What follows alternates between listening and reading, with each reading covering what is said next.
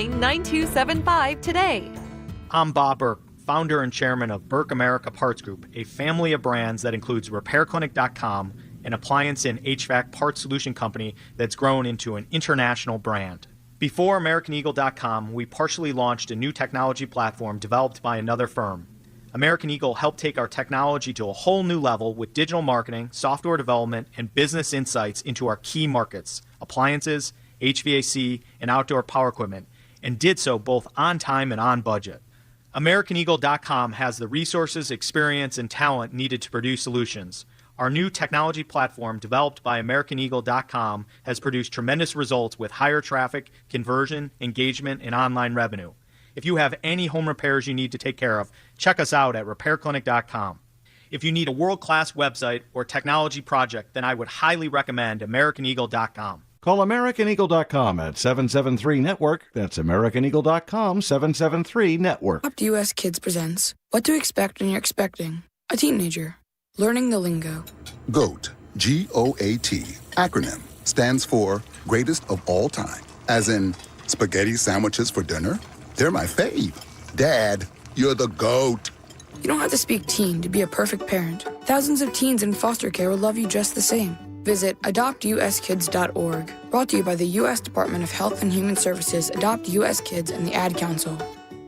You're listening to 95.7 The Game, KGMZ-FM in HD1 San Francisco, on Odyssey Sports Station. Always live on the free Odyssey app, Twitch, and YouTube. Powered by First NorCal Credit Union. You're listening to 95.7 The Game, KGMZ-FM in HD1 San Francisco, on Odyssey Sports Station and the home of the Golden State Warriors and Valkyries. Always live on the free Odyssey app and now coming to you live from the Laughing Monk Studios. When selecting a financial institution, how do you know you're making the right choice? As Bay Area bank customers find themselves at a crossroads, maybe it's good to consider if you want your bank to be community-oriented or corporate-minded. Fremont Bank has grown by providing stable, consistent service to the region, its families, and its businesses for 60 years, all without a single merger. And we intend for more of the same for the next 60. Fremont Bank, here for you, here for good. 250 years ago, a promise was made to connect families and friends, near and far. And during the holidays, that promise is more important than ever. That's why USPS is building a better network to meet your needs, with timely deliveries, easy and affordable ways to ship, and everything you need to make your season full of holiday cheer. Our purpose is delivering your peace of mind, knowing your love will arrive, bringing joy to all. The United States Postal Service. Learn more at USPS.com/holidays. All guests on 95.7 The Game appear on the River Islands guest line. Dub Nation, this is Jimmy Butler, and you never know when I'll be on the River Islands guest line. Dub Nation, this is Stephen Curry, and you never know when I'll be on the River Islands guest line. So make sure to keep it locked on 95.7 The Game. River Islands in Lathrop is the best-selling master plan community in all of Northern California, with its lakes, parks, trails, and collection of new home neighborhoods. The good life can be your life. Isn't it time for you to discover the islands? Tune in to 95.7 The Game for Warriors Live, 60 minutes before tip-off. Every Warriors game throughout the season as we get ready for the action. Presented by Xfinity, your home court advantage. Brought to you by Xfinity. Watch all your favorite teams all in one place. Xfinity, imagine that. Almost every 8 minutes. That's how often Uber received a report of sexual assault or sexual misconduct. And despite over 400,000 reports, Uber turned a blind eye. Instead of protecting women, Uber downplayed the problem, delayed safety measures, and prioritized profit over passenger safety. Now, Uber wants to stop Californians from holding them accountable in court. Every 8 minutes, Uber tries to silence victims. Paid for by Habas and Associates. Considering starting your weight loss journey with GLP-1 medication? Don't trust just anyone with this decision. Jumpstart MD is your local, trusted provider with 13 Bay Area clinics and expert care available online or in person. Jumpstart MD specializes in safe, effective weight loss with personalized clinical support. Trust the experts. Call 855-JUMPSTART or visit jumpstartmd.com. Mention radio and start for only $99 this season. Now it's time for the closer of the week. Presented by LiftMaster and R&S Doors. Turn your garage into the envy of the neighborhood. Visit rnsdoors.com. This week's closer comes from Chris from Concord. Tony and Lennon were great. We replaced and upgraded our garage door systems. They were timely, very informative, and helped me set up the new garage app. We've used R&S on other properties and have always been satisfied. Recently, my garage door opener was not working. I was in need of a closer. I was put in touch with R&S Doors, and they hooked me up with a brand new garage door opener from LiftMaster. With LiftMaster's MyQ connectivity, my garage door opener can be controlled right from my smartphone. You'll know when a door or gate has been left open and can close it with a tap, no matter where I am. Be one of the first 10 callers and receive 20% off a LiftMaster garage door opener. Call 1-800-FIX-A-DOOR. That's 800-FIX-A-DOOR. Or visit rsdoors.com. R&S Doors. Look for the red truck. All right, folks. This is it. The weekend many of you have been waiting for. Black Friday. The lowest prices of the year on the top-rated brands of TV. Samsung, LG, and Sony with deals up to $1,000 off. No need to buy a poorly rated unknown brand with prices like this. So what could be even better? How about video-only's better than Black Friday deals? That's right, better than Black Friday. Before you buy, check out video-only, or you'll be sorry. If you've been diagnosed with moderate to severe plaque psoriasis, this is what it sounds like to be 1,000,000 miles away. Imagine being 1,000,000 miles away.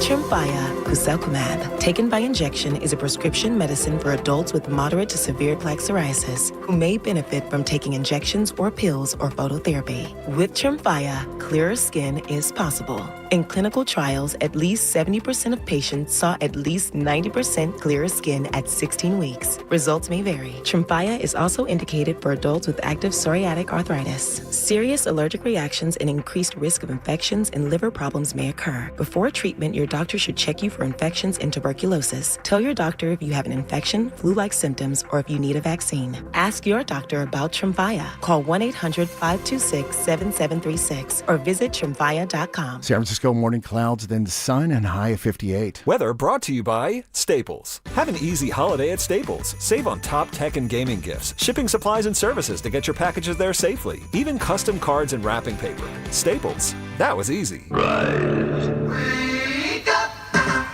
It's time to wake on up. Wake up, wake up, wake up. With a nice cup of Joe. What's up, Joe, bro? Featuring Joe Spadoni. He's an Italian. And Joe the Butcher.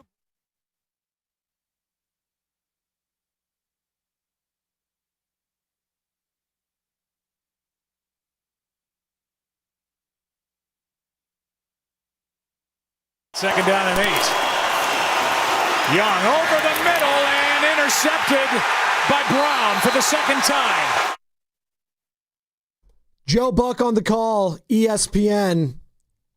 And somehow, some way, this San Francisco 49ers team on November 25th, 2025, the year of our Lord, is 8. They're 8-4, Jan. They are 8-4 with all the injuries. When you see Fred Warner up in the booth, when you see Nick Bosa having a Stella Artois up in the booth, when you're missing some of your key players, you need to make plays in their absence. Jair Brown did that yesterday. I thought Mustafa made some plays. I thought Renardo Green made some plays. It's not going to be perfect. It's not going to be perfect, Joe. I say good morning to you, Carter, Sam, all you lovely people. It's not going to be, but just stack wins. And they've done something they've only done one other time at the start of this season, as back-to-back wins. They are finally stacking dubs. Refreshing to see Monday night. I know you were in the building. So I went to the game, and I'm thrilled day one, right? I take a step back. I'm thrilled day one. I've been going to Niner games since I was knee-high to a grasshopper. I've been very blessed and lucky. My grandfather had season tickets going back to Kezar. My dad had them since 1978. And I've been to probably 25, 35 Monday Night Football games. Wow. Like, I'm being real. Rub it in my face. No, I'm kidding. Go back to, back in the day. And I can honestly say walking into the stadium, sitting down, feeling the energy, it was one of the flattest Monday Night Football game atmospheres I can remember in all my years of going to games.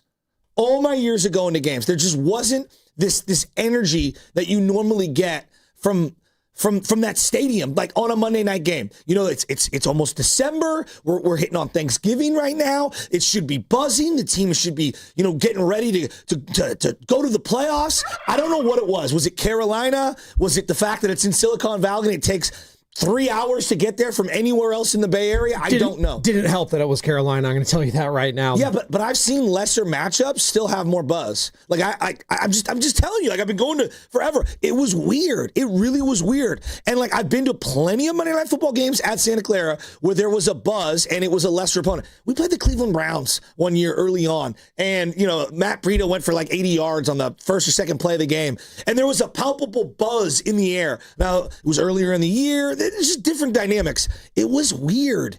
Then the game happened. And we hit a zone I didn't know we were able to hit. The Twilight Zone? Tony in Oakland? No. Oh. Brock Purdy was in the Purdy G, Jimmy G zone. What the hell was that first half? Like, let's call it what we see it. That was bad. That was really, really, really bad from Brock Purdy. Now, look, all we're doing is analyzing the game, all right? That's just analyzing the game. Not every half of football is an indictment of what you are as a player. But the reality is that this guy's been a turnover machine outside of a handful of games for about 25 games now, since that Baltimore game. And that's when you get into the Jimmy G zone. When I see you hesitate, float one up into the middle of the field on the same cover one robber over and over and over again, like, we got problems. Now, Carolina's terrible. Awful. Joe, your assessment of Carolina, you actually overrated them. I did. They're worse than whatever you said. I like Ted McMillan. He's a raw, young, rookie player. Not many people are surviving. Their number one play last night was a swing pass. A swing pass. 3rd and 18, swing pass, make a couple miss. They're a terrible offense. Joe, what'd I tell you this morning?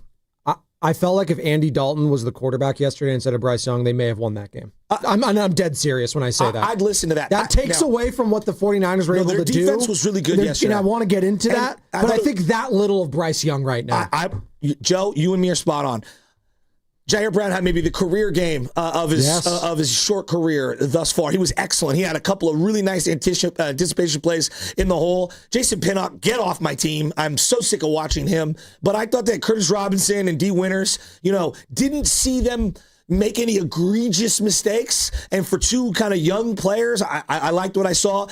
Cleve Farrell getting to the quarterback. I thought Bryce Huff was excellent. I thought Upton Stout was really, really good in this game. I know there's a couple plays. You're going to get picked on every now and then, but I thought he made some really nice plays in this game. But I go back to the offense. And to me, I thought the first half of this game was a case study in why it's very difficult to be a short quarterback in the NFL with a medium-sized arm. When I watched Brock and Bryce Young, they really struggled to see over the line. The footwork was sloppy. They had to get outside the pocket.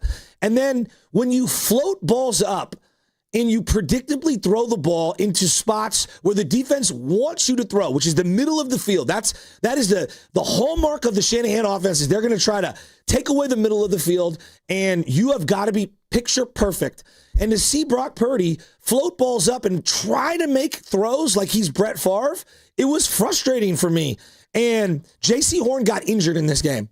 Had J.C. Horn stayed up in that game, I don't know, man. And I noticed in the second half, it felt very Minnesota Viking, Green Bay 2019 playoff-like from Shanahan. He put the restrictor plates on the offense. He did high-low concepts into the flat, make it super easy and digestible.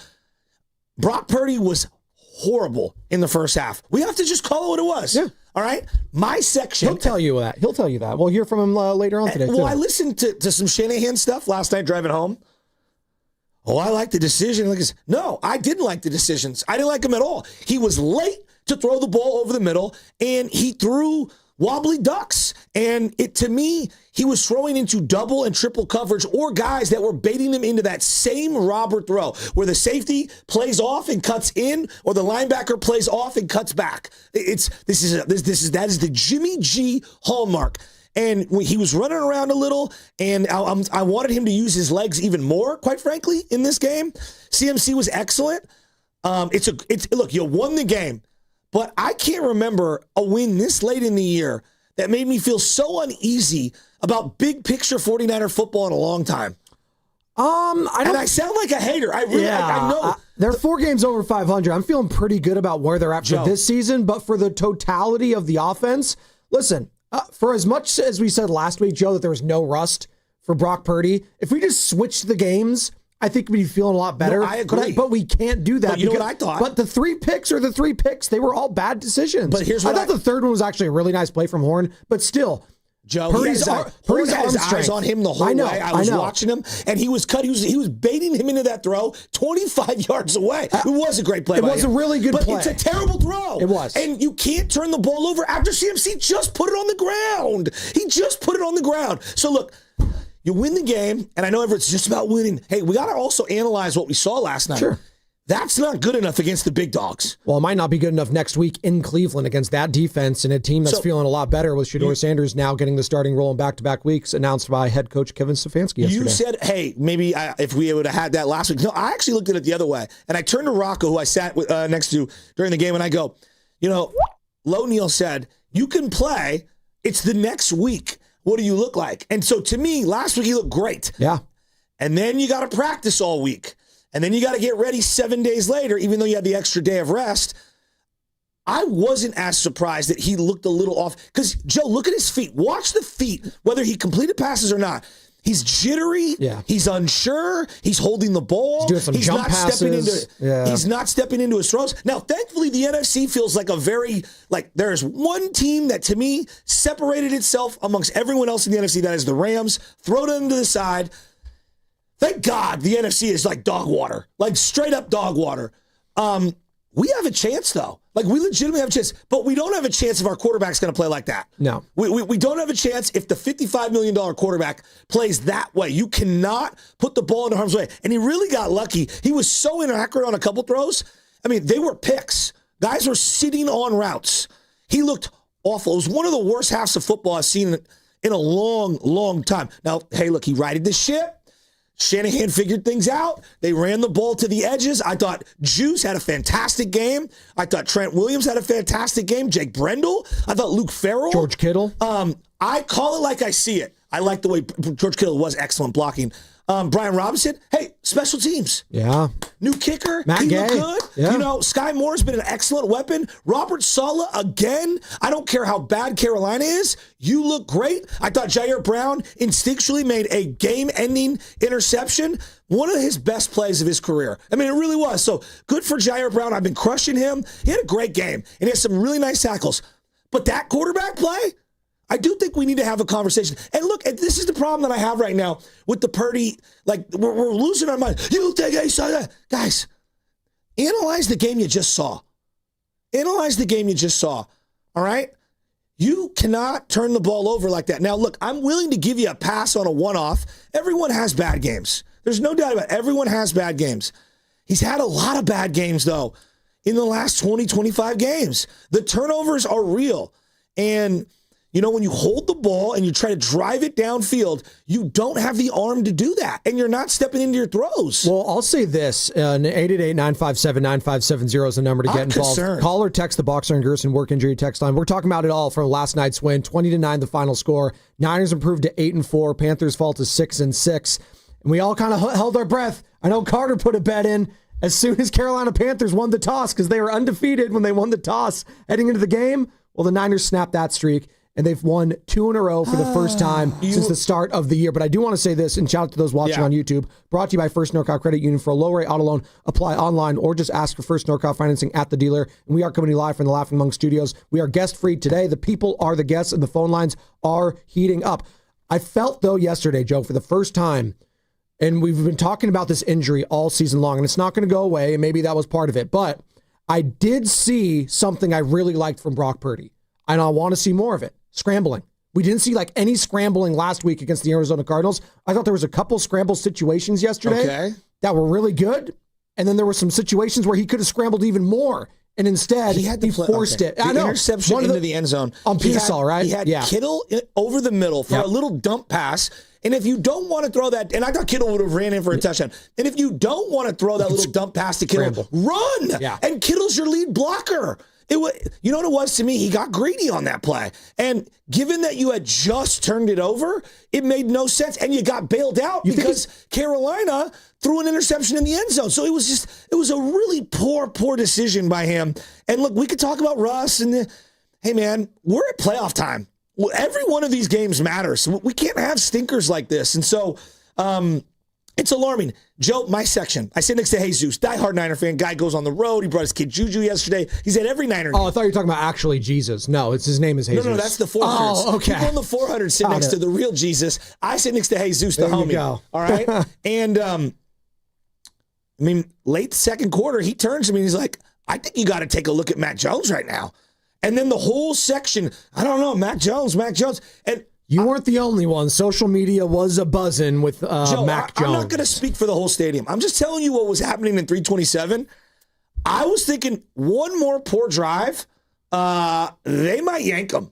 It definitely crossed my mind. Did it cross yours watching on the couch? I didn't think Shanahan would ever go back to Mac, because once you do that, I don't know if you can just go back to Brock at any point in that game or going forward.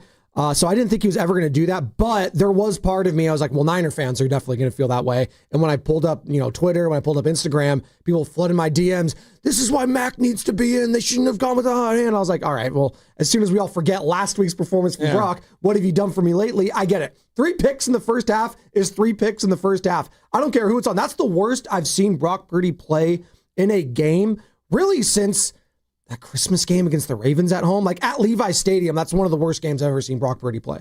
They won the game. It was 20-9. We're going to celebrate a team win. He didn't play well, but you know what? He just didn't see his saving grace was also the opposing quarterback was worse than him. Well, Bryce Young was awful. Look, Joe, I'm going to be real with you. Watching that game, I think in my mind now, I'm not sure I can ever take a short quarterback ever again. In my head. They can't see over the line. It's the exception to the rule, right? Like, who's the short quarterbacks that have succeeded? Like Russell Wilson, thick, kind of big. Yeah. Drew Brees. That's it, right? Look, Doug Flutie once upon a time. In the modern NFL, meaning 1970 on, really Fran Tarkenton is the only, and Drew Brees will be. Fran Tarkenton is the only under 6'2" quarterback in the Hall of Fame. And Drew Brees will be, we'll see with Russell Wilson. He might not. But yes, those are outliers. And seeing how often you have to move the pocket and get out and then make a short field. And when you don't have the arm to be able to throw across the field, then it's a dangerous throw to begin with. It's just, you limit the field. If you cannot throw the ball beyond the numbers on the sidelines and on the hash marks, you're in trouble. Teams are packing the middle. There was an 8-9-man box over and over and over again. And the good teams that you're going to face come playoff time, they're not going to bite off any of this other stuff. They're going to sit in the middle of the field and know exactly where you want to throw the ball. I think the offense, which I thought was going to be the strength of the team, last night was not even close to that. No, but the guy that was the strength was a former Carolina Panther, and it was the talk of the town heading into the game all season. This guy's one of the best offensive players in the NFL. He's going to be an Offensive Player of the Year candidate. Don't think he's going to win just because Jonathan Taylor, Jack Smith, and Jigba, but he is absolutely deserving of it. Christian McCaffrey, 24 carries, 89 yards, and then through the air, 7 receptions, 53 yards, 31 total touches again for CMC. And he looked strong. He looked quick. And I liked what I saw in the 1-2 punch again. Brian Robinson, I could see more of him. 7 carries, 40 yards. He finished runs. You get him in space. And I know he's not as fast. He's not as quick as some of these other guys, but he's big. He is strong. And when he gets ahead of steam going, it's hard to bring that guy down. And you know why I like about him? Whenever he gets tripped up or he just falls, he gets angry. He slams the football on the ground. Did you get the sense that Juwan Jennings had his finest game of the year? Yes, I really liked what I saw. He fought for yards. Yeah, got that first touchdown. Good. Yeah, he fought through that. And then Trevon Merrick, we got to get into the situation after the game. So I was walking out of the stadium. Yeah. I didn't see that. I know you were doing your Instagram video, so I don't think you saw it on the broadcast. And they kept talking about it. Trevon Merrick, former Raider, by the way. He looked like he punched him right in the groin. No, he did. He punched him right in the a loser, bro. Right in the eggplant, punched him right in there. And then after the game, Juwan Jennings slapped him back right in the helmet. Honestly, the NFL better suspend the other guy. And it took like 4 people to separate like Juwan off the well, both of them. But specifically Trevon Merrick, dude. Like, come on. Come on, dude. It's unbecoming. Yeah. My only gripe with some of the personnel. And I want to make it clear, I don't have a problem with what Juwan Jennings retaliating. I don't either. But he might get suspended, which sucks. Look, Demarcus Robinson, get him off the field. Where's Kendrick Bourne? You need some slipperiness on the outside. Can I get a little Kendrick Bourne? He's actually turned into Jason Bourne. We can't find him. I mean, what is going on? He's disappeared. He's gone. By the way, that's when you know your season has gone off the rails. Where is Kendrick Bourne? Where is Ja? Where is Kendrick? I'm just being real. I was a horrible half of football. No, it was, America was saying the same thing. Don't worry. We won the game. America was saying it too. We won the game. We're inching closer to the playoffs. I truly believe if you watch the game, if you went to the game, the story of that game was Purdy. And I think we need to analyze it. Was Brock Purdy's first half the story of the game in a 20-9 win? I actually kind of like that. 888-957-9570. Zaya and Rob will get you on the other side. Again, we are guest-free. The people are the guests. 888-957-9570. The San Francisco 49ers, somehow, someway, through 12 games, are 8-4. This segment was brought to you by Inn at the Tides of Bodega Bay. Picture yourself in a cozy room by the fire, enjoying breathtaking views of Bodega Bay. This time of year is magical at the Inn at the Tides. Starting December 1st, special midweek rates start at just $199 per night. Book your escape now, inatthetides.com.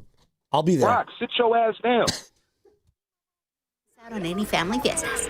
Hola, mija, ¿cómo quedó el mole? It turned out great. This holiday, switch to T-Mobile and stay connected with Los Tuyos. Get 4 Samsung Galaxy S25 phones with no trade-in needed, plus 4 lines for just $25 per line. Visit a store at T-Mobile.com or call 1-800-T-Mobile.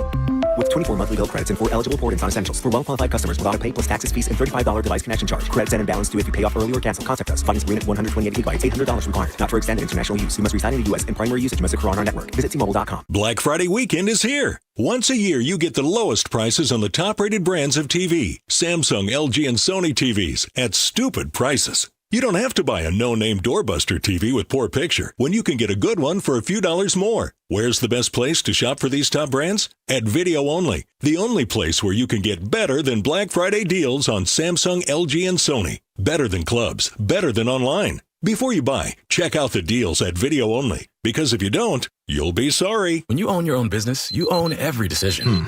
Catch the red eye or take the 6 a.m. Make a new hire or promote internally. Celebrate a win with the toast at the gate or unwind at the lounge. Big props to this team. Some decisions are a win-win. Like earning 8 times points on Chase Travel. Introducing Chase Sapphire Reserve for Business. With $2,500 in annual value, it's the business card that gives back all you put in. Visit chase.com/reserve business to learn more. Cards issued by JPMorgan Chase Bank, N.A. member FDIC, subject to credit approval. Terms apply. After doing it all, a Lazy Boy recliner takes you from 0 to surrounding you with the comfort you deserve. And right now, it's the perfect time to kick back during Lazy Boy's biggest Black Friday sale. Save 30% on everything, plus free delivery. Visit your local Lazy Boy store today.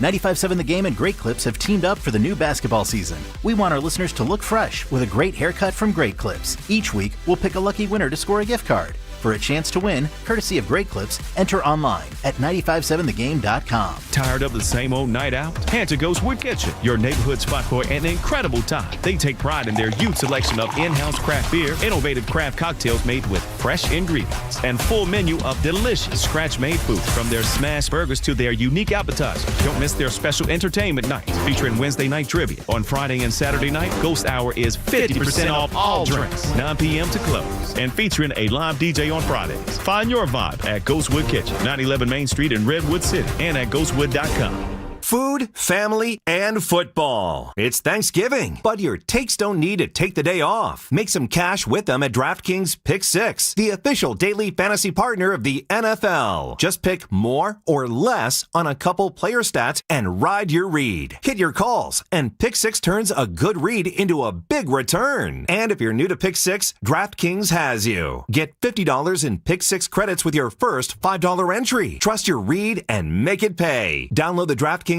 Pick 6 app now and use code THEGAME. That's code THEGAME. Play just $5, get $50 in Pick 6 credits. Make the call. Ride the upside in partnership with DraftKings Pick 6. The crown is yours. Gambling problem? Call 1-800-GAMBLER. Must be 18 and over. Age and eligibility restrictions vary by jurisdiction. Void where prohibited. One per new customer. Bonus awarded as non-withdrawable Pick 6 credits that expire in 14 days. Ends December 2nd at 11:59 p.m. Eastern Time. Terms at pick6.draftkings.com/promos.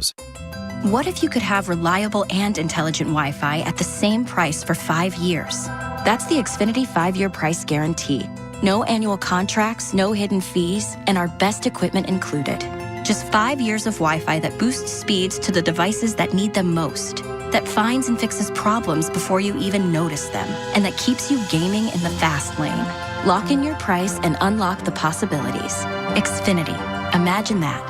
Select plans only. Restrictions apply. Wesley Financial Group is not a law firm, and Chuck McDowell, definitely not an attorney. This is Chuck. Do you feel stupid for buying a timeshare? Don't. It's not your fault. You were most likely told you could rent it, and it was a great financial investment. And the deal was available today only. If this happened to you, contact your resort or Wesley Financial Group for help today. Call Wesley now for your free exit information kit. 800-242-3131. 800-242-3131. You've got a big day, so you use Unstoppable scent boosters to give your laundry nonstop freshness. So no matter how long the day goes, you can't stop this power, this walk, this pose, this strut, this look, this talk. Your clothes will be so fresh you can confidently strut into that end of the day meeting like a bosses. Let's talk business in my office. Add new Unstoppables beads to your wash for 24-hour nonstop freshness, so you can smell unstoppable. Red and Gold Game Day starts at Laughing Monk Brewing. Park for free. Enjoy amazing food, ice-cold beer, and every game on TV. Catch 95.7 The Game's pregame show. Then hop on the free shuttle straight to the stadium. Sign up now at 957thegame.com.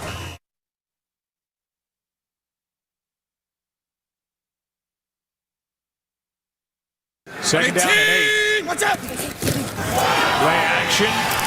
Purdy. Picked again. 3rd 1 second for Horn. And this crowd is starting to get restless. Hey, it's Willard from Willard and Dibs coming up at 2 o'clock today. Now back to the Joes on the Morning Roast. Shasky, you're my guy, but calm down. There was a moment in that game, and Niners win 20-9. They're 8-4 in the season. We're talking about it all. 888-957-9570. Joe Buck on the call at ESPN, who joined Steiny and Goo yesterday. So if you missed that interview with the voice of Monday Night Football, find it on YouTube where we are streaming or the free Odyssey app. But after that touchdown, Joe, and after a punt, a 3-and-out from the Carolina Panthers, it went interception from Purdy, interception from Bryce Young, interception from Purdy again, punt from the Panthers, and then another pick on top of that from Purdy. But other than that, great first half. They were up 10-3 at the half, though. Still, despite it all, despite the 3 picks, they were up a touchdown at the half. It felt like a Jimmy G game. I've sat through Kyle's offense in Section 327 for 9 years. And I'm telling you, when they fail to be able to stretch the ball beyond the numbers on either sideline, teams pack the middle, they play 9 in the box, and they force you into these throws, and they know that the safeties and the linebackers can bait the lanes, and they can fake like they're in one coverage and then drop to another one because they know that you want to run that dig route, that in-cutting breaker or that seam route over the middle. And it's over and over. He doesn't have the arm strength to do it. He's not stepping into his throws. Look, I'm just calling like I said. Here's the problem. I don't think you're being a hater real quick to just point out that he just played a poor game. He did not have he had an awful half, and that's your takeaway. Even though they won the game, I think a lot of people are waking up this morning saying, man, I'm glad we won the game, but I'm a little concerned about our quarterback, which is totally okay. And 888-957-9570, what was your biggest takeaway from a 49ers Monday Night Football win? You can go there. I'm going to go with how opportunistic the defense actually has been the last 2 weeks. Now, is that because of the opponent, or is that because like they're just cashing in on like the near interceptions they had all season, and we're now starting to see that payoff going forward? Jacoby Brissett, not exactly a world beater. Bryce Young, not a world beater. You're playing Shedeur Sanders in his second ever start next week in Cleveland. Maybe they keep this thing going. Then you got Cam Ward after the bye. So maybe they're going to start building some momentum here defensively. But that was my takeaway. Christian McCaffrey's still doing his thing. But it's hard to unsee what Brock did in that first half. And we're going to go to Zion Rob. And to me, it's the body of work over the last 2 years. Look, this year you have been injured. So I'm granting you a little leniency, this year. But like, it's been a long time. Like, we're in denial. He played 2023 is a long time ago. Like, a long time ago. Does anyone remember that game against Green Bay for 3 quarters in the playoffs? Yeah, he's bad. Then he had the game-winning drive. Look, he salvaged it at the end, which is really what matters. But, like, I think when you understand the culture of football, they sit down and they review all the film. You don't just, like, throw tape away. These things happen, and you have to learn from them. And when you're committing the same mistakes consistently, we have to have a conversation. We have to be realistic. We're going to have a conversation with Zaya in San Diego, but before we get to Zaya, this Wednesday, which is AKA tomorrow, is your chance to win great prizes every single hour from 6 a.m. to 6 p.m. That's right. Warriors tickets, AC/DC tickets, Warriors bobbleheads, and much, much more. That's this Wednesday, tomorrow, every hour, starting at 6 a.m. It's our Thanksgiving blowout right here on 95.7 The Game. And get this, Joe, but wait, there's more. Shout out Billy Mays, rest in peace. On Thanksgiving Day, we will bring you the Chiefs-Cowboys game at 1 p.m. That's sneakily like massive for both of those teams to stay in the playoff picture. Patrick Mahomes versus Dak Prescott as you are eating your Thanksgiving feast. Chiefs-Cowboys, 1 o'clock right here on 95.7 The Game. Joe, I know we're going to go to the lines. If he was on deck for making $1 million next year and the year after and the year after, hey, look, man, we won the game. Bro, this is the largest contract in 49er history. Y'all are smoking crack if you're not tripping off that deal long term after they just voided Brandon Ayuk's money. If you're not thinking about it a little, well, you and I just don't see sports the same way. I think Zaya in San Diego sees sports the way we do. What's up, Zaya? You're on the Morning Roast. How about that win? Good morning. Victory Monday. Happy Thanksgiving. Victory Tuesday. To you guys but both. Yeah. Okay, yeah, there we go. I just want to chime in on, how kind of crucial it was to let Brock play out the final year of his contract. Would have gave us the option to, evaluate things a little better. I also don't agree with Christian continuing to be in the game when you're up 20-9 with 2.5 minutes left. I don't know if what's your guys' opinion on that? I mean, they're just going to keep doing what they've done with Christian all year. Zaya, I understand people are frustrated. I'm kind of over it now when it comes to the touches of Christian McCaffrey. It is what it is. What's the Drago line? If he dies, he dies. Basically, that's kind of what it is. That's kind of what it is at this point. CMC's Rocky so good. IV. Thanks, Zaya. CMC is so good. I don't think we realize I got a chance to watch the entirety of Frank Gore's career. They're so different. They're like completely different players. But similarly, when I watch CMC, I go, God, he's special. I'm glad you brought up he's so Frank special. Gore. This just in, kind of breaking news, but the Pro Football Hall of Fame has their semifinalists for the class of 2026. Would you like me to read some of the names? I will start with the quarterbacks. Drew Brees, Eli Manning, Phillip Rivers. For running backs, you got Fred Taylor and Frank Gore making the semifinalists for the Pro Football Hall of Fame in the modern era. Some other names of note, you got Larry Fitzgerald, first-timer, Jason Witten, first-timer. If you're a special teams fan, Adam Vinatieri is up there as well. Shout out Frank Gore. I don't know if we'll get in first ballot, but I'd be like, are you kidding me? Like, come on. You think he should be first ballot? He won't be. And no, I don't actually think he should be first ballot. Really? No. Oh, because I watch his entire. I love Frank the Gore. Tank, baby. I love Frank Gore. I love him. We want to have a real conversation. Like, watched his entirety of his career. There is an argument to be made. He wasn't the best or second best running back any year, any individual. I love him. To say his 1,600 yards his second year is one of the greatest seasons I've seen from a Niner, and that was with Norv Turner. It was an amazing year. Dude, he had Garbo Alex Smith at quarterback with no wide receivers, and old man Larry Allen paving the way. I love Frank. He was a winner, an absolute winner. In the same way I look at Anquan Bolden as a savant of route running, not the fastest, not the strongest, not the best. It's the same thing with Frank Gore. He is all up, like guts, IQ, feel. That there's more to the game than just can you run and jump. And Frank was just all time. And the fact he didn't get the Super Bowl breaks my heart. I don't even want to get into the Frank. Let's just go to the All right, lines. let's go to Robin St. Bruno. No, it breaks my heart. I thought I was going to cheer you up as he's a semifinalist. It breaks my heart that he doesn't have a freaking Super Bowl win. No, but you'll be tearing up when he makes that Hall of Fame speech one day. Bro, he's one of my favorite players. Come on. He's the heart and soul of class personified for this organization. I love Frank. And it'll just be another Miami Hurricane in the Hall of Fame. Ain't that right, Sammy? 888-957-9570. Personally, professionally, health-wise, it's one of the all-time great stories. Robin St. Bruno, how about that win last night, Robbie? I mean, a win is a win. But first off, my boy Frank the Tank is a Hall of Famer. He did it with two bad knees coming into the league. But anyways, defense played well. I thought Kyle adjusted the play call and got back to the mediocre playbook.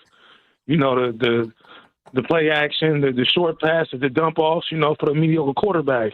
Look, man, this Purdy nonsense needs to stop, man. It's been going on since last year. Even this year, every game he done started outside of last week, he done threw multiple interceptions. Like, when we going to start looking at since last year, just the end of last year, he been throwing interception after interception, and we've been giving him the pass. We paid this dude $53 million. And this dude is playing. That was the worst game I've seen a quarterback play since Nick Mullins against Philly a few years ago. That was terrible. That was terrible, and we cannot sugarcoat it, man. We got the W, and that's all that matters. But this dude is not worth $53 million. Man, put Mac Jones in the game. Let Brock Purdy get healthy because he's not the same guy no more. Honestly, I think he peaked in 2023 when the roster was just that great. And I think if CMC get hurt, we're screwed. So Rob, you think he's playing through it like he's still feeling that toe like pretty bad? You think that was contributing to the 3 picks last night? Nah. Them excuses, man. You want to field you playing. Everybody going through injury at this point in the season. My thing but you said he's playing hurt, and you need to put him on the bench. Is why I'm asking. No. Well, I didn't mean to say. I just think he peaked. He peaked as a player in 2023. I just think that roster we had that was so good that you give to CMC and Debo. IU, Kittle, the defense was balling, creating turnovers. I think we got fooled. I just think he's not that good of a player. Just look at the last 16 games. Look at the games this year. He's had multiple interceptions every game he started this year. Even last week, y'all saw he played great. No, I seen 3 dropped interceptions. Even last game, he almost threw another interception. They just dropped him again. So it's like, what are we looking at? We're looking at a guy who's not worth $53 million. I'm gonna say this: he's a T-Move Baker Mayfield. He's not that guy, okay? Thanks, Robin St. Bruno. So I'm not going to sugarcoat it. Baker I sit here and do a sugarcoat job. Has he played well this season, Brock Purdy? No. No. He has 8 touchdowns, 7 picks. He hasn't played very well. Well, what's the more concerning thing? The fact that he has been injured a lot the last 2 years, and that the injuries have led to on-field performances that aren't as good. I'll answer that on the other side. 888-957-9570. Is that the biggest takeaway from yesterday's win, Niner fans? Brock Purdy's first half. If not, what is it? We're talking about the good, the bad, the ugly. Guest free. The people are the guests today. And the only thing better, Carter, than a Victory Monday is a Victory Tuesday. Brought to you by Fremont Bank. Here for you, here for good. What's your financial future look like? At Pettinelli Financial Partners, we help you shape it. Whether you're planning for retirement, buying a home, or saving for something special, our professionals are here to provide clear guidance and smart strategies. Visit PettinelliFP.com today and take the first step toward a more secure financial future. The financial consultants at Pettinelli Financial Partners are registered representatives with and securities offered through LPL Financial. Member FINRA SIPC. Investment advice offered through Stratos Wealth Partners, a registered investment advisor. Stratos and Pettinelli are separate entities from LPL Financial. Jack here with the sound of a freshly cracked egg, sausage grilling, you busting out of your front door. Oh, Hey, no rush. My 2 for $5.50 sausage croissants are available all day. Get so much more. Plus tax, limited time only. Price and participation may vary. Welcome to Jack in the Box. Toyota, the MVP of MPG. With class-leading MPG and more hybrid models than any other brand.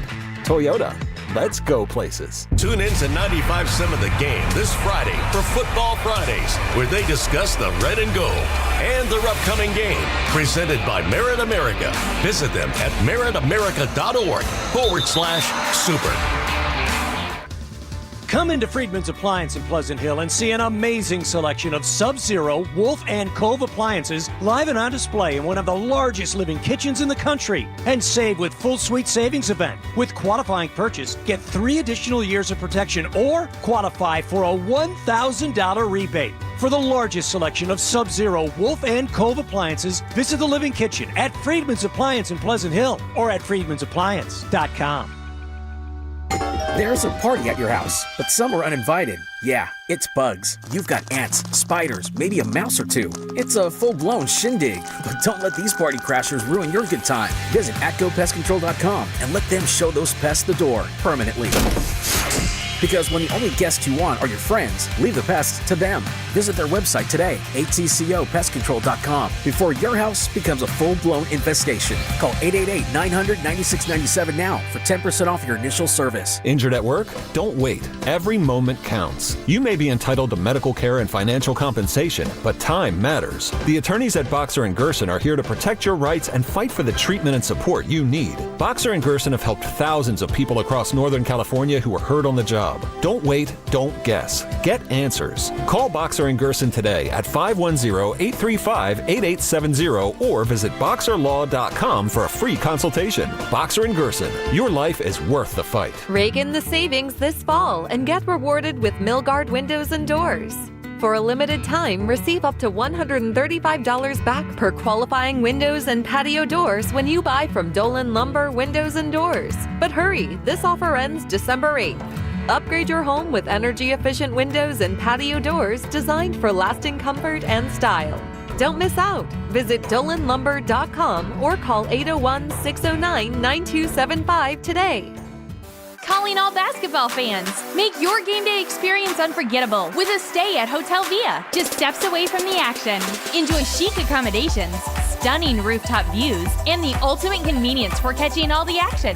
Skip the traffic and relax in style before and after the game. Whether you're celebrating a big win or just want a perfect night out in San Francisco, Hotel Via is your MVP choice.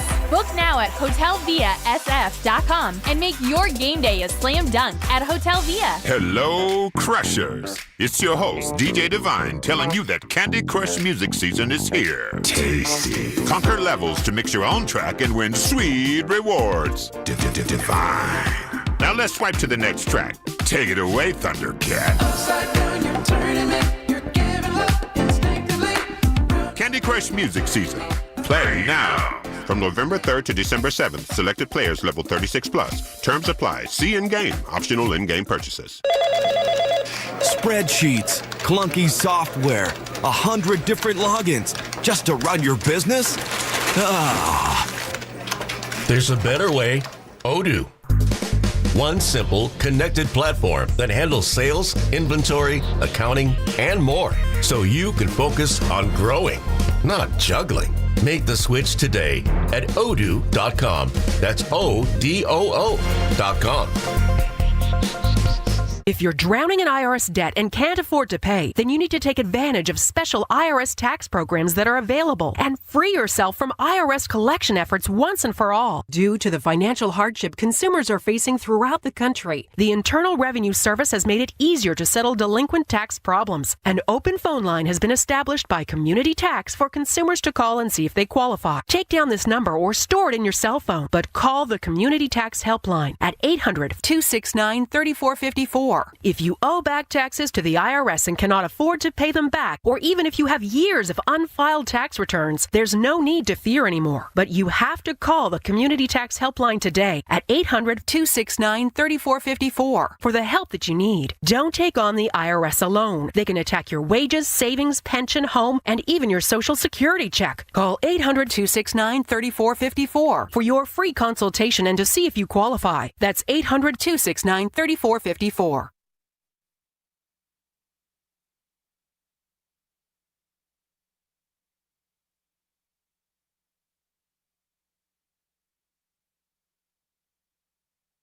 Yeah, the guy took a cheap shot and hit him in the balls, and I was real proud of Juwan for not losing his mind out there and getting him to the sideline. Now back to the morning roast. Want to talk about basketball? With Joe Spadoni. Anything about the game? And Joe Shasky on 95.7 The Game. Glad you had Steve Kerr on that rejoin. Kyle Shanahan prior to that talking about Trayvon Merrick doing the Johnny Cage nut shot to Juwan Jennings. And for those of you who get that reference, shout out to you. I appreciate you. And Juwan Jennings, I will say this. During the game, he did let it go. He's like, he was pissed off, clearly. Waited until after it was over to walk over to Merrick and do a little punch to the helmet. And we'll see if there's going to be a fine, if there's going to be a suspension. It's very difficult to be the bigger man even after the game when someone does that to you. And it was caught in 4K. We all saw it. Dude, you hit him right in the nuts. Like, you expect him to be a grown man to be okay with that? This sucker. Seriously, Priest. Like, come on, man. What are we doing? Stop. What we're doing. He cannot be that guy. I mean, come on. Steve Kerr. So I opened up 134-117. Warriors win last night, by the way. For those of you who watched. You beat the Utah Jazz, where we can only name one player. I'm not sleeping on any win right now for the Warriors. God, they're 10-9 on the season. They needed it, so they got that win. There you go. I had to mention it. Yay! There you go. What was more impressive, the Warriors win yesterday or Brock Purdy's second half? The only way they were losing that game, it was like 7 or 8 minutes to go in the second quarter. I turned to Anthony and go, if this guy turns the ball over one more time, I'm yanking him. That's number one. And number two, the only way we're losing this game is the turnovers. Turnovers, that's the only way. Carolina has nothing. That team's not. How do they have 6 wins? I'm not even trying to be that guy. Like I told you. The football smart. No, I know you did. But what I'm saying is they have no weapons. Yeah, I literally said in the chat yesterday, and we were poking fun because the Carter's like, oh yeah, they have Hunter Renfrow. I was like, take the over. He's been a healthy scratch for the last 5 weeks. I was like, that guy's a healthy scratch? I know he can score touchdowns in the NFL. I know he can catch the ball. Why not use that? Why not use him? Dave Canales, who's supposed to be an offensive guru. Xavier Legette is terrible. Not good. Well, Ted McMillan even, dude, help out your quarterback. Help it catch the ball. Both Bryce and Purdy struggled to see over the line. It was really evident yesterday that both guys were so iffy in the pocket. And, it's the bizarre thing for me. Some guys get gun shy. Some guys get happy feet. Some guys... Great movie. Are always calm, cool, and collective in the pocket. Some guys up and down throughout their career. The jump throws from Purdy have always kind of been there, and they've always alarmed me because he doesn't have the arm strength to get away with it. Jeff Garcia used to do a lot of jump throws, but it was also because guys were literally plowing him between the numbers because you could just hit the quarterback. It was different. It was so you could lead with the crown of your helmet. He'd get hit a lot, so he'd jump up so that he got hit in more in the ribs than in the gut. And Purdy's footwork yesterday was absolutely atrocious. And I think in part he's not seeing the field well. In part he's not trusting the blocking that's in front of him, which I actually thought they did a good job blocking for him yesterday. And then his just inability to see over the offensive line. And then he's not driving the ball down the field. I mean, this is what my eyes are telling me. I'm just assessing and analyzing the game I saw yesterday. And I thought that Kyle Shanahan in the second half did what I call the Jimmy G playbook, which is, all right, short control passes with clearly defined one read options. That's what I've been watching this guy a long time. That's what they were running. 888-957-9570 is the number. We were reacting to a Monday Night Football win for the 49ers. They are 8-4 on the season. Somehow, some way, despite it all, and despite 3 picks in the first half from your quarterback, which, by the way, is the second time Brock Purdy's done that on Monday Night Football because he did it a couple years ago on Christmas in the first half against who? The Baltimore Ravens. Now, that season ended up going all the way to the Super Bowl, but that signaled a bad stretch of football from Brock Purdy. He also played bad against the Vikings in that Monday Night Football game. I don't think he had 3 picks in the first half, but he did not play well in that game. Well, remember what we were talking about after? He's like, he's concussed and then all that. Well, I know. Well, here's the part that I struggle with, and I will be honest here. It's like, if you are injured, it does affect your play. Fred Warner was injured at the end of last year. He was not the same. I think he was injured at the first couple games. Remember, he said he's playing through an ankle injury the first 4 weeks. Yeah, week 4. Was he the same Fred Warner? No, even though he got first team All Pro, which speaks to just how good he is and how much better he is than the rest of his. It wasn't the same. But it wasn't the same guy. Yeah, and I'm not trying to hate on him. No, he was compromised. Yeah, and so I think Brock is still something's up with the foot. Obviously, I mean that's pretty obvious, right? And I think that you see it in his footwork and his kind of indecisiveness. Well, I think it's affected his psyche. I want to hear from the quarterback and head coach on that because they were asked about it after the game. Let's start. He's hesitating. He's late. Yeah. He's not driving the ball. Those are mental and physical. Let's start with the coach on if Brock's picks were related to his time away or the injury. No, there's no narrative to a late throw. You're just a little late, and when you do, which people are late a lot, you just can't throw behind him when you are. You got to put it in front of him, and he had a little behind him on all 3, and all 3 of those corners made him pay. The first one that he was behind on, he throws that in front. It's either a medicine ball for Juwan, or it's getting picked from the other guy. Exactly. Yeah. It was right. It was like a sandwich. It was right in between, and both guys are trying to make a play on it. I thought the other one, who was trying to find Pearsall in the end zone, even Troy Aikman on the broadcast said, hey, I don't hate that he's trying to go for the deep ball here, but you have to make sure only your guy can get it. He underthrew the ball. Did you get a sense? Because I didn't necessarily believe that this was what he was doing. Did you get a sense he was doing hero ball? I was going to bring that up last. The guy in front of us brought that up. He's trying to prove something. Yes. I did feel that way. Where was the guy that used to just take what the defense gave him? Well, that was the entire talk of the offseason and in training camp. What did the coaching staff and Kyle Shanahan and Kubiak all say to him coming off last year? Hey, dude, just hit the layups. Just take the flat. Just hit the layups. He had CMC over and over. That's what Mac Jones was doing for a good stretch this year. And if we all think that he's better than Mac Jones, at least you got to be the base of a Mac Jones, which is taking the layups. Just do that. Play within yourself. I love the mobility. I love the scrambling when it comes for that. And yesterday, you did it a couple times and you could have done it more. Here's Brock Purdy, though, talking about if his toe is affecting his throws. No, toe's fine. Feels good out there. It's really just seeing the play develop in anticipation and letting it rip at the end of the day. So had nothing to do with my toe. Okay, so that's the head coach and the quarterback saying nothing to see here in regards to the toe injury. 510 on the Boxer and Grissom work injury attorneys text line. Oreo Cookie, our guy, is Purdy compromised. Sit him down. No zip on the ball. 415 Boxer and Gerson work injury attorneys text line. The Kyle Shanahan 49ers are exactly where the Sean McVay Rams were with Jared Goff. Kyle needs to acquire his version of Matthew Stafford. Well, you could have gotten Matt Stafford, and I don't think that's happening. Well, and I mean, they're on the hook for a lot of money. We keep getting told about different short quarterbacks. Steve Young. I think Steve Young was 6'2" fully. Lamar Jackson.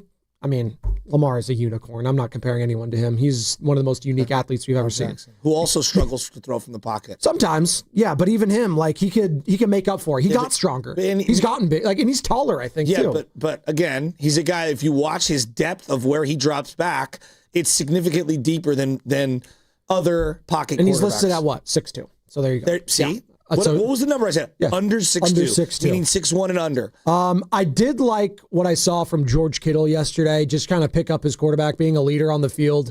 After the first pick, I'm not going to say anything. The second pick is like, hey, dude, you're good. Like shake it off. Shout out Taylor Swift. Kittle? It's Kittle doing that. Okay. And Kittle talked about it after the game. He threw an interception tonight? I never said anything after the first one. Second one, I just said, dude, just take a deep breath, man. You know, you've been here. You're good. Just breathe.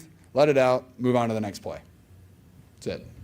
He's a professional. He knows what he's doing. He's a professional. He knows what he's doing. And is that the biggest takeaway for Niner fans this morning, waking up on a Victory Tuesday? Kittle, You're 8-4 on the year. Kittle.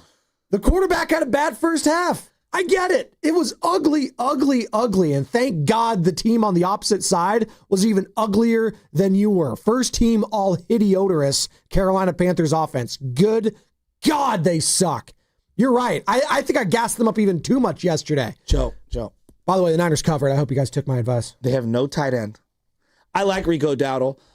He's a swing pass. What, did I mess up his name? No, you're good. Oh, you're looking at me like I was goofy. That's his name. I was like, damn it, I ruined his name again. Well, I always get Chuba and Chuba. So like it's Chuba, but I like calling him Chuba more. It just sounds better. The swing pass, the clear out swing pass was their best play of the night. Yeah, the slow developing offense when you're 3 yards away from the end zone. We're gonna toss it to the side. Bryce is not good. I'm not good. Maybe one day he becomes good. He's not good. And I don't think the offensive coordinator put him in a position to succeed yesterday, which is supposed to be the head coach. I'm assuming Dave Canales. Why'd they go for 2? It made no sense. It's 17-9. And they get the penalty. They get it to the 1 yard line instead of the 2. You couldn't move the ball all night. And it's a 1-score game. Unless you're the Philadelphia Eagles and you're tush pushing in that scenario, I don't understand. You lost all your momentum doing that. It made no sense. I hate when my team does that, and instead of being down 7, you're down 8. It now feels you have like a to loss. go for the 2-point conversion later. I totally agree, and it puts more pressure on you. Like I could have understood had you tied it up late. You tied it up late, right? Or you're within a point. And then it's like, wow, do we go for 2 in the win? Yeah. Okay, you're on the road. I get it. Not when you're trying to claw back into the game. The hell are you doing? Yeah, I thought, again, coaching. I thought it was a clinic yesterday in the second half from Kyle Shanahan. And first and foremost, Robert Saleh. I keep coming away so impressed with this guy. The job he has done. Stout has made growth every week. How about Jair Brown? Like, honestly. Jair Brown, that was the best game of his career. Come on, man. Look, I've crushed him how many weeks in a row? A lot. Okay. Not just you. He hasn't played well. No, when he has comments earlier in the season. He changed that game. When you have comments earlier in the season, when you say you're a top 5 defensive back in the NFL, like, come on, dude. Come on. You played like one yesterday. Laugh, dude. That was good. Shout out Kyle Draper. Like, I want to hear from Jair, but they actually talked to him after the game. He was able to capitalize, Jair. God is great, man. God is great. That's right. I always pride myself in being a ball hawk. And like you said, man, it's just been slow, and just, keep getting at it, man. Keep going, you know what I mean? Keep taking game by game, waiting on your opportunity. And tonight I was able to capitalize. So is that a recipe going forward for the San Francisco 49ers? You've seen it the last couple weeks. Multiple interceptions, getting the loose balls, trying to capitalize off of them. Is that a recipe for this bend, don't break 49ers defense that is sustainable, Joe? Do you think it is? They have to get more pressure. Or do you think it's also just a product of the quarterbacks they're facing? Is it a little bit of both? Bryce had all day to throw. Now, he did a great job of making the first guy miss on a variety of plays where he did like a little like spin move. And I thought he could have used his legs even more. I agree with you. There's multiple times in the end zone where I was just like, over pursuit. He throws behind guys. Yeah. Look, he's not good. He's not the litmus test. But if you don't touch Jordan Love, their receivers are gonna make you pay. If you do not stop the run, I thought they did a good job though in this game stopping the run. But if you do not stop the run, all these teams are going to be able to beat you. Obviously, the Rams are just so good right now. I mean, Stafford's thrown, 27 picks? 27 touchdowns in between his now and his last pick? I think the stat was Brock Purdy threw more interceptions in the first half yesterday than Matt Stafford has all season. I think he has 28 touchdowns and 2 picks or something. Yeah. He has some crazy numbers. I have it right here. Matt Stafford on the season. I mean, that's incredible. 30 touchdowns, 2 interceptions. I think about that. He's the MVP, by the way. Yeah. 32. That's like Aaron Rodgers from a couple of years ago when he would just have that touchdown, that crazy touchdown interception ratio. It's one of the all-time years we're seeing. Joe, it's not even Thanksgiving. He's got another month to go. I know. He's going to go 40. He can get 50. Yeah. He can have 50. 50 burger. Wow. Brock 30 and 2. Brock Purdy threw more interceptions in the first half yesterday than Stafford has all season long. That's an insane stat. I thought Bryce Huff was excellent in this game. He needs more help. Keon White makes a couple plays. Cleve Ferrell, baby. He was a nice play. Where would they be without Cleve Ferrell? Well, he didn't play last week, but you know what I'm saying. Joe, they need more pressure. I thought CJ West looked a lot, him and Alfred Collins are subbing in together. I would split the veterans and the rookies. So right now they're going like Jordan Elliott and Kalia Davis, and then it's CJ West and Alfred Collins. I'd like to go one rookie and one vet. on both sides. I don't know. It's interesting how they're doing their rotations, but they need more pass rush, and that's where it's like, how can we get Nick Martin on the field? Get Jason Pinnock out of here. Why is he playing?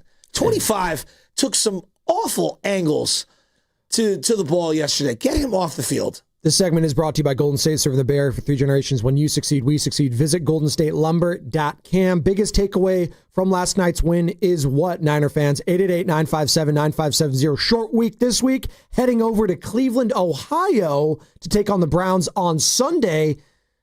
And rain is in the forecast. And potential snow, I'm Why hearing are you as saying well. it like that? Well, you would have thought yesterday in the first half that there was a light drizzle the way Brock Purdy was playing. That's all I'm going to say. David, South San Francisco. What's up, David? Hey, what's up, fellas? Great game. I think the Niners are about as good as they can be for what they got to deal with.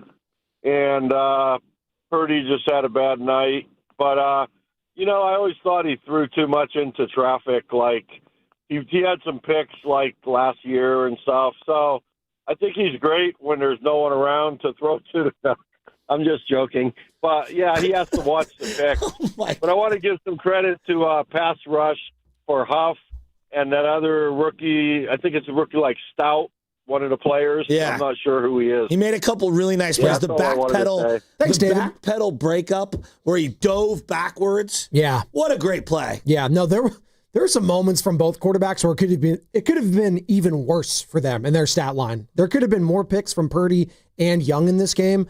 I thought the secondaries from both squads were up and ready for this one. And Jair Brown, again, best game I've seen from his career. And again, like, we forget, the rookie Tig Brown, like, there was a lot of promise there. Baldy was saying it. You were saying it with Bonte. Like, this guy's going to take over for, Talanoa Hufanga, who can't get on the field. He had a pick in the Super Bowl. Last year, it wasn't very good. For a lot of the season, it hasn't been very good. But for yesterday, and yeah, it might be the opponent, it might be the quarterback, but you know what? Celebrate the wins. And that could give confidence for a young player like that going forward. Can he build off it? Yeah. He's going to have opportunities next week, too, against, again, a rookie quarterback. There's a lot unproven there with Shedeur. So I'm excited about this recent stretch from the secondary, them being opportunistic and finally cashing in. That is one of my big takeaways from this game. Okay. Another thought I had regarding the offense, they miss an element. They miss that jet sweep element. They don't have that. That is a hallmark of the Shanahan offense. And we want to, take a dump on Debo at every turn. I mean, he's got 50 catches, almost 500 yards, 5 touchdowns. Not the greatest year, but also not bad. Ricky Pearsall, whether he's an Ayuk replacement or a Debo replacement, I'm just going to give you his numbers on the year. 23 catches, 300 yards, and some change, 0 touchdowns. What do you have yesterday? Well, let's just look at it. He had 2 receptions for 6 yards and 6 yards. 1 carry for 2 yards. He's a glorified clear-out runner right now. He's running a lot of clear-out routes. I need more from my first-round pick. Am I alone in that? Joe, you're preaching to the choir. I'm trying to be patient. I'm a patient person by nature. No, I'm just asking. Am I nitpicking? No, That's the reason I get pissed. They are 8-4. It's my first-round pick. I know, but George Kittle looked good. Christian McCaffrey looked good. Juwan Jennings looked good. Kittle always looks good. But your draft class the last 2 years, can I get a little impact? Just a little something? I mean, they tried to feed him, and then it got picked off in the end zone. They were trying to get Ricky Pearsall involved, got picked off. So I'm with you. As you're ready Joe, I'm with you. Kick Brandon Ayuk to the curb. I would have a little peace of mind that Ricky Pearsall is A, the right guy, and B, can stay healthy, and then C, can be productive, right? Yes. You said earlier you need more Kendrick Bourne. That's what you came out of yesterday saying. Can I get more Kendrick Bourne? It's almost like, and again, I'm just asking. I talked about this yesterday, though, when it came to these 2 quarterbacks and their top targets. Last year for Brock, it was Juwan Jennings. So when Brock came back, I assumed Jennings' total in receptions and yardage was going to go up, and we were going to see a dip in Kendrick Bourne, because Kendrick Bourne, his relationship is with who? Mac Jones, dating back to New England days. That's their wavelength. Purdy doesn't have that with Kendrick Bourne. He hasn't established any of that with Kendrick Bourne. So I understand why. Now you got Pearsall back. Demarcus Robinson, I guess, is getting more looks. He's just... I know. So there's still elements to this offense that could be improved upon.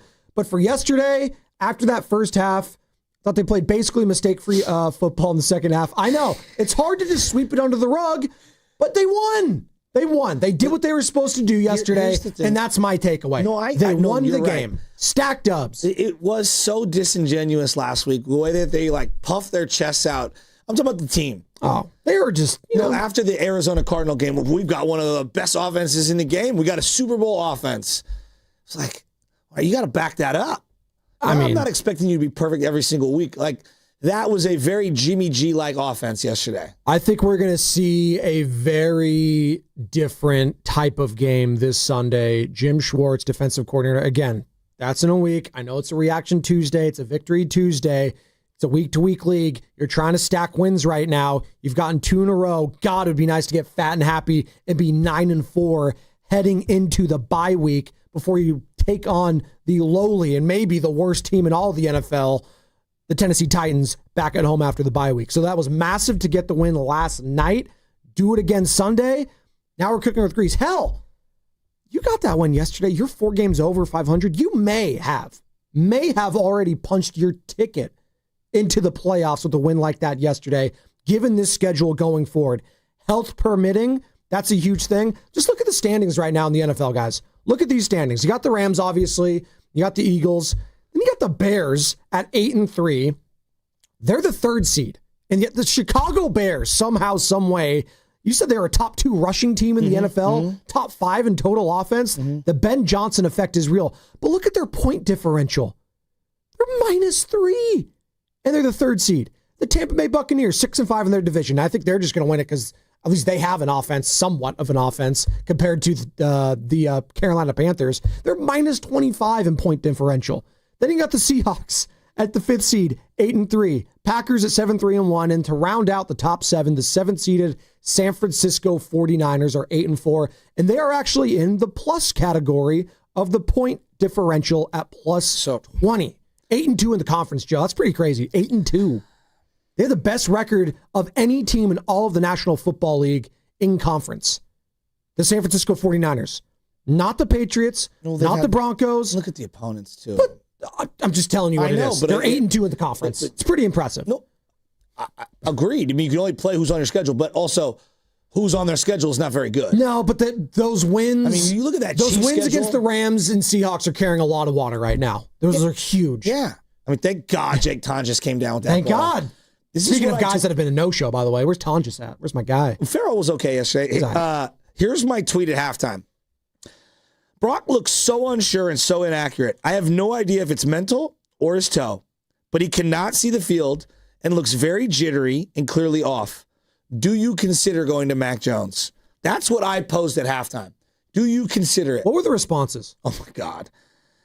Well, the best one was Bonte Hill. As bad of a half as I've seen a Niner quarterback have under Kyle Shanahan. Quote, unquote. By the way, Bonte joining us tomorrow, 8 to 10. Today's a Victory Tuesday, so it's all about the people. No guest-free. Baldy and Bonte tomorrow. Harry Bearson, I can't believe I'm saying it, but one more mistake and I'd make the change. This isn't new. He's been the same guy he's been since the Super Bowl, said Chad West. It led to them getting behind, yes, but you got to ride with your number 1 from Hockey Boy 89. He's got to get game reps, and he's still ahead of the game. He doesn't feel good. This is 49er Carlos on the foot, and it's forcing the ball, and Kyle's too stubborn to make a mistake. All these throws to his lineup has held up. He's behind. We know Shanny won't do it, but I would. I mean, I think you do, as much as I hate to say it. The guy's name is Purdy every day. Niner fans. Sit your ass down. Were you thinking what some of those Niner fans were thinking? It's a safe space. Come on, 888-957-9570. At any point in that first half yesterday, did you feel like the 49ers should have benched Brock Purdy for Mac Jones? 888-957-9570. We'll pick that up on the other side. This Wednesday, tomorrow, your chance to win great prizes every single hour from 6 a.m. to 6 p.m. Warriors tickets, AC/DC tickets, Warriors bobbleheads, much, much more. That's right. Tomorrow, every hour, starting at 6 a.m. It's our Thanksgiving blowout right here on 95.7 The Game. Plus, on Thanksgiving Day, we are bringing you Chiefs, Cowboys at 1 o'clock. Mahomes v. Prescott as you are eating your Thanksgiving feast. Chiefs Cowboys, 1 o'clock right here, 95.7 The Game. And this segment was brought to you by Crystal Geyser Alpine Spring Water. Sure, whatever. Okay. What makes Crystal Geyser Alpine Spring Water different? We always bottle our Alpine Spring Water less than 1.5 miles from the spring source, and all our bottles are made with 50% recycled plastic from our own recycling plants. Crystal Geyser, bottled at the spring source. Hi, I'm Brian Bakhtiari, Executive Manager of Stevens Creek Subaru. The holiday season is a time of giving, and for the 17th year in a row, Stevens Creek Subaru wants to give back. From now until January 2nd, get a great vehicle and support a great cause. Because with every new Subaru purchased or leased, Subaru and Stevens Creek Subaru are donating a minimum of $325 to charity during the 2025 Subaru Share the Love event, happening now at Stevens Creek Subaru. And if that's not enough, buy or lease any new Subaru from Stevens Creek Subaru until December 31st and receive 2 Sierra at Tahoe season passes from Stevens Creek Subaru. So you get a great deal on a new Subaru, get 2 free season passes to Sierra at Tahoe, and help some great charities at the same time. It's a win-win-win at Stevens Creek Subaru. Located on Stevens Creek Boulevard near Santana Row and Valley Fair, or online at StevensCreekSubaru.com. StevensCreekSubaru.com. And remember, buckle up and drive safely. Comcast Business is celebrating the holidays by giving your business the $1,000 holiday bonus when you switch to a gig speed internet package. Just imagine the thousands of possibilities of a $1,000 prepaid card. Like possibility number 12, a new laptop for the office holiday hero. Or possibility number 108, smart speakers to deck those hallways. Or possibility number 192, new equipment for the new year. Or possibility number 555, Bluetooth holiday lights for office decor. Switch to Comcast Business, designed for 100% reliability with business internet and wireless connect, plus advanced cybersecurity, and now get the $1,000 holiday bonus. Comcast Business, powering possibilities. Ends 12/14/25. New customers only with 2-year agreement. Requires qualifying gig package. Other restrictions apply. When you own your own business, you need to keep things moving. Need to book a last-minute flight? Earn a $300 travel credit to cover that. Need to take a meeting before takeoff? Do it from the comfort of the Chase Sapphire Lounge by the club. Need to catch your breath before you board? Done. With $2,500 in annual value, the new Chase Sapphire Reserve for Business is the card that gives back all you put in. Visit chase.com/reserve business to learn more. Cards issued by JPMorgan Chase Bank, NA member FDIC, subject to credit approval. Terms apply. Mama Bear, I hear our old Fast Track tag won't be saving us money on bridge tolls anymore. That's because bridge carpool rules are changing on January 1st. But don't worry, Papa Bear. I got a new Fast Track Flex tag. Huh? See? Mama, what are the numbers for? Well, baby bear, that tells the system how many people are in the car, so we can get a discount when there are 3 or more of us. We are 3 bears, and we're setting our tag to 3+. So it's just right. So now we'll keep saving money on tolls? Mm-hmm. You bet your cushy driver's seat, Papa. That'll make up for this cold takeout porridge. Yeah. My breakfast burrito is just right. Starting January 1st, 3 or more people are required for carpool discounts on all bridges. A Fast Track Flex toll tag set to 3+ is required for discounts on all bridges except the Bay Bridge and the Golden Gate. Visit getfasttrack.org for details. Hey, it's Willard, and I'm just going to say it. We need your help. Right now, 1 in 3 people in the Bay Area don't know where their next meal is coming from. Parents skipping dinner so their kids can eat. Seniors choosing between medicine and groceries. In a place this strong, this connected, that shouldn't happen. It can't happen. That's why our friends at Habas Law are teaming up with Martha's Kitchen. Martha's Kitchen provides more than 200,000 meals every month to our neighbors in need. So let's do what the Bay Area does best. Let's show up together. Visit marthas-kitchen.org and donate today. Habas Law, always fighting to make it right. Actual price will depend on product and subscription plan. Featured products are compounded drug products, which the FDA does not approve or verify for safety, effectiveness, or quality. Prescription products require an online consultation with a healthcare provider who will determine if appropriate. See website for details, restrictions, and important safety information. Want a boost in and out of the bedroom? Hims has you covered. Introducing a new 2-in-1 approach to level up your game. Tadalafil for better bedroom performance and zinc for testosterone support. Put it all together and you've got what you need to turn things all the way up. Getting started is simple. Just go to hims.com/joy to start your free online visit. Through Hims, you can access ED treatments including pills, chews, and more. 100% online. No office visits, no pharmacy lines. Just fill out a simple intake form and a licensed medical provider will determine if treatment's right for you. If prescribed, it ships free and discreetly to your door. Find affordable treatment options at up to 95% less than brand names at hims.com/joy. That's hims.com/joy, HIMS.com/JOY. You can always count on Thanksgiving football with the NFL on CBS and Paramount Plus. Oh, what a catch! Touchdown! And this year's main course is in Big D when the Cowboys host the Chiefs. Visit ParamountPlus.com/NFL to get started today. Out here in the middle of these acres, it can feel like you're the only person on earth. That's how it feels when you're struggling with your mental health. But you don't have to feel alone. Find more information at loveyourmindtoday.org. Brought to you by the Huntsman Mental Health Institute and the Ad Council.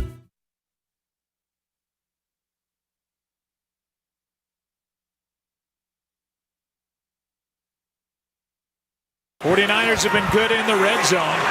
Last 5 games, 16 touchdowns, 19 trips. Here's Jennings. And he's going to take it in after breaking tackles. Touchdown 49ers. Yo, what's up? This is Javon from San Francisco. I want to shout out my favorite morning roast, my favorite radio station in the whole Bay Area, in the whole country. 95.7 The Game. In the whole world, baby. Let's go. 20-9 the final. Monday Night Football. Joe Buck on the call, ESPN. 49ers improved to 8-4 on the season. Juwan Jennings getting the party started yesterday. Thought that was a huge first drive. There's a potential 3-and-out right there. There's a 3rd and 10. I thought the biggest play of that drive, Joe, was that 11-yard reception to CMC along the sideline. Sets them up. They go on, get the touchdown there. And basically, the lead was already insurmountable at that point, it felt like, after seeing what the Carolina Panthers weren't doing offensively. Brock Purdy's total, 23 of 32, a $193, a touchdown, and 3 picks. And Niner fans, 888-957-9570. Did the thought cross your mind at all yesterday about benching Brock for Mac Jones? This is a safe space. We could talk about it. Is this they got a safe the win. space? Yes, this is a safe space. Okay, well then Why? while we're leaking off some safe space takes, every single time I drive to that stadium, I think the same thing. Dear God, you could have not picked a worse spot to build a stadium. In the history of stadiums being built, it's one of the worst locations ever for a stadium. Like it's so bad. Like, shame on all of them. Oh, but we stayed in the Bay Area. In the armpit. You stayed in the armpit. It's the worst possible spot you could have ever put a stadium. Ever. Not an amusement park, though. I like Great America. No, I actually think the amusement park should stay. Yeah. It's terrible. No, it's absolutely horrifically designed. And it's one of the worst spots you could ever put a stadium. You want to talk about not caring about your North Bay season ticket holders and fans? It's Carter. I know. Look, I know you go all the time like I do. Every time I drive there, I'm like, I'm doing 85. I'm going. God, I'm an hour and 10 minutes into this drive. And that's me from the city, and I'm on the edge of the city. I'm not even in like the marina where it's an extra 30 minutes or 20 minutes, depending on where you are. It's the worst possible spot you could have ever put a stadium. Soulless. Every time I see it. I'm sorry. I'm just calling like I see it. You said soulless. The game yesterday, even from it's awful. Even from on my couch. It's the worst spot. The atmosphere felt pretty. I would rather you have put a stadium in Death Valley or Antarctica before putting it in that spot of Santa Clara. It's awful. Death Valley or Antarctica. Death Valley's what? Baton Rouge. Shout out LSU. And then we're 10 years in. And, the Niners love to point the finger at like, well, we don't set up the cones. Coordinate. The cone situation, coming in and leaving, is absolutely disgusting. It's been a decade. It should not take 17 hours to figure out how to exit the green lot.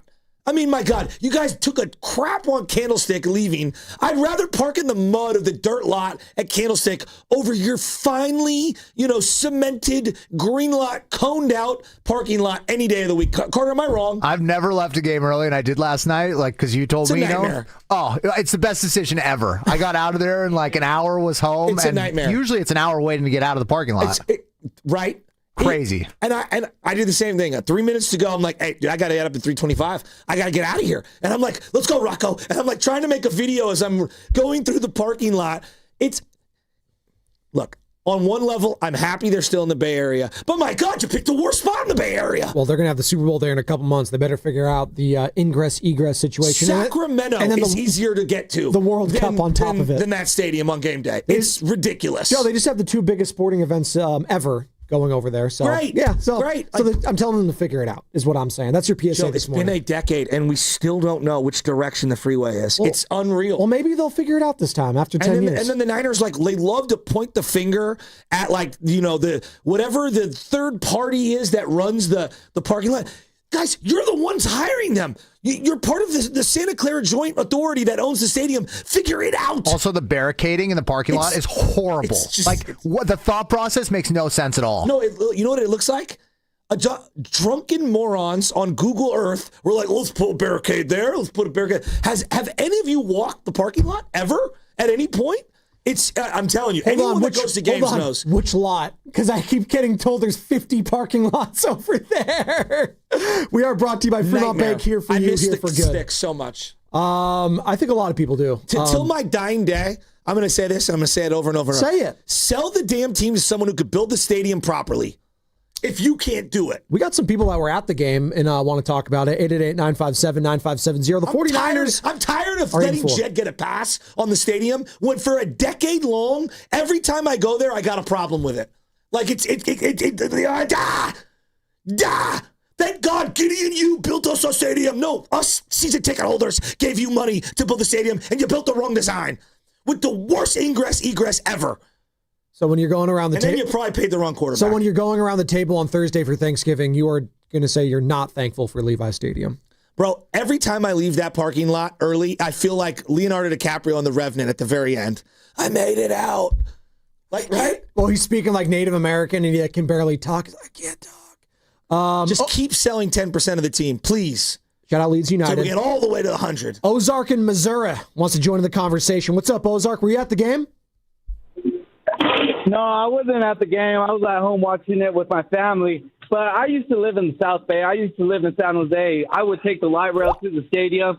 To me, personally, it was super convenient. I love the way the stadium was placed right there next to it.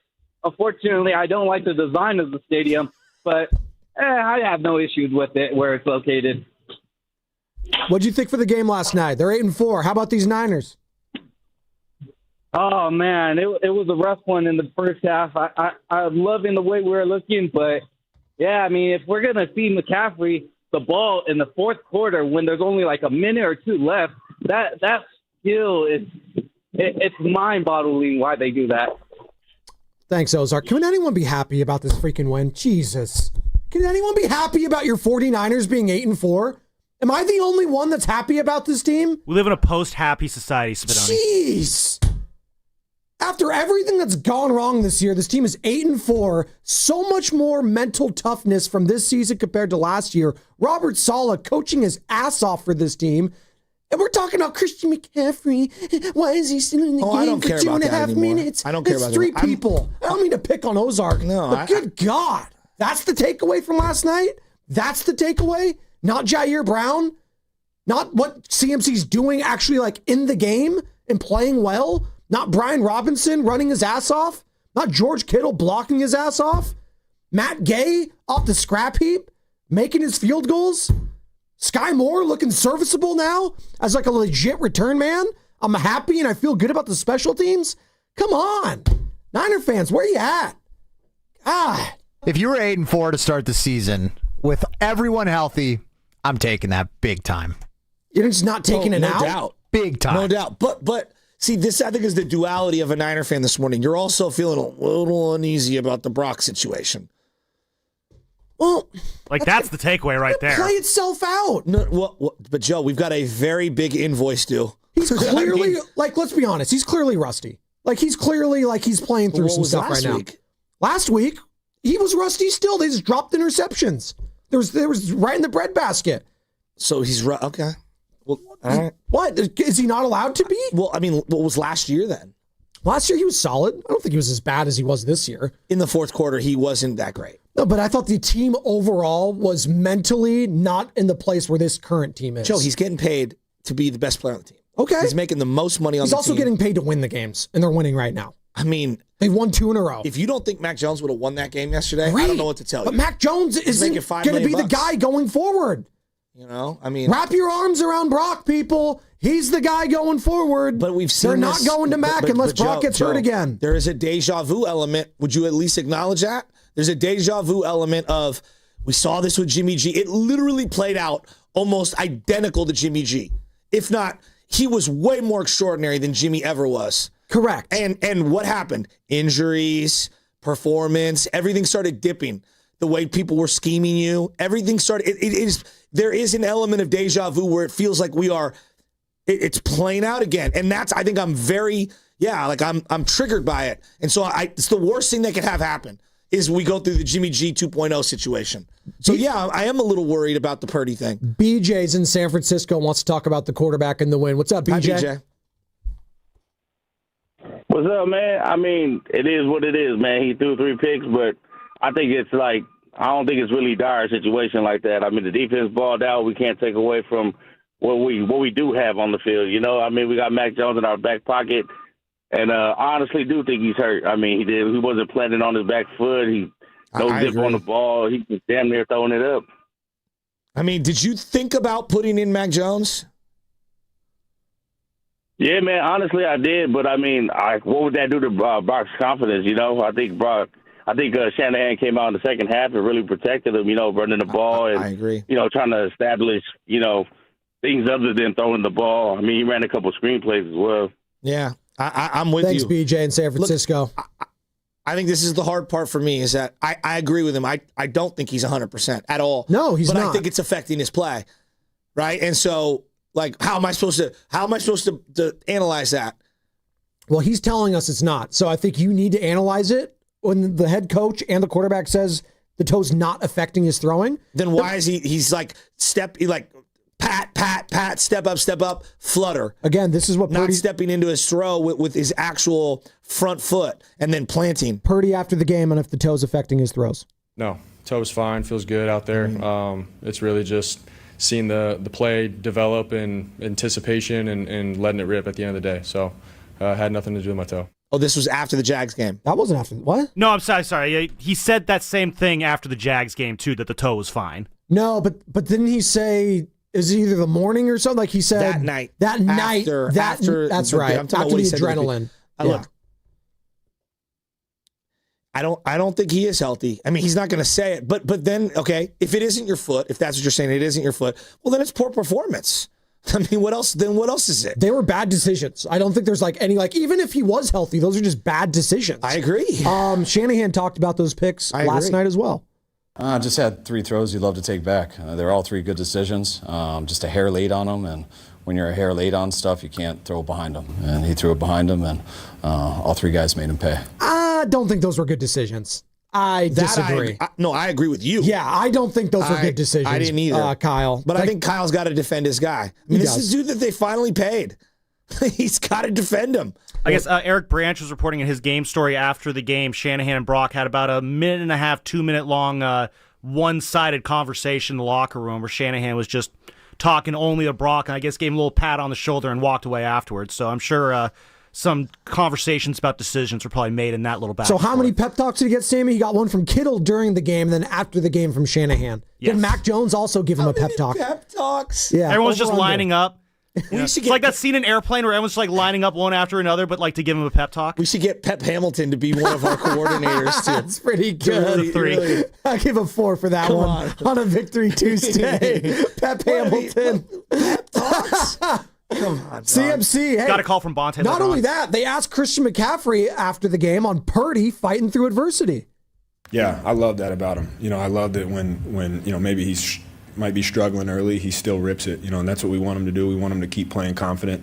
And so, when he's playing like that and doesn't miss a beat, we know that he can do special things.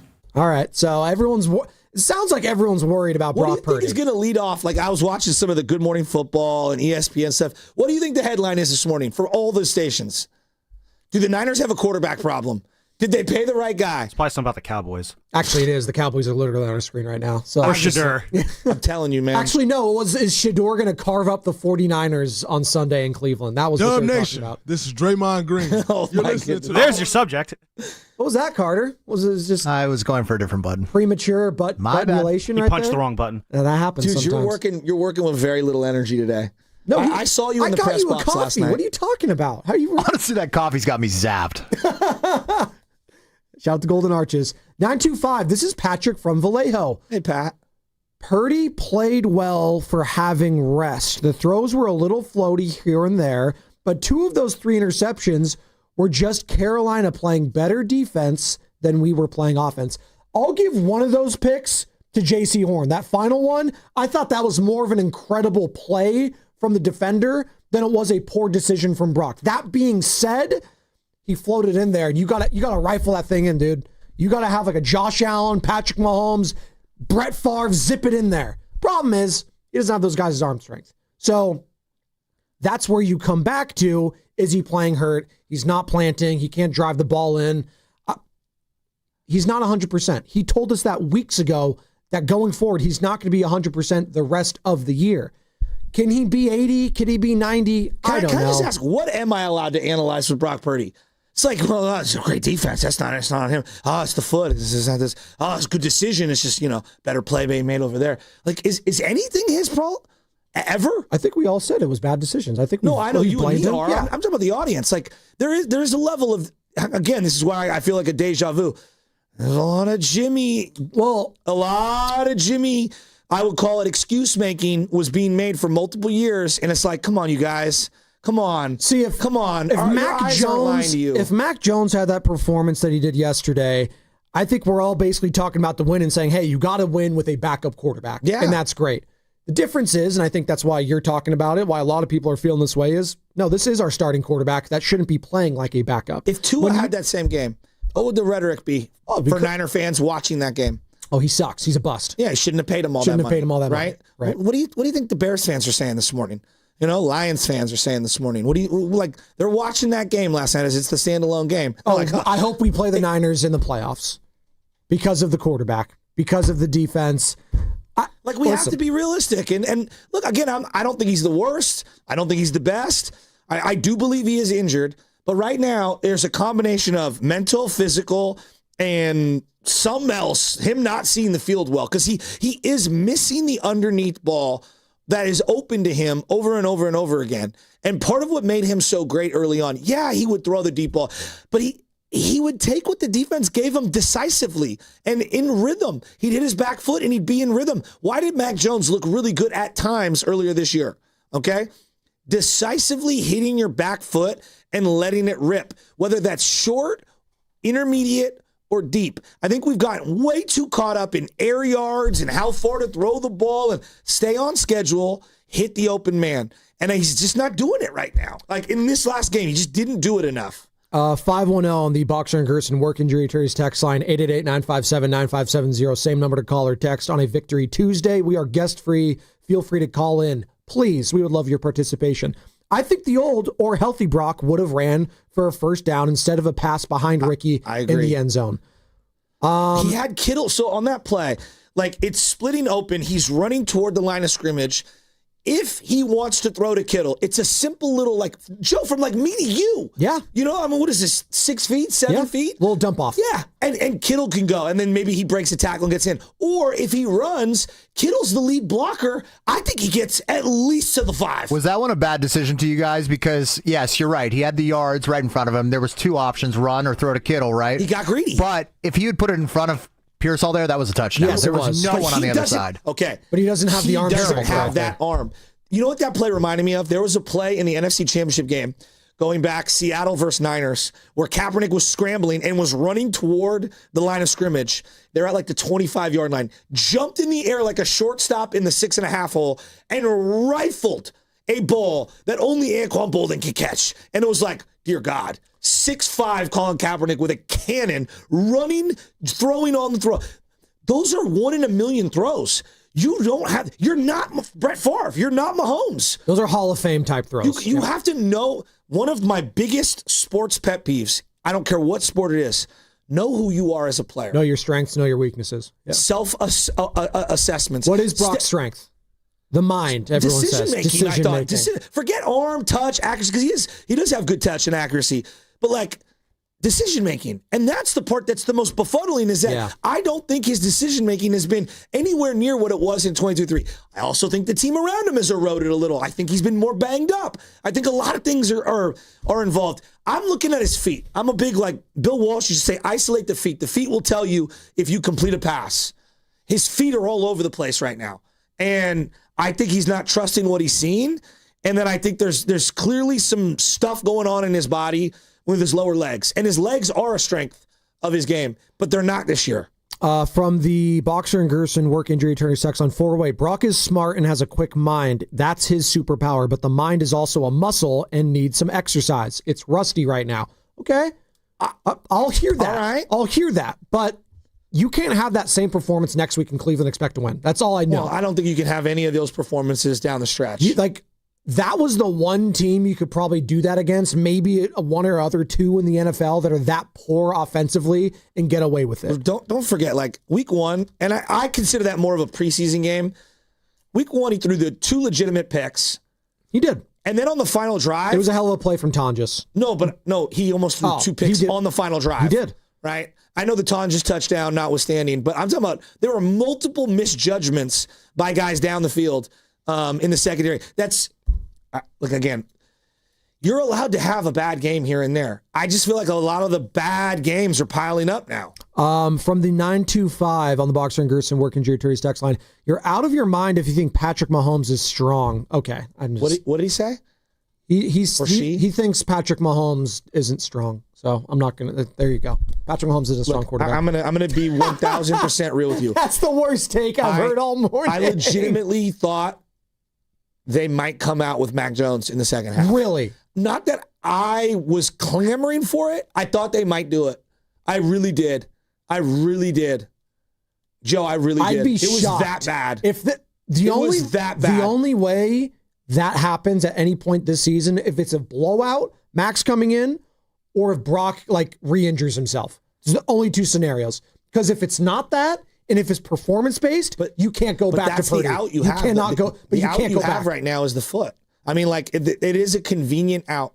Yeah, but I'm just saying. What if Purdy, but then that you're playing with fire? Because what if the head coach says that, and then you ask Brock, he's like, my foot's fine. Well, Doug, then you got controversy. Well, then you turn the ball over, get right. Shante in San Francisco. I want to make this very clear. I owe him a lot of money. I don't owe anyone anything in pro sports. I'm playing who gives me the best chance to win. Period. That's why I love pro sports. Do you think Kyle's not going with the best chance to win right now? A lot of teams rightfully have there's resume hierarchy. There's or politics, if you will, like, hey, what you've done. For example, like Al Horford, what you've done in the league, we're going to give you 20 minutes. Based off of what I've seen this year, Al Horford does not deserve 20 minutes a game. Okay?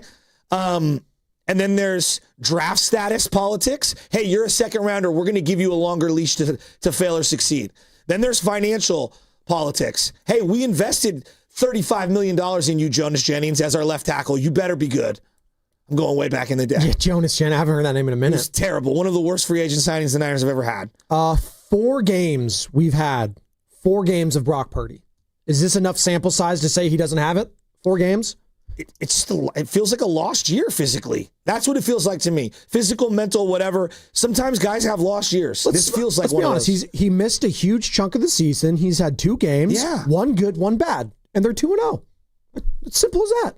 Let's stack some of these games. What does the Jacksonville game mean to you then? I said since he re-injured it. Since he re-injured it, he's had 1 good game, 1 bad game. Can we agree on that? Yeah, but I think the game in Arizona was good. See, I thought he was just okay last year. Okay. Not great, not awful, just okay. And I thought the entire team basically was just okay last year. And he's not above that. It goes hand in hand. But this when you year, get paid this much, I know. We're asking you to do more. I know. Shante in San Francisco. What's up, Shante? Hey, Shante. Hey, good morning, guys. 2 things. I'm all in Joe's head today, or he's in mine. Number 1 is Levi's. It's horrendous. It is absolutely atrocious. You cannot get out of that stadium. It takes hours. So the Super Bowl is just, I don't even want to be anywhere near that space. That's number one. Number two, the $265 million man. Okay. Carter, I appreciate your optimism, but you're twisting yourself in pretzels trying to make excuses for the $265 million man. Oh, well, he had one good game. Oh, well, there was one good, one bad. No, he is the highest paid person on that team. He threw 4 interceptions. I don't even know. You get interception. You get an interception. He threw 3. That was atrocious. 3 in the first half. And so the point is that he is absolutely Jimmy 2.0. I didn't agree as a Niner fan with even him being signed, let alone for that much money. So he's ours now. We have to ride with it, but that doesn't mean that he is above criticism, because he's definitely going to get it. I know I'm giving it to him. Well, that's all I got. Well, Shantae, I'm not saying he's not above criticism. Like, clearly he had bad moments in that game yesterday. But I do believe that, not you, I do believe that there is a contingent of people that dismiss any analyzing of the game we just saw. That's silly. And I find it ridiculous. Yeah. And it's like, we were talking about Steph Curry earlier this year, right? We all acknowledge Steph in his sport is legendary. Yes. He's not just good, legendary. His status is cemented forever. Dude, he was terrible down the stretch against Indiana and Milwaukee. Yeah. And what's my job to do the next day? Is it to make excuses for Steph Curry or to analyze the game? Analyze the game. All right. And Steph had a good game yesterday, by the way, 12 for 24. He's been a really good player. I haven't been as impressed recently. And I'm analyzing the game I just saw, where he looked horrible. Now, I'm also analyzing some of the games I saw from Mac Jones. Some good, some bad, but he's also the only quarterback I've seen slice up the Rams twice now. And it did cross my mind that maybe they go to him. By the way, those of you joining us right now, it's Spadoni and Chasky. It's the Morning Roast. If you're wondering where Baldy is, he'll join us tomorrow. It says 7 a.m. Is it different time, Sammy? 7 a.m. tomorrow, or is it still 7:30? Okay, 7 a.m. tomorrow. Brian Baldinger, and then Bonte from 8 to 10 tomorrow. We wanted to have all the people today guest-free on a Victory Tuesday. 888-957-9570 is the number. Your takeaways, Niner fans, as the 49ers somehow, some way, are 8-4 on the season, despite it all, despite missing the starting quarterback, despite missing Nick Bosa, Fred Warner, both of them in the booth last night. Saw them on Monday Night Football. See Nick enjoying a little pop there? I didn't see that. A little brewski? I didn't see that. On the second pick? I don't love active players, even though he's not active. Well, I guess current players having adult beverages during games. I don't love that. That's not a good look. Even though he's out for the year? During the game, I would have hid the beer. I wouldn't have done that. I think he tried to. Like, they panned really quickly and he tried to put it down when he got noticed. But again, those are my sensibilities, and I'm not trying to be a pro clutcher. It's a bad look. I didn't have a problem. I think it fits the aesthetic pretty well of a Nick Bosa just chilling right there. And again, he's not pounding brewski. He's not taking. If he was taking a shot, Joe, that'd be something else. He was enjoying a nice little Stella. I don't have a problem with it. But look, all I'm saying is, like, during the game while the action's going on, I don't know. It's just these are my 2 cents. It's the same reason why I don't like taking pictures when people have cocktails or whatever in there, because it could just be misinterpreted. Oh, I never thought about that. Never thought of it that way. You're opening my eyes. Yeah. So I don't know. Javier in Vacaville. Oh, Hav. I wonder how Hav is feeling. No, I want to Hav. I swear to God, I felt like I've seen that half of football before, and it was like multiple seasons of the Jimmy G era. I mean, God, it was driving me nuts. How you doing, buddy? Yeah. How you doing, old friend? How you doing, Mr. Spadoni? Yeah, I felt like we were literally in the twilight zone watching the 49ers play the Minnesota Vikings in the 2019 divisional round. Literally, it just felt like that in every which way. Jimmy Garoppolo had 3 interceptions, 2 completions, and they won because their defense and the run game was good. But let's put the route on the table, like I've been telling everybody for the last month.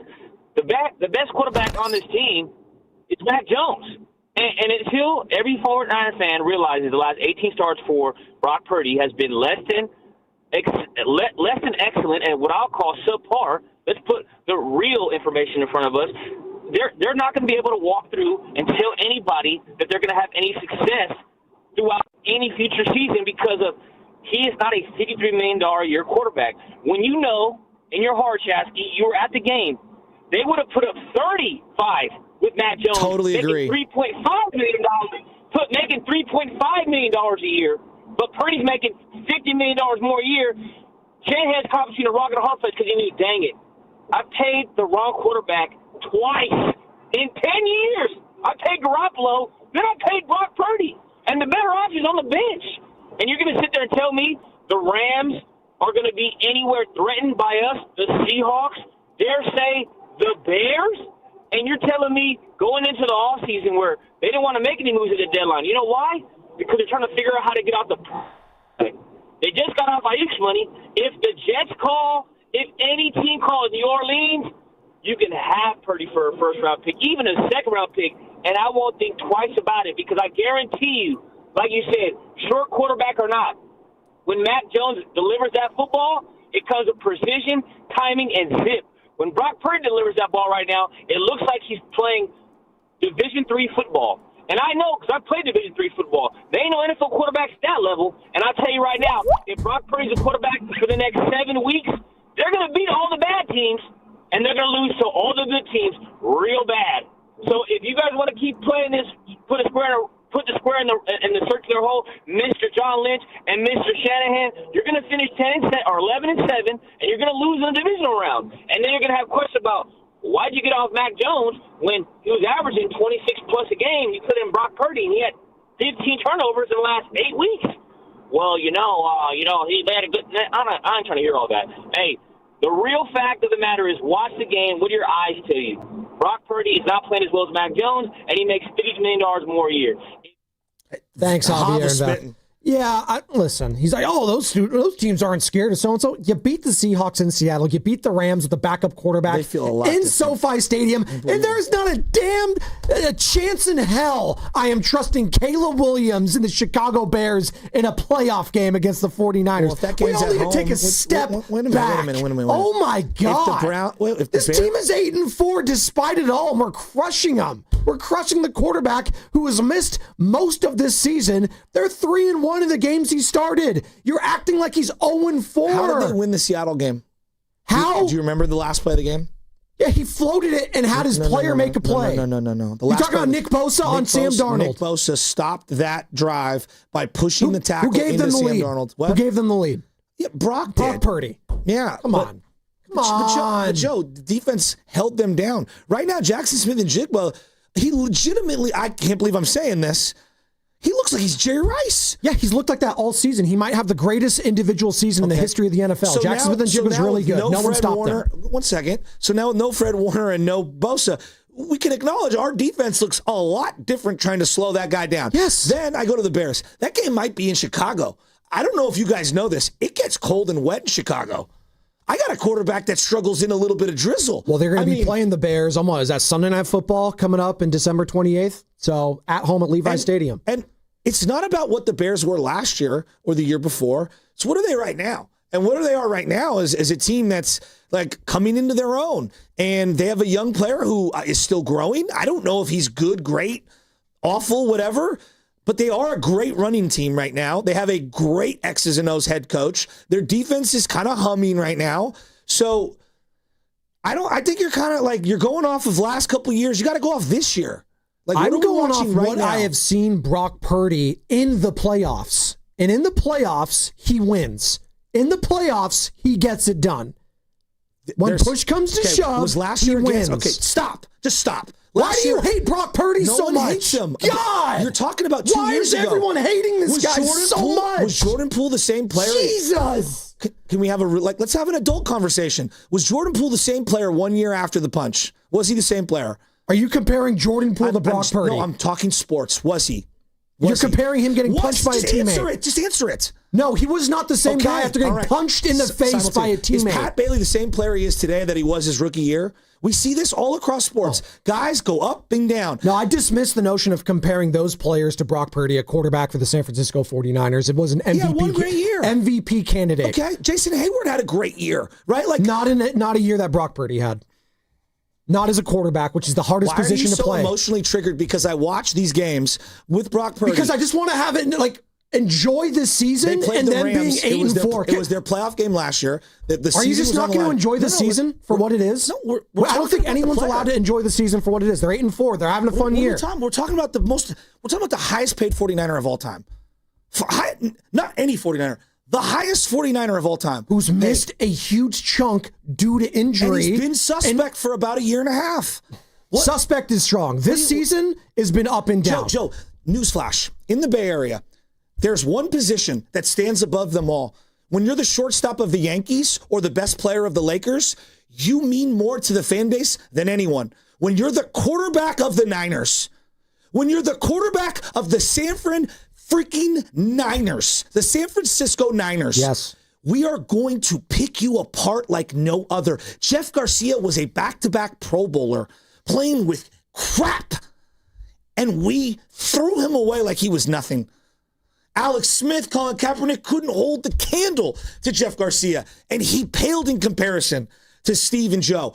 Yes, it's a little unfair, but at this position for this team, I mean, Joe, this if you want to play in the NFL for this team at that position, sorry, dude, and you want to make $265 million and you want to see all the money and all the guarantees, you're going to go through the crucible. When you're the quarterback of the Cowboys, same thing. Dak goes through it every week. Every week. Now, let's get back to last year. You're talking about playoff games. Last year they played the Rams. Their season was on the line. It may not have said playoffs in the stats. That was a playoff game. What did he do in the second half? Nothing. Through game-losing pick. He's 3-1 this year, Joe, as the starting quarterback. Has he been good? No. Yes, he's been a mixed bag. He's been a mixed bag. So, and they're 3-1 still. So I don't know why we're all freaking out. We're doing cartwheels when we all could see that the guy's been very suspect. No, last week he wasn't, though. Last week he had a good game. The Cardinals. What? Could you imagine Steve Young? Steve Young, hey, this is who we are when we play the Cardinals. Again, you tell me every week, don't sleep on your opponent. I am. Yeah. So we're going to pick and choose when to celebrate Brock's performances and when not to. So if he has a good game this week, it's against the Browns. I mean, it's just... No, it'd be nice. It'd be nice to see him play a couple good games. Yeah, it would. It would. But if he wins this week, it's against the Browns. And if he wins after the bye, it's against the Titans. You got to keep stacking good wins. We're just going to move the goalposts for this guy no matter what. When was the last time the guy had a great month? A great month? Yes. That's how the NFL is. Like there are guys that are minted because they have year after year after year of excellence. You're talking about Frank Gore. You know why Frank Gore is going to be considered a Hall of Famer? Not because of 1 year. The 1 year he ran for 17 yards. No one's saying Brock's a Hall of Famer. He was great for 10. No one's saying Brock's a Hall of Famer, though. But he had one good year. That's why we're having this conversation. Because last year wasn't that good. It wasn't as good as the year before. I don't think last year was nearly as bad as people are portraying it was. I really don't.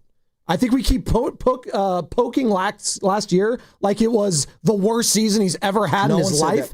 But he's played 3 years. Yes. He's played 3. One great, one suspect. He just got $52 million a year. He did. He's getting paid like an elite player. Kyle loves him. Watching. Okay, but since 2024, has he played like a $54 million quarterback? Most people would say no. I mean, who's lived up to their quarterback contract I don't know. in the NFL? NFL? This guy, Matt Stafford, making $42 million this year is pretty good. He's won a Super Bowl. Who else has lived up to their contract in the NFL? Tell me right now. I don't know. Josh Allen has Josh Allen lived up to it? I don't know. He hasn't won a Super Bowl. He hasn't got to one. He's been great for 7 years. He hasn't lived up to it, though, because he hasn't won a Super Bowl. Josh Allen has more rushing touchdowns than O.J. Simpson. Has Lamar Jackson lived up to his? Yes, he's like a 3-time MVP. What are you talking about? Hasn't gotten to the Super Bowl, though. What? Has Joe Burrow lived up to his contract since that Super Bowl run? Carter's shaking his head. I don't think he has. You're all over the place. If you think I'm that telling you, Purdy this is what the fans of those other fan bases are saying about their quarterback. And you were Baltimore, and you said, "Hey, Brock for Lamar," they would laugh at you.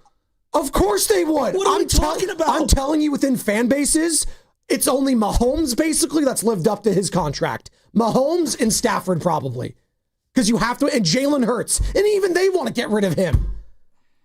You can't win in today's NFL when you're a quarterback within the fan base. You just can't. Was Brock good yesterday? No. Okay. I'm telling you, he wasn't. But they won the game. Okay. He was better in the second half, limited the turnovers, and they won the game. What's the problem?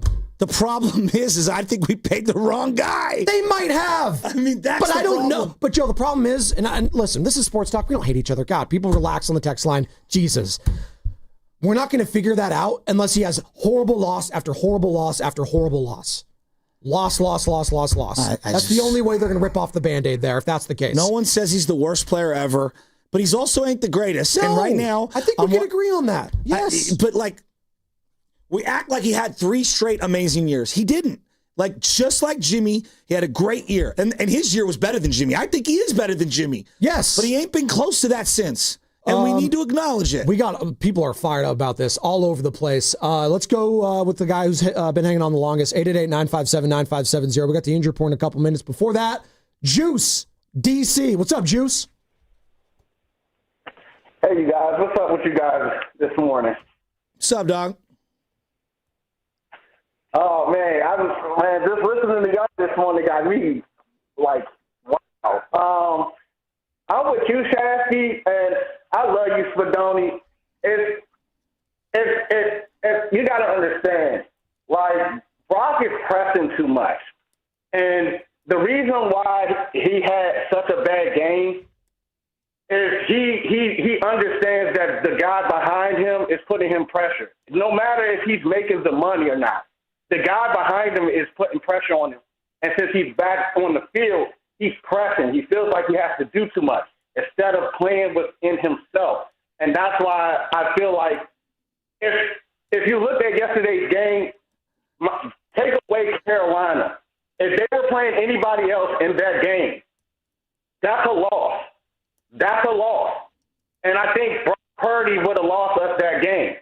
And the defense was good. They got that McCaffrey had an excellent game. But to be honest with you, like, we got to look at Brock Purdy for what he is right now. He is not doing too good right now. He's pressing too much. And to put the rat on the table by actual pest control, I would not be surprised if the 49ers trade Brock within this year or by next year. Well, I'm going to worry about the offseason for the offseason. I'm enjoying the season for what it is. They're 4 games over 500 after a win last night. And let's see if there was any injuries after it.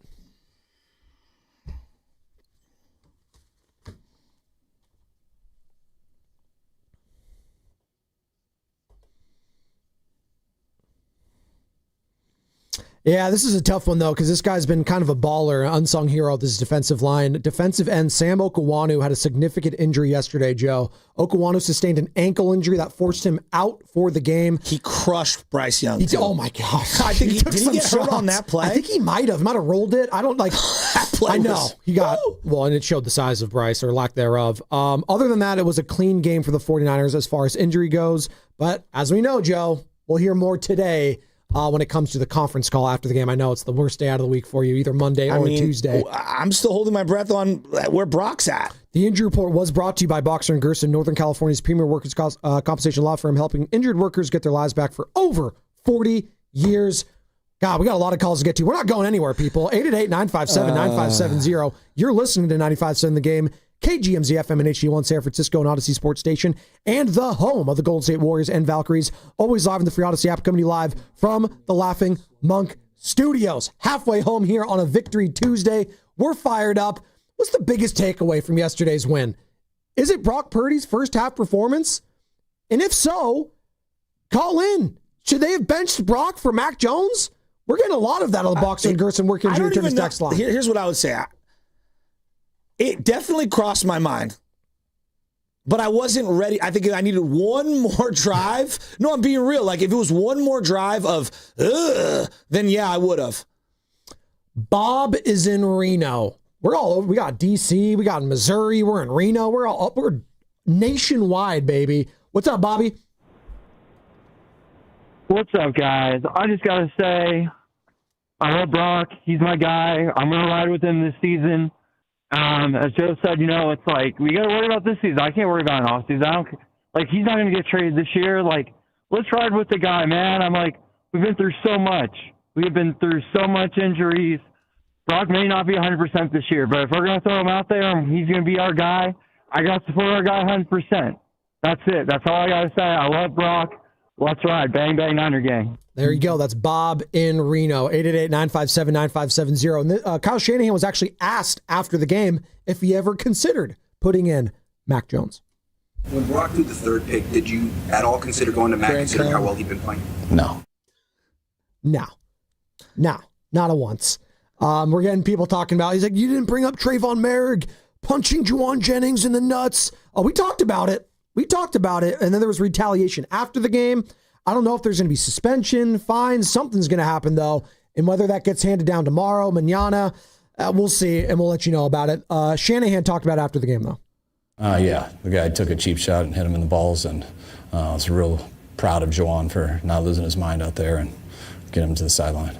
And then after the game, he kind of lost his mind a little bit. It took like 4 or 5 different Niners to pull Juwan back. The last thing this team needs is him to miss a game. Well, especially with the connection with Brock, because clearly that's been elevated with Juwan and Brock. That's a trusted agent right now. He looked the healthiest he's looked all year. Yeah, and he broke tackles. Yeah, he looked really good. He did. And it was nice to see him have a good game. There was some nice takeaways. I know we're always focused on the quarterbacks. The quarterbacks drive everything. I understand that. But there were some things to be excited about going forward. I thought these last 2 weeks defensively, you're able to actually get turnovers and take advantage of it, man. Take advantage of the turnovers when you get them. Joe, I know I've been huffing and puffing about the quarterback position, but I also believe there's just been a negative bitterness with every guy that we've signed outside of Kittle and Warner. Almost every other guy has completely underwhelmed after the contract extension. Yeah. That's why the CMC year is just like, thank God. Yes. Like, thank God, because could you imagine what we would be talking about if he wasn't playing? Eesh. How much money they gave him? Trent underperforming, Ayuk underperforming, Debo underperforming, just go right down the list of all the guys, Hargrave underperforming. So there's a level of did we do it again with the quarterback? And Jimmy was kind of the start of it, and it's it's hard not to think about that. Unfair or not, just the Jimmy G saga is etched in my brain. And so everything that I've seen as a Niner fan, and I saw it with Kaepernick too, where he was great and then he wasn't. And it's like, it clouds your judgment. Brock Purdy will have the opportunity to script, what we're going to talk about in the offseason. He will dictate all of that with his play going forward. I can't, guess what he's going to do in Cleveland against the Titans, against the Colts, against the Bears, and against the Seahawks in the remaining schedule. He can look good. He can look bad. We will react. But I will wait for the offseason in the offseason when it comes to trades, when it comes to we have to look at the finances. I have to worry about this season for what it is. They are 8-4 and have a puncher's chance in what I deem and you deem, outside of the Rams, a wide open NFC. And I still think I'd put the Eagles in that top 2 category. I know it's been a mixed bag for them, but they are still the defending champs. I will show them their respect.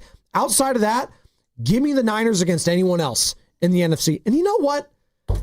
I've seen what they could do against the Rams in SoFi Stadium with a lesser version of themselves and a backup quarterback.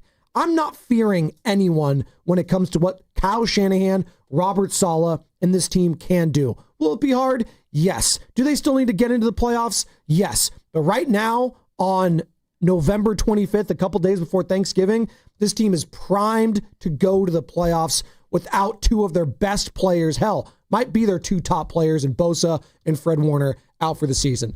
Ryan, San Bernardino. What's up, Ryan? Hey, my brothers, man. I got to say, I love this season, and I love my Niners, man. I mean, it's a devotion, the best I've ever felt. But if we're talking about the quarterback position, Brock Purdy, it's not his fault, but he makes $55 million. You know what I mean?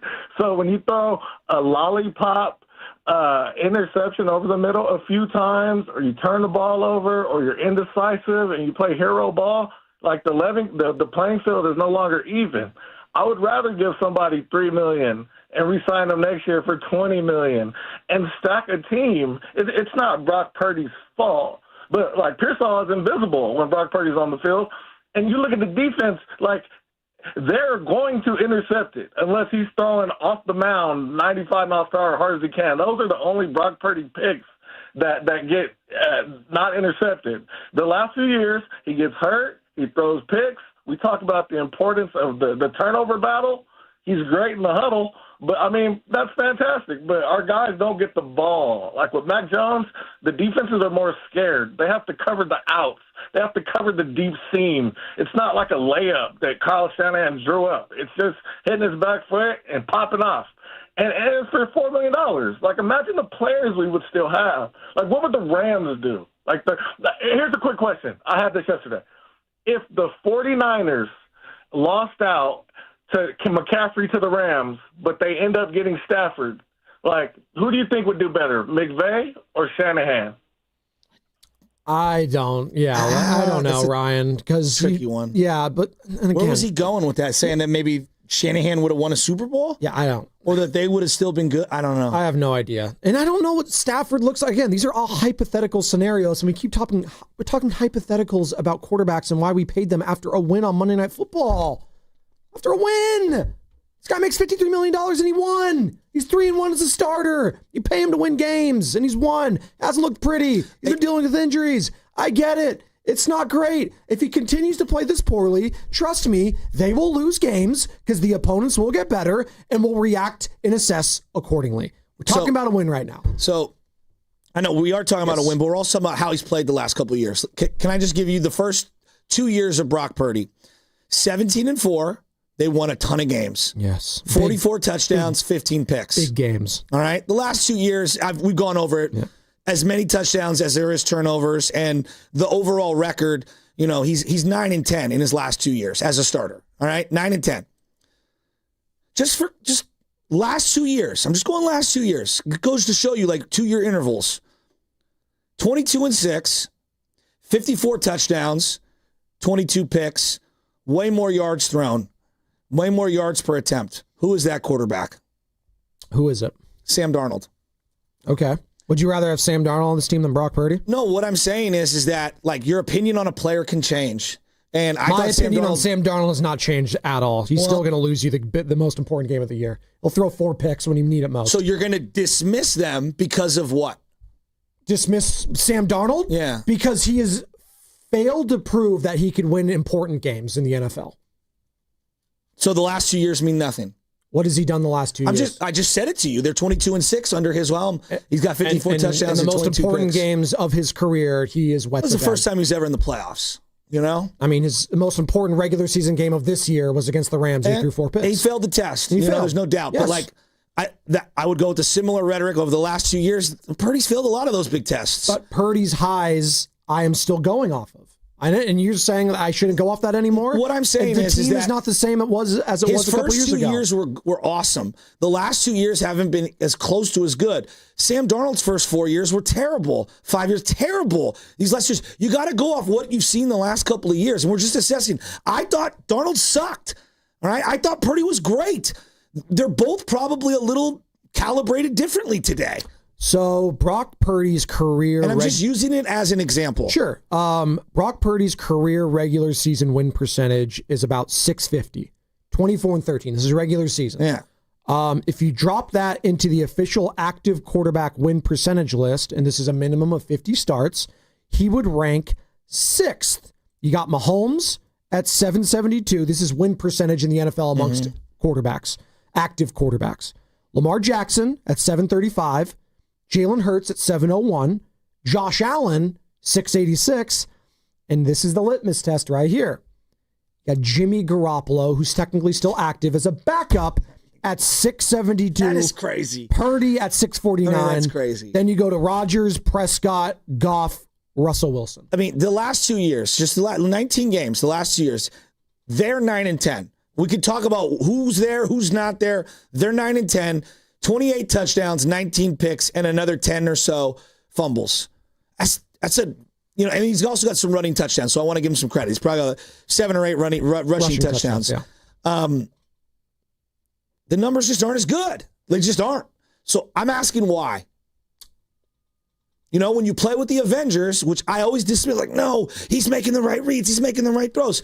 Like, it's probably somewhere in the middle. He's not as bad as he's looked, but he's also probably not as good as he was a couple years ago. Missing CMC hurt badly last year. Of course. Missing Brandon Ayuk for a good chunk last year, and then all of this year hurts. Yeah. Those hurts. Those are all pro players, and that is tough to overcome. How do you think Sam Darnold looks on the Seahawks without his all pro players? Probably not very good. Well, they only have one. His name's Jackson Smith-Njigba, and he looks like Jerry Rice. It's incredible. Pretty sure they look a little bit different without JSN. Yeah, I know, but they don't. But they also don't have CMC and the tight end, and you know what I mean. Like every guy's got to have weapons. You know, everyone does. No, but they have a much better defense and a better offensive line.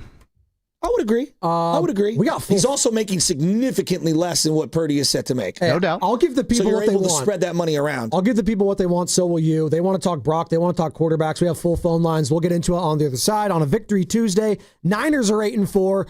Purdy had 3 first-half interceptions. Is that the takeaway from last night's win? 888-957-9570 is the number. And it's brought to you by Fremont Bank, here for you, here for good. Boxer & Gerson, Northern California's premier workers' compensation law firm, helping injured workers get their lives back for over 40 years. This Black Friday is the best time to get the Toyota you've been wanting, but these deals will disappear soon. Right now, get low 1.99% financing plus $1,000 finance cash on the 2025 Tacoma. Or score a low-cost lease on Tacoma Double Cab. Or get low 0.99% financing plus up to $1,000 finance cash on the 2025 Tundra. Black Friday is almost over, so visit your Toyota dealership before these deals are gone. Toyota, let's go places. Offers available through TFS to buyers with premium rated credit and cannot be combined with other offers. Ends 12/1/25. Comcast Business is celebrating the holidays by giving your business the $1,000 holiday bonus when you switch to a gig speed internet package. Just imagine the thousands of possibilities of a $1,000 prepaid card. Like possibility number 12, a new laptop for the office holiday hero. Or possibility number 108, smart speakers to deck those hallways. Or possibility number 192, new equipment for the new year. Or possibility number 555, Bluetooth holiday lights for office decor. Switch to Comcast Business, designed for 100% reliability with business internet and wireless connect, plus advanced cybersecurity, and now get the $1,000 holiday bonus. Comcast Business, powering possibilities. Ends 12/14/25. New customers only with 2-year agreement. Requires qualifying gig package. Other restrictions apply. Mama Bear, I hear our old Fast Track tag won't be saving us money on bridge tolls anymore. That's because bridge carpool rules are changing on January 1st. But don't worry, Papa Bear. I got a new Fast Track Flex tag. Huh? See? Mama, what are the numbers for?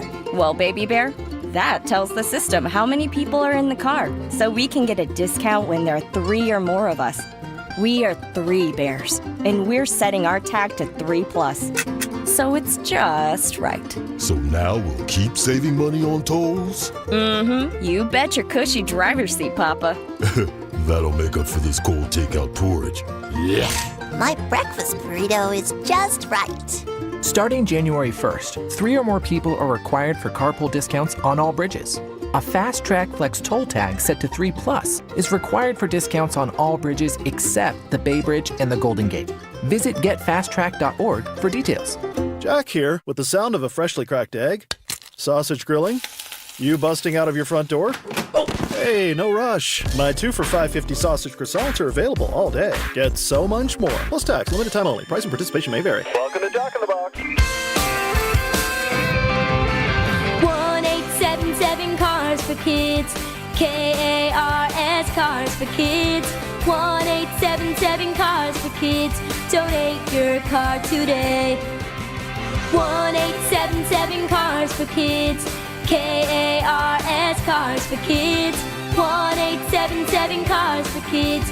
Donate your car today. Ready to get rid of that old car? Donate it to Cars for Kids. Call 1-877-CARS-FOR-KIDS to reach a friendly live agent. Donation is super easy, and your car can be picked up as soon as tomorrow. Call us now, 877-CARS-FOR-KIDS. That's Cars with a K to donate your car today. 1-877 Cars for Kids. KARS Cars for Kids. 1-877 Cars for Kids. Donate your. Did you know you can donate real estate too? Go to carsforkids.org. That's carsforkids.org.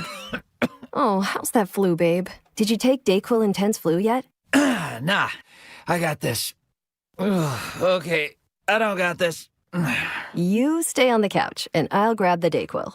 Undo your flu symptoms with DayQuil Intense Flu. DayQuil Intense Flu provides powerful relief of your flu symptoms. I'm ready for that to-do list. Wow, you do got this.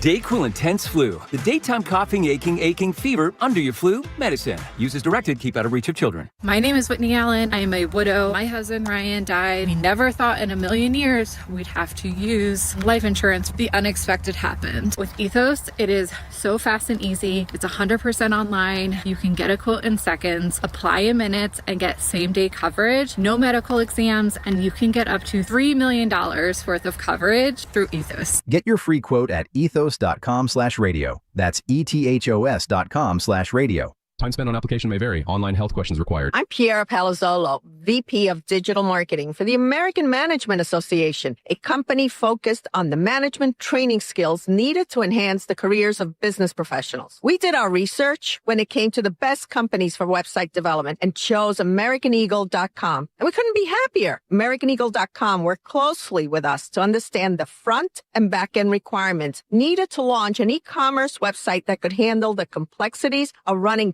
thousands of seminars nationwide. Our robust new website and improved SEO saw immediate increases in site traffic and web revenue. If you're in need of managerial effectiveness and success, visit our website at amanet.org. If you're in need of a website that provides an unparalleled consumer experience, I highly recommend AmericanEagle.com. Transform your business today. Dial 877-WebNow1 for a free digital consultation with AmericanEagle.com.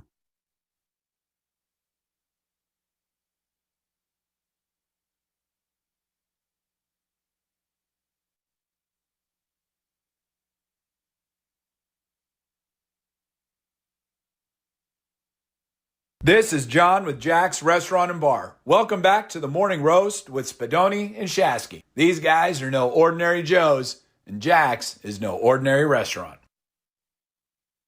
We love Jack's Restaurant and Bar. I love the Pleasant Hill location. That was beautiful, and I'm sure there were a lot of Niner fans cheering on the Niners yesterday at Jack's Restaurant and Bar in a win over the Carolina Panthers. Carter, what's up? Play me some happy music. No, this is happy. I'm going in. I'm out on Lil Weezy right now. And I'm going to go hard. And I'm going to go hard. What the hell is this? Whose birthday is it? It's for LJ? I don't know. Happy birthdays are happy. You know what? You brought this up. Happy birthday to a couple people. My boy Kyle Hay, one of my oldest friends. Hey, Kyle. He's 47 years old. Yeah, I don't know how many, 40-something. He's too I old. love you, buddy. You've been a dear friend for many, many years. It's been too long. I haven't seen you in a while. I love you, bro. My boy Tim Coyne. I believe his birthday is today. What's his name? Tim Coyne. Oh, Tim. I think you said Tim. His nickname is Rimmer. And you guys are going to laugh about that.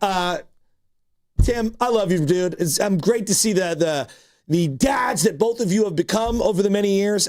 This is like, when your birthday is around some of your buddies' birthdays, you always remember them. And so, happy birthday to everybody out there. My boy JV. I don't know, JV, you probably owe somebody some money somewhere. I love you, but, happy birthday. And I don't know, pay somebody back every now and then. Happy birthday and happy Thanksgiving to all of you. Thanksgiving in a couple days' time. You guys love all the nicknames, don't you? White Mike's still my favorite. Rest in peace, Black Rob. Rest in peace. Oh, Bonte's friend Wet Wet. That one always gets me. Wet Wet's a good one. I actually met a guy who knew Bonte the other day and this morning when I hooked up with Rocco, and both said, he's not a great athlete. Poor Bonte getting crushed by his buddies.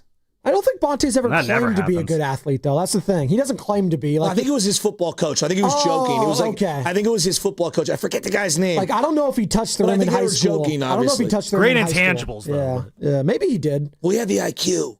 Well, that's what Brock Purdy has right now, the IQ. Right now. Decision making. Right now, the IQ is failing him. The processing. He's got elite processing. He does. Yeah, he does, actually. When you do the shows that he does on NBC Sports Bay Area, you do have to have elite processing skills. He does. In and out of the breaks.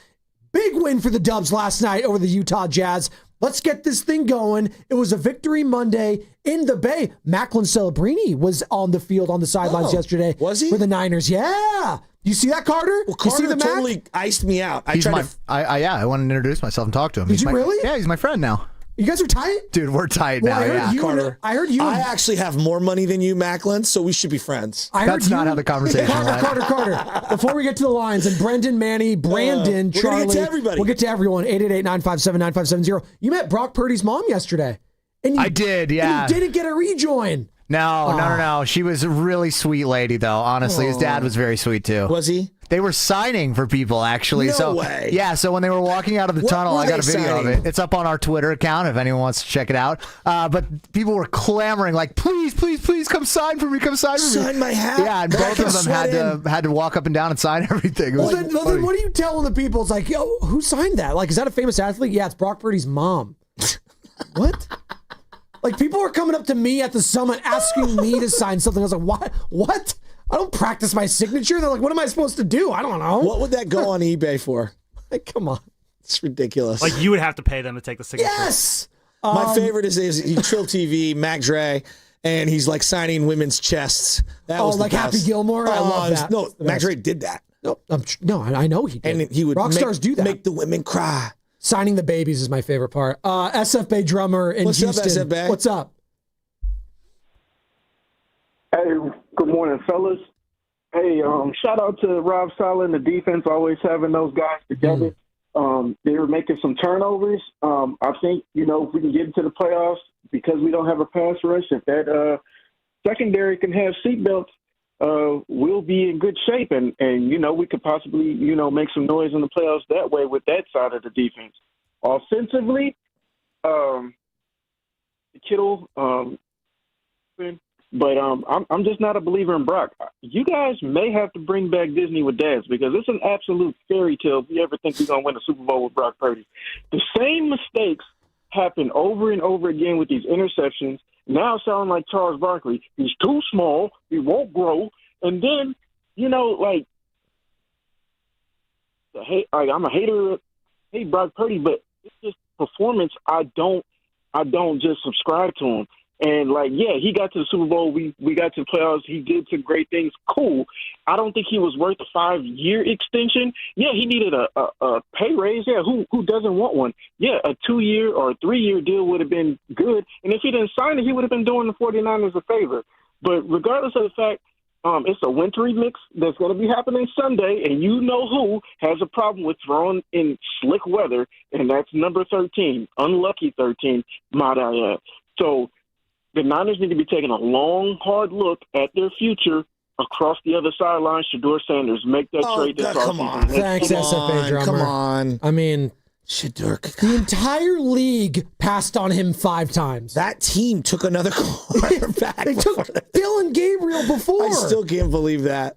Now, we'll react on Monday accordingly if he looks bad in the weather and they lose that game. Again, here's the conversation with Purdy. This wins right now, for the love of God. Joe, I think the hardest part for people to grasp we're in a very internet, over the top world. Really? It's not that, you're either the greatest I've ever seen or you're terrible and unplayable. Yeah. And so, to me, it's do you know how many different players I watched have great careers who were never elite, all the way around? Like Boomer Esiason, for example. Just pull up Boomer Esiason. He's some moss years. He had an MVP year. He was good. Yeah, he got to a Super Bowl. Yeah. Does anyone in the history of the game ever talk about Boomer Esiason? No, I think we talk about him more as a broadcaster, being pretty good there than he was as a player. Right? Yeah. A really, really, really good player, But I think with its money and the cap being what it has made all these conversations just so dramatic, because you're saying goodbye to good players to pay kind of good players, or paying, not so good players and then saying goodbye to great players. So, for example, the question has never been with Brock Purdy, is he good? He is good. It's how good is he? How much do you pay him? How great is he? It's not, does he suck? He doesn't suck. It's how good is he? And that's always been the conversation. And I think we get so caught up in, you think he sucks, Shasky? No, I'm just saying he hasn't been that good. And how good is he? And how much to pay him? And when you pay him, as we talk to all these quarterbacks, this amount of money, well, I can't afford that playmaker. And I can't afford that particular lineman or that DB, right? And so Like, I think this is where like all these quarterback conversations just get really lost in the sauce. And to me, it's not, does he suck? He doesn't suck. It's how good is he? Short of winning, and how many good players am I willing to get rid of at the cost of him? Short of winning a Super Bowl, is there anything that Brock Purdy could do to make you feel comfortable about him being the starting quarterback for the Niners going forward? Short of winning a Super Bowl, is there anything that Brock Purdy can do the rest of the season? The short term is to make you feel good. So here's the short term. Like, can you finish the year out healthy? Okay. That's the first. Okay. Second, all right, can we stack a couple of these games in a row, right? In terms of good play, like really good play. You know, win a game on the road in some inclement weather would be one to check off the box for all the haters. You know what I mean? Because if it rains, he sucks. Yeah. It's like, well, there's a lot of data pointing to that. I'd like to see him get over that particular huddle. Win a playoff game with this team. And that horrible, not horrible, but that defense that's suspect. Let's be honest. Yeah, it's not a world beater by Joe, any stretch. You win a road playoff game, right? That would be like, wow. That would be great. I don't care who you're against. Going to Chicago, I know you're, kind of poo-pooing them, but I'm not. Listen, they're just so unproven. Like, I agree. I think Javier, someone calls like, you think they're going to beat the Bears? I was like, what did the Bears won? Well, they've been good this year. Their high watermark is Cody Parkey with a doink. But they have a really good offensive line, right? No, and so I hear you, but like the notion that it's like impossible for the Niners to beat the Bears, I think is like, come on, let's pump the brakes, guys. Sure, let's pump the brakes. But like a road playoff game, I don't care if you're Montana, Tim Rattay, or anything in between. That's great for any quarterback's resume. So you want to talk about feeling good, finish the year out, stack a couple good games down the stretch, and then if you win a playoff game, that'd be freaking awesome. Heck, even if you lose a playoff game and you look great, I'll go for that too. Sports Talk on 95.7 The Game is presented by Paramount Plus. Count on Sundays all season long with the NFL on CBS and Paramount Plus. We still got full phone lines. And if you can't reach us via call, you could text us on the Boxer and Gerson Work Injury Attorneys text line, 888-957-9570. Ironically, this team's played a lot of home playoff games in its history. They have. A lot. Like, you can count on your own head how many road playoff game wins they have. And at one point, Kaepernick had as many as Steve Young and Joe Montana combined. They're undefeated. Because they always had home games. They've never lost at home in the playoffs under Shanahan. They haven't. Yeah, well, that's, They just haven't. I know. Yeah. Now, think about their road playoff games. How many have they actually had? Cowboys, Packers, under Shanahan, correct? Yes. Cowboys, Packers, Rams. Is that it? And with the Eagle game. The Eagle, yeah, that's right. The Eagles, the NFC Championship, excuse me. And they're 2-2. Yeah. That's good. Yes. I mean, that's good. And one of them, your quarterback, you lost in the first quarter. Like, it was over. 100%. But I'll take that all day, every day. Like, that's what made the whole going to Seattle the year that they lost in the 2013 game. You went on the road and you beat Green Bay. It was a phenomenal game. Inclement weather. Yeah, yes. You went on the road and you just smacked up a good Carolina team that everyone forgot about. Yep. And then you went there. And then the year prior, you went to Atlanta and won in the NFC Championship game. That's right. Like, those are incredible wins. Manny, Union City. What's up, Manny? You're on the roast. Hey, good morning, guys. First, before everything else, in a couple of days, have a great Thanksgiving, man. Thank you. You as well. I should get paid royalties. I had to take the bus today. I had you guys on the whole time. Everybody knows about 95.7 The Game now. Thanks. Oh, that's awesome. That being said, guys, he's a Cinderella story. We all admit it. 7th round pick, last guy picked in the draft. But just like Cinderella, everything has to turn back to the way it was. And you know what? When Brock came out in that Miami game, you should have heard me. I called him the next coming of Joe Montana. I was so full of the hype. I really was. And I like the kid. He's got skills. But we got to face facts. The guy is a 7th round pick for a reason. The guy was the last pick overlooked by scouts in the draft for a reason. His skill set is what it is, right? He can make great plays. He can make the plays that he made last night. We as Niner fans either have to be good with that, or we just have to. Manny, I'm going to cut you off. Last night was the number 1 overall pick, and thank you, Manny. We love you. Come on. The number 1 overall pick was Bryce Young. Awful. Purdy has way more God-given talent than him. Yes. On a football field. Not even close. And whether we're talking about brains, feet, size, arm, I was so underwhelmed with Bryce. He went number 1 overall. Number 1 overall. We've seen 2 of those this year. So everyone wants Trevor to talk Lawrence. I will criticize Brock when it's appropriate. This thing that he was the last pick in the draft, it's pretty obvious he was misdiagnosed coming out. We were all wrong. There were things about his game that we couldn't measure, and we were wrong. It's okay. Now, should he have gone in the first round? I don't know, possibly. At worst, everyone should have taken him in the second round. Looking back on that, right? Looking back on that. For sure.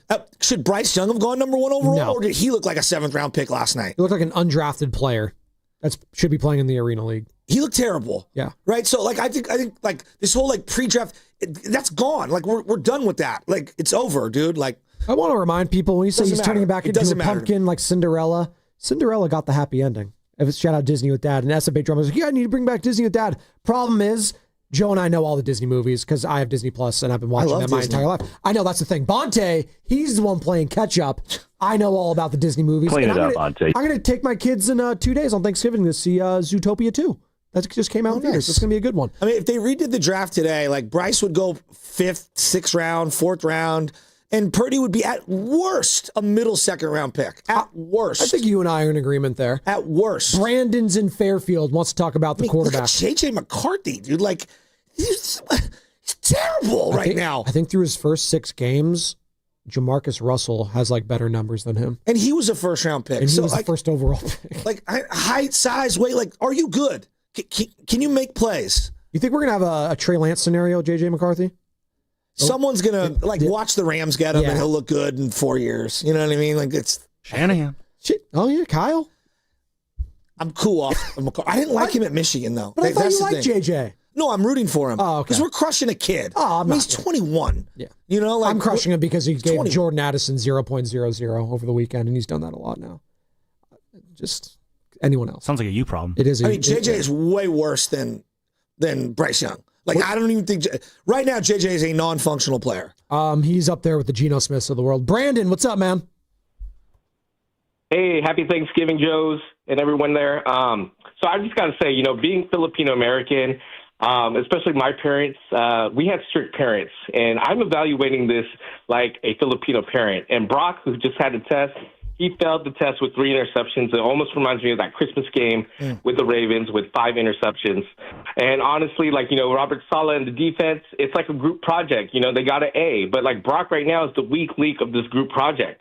And honestly, like, you know, we got to, you know, learn from our mistakes. We did it with Debo. We did it with Ayuk. Like, we got to probably trade him. Like, it's the eye test, guys. Look at the eye test. Look at, like, hey, Brandon, I'm just letting you know right now they're not going to trade him. I mean, they just voided Brandon Ayuk's deal. We didn't see that coming. Yeah, but they're not trading him. It's like $100 million dead cap. Did you see Jared Goff getting traded? Oh, you never know. Like, that's why you got to let things play out. And I'm not even advocating for it. But, like, I'm never going to say never. Everyone's just calling in after that game last night. No one gives a damn about the win. It's insane to me. No one gives a damn that they're 8-4 in the season. Welcome to Niner fans. No, Sam had a good point. Jared Goff wasn't paid before he was traded. He was paid on the Lions. That makes a big difference. I thought he got some money with the Rams. Not $50 million a year money. Yeah, well, at the time, what was it prorated? What was his percentage of the cap? He had a contract already with the Rams that the Lions took over, I believe. He had to have gotten paid after that, right? He did, but yeah. I'm looking it up. You guys filibuster. 888-957-9570. Biggest takeaway from the Niners win last night. They're 8-4 people, and I know Brock didn't look good in that first half. He had an average $33.5 million salary when the Rams traded. And what was that percentage-wise to the cap? That's to do a little bit of a SPO track digging, but anyway, at the time, yeah, he had a 4-year, $134 million deal that he signed in 2019.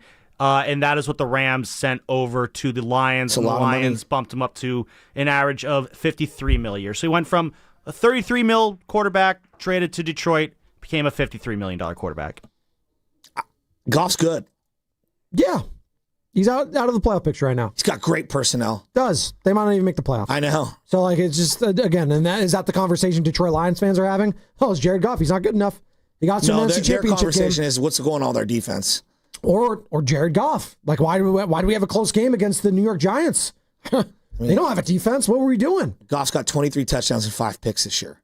It's great. They're on the outside looking in. I'm with you. I'm just saying, like, he's been good. Let's go to Charlie in New Jersey. What's up, Charlie? Chuck. How you guys doing? Happy Thanksgiving to you all. Happy Thanksgiving. My big issue with yesterday's game was that when Brock threw the 3 interceptions, I believe it was the first interception that Horn had caught. He could have easily, he started running for the first, he had two options. He could have ran for the first down or shuffle pass it over to Kittle, who could have ran for 15 yards, probably even got a touchdown.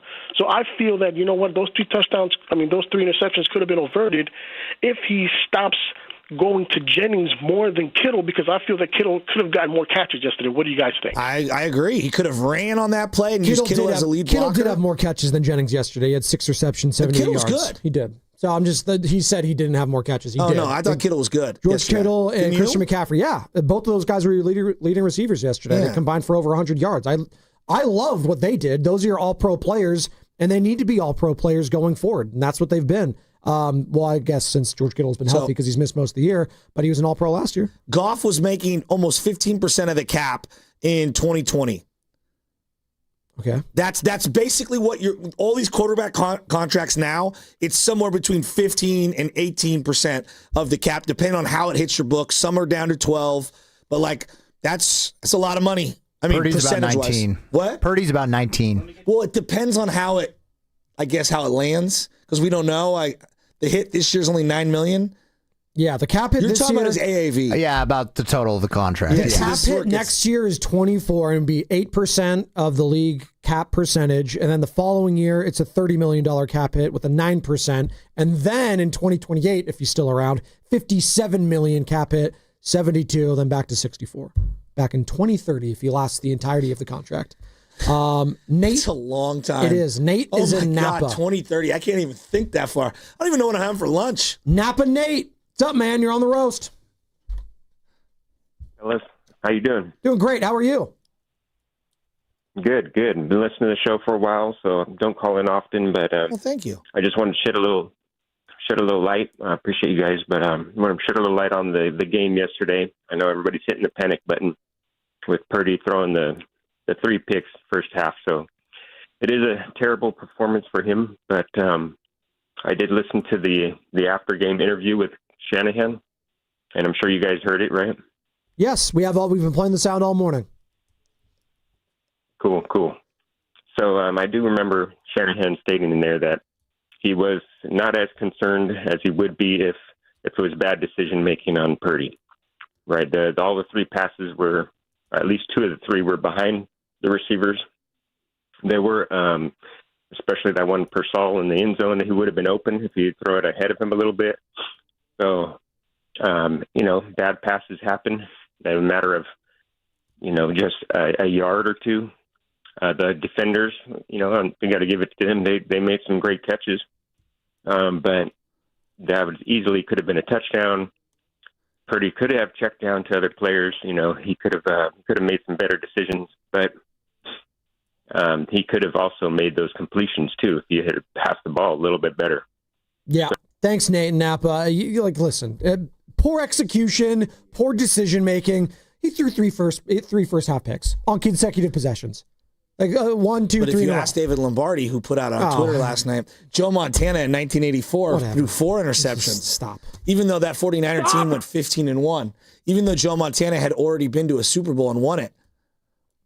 Tom Brady threw some interceptions in Super Bowls before. So I had to tweet at him yesterday, and I was just like, dude, A, you didn't even live in the Bay Area until a couple years ago.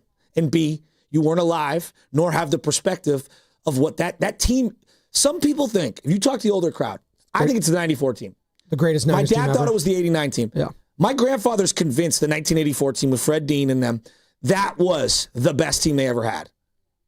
And he thought in the 83 season, they got jobbed by a Ronnie Lott PI in the NFC Championship game against the Washington football team.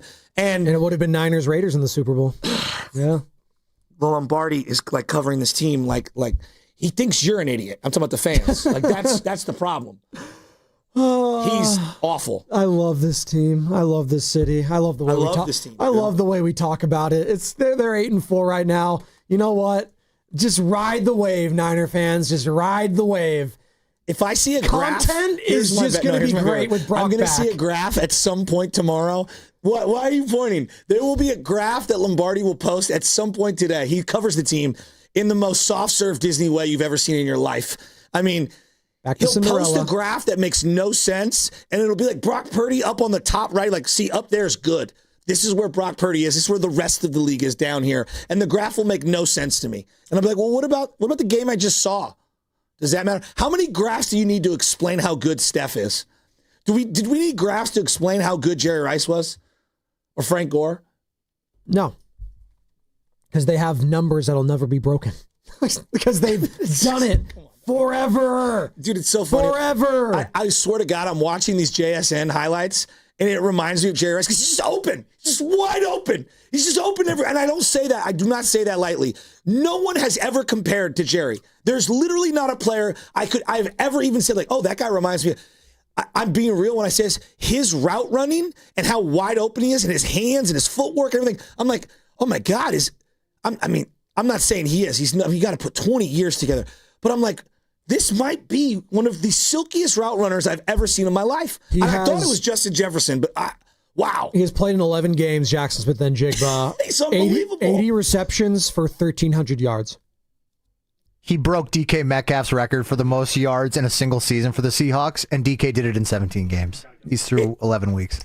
I'm watching that. I'm telling for the young people, this is who Jerry was for 15 straight years. Jackson Smith and Jigba. I'm not even hyperbolic. I'm being real. JSN is one of the leaders in the clubhouse, if not the leader for Offensive Player of the Year. There's another guy on the field yesterday that should be in the discussion. We're going to talk about it on the other side. This segment is sponsored by Frontier Ford on Stevens Creek Boulevard. Frontier Ford's year-end sales event is on with 0% APR for 60 months, 0 down, and no payments for 90 days on all Ford's top models. Deals end January 5th. Visit Frontier Ford on Stevens Creek or shop anytime at frontierford.com. Imagine being the wizard of your own home. With Xfinity, intelligent self-healing Wi-Fi fixes problems like magic. It boostifies speeds to your devices when you need it most and makes your favorite Wicked content sparklify on every screen.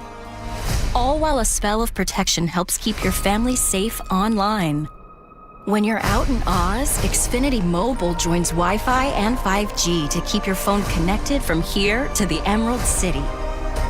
If you had the most intelligent Wi-Fi from Xfinity, everything would work together for good.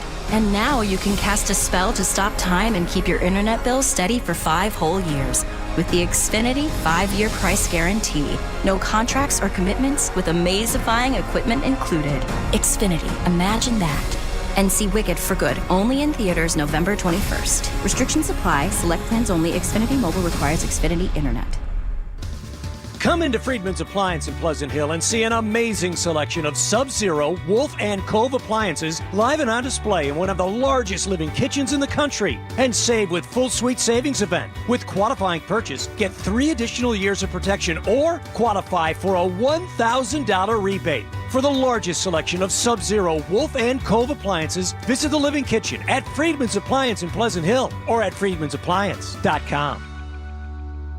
A lot of Bay Area banking customers are faced with a choice. Which financial institution best fits what they're looking for? It might make sense to consider a bank's history. Take Fremont Bank. For 60 years, we've provided stability and consistency with an emphasis on relationships. We've grown one customer at a time, not through mergers or acquisitions, because that's how you can do business when you're independently owned and community focused. Fremont Bank. Here for you, here for good.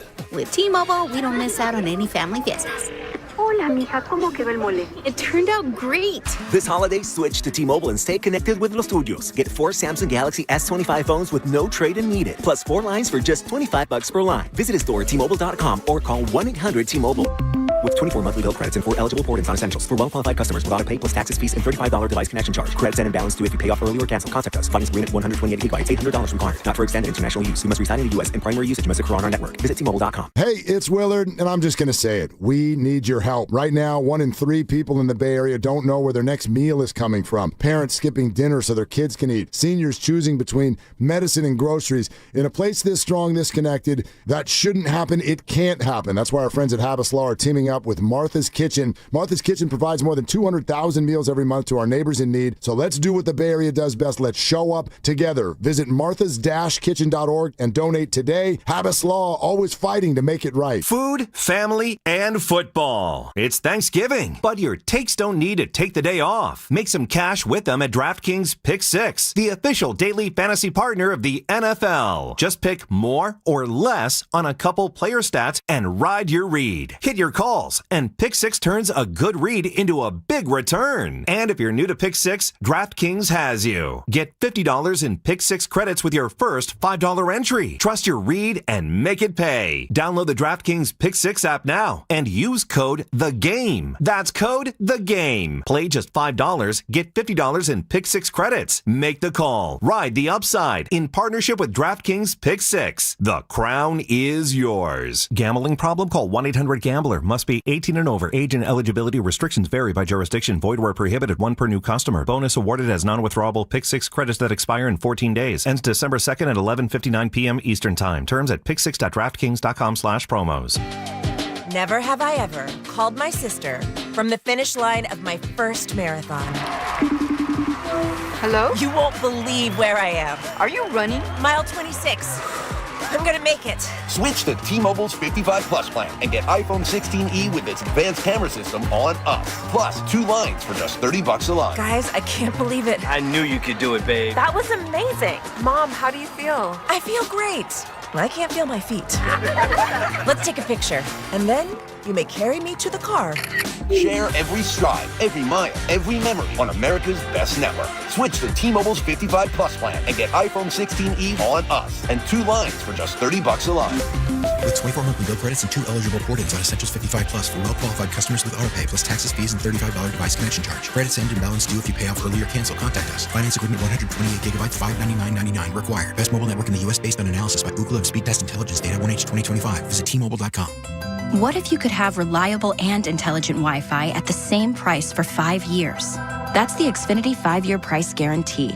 No annual contracts, no hidden fees, and our best equipment included. Just 5 years of Wi-Fi that boosts speeds to the devices that need them most, that finds and fixes problems before you even notice them, and that keeps you gaming in the fast lane. Lock in your price and unlock the possibilities. Xfinity. Imagine that. Select plans only. Restrictions apply. Red and Gold Game Day starts at Laughing Monk Brewing. Park for free. Enjoy amazing food, ice-cold beer, and every game on TV. Catch 95.7 The Game's pregame show. Then hop on the free shuttle straight to the stadium. Sign up now at 957thegame.com.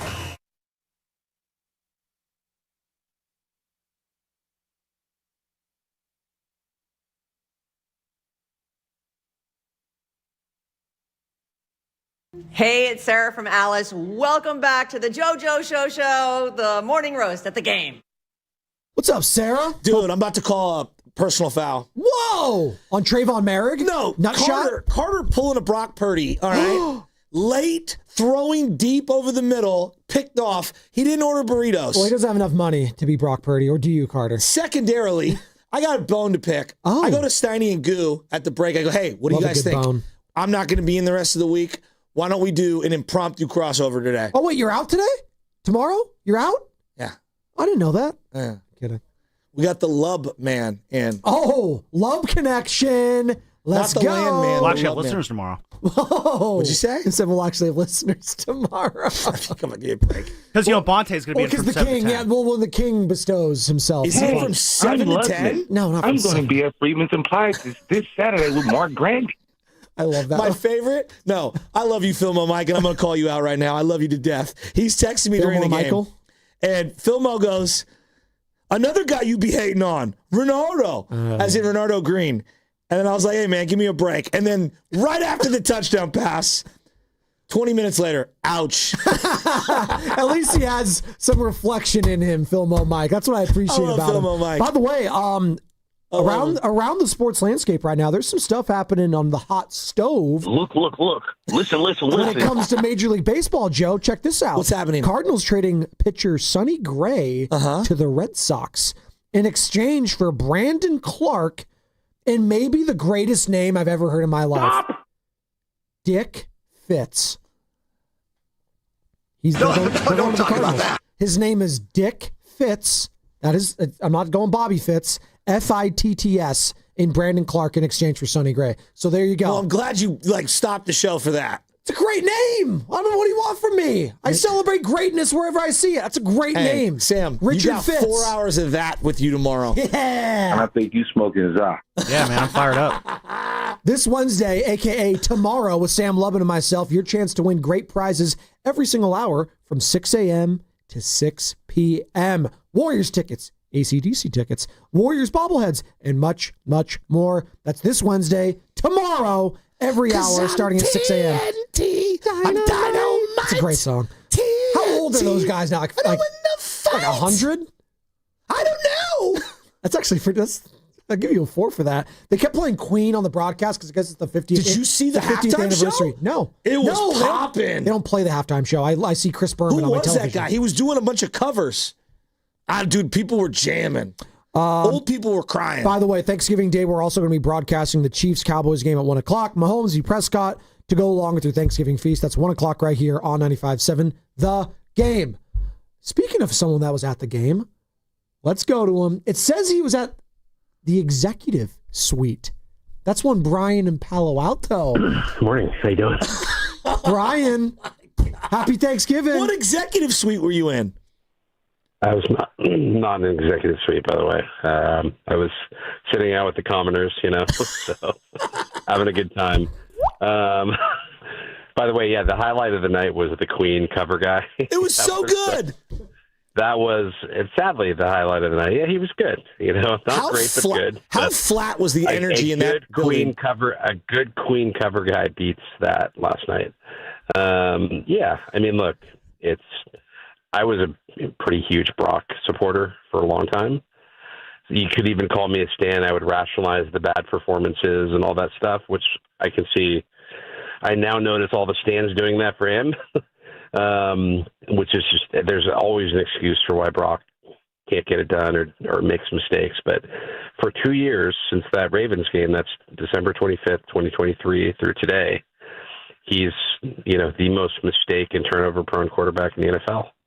By not even close, by the way, right? Like when you're almost a touchdown to interception 1-to-1 close, that's not acceptable quarterbacking anymore. Jameis Winston territory. Maybe in 1977 or something, but and so when you don't have a good arm, not even a great arm, but a good arm, and you no longer are a good processor and decision maker, man, they got to be absolutely in panic up in the executive suite for the 49ers about that contract, because it's getting I guess it's getting late.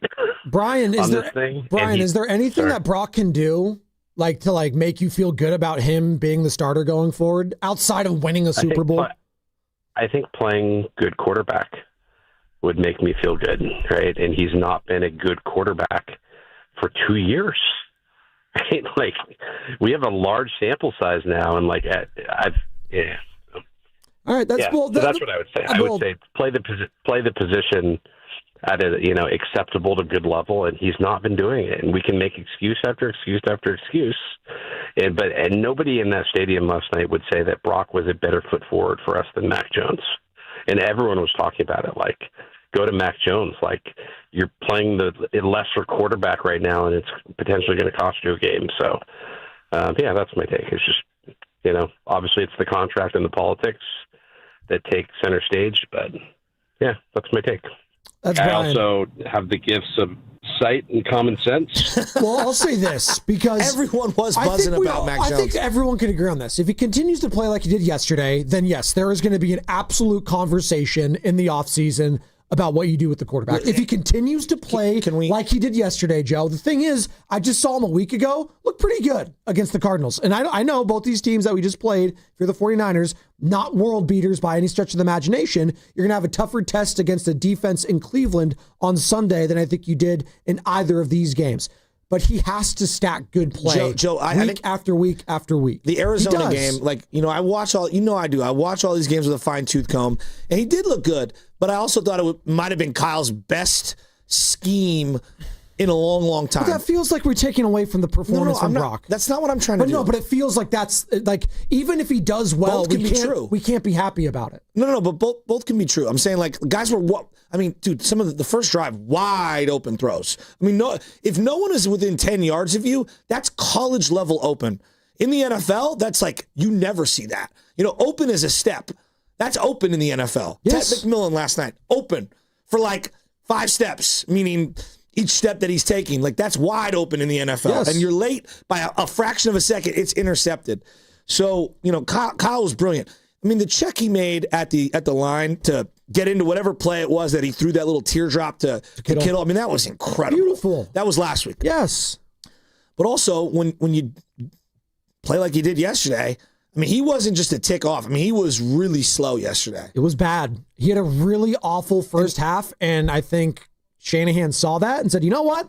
We're going to make it as simple as possible in the second half. Let's run the damn ball. Let's win this game. Let's not mess around. Because the only way the Panthers were going to win that game was capitalizing off turnovers. The undeniable, like, if you guys want to give all the stats and everything, that's fine. Then I don't know what to make of it. Like, since that Ravens game, he has led all of football in turnovers. And it's not like he has the most games played. And he also has a 1-to-1, essentially, touchdown to turnover ratio. That's Jameis Winston territory. Yeah, it's not good. Now, we could say CMC wasn't here, and this guy wasn't here, and that guy wasn't here. All right, but like when I'm paying you a lot of money, I expect you to be more discerning and take care of the ball. And considering how bad your defense is, like the last thing you can do against a team like Carolina that doesn't have a lot of offense, turn the ball over. That's how you get them into that game. I've heard a lot this morning about Mac Jones. If I honestly felt that Mac Jones, and I think Kyle would tell this to you too, off air, off script, or whatever, off the record, he'd say, hey, if I truly felt Mac Jones was infinitely better than Brock Purdy, yeah, I'd probably be playing Mac Jones. I just don't think he sees that big of a drop-off between the guys, and he's going to stick with the guy that's been the leader of this team the last few years in Brock Purdy, and the guy that they're paying all this money to. He despised Jimmy G. Hated him. They hated each other. Let's be honest, dude. They hated each other. Why was he on the team? Because of the contract that they couldn't move, that they couldn't deal, and the fact that they felt uneasy about Trey Lance. But he's actually told me he's actually felt like Brock has been his guy all this time. I never bought that Jimmy was Kyle's guy. I think they just circumstantial. Okay. They brought him in, second rounder. He played 6 games or whatever it was. I know. They paid him. But Joe, here's what I don't believe. And I think Kyle's a great game day coach. He always, after the fact, is like, well, we knew all along. For example, with the Brock thing, well, we knew he was our best quarterback. All right, you kept him on the roster, you get credit for that. Well, his dad said that to Romanowski. But if you thought he was so good, then why'd you go with Jimmy G before you went with Brock Purdy? Well, they went to Jimmy G because Trey Lance got hurt. And Jimmy G was a rookie. What I'm saying is because you're going with Jimmy G over a rookie, right? But we knew in training camp he was our best player. You just go straight to your best player then. Like, why did he do that? Because of the money and the resume and the politics that are involved with going to Jimmy Garoppolo. And because I think we all knew, like, I'd rather have Jimmy Garoppolo than Brock Purdy. I don't think anyone was clamoring for Brock Purdy. No one's clamoring. But if you claim that you knew from the jump, then why didn't you do it? Like, you get what I'm saying? I mean, I think it's a stretch too far for me to believe that. I'm not going to put that one on Kyle. Like going to Brock instead of Jimmy in that scenario. Like, I understand in hindsight, probably shouldn't have said something like that because, yeah, you look foolish. And he's played lesser players who make more money over and over again. Remember Tevin Coleman? I mean, I was pounding my head against the ground. Falcons legend. Sanu. Yeah. I mean, he's played guys. I mean, I would even make the argument out like Juice. Juice had a good game last night, too, by the way. I was ready to move off a Juice a while ago. Kyle's obsessed with him. Good block on that McCaffrey touchdowns. You're listening to 95.7 The Game. KGNZ FM and HD1 San Francisco and Odyssey Sports Station and the home of the Golden State Warriors and Valkyries. Always live on the free Odyssey app, coming live from the Laughing Monk Studios. And by the way, we have an hour left to go here on a Victory Tuesday. We would love your participation still. The phone lines are open. We got about 2 lines open right now. And if you can't call, you can always text us on the Boxer and Gerson Work Injury Attorneys text line. Also, be sure to hit us up on YouTube where we are streaming. You can see our lovely faces. Ryan is in Irvine, wants to join the conversation. What's up, Ryan? Hey, what's up, guys? Hey, the good news is Purdy's got a get-right game this Sunday against the bottom tier defense. Hold on. I'm going to push back. I'm going to push back real quick, Ryan. Cleveland bad weather, Myles Garrett going for the single season sack record. 10 sacks as a team against the Raiders. It's called sarcasm, guys. Oh, I know okay. it's early. Sorry. Oh, sorry. It's difficult. My bad. Yeah, sorry. No, I'm being sarcastic. He's going to get killed this weekend, and this is what scares me. Kyle falls out of love with his quarterbacks really easily. Watch that game last night, and I know Kyle stood up for the decision-making that Brock made, and I know Brock owned the decisions he made last night. Just watch Kyle's reaction when he throws that pick in the end zone, and you tell me whether or not he's happy with his quarterback. I'm going to have to look at that. And then secondly, he loses his mind. I mean, he's yelling into his playbook. He's furious. So it reminded me of Jimmy G, like where he's just like, I'm scheming this stuff open. I'm trying to make this palatable for you, and you're ruining the script. Kyle falls out of love with his quarterbacks really easily. Keep an eye on that. Secondly, can you name me another $50 million plus quarterback in the league where you have to take the ball out of their hands? What's Jared Goff making? I'd probably go to David Montgomery and whoever else, Jahmyr Gibbs. Yeah. It's pretty frightening, to be honest. And look, I know they're playing Carolina. They have a run game. I know you don't have to throw the ball, so that's not a total indictment on him. But it was very reminiscent of how Kyle was so afraid of what would happen with the ball in his quarterback's hands that he just removed that from the equation. What's going to happen? I'm kind of with Shasky. It's like, I'm nervous. I'm nervous about Brock Purdy. And it's like we try really hard to not be critical of Brock Purdy for some reason when the facts of the matter are he can't play in inclement weather. If he doesn't have good protection, then he's not that good of a quarterback. Is he ever going to have arm strength? No. Ryan. I'm gonna cut you off here because the entire show has been crushing Brock Purdy. I'm just calling cap on this entire thing. We're so afraid to call it like we see it. Everyone's been calling in saying he sucks. Well, who's afraid of saying it? He doesn't suck. No, but people have been saying that. He sucked in the first half. So who's afraid of calling it out? No one's afraid. Everyone's saying it. And he's played very mediocre. But Joe, come on, you can meet me halfway here. No one's afraid of saying like what we're seeing. No, there is a sentiment. I do believe. No. Joe, if he had that same game, how many people have called in and texted him today crushing it? That's like 90%. 90%. We're part of the media. We've been crushing him. We're part of it. Our whole station will crush him today. Joe, I watched a video from the San Francisco Chronicle. I grew up reading the Chronicle. Right. I watched a video and they're like, Kyle wants the ultimate prize. Coach of the Year award. The ultimate. You think Kyle doesn't want that? You think Bill Walsh and Bill Belichick are measured by Coach of the Year awards? I don't awards? think Kyle wants. They're measured by Super Bowls. Did they even ask Kyle about that? Where are the quotes in that? No, we have. I'm just being real with you. Like the. Yeah, but that's them. Not I Kyle grew up with Ira Miller, Lowell Cone. Okay, Glenn Dickey. That's who I grew up with, crushing Steve Young for not being able to win the big one. Crushing him. He was the MVP of the league. He's just destroying him. Absolutely destroying him, and Seifert, for that matter. And I'm just telling you, like, if that media contingent was around today and this Brock thing was going down, the questions, the rhetoric, the conversation would be very, very, very different than some of the way I'm seeing it displayed now.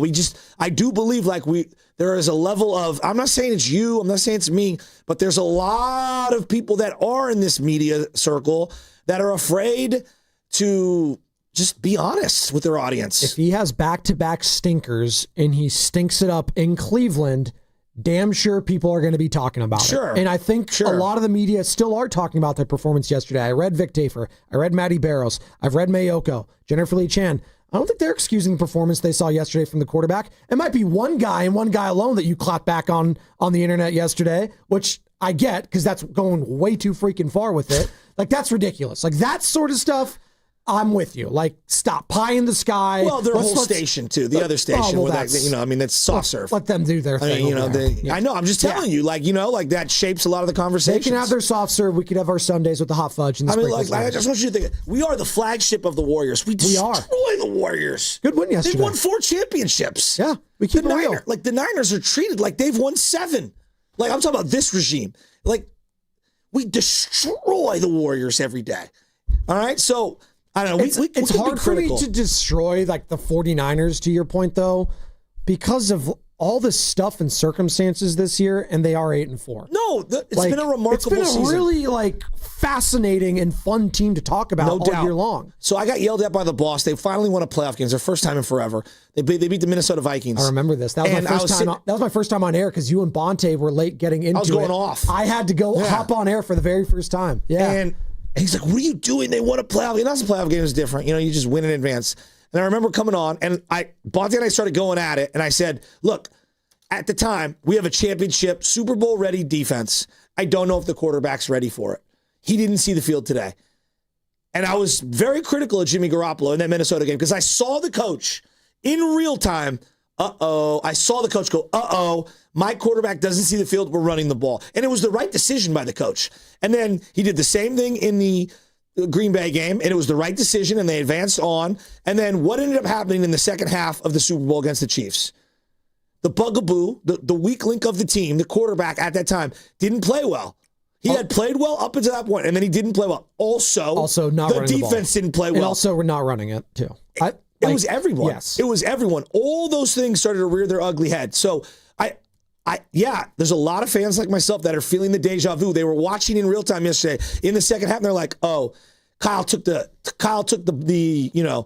put the training wheels back on the offense. From the super chat, Joseph Hernberg spent $2 to say, Brock is a short, disgusting decision maker and quarterback all in one. No, come on. Come on. Let's be. Come on. He's been a good player. He's having a tough run right now. I do think he's hurt, and I think it's gotten into his head a little. Disgusting decision maker. Let's be respectful.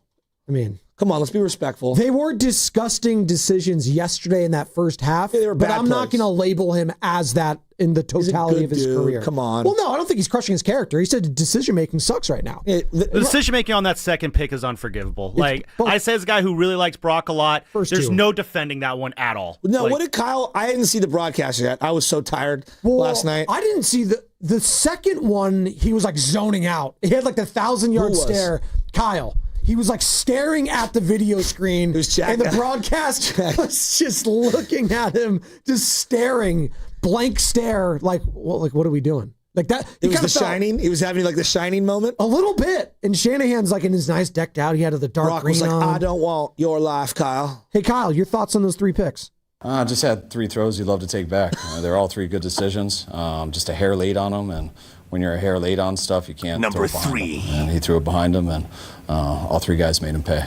All 3 guys. Burnsy, Fremont, before we hit the break. What's up, Burnsy?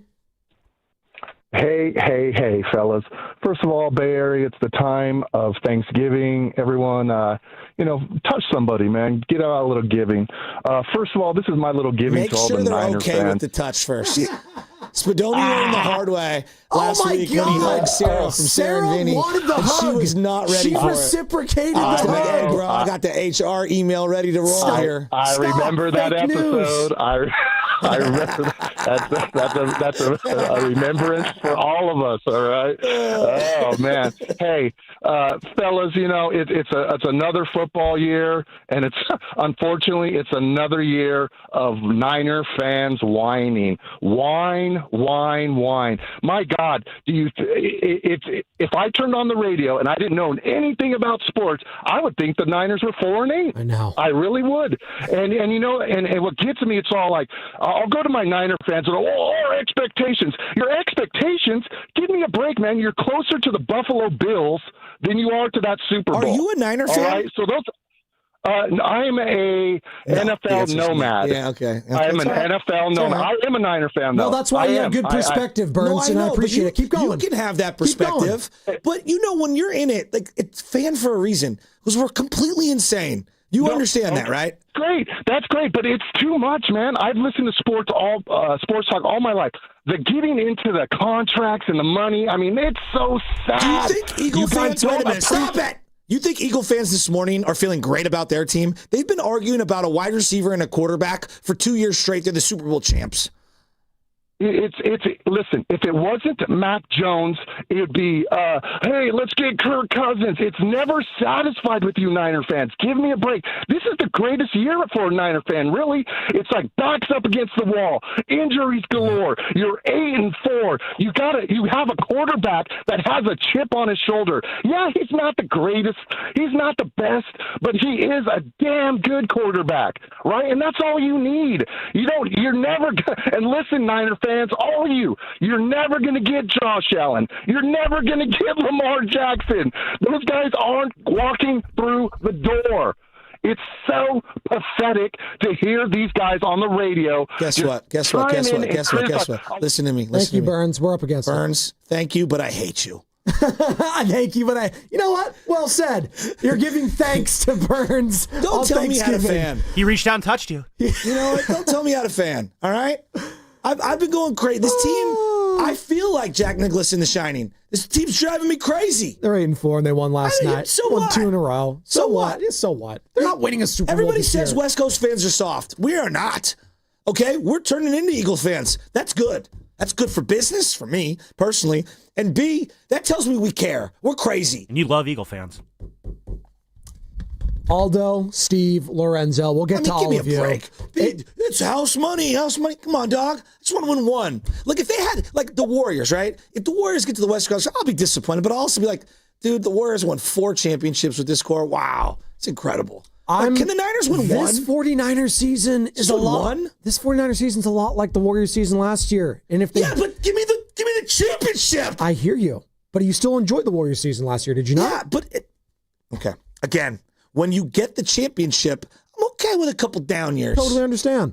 They've gotten to 3 Super Bowls and have failed to cash in since 2010. And if you don't think like I do, which is fine. You're entitled to it. But this is how me and my boys talk about this team and have been our whole lives. And we'll continue to talk about it on the other side, brought to you by Crystal Geyser Alpine Spring Water. What makes Crystal Geyser Alpine Spring Water different? We always bottle our Alpine Spring Water less than 1.5 miles from the spring source, and all our bottles are made with 50% recycled plastic from our own recycling plants. Crystal Geyser, bottled at the spring source.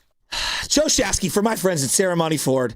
And the year-end sales event is on right now. This is the time to score 0% APR financing for 60 days with a $0 down and 0 payments for 90 days on some of Ford's hottest models, including the F-150, Explorer, Escape, Super Duty Regular, and Super Cab, Joe's favorite, the Transit Van, Lightning, and the all-electric Mustang Mach-E. Look, I absolutely love my Ford. It's perfect for my family. It's packed with cutting-edge tech, and it's styled to stand out wherever I go. And the deals like these, well, you don't want to miss them. And now is your chance to grab your dream Ford. Remember, that's 0% APR for 60 months, $0 down, and no payments for 90 days. And you could save big on the top models right now.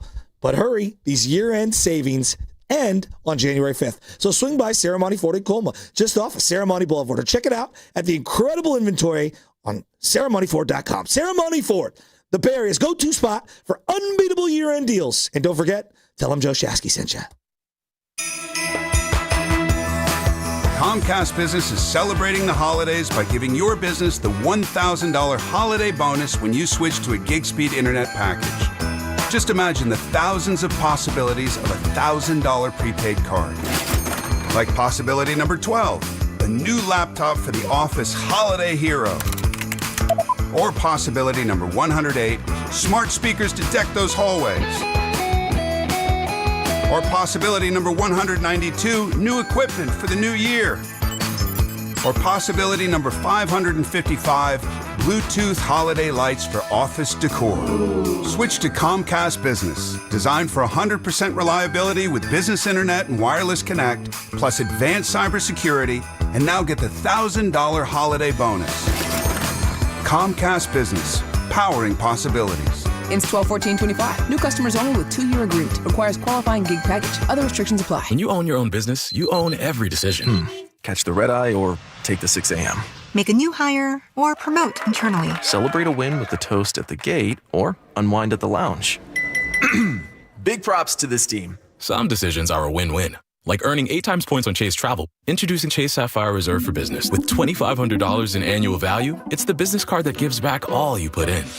Visit chase.com/reserve business to learn more. Cards issued by JPMorgan Chase Bank and a member of FDIC, subject to credit approval. Terms apply. The following is an attorney advertisement. If you get sidelined by your workplace injury, the workers' compensation attorneys at Boxer & Gerson can help you get back in the game. Our team of skilled attorneys will fight by your side for the treatment and compensation you deserve. We care about justice for injured workers. That's what makes us Northern California's premier workers' comp law firm. Call Boxer & Gerson at 510-835-8870 or visit boxerlaw.com for a free consultation. Boxer & Gerson, your life is worth the fight. 250 years ago, a promise was made to connect families and friends near and far. And during the holidays, that promise is more important than ever. That's why USPS is building a better network to meet your needs with timely deliveries, easy and affordable ways to ship, and everything you need to make your season full of holiday cheer. Our purpose is delivering your peace of mind, knowing your love will arrive, bringing joy to all. The United States Postal Service. Learn more at USPS.com/holidays. Jack here with the sound of a freshly cracked egg, sausage grilling, you busting out of your front door?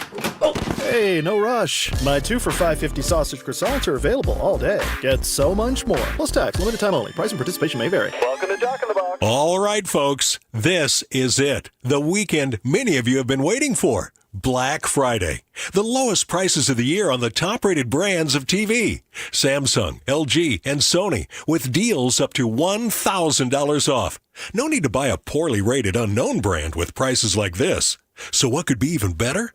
How about video-only's better than Black Friday deals? That's right, better than Black Friday.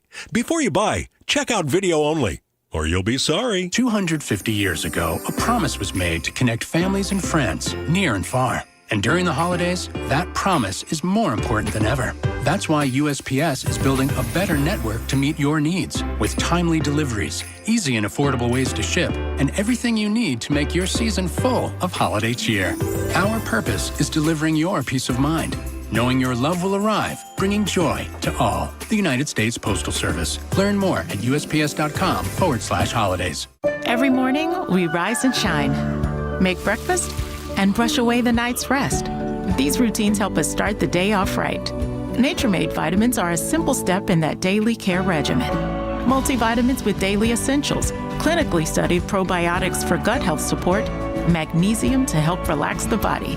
Nature-Made is made to care for you every day. These statements have not been evaluated by the Food and Drug Administration. These products are not intended to diagnose, treat, cure, or prevent any disease. It's time for Black Friday, Dell Technologies' biggest sale of the year. Enjoy the lowest prices of the year on select PCs like the Dell 16 Plus, featuring Intel Core Ultra processors. And with built-in advanced features, it's the PC that helps you do more, faster. Plus, earn Dell rewards and enjoy many other benefits, like free shipping, price match guarantee, and expert support. They also have huge deals on accessories that pair perfectly with your Dell PC and make perfect gifts for everyone on your list. Shop now at Dell.com/deals.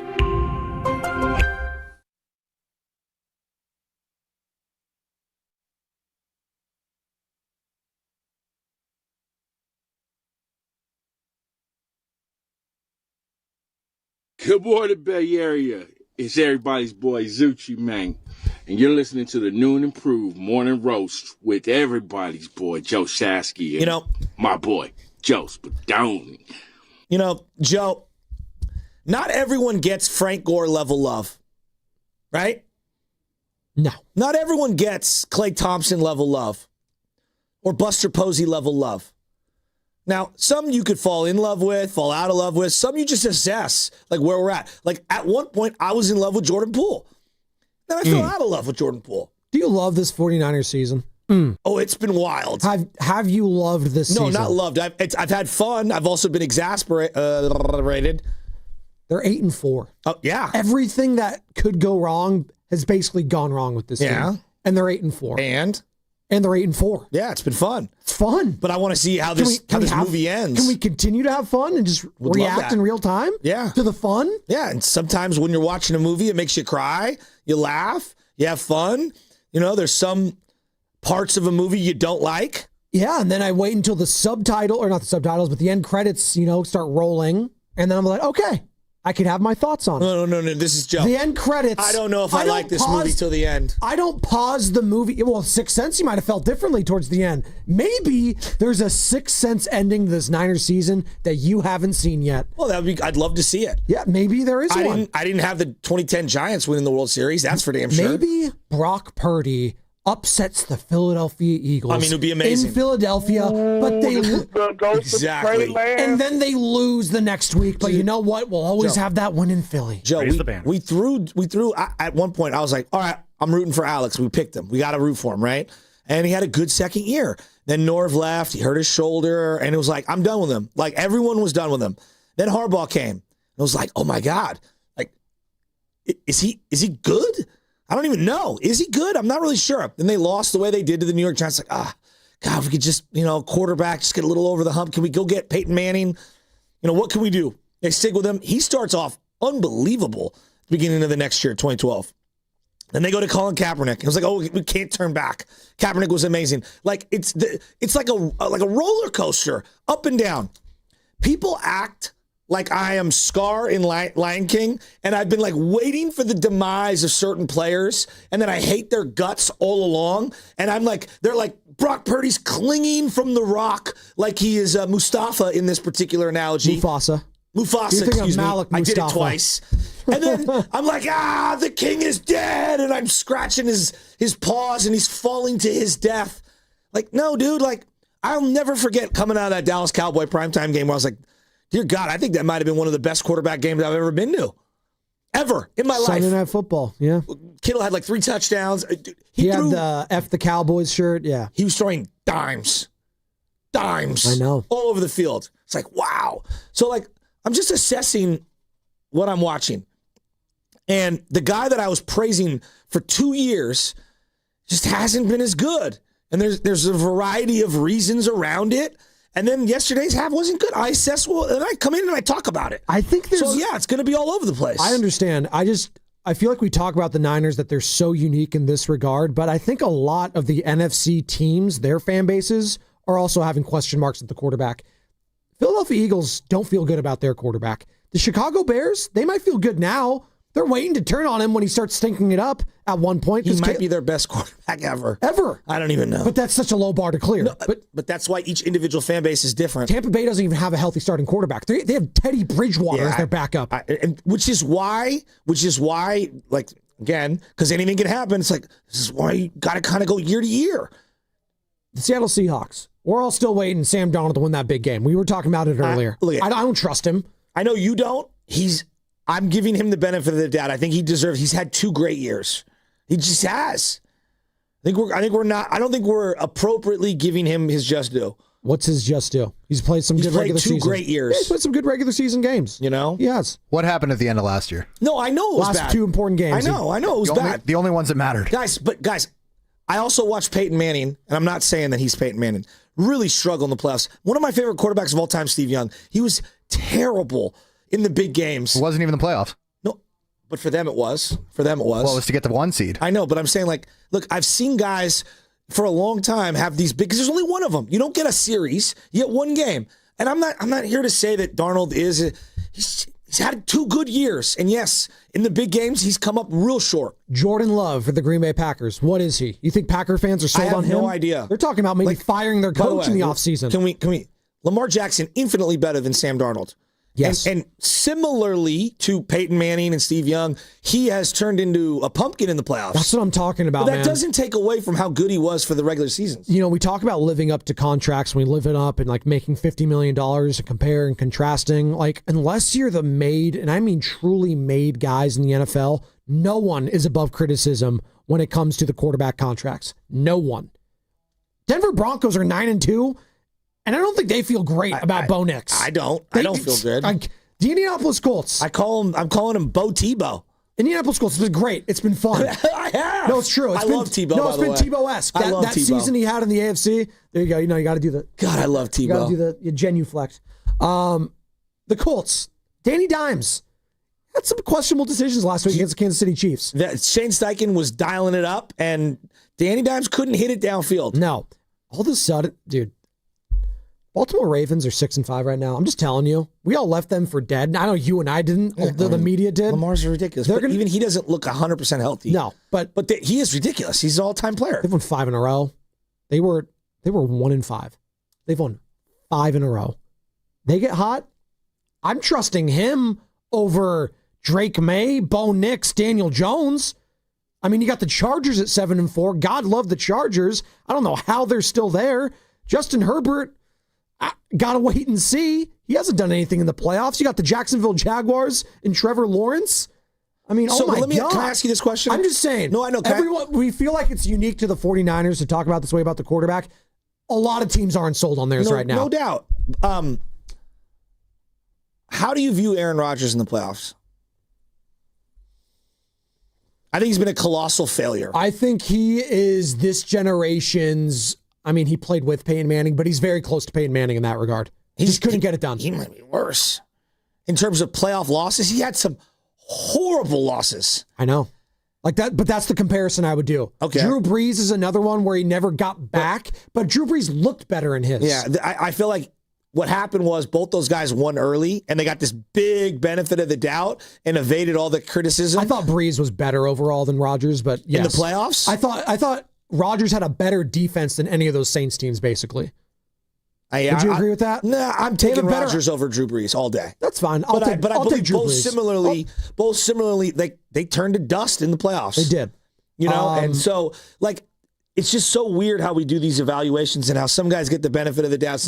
Like, had Lamar, all the stuff, the playoff stuff is the same, but year 1 or year 2, he wins the Super Bowl early on. How different does a play? Mahomes, he'd be a made man. He'd be a made man in the sense that he's already going to be a Hall of Famer because the amount of MVPs he's won, but he would be solidified as like a top 10 quarterback had he got a Super Bowl already. Yeah, it's just it matters. So your point about like how we talk about these things, yeah, it is. It's definitely there. Like, okay, we talk about Dak. I always say, like, Dak's a really good player in the regular season. He is. He's a really good player. He'll win double-digit games when healthy. I don't trust him at all in the playoffs. Like you guys don't trust Darnold, you know? Dak Prescott is Tony Romo, the way we talked about it. People might forget. Tony Romo was really good in the regular season. Yeah. He was. And then what happened? Yeah, I mean, couldn't keep the snap. I mean, he couldn't even, against the Seahawks. Also, Dez caught that ball. I agree. Dez caught it. You and Skip Bayless. I hate the Cowboys, but Dez caught that ball. Both still hanging on to that one. No, he did, though. No, he did. And that was against Aaron Rodgers. I know it was. And by the way, talking about Aaron Rodgers, that NFC Championship game in Seattle, never going to live that one down. Steve, San Francisco. They should have won that one. Yeah, they probably should have. They got bailed out. The Seahawks got bailed out by some serious Russell Wilson luck. Russell Wilson crying, and that's one of the all-time memes, the tears in his eyes. I watched Aaron Rodgers quit in that 2019 NFC Championship game. It was just, he just quit in the middle of that game. It was wild. It's like, wow, dude, you're an all-time legend. You might not ever get back here. And he did against Brady the next year, and then they didn't go for it. Was it Jared Cook in the playoffs? He had that toe tap-like catch in Jerry's world where they get the game-winning field goal. That was an incredible playoff win. As we're talking about Aaron Rodgers' shortcomings, that was a big win. Steve, San Francisco. What's up, Stevie? Hey, what's going on, fellas? All right, as far as Purdy, if this isn't because of the toe, and I hope it is because those passes were floating like Sean Hill on him, when do we start blaming Kyle and this disturbing trend of him making his quarterbacks look progressively and objectively worse?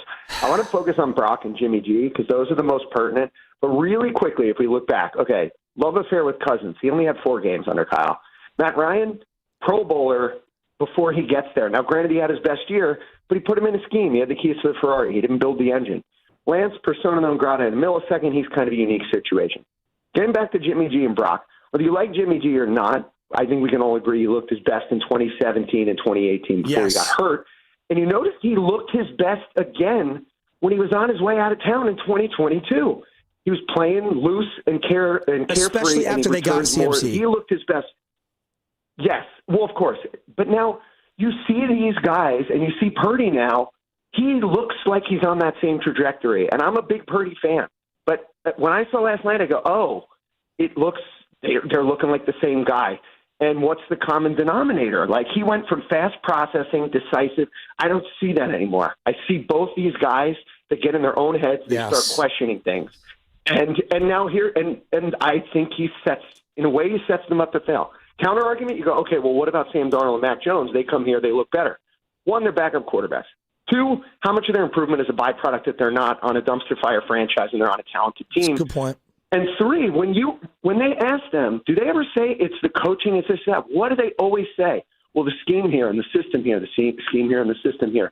This all ladders up again to, is Kyle Shanahan a coach or is he a good architect in a scheme? And when that isn't working, and when these guys are not seeing or not throwing the ball and where they're supposed to be, they start looking more like a deer in the headlights. And I think that's the bigger question. I hope it's the toe, because if it's not, then I'm fearful we're going to see the same downfall with Purdy than we were with Garoppolo. And for two very different quarterbacks to look now very similar, what else could we possibly point to unless it's the injury? It's the common denominator, Shanahan here.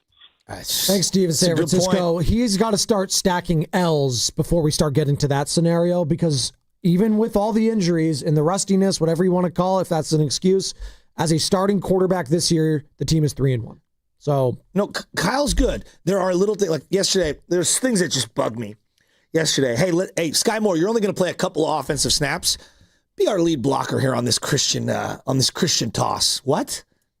I'm good with Sky Moore basically just being my special teams guy. I don't need offensive snaps. Run a jet sweep for him. It's sure, exactly. Right?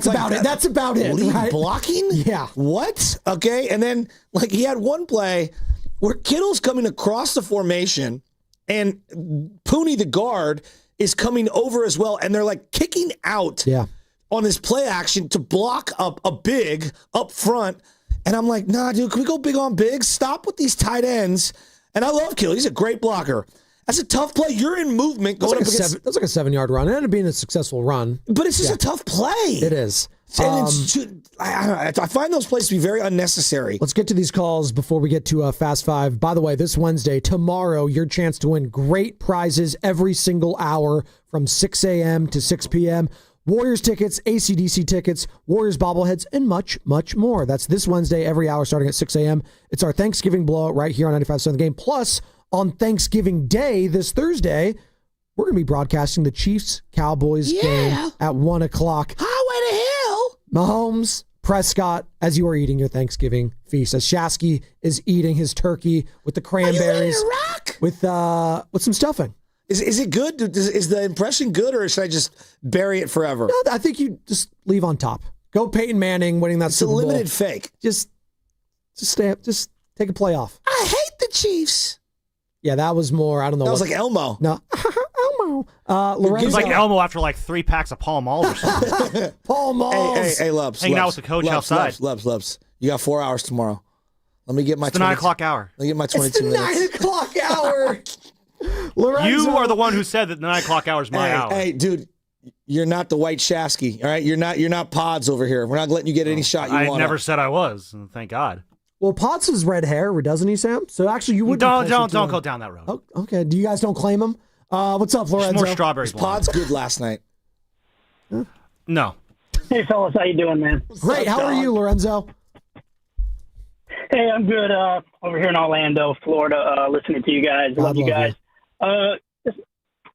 Just my take on Brock. You got to rock with Brock, man. I know he had a clunker yesterday, but I want to bring up Mac Jones. I just want to bring up Mac Jones for all the people clamoring for Mac. Look, he's done a decent job as a backup. He's a backup for a reason. He didn't cut it even in Jacksonville. They let him go. And I'm not putting down Mac. He's played decent for us, for the Niners this year. He has done that. But I want to pick out 2 games. The first game against the Rams, his first 2 drives, he put us in the end zone. He was great. But we almost lost that game. We should have lost that game at the goal line, if you remember the fumble by the Rams. But we pulled it out. They had no Pearsall. Wait, one second. Lorenzo, they had no business being in that Kittle. game. Yeah. Come on. That's He's not throwing the one. to Kendrick Bourne in that game. Can we have a little perspective? Well, I'm saying he the first 2 drives were great, but after that we're selling for field goal. So I'm just saying, the Niner offense wasn't a great machine. Granted, there were guys out. I will give you that. The second game I want to talk about is the Tampa Bay game. where, he's a statue back there. And every time he got sacked, he fumbled every time. I know one wasn't called because he was down already. Well, that was a bad game. You got to game. put that into perspective. That was a bad game. But I think Thanks, Lorenzo. Lorenzo, I just think this whole so-and-so's a backup for a reason. Hey, look, the one thing that's taught me this year about the NFL, sometimes guys that I knew in my heart of hearts and in my brain were backups are like, no, actually, I'm a starter. I'm like, you know what? Daniel Jones, you might be a starter. Yeah. Wow, I'm wrong. Sam Darnold, yeah. I'm wrong. At one point, I thought Jared Goff was not a starter. Yeah. I really did. And I was like, you know what? No, he's a really good player. A lot of people laughed when he signed his contract. Like, how dare you pay Jared Goff that much money? Now, here's one thing for sure. I don't know how good Mac Jones is. He could start somewhere in this league. He could definitely start for Carolina. Yeah. For example, this thing that he's a backup, look around the league, there's not a lot of great starters. Minnesota would die to have Mac Jones right now. Yes. I mean, it probably speaks more about JJ. Who is even their backup? Well, at one point they had Darnold, and JJ, Wentz. And Daniel Jones. Oh, yeah. Remember? Daniel that's Jones right. Last year they did. Yes. And then Wentz this year, and then he got her out for the year. Right? I'm gonna be I've crushed Darnold for so long, and it's I have to give the guy credit. He's freaking playing great. Who is it? Max Brosmer. I mean, he's a rookie. That's Baker going to Mayfield be had 1 foot out of the league, and now he's hurt, and now they have to go to Teddy Bridgewater again. Another guy where everyone just gave up on, who's been pretty good backup through his career. OG San Jose, what's up, OG? You're on the roast. Hey guys, I just see Mac Jones' arm strength in the games that he started versus what Brock has shown us this year. And I just can't help but think that Brock cannot be healthy. We've seen him play so much better, in 22 and 23. Even last year, he was making some really good throws, even though they didn't have a great season. But this year, I just feel like it just doesn't look right. And, my take is that this is probably Mac Jones' season. So, Kyle has to be a little bit flexible here, and he can't just, try to push Brock, and I think we got to go with Mac the rest of the way. Well, they're not going to. Thank you, OG and San Jose. They're not. Unless they signal to the foot being worse, that's the only scenario I think they're benching Brock and putting Mac in. Because if it's due to play, then that signals to me, if I'm a fan, you made a mistake. If it's due to play and Mac Jones takes over at any point for Brock, I have, again, hard time seeing that it is. Shanahan. Yeah, it's when the lawyers get involved. Talking about the down the line. It's a joke. Actually, we voided it back in June. That's when it was all voided. Wait, what? Yeah, I think Colin Jost, who does Saturday Night Live, he was on with the Manning Cast yesterday. He's like, I half expect Brandon Ayuk to come out of the tunnel the way this game's going and get a touchdown. It was that crazy. There are years where guys just get banged up, and it's just not their year. That does happen. I do want to say on the front end, it does. Both you and I were in lockstep saying shut down Brock for the rest of the year if he's not going to be 100%. You and I said that. Now they're going back to Brock, and they're going to stick with Brock. But the hard part was never can you be good in a one-off? See, to me, playing football is, can you be good this week and then turn around in 6-7 days and be good again? And then turn around in 6-7 days and be good again. And then turn around in 6-7 days and be good again. This team desperately needs a bye week. Oh, my God. They're just this bye is one of the latest buys I can remember in a long time. That's why this Sunday would be so huge to get that win. Three-game winning streak heading into the break. In the snow, in the sleet, whatever it's going to be. Garple. They better not be running that zone stretch stuff in the snow. They better just do power running game Jim Schwartz versus Kyle Shanahan. Not a good record for Kyle. If I see, and he's the defensive Luke coordinator. Farrell one-on-one with Myles Garrett, my head will explode. Myles Garrett. My head will explode. Myles Garrett, we might be witnessing the greatest defensive season in the history of football. And what are they going to have, 4 or 5 wins? And then, of course, we get Shedeur. Of course we do. We all predicted this. Shedor's going to look good, too. Well, we already lost to Johnny Manziel on the Cleveland Browns, so nothing would surprise me. And P.J. Walker. I'll never end P.J. Walker. You know what? I could live with the P.J. Walker one. It's the Johnny Manziel one. Well, it was so bad. Johnny Manziel. How many wins does he have in his career? I drank the Kool-Aid for Johnny football. I wanted him so bad. I wanted him so So bad. did Johnny Manziel. I know. You know who was on it? He spiked that Kool-Aid. Merrill Hodge was on it early for ESPN. I will give him credit. He's like, this guy has bust written all over him because of the drinking problem. And you know what? He was right. Oh, God, he was right. We lost to Johnny Manziel. Was that the year that Shanahan was the OC for the Browns? I don't know. I think it was with Mike Pettin as the Mike head coach. Pettin. We lost to Mike Pettin. Mike Pettin. And Kyle Shanahan. Remember Kyle Shanahan had the play The of... Niners? No, this we knew. You lost to Kyle Mike Shanahan. Pettin. Kyle Shanahan had a play with Johnny Football on the Cleveland Browns and his OC. He's like, Johnny, pretend you're talking to me on the sideline. Go. You guys remember that? Oh, yeah. Carter knows what I'm talking about. I think the wide receiver was Terrell Pryor in that game. Dude, TP, baby. Look at Carter's looking at me. He's like, I remember that. Dude, these Terrell Pryor, honestly. Some of these, I liked him a lot, too. He'll always have that win against the Steelers. Dude, that's 97 supplemental yards. draft. That's supplemental draft. That's the trivia question. Al Davis's final draft pick. Was it? Was Terrell Pryor. Yep. That was a good pick. I always liked TP, man. He transitioned. That is not easy to do halfway through your career. Transition as a quarterback to a wide receiver. He's who Anthony Richardson people thought he was going to be. And his end in college football getting basically forced out because of He tattoos. got screwed. Him and Tressel he got was screwed. the one who, I'm like, a Tressel guy. in today's era, Terrell probably be the king of college football. Oh, he'd be amazing. Big Smoothie, Oakland. So sick. What's up, Big Smoothie? Hey, guys. Good morning. You got me thinking about people who I've trashed, and that I thought was trash. I should probably make it a public apology to Ty Jerome, because I thought he was garbage. Yeah? Me too. Me too. But it's Ty Jerome. Him and that Andy Lamb or whatever that dude. I'm Big like, where Smooth. did these guys come from? Didn't you want the Niners to take a tight end in the draft? Wasn't that you? No. Oh, I thought you did. I'll tell you why. And I'll tell you why. Because I'm a Raiders fan. Oh, God love you. I'm a Raiders fan. Yeah, my bad. My I don't bad. even want to talk about that. But It's anyway, okay. We don't need to talk about that. Well, somebody was clamoring for a tight end, and that I wanted another tight end. You have one. This game is Tungus. Tungus. You have one. Tungus? You're thinking of the AMPM mascot. You got Tungus. But listen, man, honestly, man, the Warriors are starting to be a problem for me to watch, man. I'm really having The Warriors? Even last night, I'm like, yeah, even last night, man, the Warriors won, but I was like, man, you're beating up on an undisciplined Jazz team. Everybody was smiling and happy. Hey, hey, Big Smoothie, I'm stacking wins if I'm the Warriors, too. I'm not sleeping on anyone if I'm the Golden State Warriors. The Panthers, the Jazz, I'll take what I can get if I'm a Bay Area sports fan right now. I'd rather be the Jazz. You know, I'm most optimistic right now, probably with the San Jose Sharks. The Sharkies. They might have the most impressive wins on the year so far of Bay Area teams. Seriously. I think it's Carter's best friend right there. I think it's Reardon. That's who has the most impressive wins. Oh, did they beat Sarah last week? Nice. And they lost 2 wide receivers at the beginning of that game. Palma fell short to Los Gatos. What's going on with that SISH game? Is that going to be down in San Jose?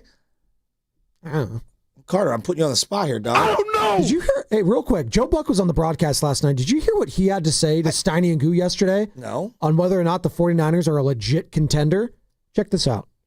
I think they are because of the coaching. I think Saleh, when we talked to Kittle, George said that he was the best free agent signing they had in the offseason, bringing him back. I think with this defense, which he told us he calls the baby Niners because of all the injuries and the way they've had to fill in, is playing about as well as they can play, considering who they don't have. And I think coaching makes a difference, and I think they're really well set up between Kyle and Saleh. And, you know, they've got a quarterback that's been to a Super Bowl. They've got McCaffrey. They've got to keep him healthy, obviously. And, yeah, they're a contender as much as any. This has been the weirdest year that I can remember across the NFL. I haven't looked at any numbers. I assume Vegas is just killing it because you just can't get a read on who the best teams are. And the minute you get high on one team, they fall apart. And so I think they are a contender in a weird year across the league for whatever reason. I mean, if you listen to me, you're killing Vegas this year. So I'm just letting that be known. Last few weeks, just been en fuego. Well, I'm hoping to see some upgrades in,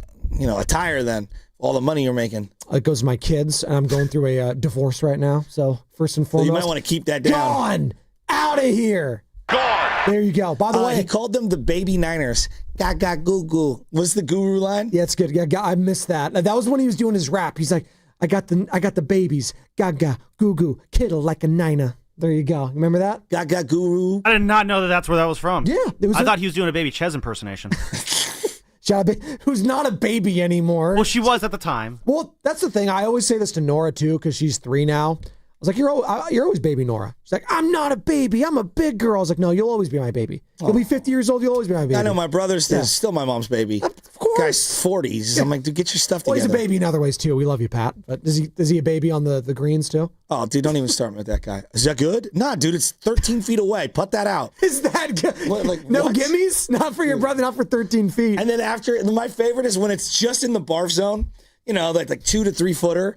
And it's like just inside, like, do I want to give it to him or not? The barf zone? I call it the barf zone. Meaning you stand over that putt and you're like, I got to hit this. Okay. Okay. Like you're sick to your stomach because you're nervous. Okay. A knee knocker. Those are the Phil Mickelson ones where he'd get the yips all the time and just push them. So I like to let him miss it and then go, I was going to give that to you. So why don't you just take it? Oh, that's... You're evil. Just get into his head psychologically. That's just evil right there. there. That's what brothers do. Oh, no, it is. Absolutely. But also evil. Sam, remember something. I hate losing more than I like winning. You think Kyle Shanahan does? 100%. Hey, you want to guess the opening line for the Niners against the Cleveland Browns in Cleveland next week? I was pretty close yesterday. Skit-da-da-da, skit-da-da-da-da-da. What is it? What are the Niners favored by in Cleveland? How many points do you think? 5.5. I don't want to get too high off my own supply here. Okay, 5.5, 6.5. I'm going to go 4. Sam Loveman, lock it in. 5.5 point favorites opening up right now in Cleveland, the 49ers. Over under on that game? 38.5. They think it's going to be stinky. And you said the weather was what, Joe? Do you have it on you? Oh. What's the weather in Cleveland for this like Sunday? A wintry mix or something? Oh, it's going to be gross. It's going to be Cleveland special. It's going to be a big old Cleveland steamer on Sunday. You had to go there. You guys just... Okay, here we go. All right. 45 next Sunday. 31 to 39 degrees, 65% chance of snow. What was that? 31 degrees? Yeah. To 39. There's a range. Oh my God. Dude, Loveman. Only a 65% chance, so there's a 35% chance it'll be okay. Loveman, I'm just going to leave now. You just do the show here. You just do the next 24 hours all together. You are dying to get on the mic. Would you rather have seen Dylan Gabriel suit up than Shador this Sunday? Oh, yeah, because we can beat Dylan Gabriel. You think Shador is going to be give problems? I think Shador's better than Dylan, but I don't know how much better. I don't know how good. I agree with you there. I didn't like Dylan Gabriel. He was a 7th round pick coming out to me because, again, he's too short. I was one of the few guys on the station, and I know we kind of scoffed at it. I was like, why don't the Niners just draft Shador if he keeps falling here as a backup? Now, this was before the Mac Jones and all of that. I was like, why not take him? The value was there, was it not? Because didn't they draft what Curtis Rourke or whatever they ended up taking? Something? We had 7,000 needs, and at that time, quarterback probably wasn't one of them. Can you imagine if Shador was still on this team right now? No. We need to see Shador. Dion talking I don't know what Kyle's doing. Fast 5 time. Are we ready for it, Carter? We ready? Let's do it.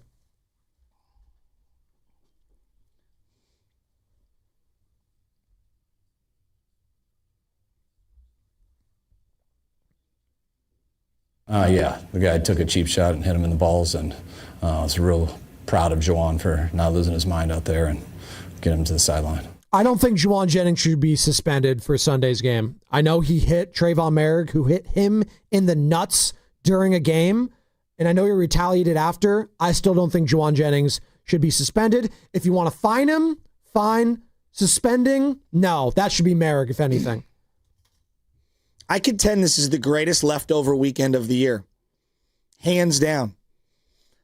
Turkey leftovers from Thanksgiving. I was going to say, is there any other thing go off? What's the competitor for it, if you're talking about leftovers? Well, if you ever do a 4th of July barbecue, you always got leftover. Yeah. And it doesn't go as well the next day. Yeah, but I'm taking those leftover hot links, Joey. Ooh, those are good. I'm just being real. Hot links and eggs in the morning. All the days is not, I love Thanksgiving. Love it.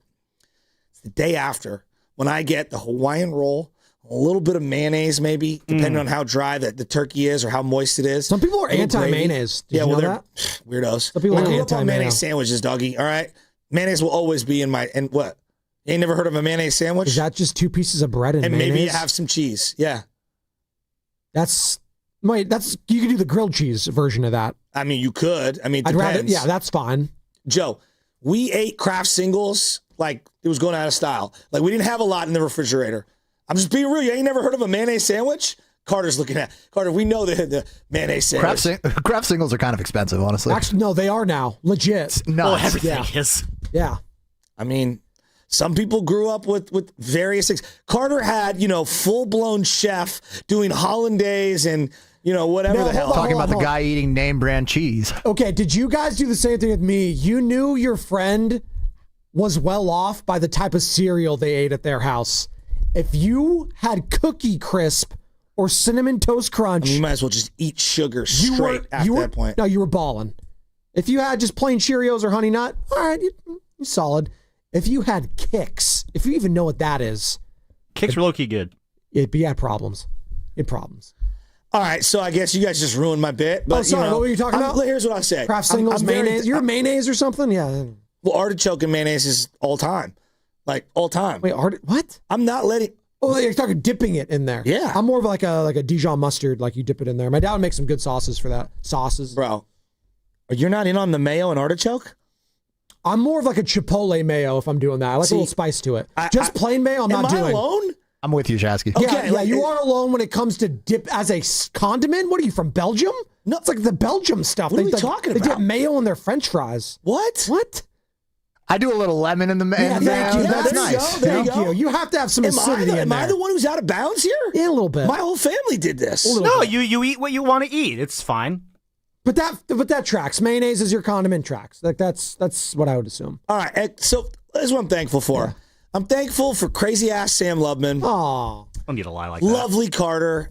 Joe Spadoni. There's only one lovely at the station. It's Christy, not Carter. All right, there's only one room for one lovely. I love Christy. I love Mark. And I'm going to tell a joke, and I hope she doesn't get offended. Rocco said that their conversation just ended this morning.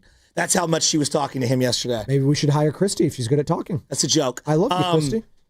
But honestly, look, there's a lot of people that don't have a lot in this world. And believe me, there's many things I don't have, but I am very thankful for the life that I have, the family that I have, my wife, my son, my mother, my immediate family and friends and everyone out there. And I'm very, very, very thankful that I get the opportunity to literally wake up and talk about sports every single day in the city that I love and talk about the teams that I love. And yeah, I know I drive everyone crazy, but I legitimately love what I do. And I'm very, very blessed and lucky to do it. My dad was a plumber until the day he died, basically.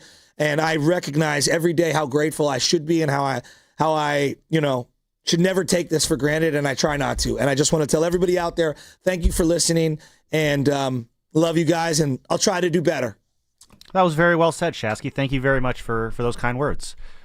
My final thought, transitioning off that, we've been talking about Brock Purdy all morning, understandably so. He was the story last night. But I think the conversation this morning kind of glossed over the fact that all those concerns we once had about Christian McCaffrey not having that juice anymore, those are gone.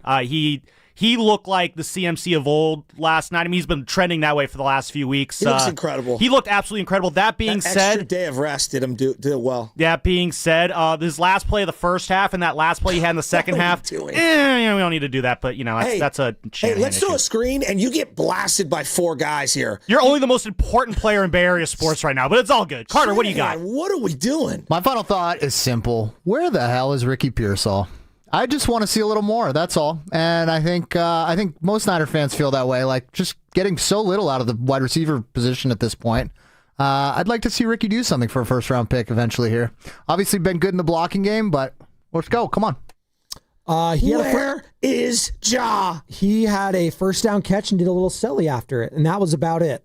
Oh, never mind then. I'll take my take back. How about Bernardo Green doing the celly and then later on getting cooked for the touchdown? Can old DBs just stop? Just like make a couple plays for a few weeks, then do a little celebrating. So Christian McCaffrey's not going to win the Offensive Player of the Year. It's either going to be Jonathan Taylor or Jackson Smith-Njigba, but he is the leader in the clubhouse according to DraftKings for Comeback Player of the Year. He is minus 120.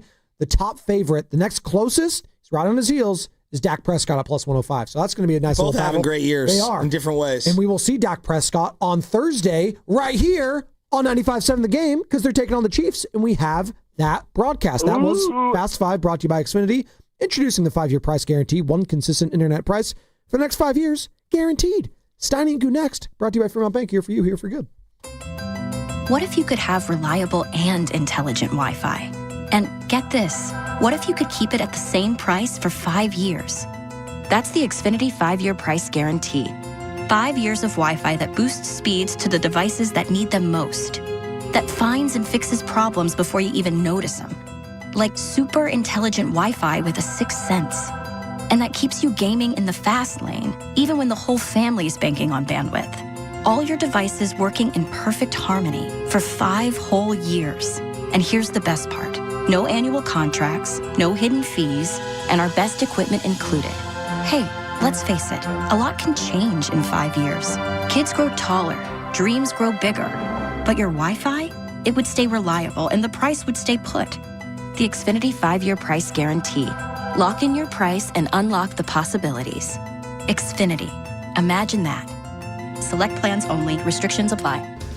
Come into Friedman's Appliance in Pleasant Hill and see an amazing selection of Sub-Zero, Wolf, and Cove appliances live and on display in one of the largest living kitchens in the country. And save with Full Suite Savings Event. With qualifying purchase, get 3 additional years of protection or qualify for a $1,000 rebate. For the largest selection of Sub-Zero, Wolf, and Cove appliances, visit the Living Kitchen at Friedman's Appliance in Pleasant Hill or at friedmansappliance.com. Joe Shasky here for Golden State Lumber and Showroom. Consider their Stockton yard as the go-to resource for building professionals in San Joaquin County, with over 40 acres of premium building materials available to the public. For bigger jobs, you can count on Golden State's large fleet of trucks for timely delivery. It's their goal to keep your project on time and on budget. Building a better Bay Area for over 70 years. Golden State Lumber and Showroom. When you succeed, we succeed. Food, family, and football. It's Thanksgiving, but your takes don't need to take the day off. Make some cash with them at DraftKings Pick 6, the official daily fantasy partner of the NFL. Just pick more or less on a couple player stats and ride your read. Hit your calls, and Pick 6 turns a good read into a big return. And if you're new to Pick 6, DraftKings has you. Get $50 in Pick 6 credits with your first $5 entry. Trust your read and make it pay. Download the DraftKings Pick 6 app now and use code THEGAME. That's code THEGAME. Play just $5, get $50 in Pick 6 credits. Make the call. Ride the upside in partnership with DraftKings Pick 6. The crown is yours. Gambling problem? Call 1-800-GAMBLER. Must be 18 and over. Age and eligibility restrictions vary by jurisdiction. Void where prohibited. 1 per new customer. Bonus awarded as non-withdrawable Pick 6 credits that expire in 14 days. Ends December 2nd at 11:59 p.m. Eastern Time. Terms at pick6.draftkings.com/promos. With T-Mobile, we don't miss out on any family fiestas. Hola, mija, ¿cómo quedó el mole? It turned out great. This holiday, switch to T-Mobile and stay connected with los tuyos. Get 4 Samsung Galaxy S25 phones with no trade-in needed, plus 4 lines for just $25 per line. Visit a store at T-Mobile.com or call 1-800-T-Mobile. With 24 monthly bill credits and 4 eligible port-ins on essentials. For well-qualified customers with auto-pay plus taxes, fees, and $35 device connection charge. Credits and imbalance due if you pay off early or cancel. Contact us. Finance agreement 128 gigabytes, $800 required. Not for extended international use. You must reside in the U.S. and primary usage must occur on our network. Visit T-Mobile.com. Every now and then I rinse it out, and I need Downy Rinse tonight. And I need it more. My kids were so bad and the smell never leaves. I don't know what to do.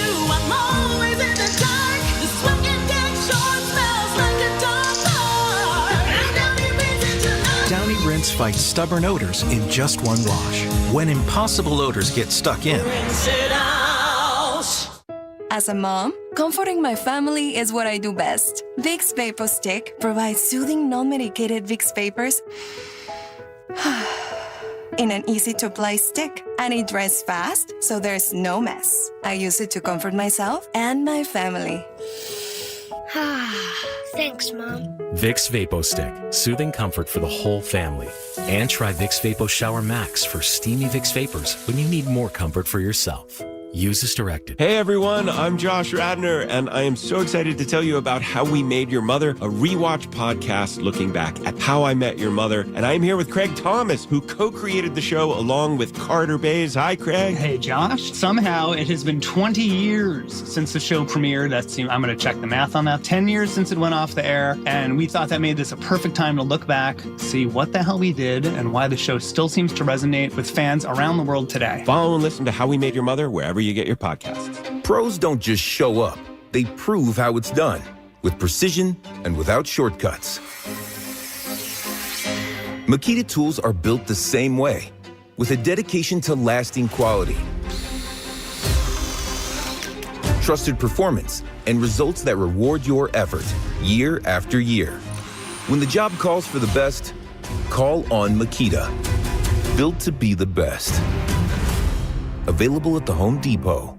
Welcome back to Winter Hack Radio, the place for clever hacks to survive the season.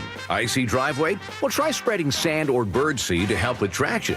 Snowy puppy paws? Well, grab a whisk, brush it off, done. Catch COVID-19? Well, just get... Actually, there's no hack for COVID-19. But if you test positive, prescription medications for COVID exist. Ask your doctor if they're right for you. Visit PfizerForAll.com to learn more. Sponsored by Pfizer. You're listening to 95.7 The Game, KGMZ-FM in HD1 San Francisco, on Odyssey Sports Station and the home of the Golden State Warriors and Valkyries. Always live on the free Odyssey app and now coming to you live from the Laughing Monk Studios. He brings the passion. For what? I want to know now. I'm mentally invested. Don't tell me to pray and you don't say what for. He brings the perspective. Yeah, I think they both have great points. Get off me, text line. He's truly one of a kind. That is whack. Oh, my God.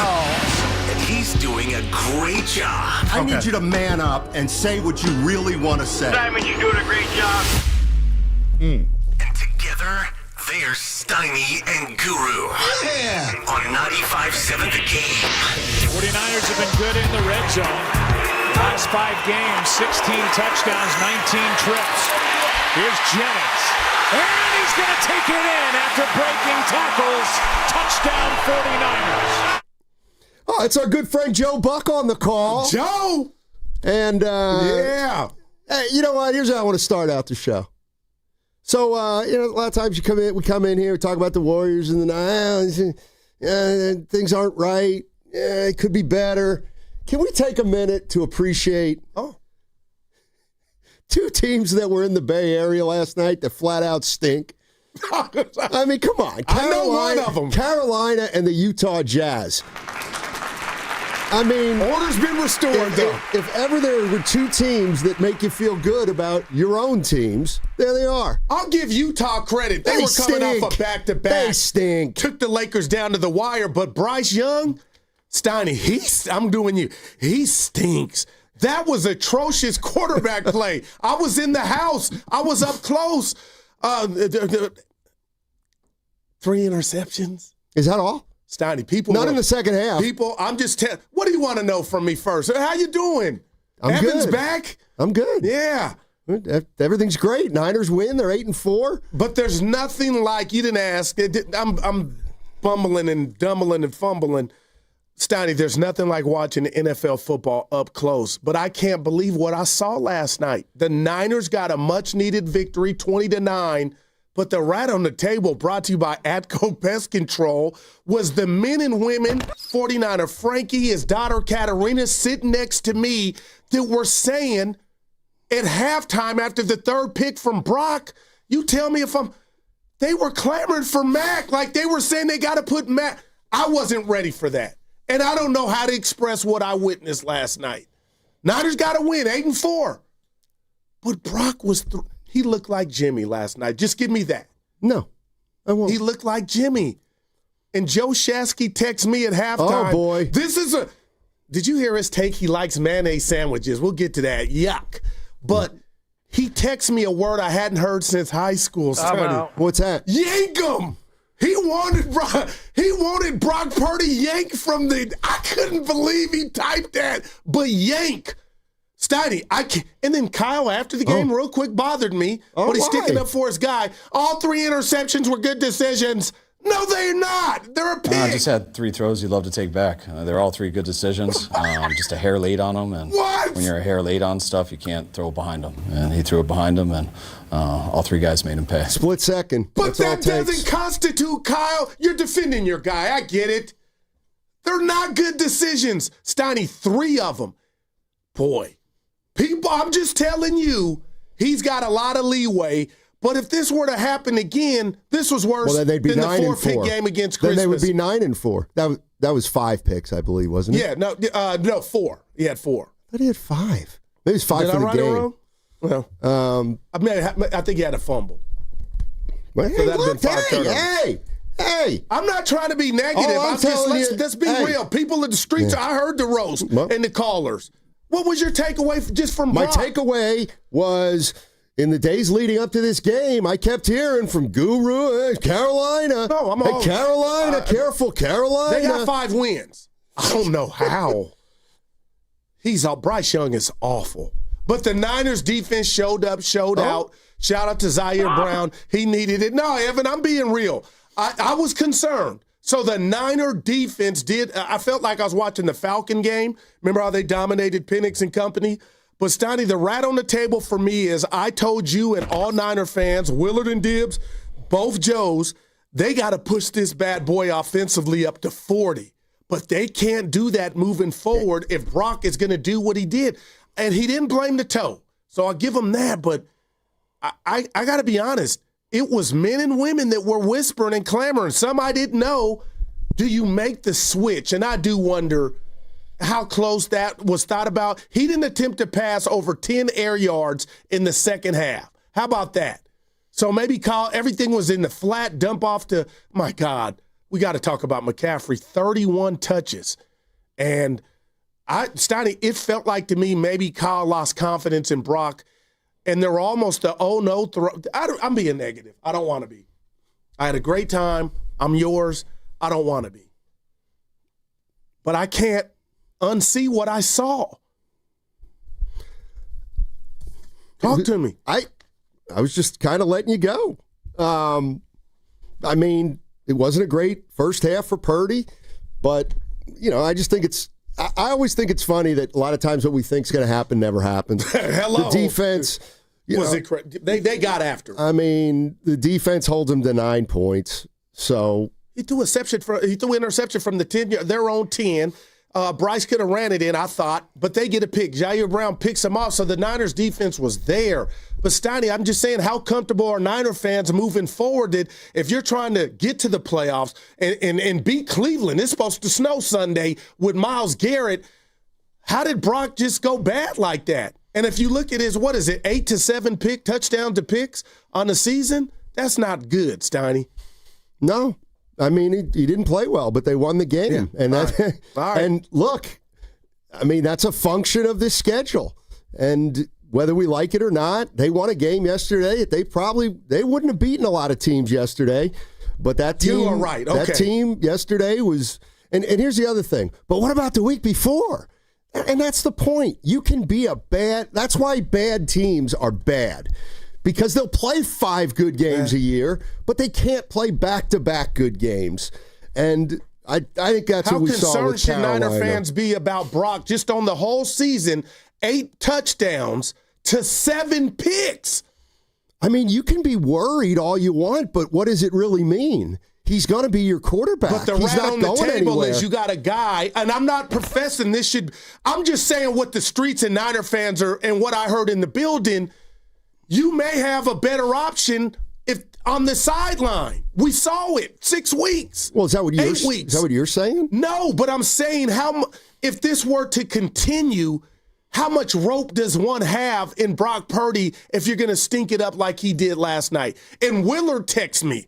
I won't call him a Brock stan, but he is a big supporter of Brock. I don't want to speak for him. He even said that was not a good performance.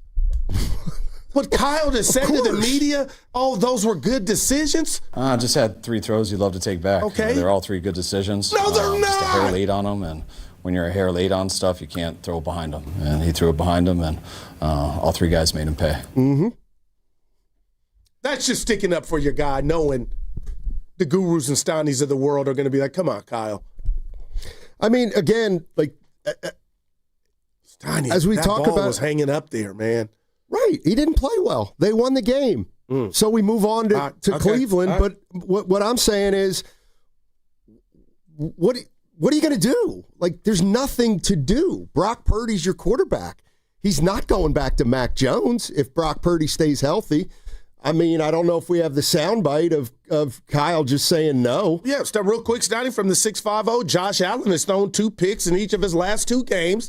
So should Buffalo bench Allen? Of course not. Purdy is fine. I get that, and it hit me, and I'll give you a point. But Buffalo has no Mac Jones or a quarterback that we've seen be successful with the same offense, and maybe that's why we're kind of just scratching our head. But 8 tugs to 7 picks is not going to get it. And if you tell me, Stoney, I'm overreacting, I'm just telling you what was being said by diehard Niner fans at that stadium. They were clamoring for, like, just the thought. And I was like, wow, Brock, one after the other. In the first half, he threw 3. Right. But, again, he's now healthy. I mean, what are we really saying here? That we're thinking about going back to Mac Jones?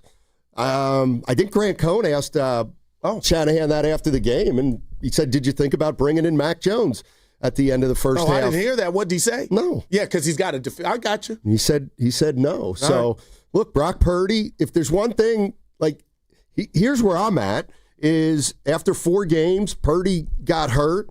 Mac Jones has been the quarterback for 8 games. They're 5-3. Purdy's come back. He played okay last week. This week they won. He wasn't great, but he's the quarterback. I got you. And you're going to live and die with him, clearly, whether you like it or not. Yeah, you paid him handsomely, so he's got the bag. If Kyle is steadfast that there's no quarterback controversy, and there probably isn't, well, then this is your quarterback, and you're going to have to live with these games if they start to come more frequently. And they would be in the offs right now if the season ended today because they got that much needed win, Stoney, and they're 8-4. And I didn't think I was going to come in. I'm just like sharing with you all what I saw up close, and yeah, that's not going to get it. And you got Cleveland and that defense. Yeah, and it might snow, it might be conditions, but I guess, Stoney, I'll say this about the comparison and the contrast.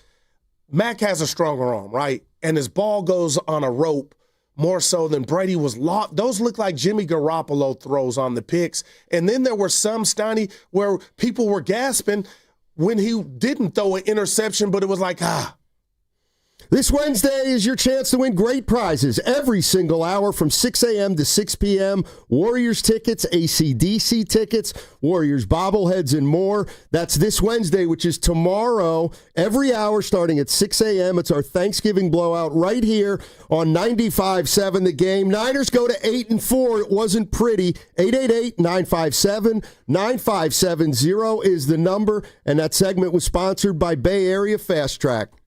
Starting January 1st, carpools must have 3 or more people and a Fast Track Flex toll tag set to 3+ to get the 50% carpool discount on all bridges except the Bay Bridge and the Golden Gate. Visit getfasttrack.org for details. Hi, I'm Andy, your friend and jeweler at Shane Company. As a product development manager, I make sure every piece of fine jewelry at Shane Company is meticulously designed for quality. From 14-karat gold chains, pearl necklaces, diamond studs, and of course, dream engagement rings. We ensure each piece meets our high-quality standards every step of the way, including the smallest details. Come see for yourself. Visit us in-store or at shaneco.com. Shane Company, your friend and jeweler. When you own your own business, you need to keep things moving.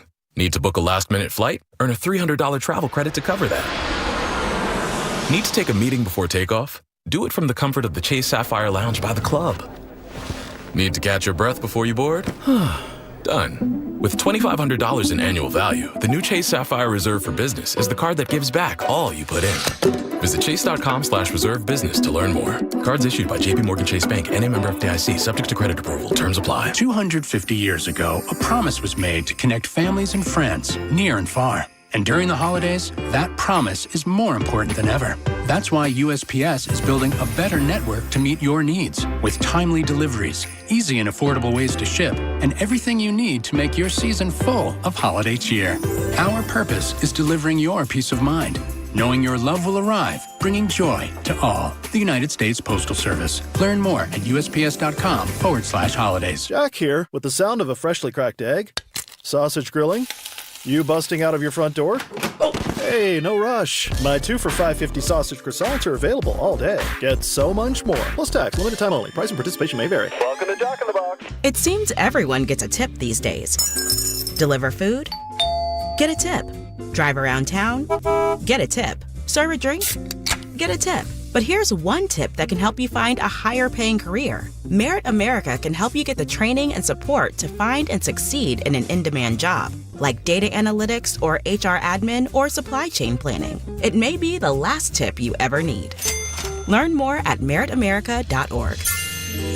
Black Friday weekend is here. Once a year, you get the lowest prices on the top-rated brands of TV, Samsung, LG, and Sony TVs at stupid prices. You don't have to buy a no-name doorbuster TV with poor picture when you can get a good one for a few dollars more. Where's the best place to shop for these top brands? At Video Only, the only place where you can get better than Black Friday deals on Samsung, LG, and Sony. Better than clubs, better than online. Before you buy, check out the deals at Video Only, because if you don't, you'll be sorry.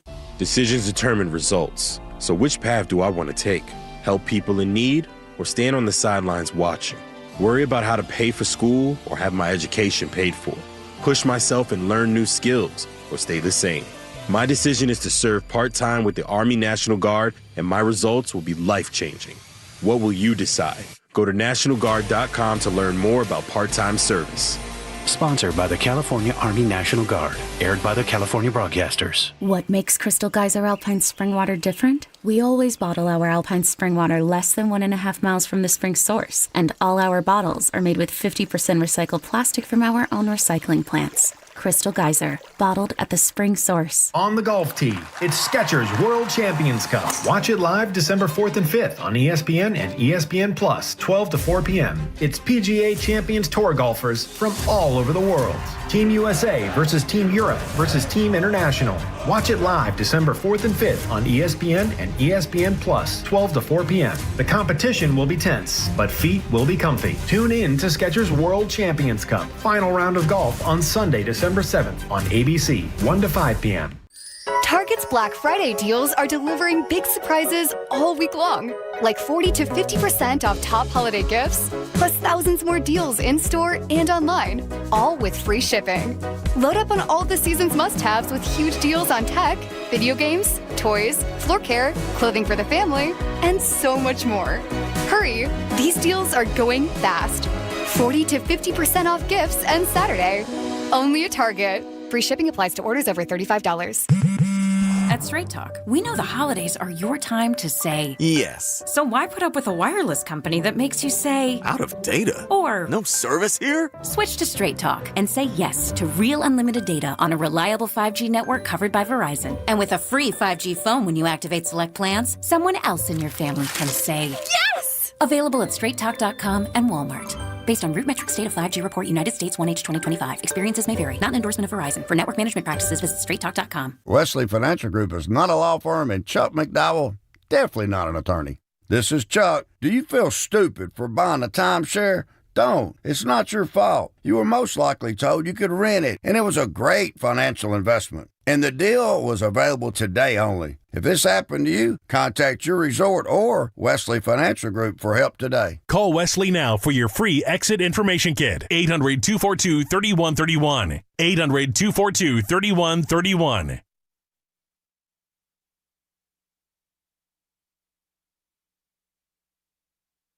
Second down and 8. What's up? Play action. Purdy. Picked again. Third 1 second for Horn. And this crowd is starting to get restless. Now, back to Steiny and Guru on 95.7 The Game. All right, Joe Buck, Troy Aikman on the call, ESPN, 49ers withstand 3 Brock Purdy interceptions, win the game. Was it 29? Yeah, 20-9. I went over to Warriors at about 7:15. I didn't get that at all. I came home to watch it. Oh, that's right. You were at the game. I got worried it was 11-0 Utah, but go ahead. Yeah, that was enough of Carolina football for me. Wow, man. 2.5 quarters. They stink. They did, and it starts with the quarterback, Stoney. I'm sorry. He had a run-in touchdown, what I thought, and Brock, I'm going back to Brock. Well, I guess what's just blowing me away is you get the ball, the Niners, and remember that stat when Carolina wins the coin toss, which they won last night. They were 5-0. Mm-hmm. That went down the drain. But the Niners come out, Stoney, a 15-play drive, almost 9 minutes, 8 minutes, 43 seconds, 72 yards, score the touchdown, and I'm thinking, oh boy, here we go. And then the picks start happening all in the first half. Yeah, I mean, look what happened. Niners got the ball first, drove it 80 yards. Oh boy, Evan. And now the Carolina Panthers never play from anything but behind. Yeah. Oh, did you see the Sunday night game, Steiny? No, Rams Tampa. Nope, yeah, Bucks had the ball first. Oh yeah, you can find exceptions to the rule anywhere. Yeah, they were down like 28-0 at half. I just love the idea of getting up in a football game. I love playing with the lead. Love playing with the lead. That's assuming you score. Yeah. Oh yeah. And you understand the game. 49ers score on the script. And you understand the game's 60 minutes. Yeah. Yeah. Right. And in all, think about this for a minute. That was a 60-minute game, and Carolina was even for 10 minutes and behind for 50. Yeah. By the way, the play we had a little thing on the thread. Okay. That play that Bryce Young made, the interception, that was which one? The one in the end zone to start. Oh my God! Where he threw a 2-yard. That was one of the most singularly awful plays I have ever seen a quarterback make. I'm with you, dude. And now this is who I am, and I'm not proud of it. But I'm willing to say, after seeing that one play, he will never be any good. Yeah. Bryce, he will never be any good. That play was so bad that I'm like, yeah. Anyway, yeah, they now won. said they got 5 wins, Donnie. They got 6, so they're 6-6 now. What a Jesus, man. Listen, they got for McCaffrey. He was the star offensively to me. 31 touches, Donnie. I thought they pulled the plug. Kyle did on letting Brock throw it downfield. Now, if it were 40-9, you could say, hey, Goo, they were just handing off. But and that's why I just brought up Garoppolo. It just felt like that because 3 in a game is bad, but 3 in 1/2 is whoa. Yeah, 888-957-9570 is the number. Certainly wasn't an impressive win by the Niners, but they got it. Brock Purdy was real, just jittery. I thought he was tentative. I thought he was uncomfortable. He looked shaky. And then in the second half, they just took the ball out of his hands a little bit and kind of played with a lead and just made sure to win that game. But outside of the defense, I Jair Brown, he needed that game, and the defense came up big, man. So I got to tip my cap. Here's the other play that was unbelievable to me. Okay. Christian McCaffrey fumbles, and the idiot Panthers have 7 opportunities to fall on the ball. 7. It was moist. Although, it had to be damp, and the ball was moist. Yeah, it was moist. Man. But here's the thing. I just realized I'm sounding like somebody that lost a bet. But I didn't bet on that game last night. Because it sounds to me like I've come in here and just talked about how lousy Carolina was. But you're holding the Niner to a standard. Well, yeah. I guess. And I mean, look, let's be honest. Yeah. We are. 49ers aren't good. Neither. This was one game. We can't say that. Yeah, but they're not going anywhere. Why do you say that? Because last night, that was my biggest fear. Okay. And no, they did it. Well, but can they continue to take advantage? And I know it's not Cleveland week, but we only got one more show left tomorrow. But you get a rookie Shador. Hopefully you can take advantage of him. But I'm worried about Brock against that Cleveland defense or any defense moving forward. And I do wonder, people, how much rope does Brock – he might have all the rope in the world. if he were to get in a situation to where we saw interception, but Kyle stood in damn, front he of threw them. 3 picks and a half, and Kyle didn't even think about it. Didn't even bat an eye when asked if he thought he was going to Mac Jones. He had his back. That's what he did. Like, the reality of the situation is, this is Purdy's team, no matter what. But what do we do if I try to hey, you're 8-4. Teams would get their right arm, would give their right left arm to have that record. You have the 7th spot. Partner, I'm asking you, what if we just for a second talk about the 8 touchdowns to 7 interception ratio? That's awful. And Brock, to his credit, didn't say it had anything to do with the toe. But Kyle, you can't tell the masses to unsee what you deemed 3 good decisions that culminated there were 3 interceptions. And Steiny, I didn't feel like, Jessica, if you're listening, forget mayonnaise, I felt like the ball didn't have enough mustard on them. They hung up there.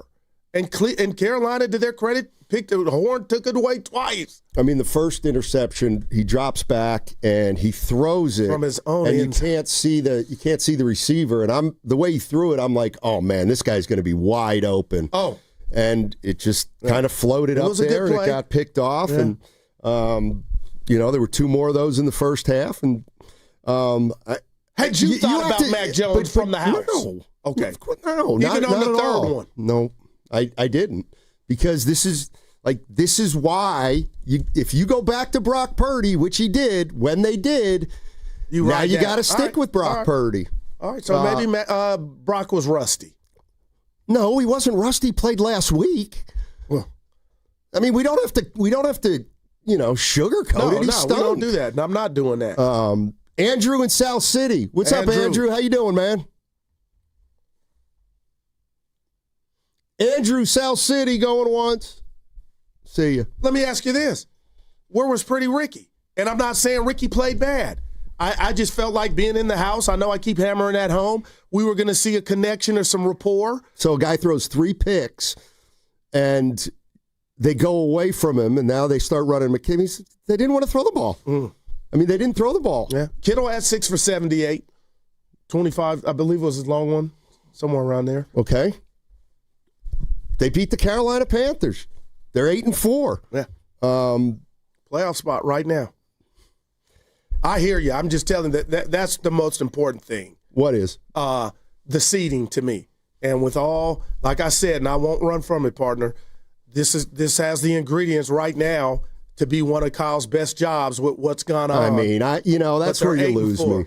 That's where you lose me. I thought you had he's doing a great job, but it's like this schedule's a joke. I mean, it really is. And good for them. They've taken advantage of the teams that they should have taken advantage of. But I think last night was a kind of game that's what's making 49er fans less enthusiastic about this team than in years past. They haven't been impressive this year. They just have not been impressive. They've won games. It looks like they're probably going to go to the playoffs if they can keep winning enough games, obviously. And they got 2 more coming up that they can win. But it's hard to imagine this team going anywhere once the postseason starts. And I understand that completely. 49er fans know when they watch this team, it's not like the same team as 2 or 3 years ago. But you got to keep playing games, and you play the schedule you're given, and if you keep winning games, you're going to find yourself in the postseason. Yeah, it's funny what we do 20 hours a week, Steiny, and maybe I need to get better at it in regard to my communication, but I got 2 of my guys on the chat. East Bay AP saying, goose stop. 1, I don't know what that is referencing. And then also, 2, my guy Veggie saying, what's with Ricky blaming? Brock wasn't thrown to him. Oh, I'm not blaming Ricky at all. What I'm saying is I wanted to see that relationship and rapport fertilized, and we didn't see it last week. It was his first week back, Pearsall, so I was hoping to see it, and I'm sure Kyle was, and all Niner fans to see it yesterday. So I just merely pointed out, Veggie, that there wasn't a connection there last night. But I damn sure not blaming Ricky Pearsall. How could I? Well, how many balls did he catch? I don't know, offhand. 1? I got it right here. I had it. I got to do better for you. Yeah, 2. Okay. 2 for 6 yards. Yeah, ball wasn't finding him last night, clearly. And you got Purdy stats up there? The season or just the game? Just the game. I got the game, yeah. What do you need? What was he? How many? Brock Purdy, Steiny. Yeah. Last night, 22 of 32, 193 yards, average air yards, 6 yards, 1 touchdown, 3 picks. Quarterback rating of 49.2, passer rating of 58.5.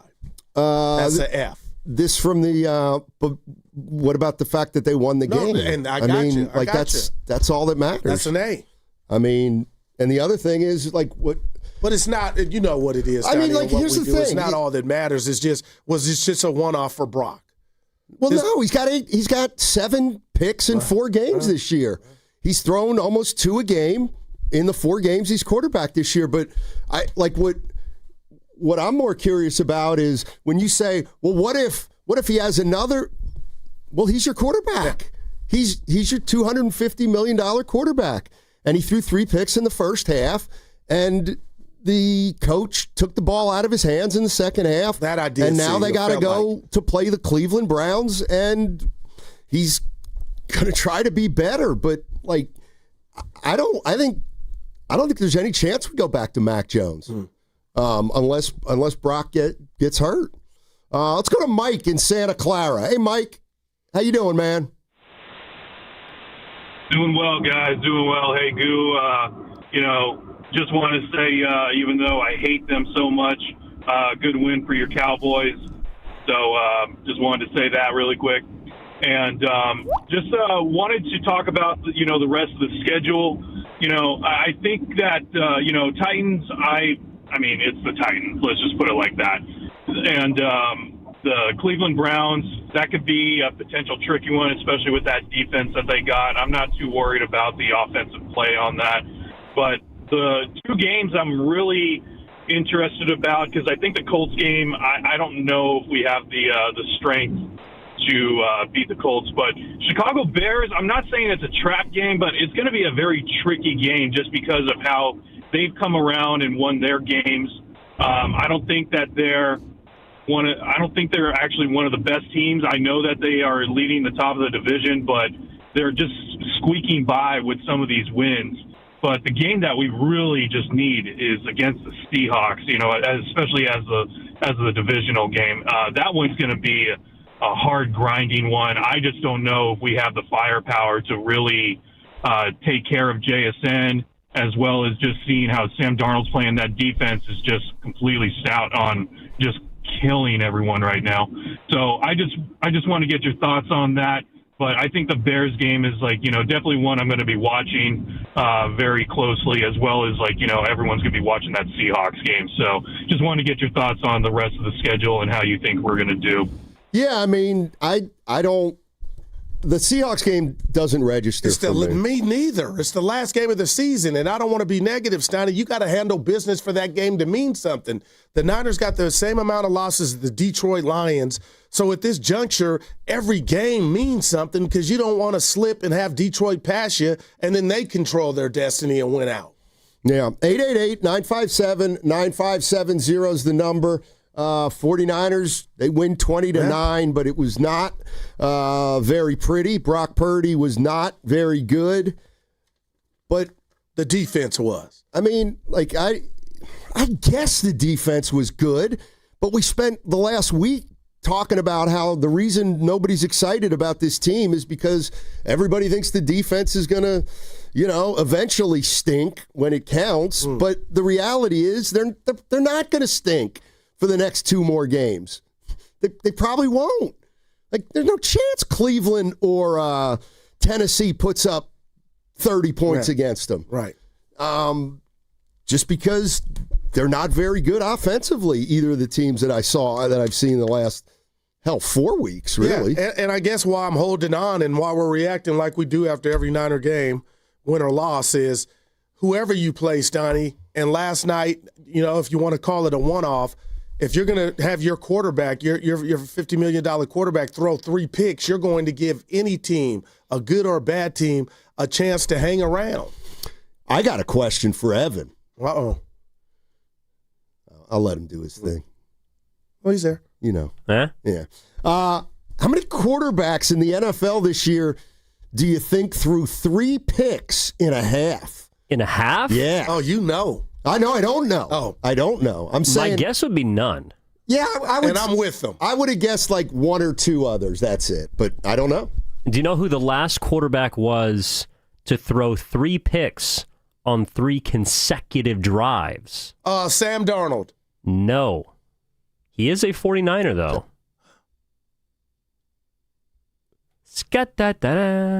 Mac Jones.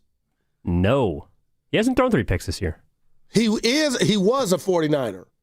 He was a 49er. Garoppolo. It's Kaepernick. It's Nick Money Mullins. That gotta be. Damn, Jimmy, if you're listening, my bad, bruh. Nick Mullins.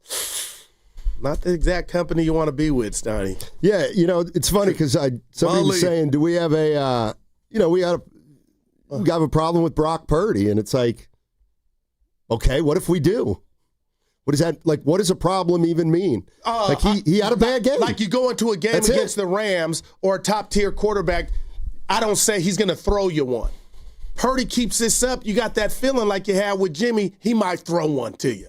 And you don't want that. So that's why the 8 and 7 touchdowns and interceptions, it is a big concern. And if we just go from week 1, Steiny, and the miraculous one he helped pull out, Brock, when he hit Tonjits in the end zone, he had 2 picks that game. But Jacksonville was, what's the answer, I guess? He's not, he's played 4 games, Brock Purdy I'm talking about. Can we say Mac Jones has been better than Brock? Mac Jones is quarterback to 8 games, Purdy's quarterback to 4. Well, what do you want to do? Cook the books? Because there's a stat float now since that Christmas game against Baltimore. He leads the league in interceptions of the starting quarterbacks. That's not cooking the books. That's picking a date and saying since that date he hasn't been good. Look, Brock Purdy did not have a great year last year. This year he's been hurt, and when he's played, he's been turnover prone. And I get it all, but there's nothing to do. He's going to quarterback next week. And we got, Shanahan's got to figure out a way to get him out of this funk or get the offense clicking more. The way I look at it is... Real quick, Steiny, he had 20 tugs to 12 picks last year, which is better than 8 to 7 thus far. Go back to Christmas Day. But then I got you. It's not. He's got 8 touchdowns. What's his ratio this year? 8 to 7. Okay, that's not very good. I mean, why do you think it's happening? Why do I think he's throwing interceptions? More prone this because he's an NFL quarterback, and sometimes guys go through stretches where they're not effective. But Joe Buck said it, and they'll get the fan. I mean, he probably would have said it for any quarterback, and it'd been in the same half. But yeah, partner, I'm just like, man, 3 1/2. I mean, and you played the team that you needed to get away with it. Good Lord, you did. The Panthers. I guess what I'm asking is, what do people want to do? Well, there's some that still have this is what it's about. They still have their, and like Shasky was saying, yank them. I'm just saying that's one guy. But the thing is, Steiny, maybe some think they've seen Mac Jones do better, and maybe he would do better. That's what it is that nobody wants to talk about. But Kyle's not thinking that way. But the fan base clearly is. And Steiny, I'm telling you, people behind me, in front of me, to the side were like, put Mac in. And I thought that was like, huh. But I was saying to myself, that'll never happen because the guy that controls that will never do that. Because then all hell would have broken loose. I mean, all hell would have broken loose if he would have brought in Mac Jones. Yeah, then now who's the quarter? You know what I mean? I mean, that's why if he's not even going to entertain taking Brock Purdy out of a game after that first half, then Brock Purdy's here, not going anywhere. And there's a lot of, I guess what I'm saying is, I feel like there's a lot of other quarterbacks around the league who, have bad games and they're just bad games, and then they come back the following week to quarterback. It's like that's who Brock Purdy is right now. He's thrown 7 interceptions in 4 games, but he's not going anywhere. And so now they go into Cleveland next week, and he's got to try to be better than he's been this year, which is not very good. So I'd like your take on this, and you all. The great Hall of Famer Kurt Warner, the quarterback, went to Twitter last night after the game, and he had mentioned that Brock Purdy throws the ball kind of like he does. And we see a lot of times where defenders drop interceptions, Stoney, but there's a lot of heat and velocity on the ball. And Kurt was just trying to make the point that Brock, doesn't have a lot of mustard on his throws, so it's easier for the defenders. This is how I'm taking the tweet. It's easier for the defenders to pick his ball off because it's not coming like a missile. But he's a Hall of Famer. But there's no but. It's okay. In a game that a quarterback threw 3 interceptions, I was like, maybe you might want to hold on. What's wrong with saying that? And he had no zip. He said it's okay. But he also pointed out on a good day, Brock throws a great ball. Yeah, he's guy. On a good day, he's really good. On a bad day, he's bad. But, I'm more interested in, moving forward with him. What's he going to look How concerned are you? I don't get concerned.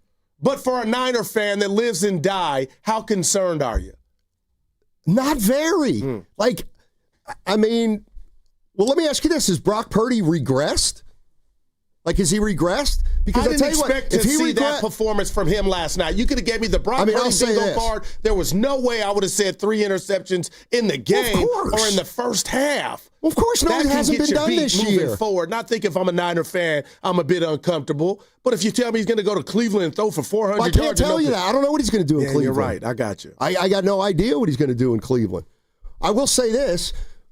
This is what bothers me when we talk about, well, he got him to a Super Bowl. Who cares? That doesn't matter right now. Well, it did because they paid him handsomely for that year and the year prior. But that ship has sailed. He's the quarterback. The ship has sailed. You don't want the good Brock Purdy on that ship. You paid to keep the good Brock Purdy here for the next. You paid Brock Purdy for better or worse, and he's not been good for the last year and a half. And to me, that's more important than what he did with a loaded team around him 3 years ago. But I'm not here to rip Brock Purdy. I'm just here to say this thing's just getting started. What's coming up on the game is brought to you by Fremont Bank. Here for you, here for good. That segment was brought to you by Ceremony Ford. And Ceremony Ford's year-end sales event is on with 0% APR for 60 months, 0 down, and no payments for 90 days on all Ford's top models. Deals end January 5th. Visit Ceremony Ford on Ceremony Boulevard in Colma. That's Colma, Daly City, or 24/7 at ceremonyford.com. And I see your calls. We'll get to them all on the other side on 95.7 The Game.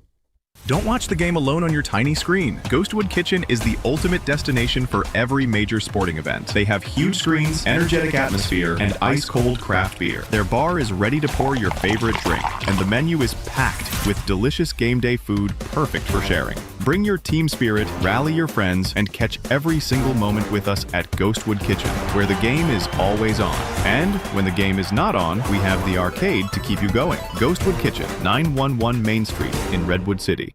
Kohl's Black Friday deals are here. Grab your coffee and put on your sneakers because it's go time. Through Saturday, save up to 50% on everything from toys to beauty faves, winter styles, and more. Plus, earn $15 Kohl's Cash for every $50 spent. Yep, that's extra Kohl's Cash. So run, don't walk. Just hold on tight to that coffee.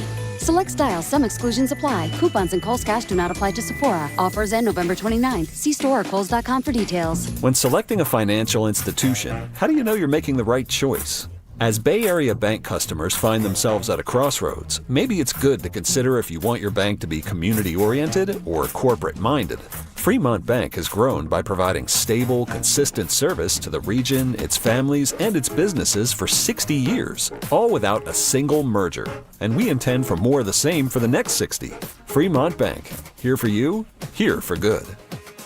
Injured at work? Don't wait. Every day you delay can mean lost wages, delayed medical care, and more stress for your family. At Boxer & Gerson, we fight for people just like you. Construction workers, delivery drivers, factory workers, restaurant staff, hardworking folks who get hurt just trying to earn a living. We won't back down. We get results. You work hard, you deserve real help.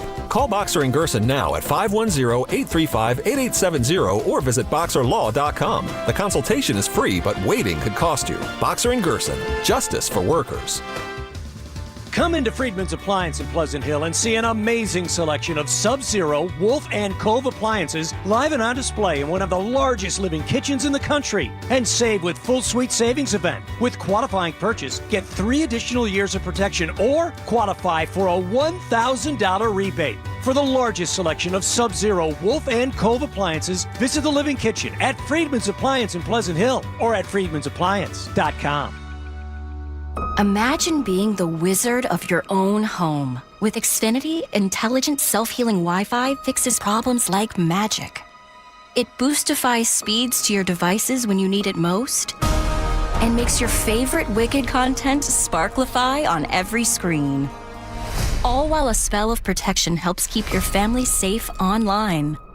When you're out in Oz, Xfinity Mobile joins Wi-Fi and 5G to keep your phone connected from here to the Emerald City. If you had the most intelligent Wi-Fi from Xfinity, everything would work together for good. And now you can cast a spell to stop time and keep your internet bill steady for 5 whole years with the Xfinity 5-year price guarantee. No contracts or commitments with amazifying equipment included. Xfinity, imagine that. And see Wicked for good, only in theaters November 21st. Restrictions apply. Select plans only. Xfinity Mobile requires Xfinity Internet. Hey, it's your boy Guru. Every time we put a rat on the table during our show, it's brought to you by Atco Pest Control. Atco Pest Control is a family-owned local business proud to provide pest control in the Bay Area for over 35 years. Atco uses natural methods to give you a peace of mind and keep your family out of harm's way. Quality pest control doesn't have to empty your savings either. Don't wait. Go to AtcoPestControl.com for all your pest control needs. They got you covered. What's up? It's Draymond Green. I'm back for my 14th NBA season, and my podcast, The Draymond Green Show, is back too. This season, I'm breaking down games, reacting to the biggest NBA stories, and sitting down with teammates, rivals, and culture shapers. And trust me, I'm not holding back, on the court or on the mic. 2 new episodes every week, new segments, big conversations, real basketball talk for the real hoop heads. Listen to and follow The Draymond Green Show wherever you get your podcasts. We're back, we're better, let's get it. Hey, I'm Mike Slater. My dad passed away at the age of 63. It's out of nowhere. Had a stroke. Super hard, obviously, for the whole family, but my dad had life insurance. This is why I have life insurance for my family, for my wife and 4 kids. And the best place to get life insurance is ethos.com, because you can do it in 10 minutes. And there's no medical exam and no blood test, just a few health questions. Get life insurance in 10 minutes so your family is protected. Ethos, ETHOS, ethos.com/life. Are you tired of online threats? Then get an antivirus. It's the only online protection you will ever need. Disclaimer, an antivirus is just half protection online. It will not protect you from snoopers or encrypt your online traffic. So this Black Friday, get better online protection with NordVPN. NordVPN will encrypt your traffic, protect you from malware and phishing, and stop annoying ads. Get the NordVPN Black Friday deal with 73% off and enjoy 3 extra months. Red and Gold Game Day starts at Laughing Monk Brewing. Park for free. Enjoy amazing food, ice-cold beer, and every game on TV. Catch 95.7 The Game's pregame show. Then hop on the free shuttle straight to the stadium. Sign up now at 957thegame.com.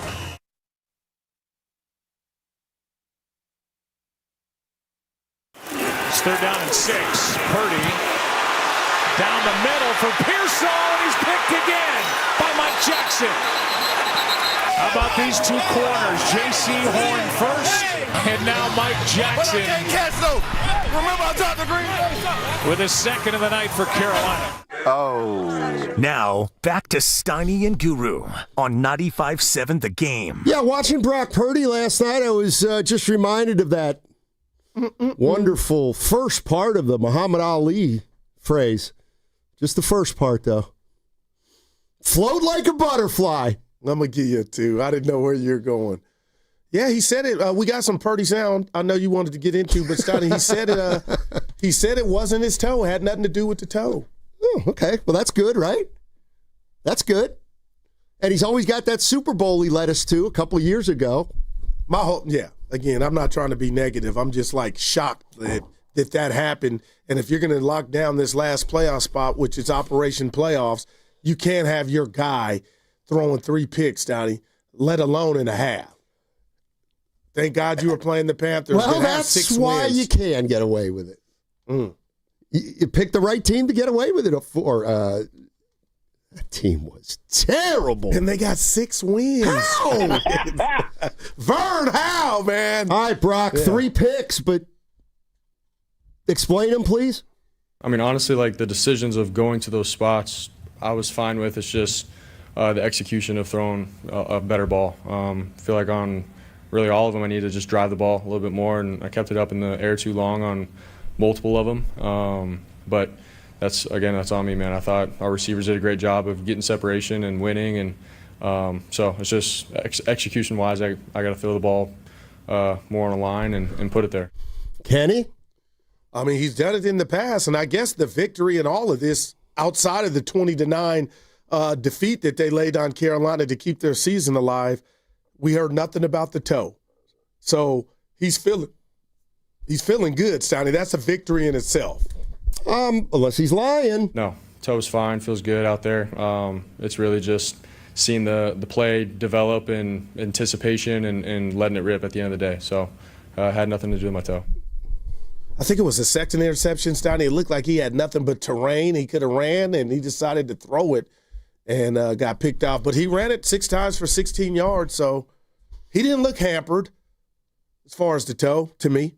Let's go. Let's start out. We got a lot of people that want to jump in here. Let's go to Austin and Redwood City to start us out. Hey, Austin, how you doing? I'm doing pretty good. Yourself? Doing well, thank you. I'm doing pretty good. Oh, okay. Look, hey, we got Jimmy G, little brother, out there throwing Peyton Manning duck at the end of his career. Man, I hate to see Kyle Shanahan take the ball out of his hand and rely on that young defense. And we can't do that. We can't do that too much. We got who we got coming up next? We got, one more game to rely on our defense. Other than that, man, we're going to need Brock Purdy to stop throwing ducks out there. Man, it ain't the toe. It's that arm when he messed up that arm when he first got injured. So is he injury prone? Well, I don't know. He's out there now, so as far as I'm concerned, he's healthy. Out there. He's healthy. So you got to. The question is what can you do other than just keep playing the guy and hope that he rounds into form? Yeah, that's what you're left with. And you said it earlier, Stoney, wedding vows. You said, and they put a ring on his finger for better or for worse. Arizona was way better than this, so obviously this was worse. And I guess at this juncture of the season, Kyle's not going to open up Pandora's box. But I was in that stadium. I'm listening to our station after the game. And, Stoney, I'm listening to people call the morning roast. I just think it's not a good thing for Brock in regard to losing his job, but the confidence from the fan base is something different. It's a whole different conversation. And because you saw Mac Jones have some success under center, maybe having more zip on his ball, I mean, people are human to think, okay, is there a better option when a guy's having, let's be honest, Donnie, for any quarterback on any level, 3 interceptions is not good, but in one whole half at home in front of the world, I could understand some people saying, are they going to pull him? Yeah, but you can't pull him this quickly, I don't think. Okay. I mean. Or ever. Because of the contract, you know what I mean? Well, I mean, if we're talking about a guy for the rest of this season, that quarterbacks like that, and we're talking about whether or not they should put Mac Jones in, they've got a much bigger problem than just this year with Brock Purdy. Because he's look, and here's the other thing. I always think of Jeremy Lin. Vinsanity. And so Jeremy Lin comes into the league and he's nobody. It's Linsanity. And then he gets an opportunity and he explodes. Wow. And then a year or two passes and you realize, well, he's not the player who exploded. But he's not bad. He's pretty good. He's a good third guard off the bench. So it's like, At first, nobody thought he could play, Brock Purdy. Then he reached a level where it was like, wow, this guy's unbelievable. This guy's really good. And then eventually they come to who they are. And for Jeremy Lin, it was like, he's a really good third guard. Maybe that's what we're finding out with Brock Purdy. He's okay. He's good. But if I paid them, you want to return and ROI, they paid a return on investment. Right, and sometimes you don't get it. Sometimes you just don't get the return of investment, but it doesn't matter. You know why? Because you got to use the guy at quarterback because you paid him. Well, you mentioned earlier, when we saw Brock at his best, the offense was loaded. You still got McCaffrey and Kittle out here too. Okay, I guess I'm asking you, does that constitute loaded? No. I mean, there's no Ayuk. No, loaded was Ayuk, Debo, McCaffrey, Kittle, Jennings, and then I'm even forgetting a receiver, I think. So I don't, there's nothing, I don't think, for the Niners to do except to hope Brock Purdy gets better. Then he starts playing better than he has the first four games. Now, before you grab the next call, the defense was the story also to me. But if any, because I'm like, well, can you keep, the Ram game still in my mind, and that's the Rams and Stafford. But I mean, Stoney, this was growth, and I put respect on Carolina coming in here, needing the game, thinking to myself, I don't know what I'm going to get from the Niners defense. They were flying around. They held the Panthers to 9. Were put in some bad situations and showed up. So am I not giving that enough love, or do you? And you're not the only one. Are you saying Carolina is impotent on offense? I'm saying I don't think the defense is like. We talked about the defense last week, like they were one of the worst defensive units in the NFL. And because the Carolina Panthers stink to high hell and they can only score 9 points, no, I don't think the 49ers defense is good. I don't. But I also see that they're playing Cleveland and Tennessee in the next 2 weeks, and those teams are so lousy that Robert Saleh is probably going to find a way to keep them under 24 points. And then if you can keep them under 24 points, I'm sorry, and I get Cleveland's defense is good, but your offense is totally healthy. Your offense should be able to win you the next 2 games. And what I don't like about this next, because from a Brock perspective and a Niners perspective, Steiny, it's supposed to snow in Cleveland. And let's just say it rains. We know the history would, I just feel like after this 3-interception performance, I want Brock to go out there and ball out. But if there's weather conditions, I'm like, I already know that's like a defense in itself against Brock. Okay, well then you got to win a 13-10 game. I know you hate that, don't you? No, I'm saying, but what does it look like for him? Another couple interceptions? Like, can he afford that? Because at some point the confidence has got to wane if he's turning it over. But see, this is what I don't want to talk about what if he throws 3 interceptions next week. Well, then he's thrown 6 in the last 2 games. The other thing is, if it's snowy and cold and rainy in Cleveland, well, like any quarterback, I'm not going to expect Purdy to lead my team to a 40-point game on the road in conditions. Now, it's not an excuse to have him throw 4 picks either. But yes, the weather may make that a lower scoring game. Jan's in Mountain View. A girl. What's up, Jan? Well, good morning to both of you. Yeah. I want to start out by, first off, Purdy didn't win that game.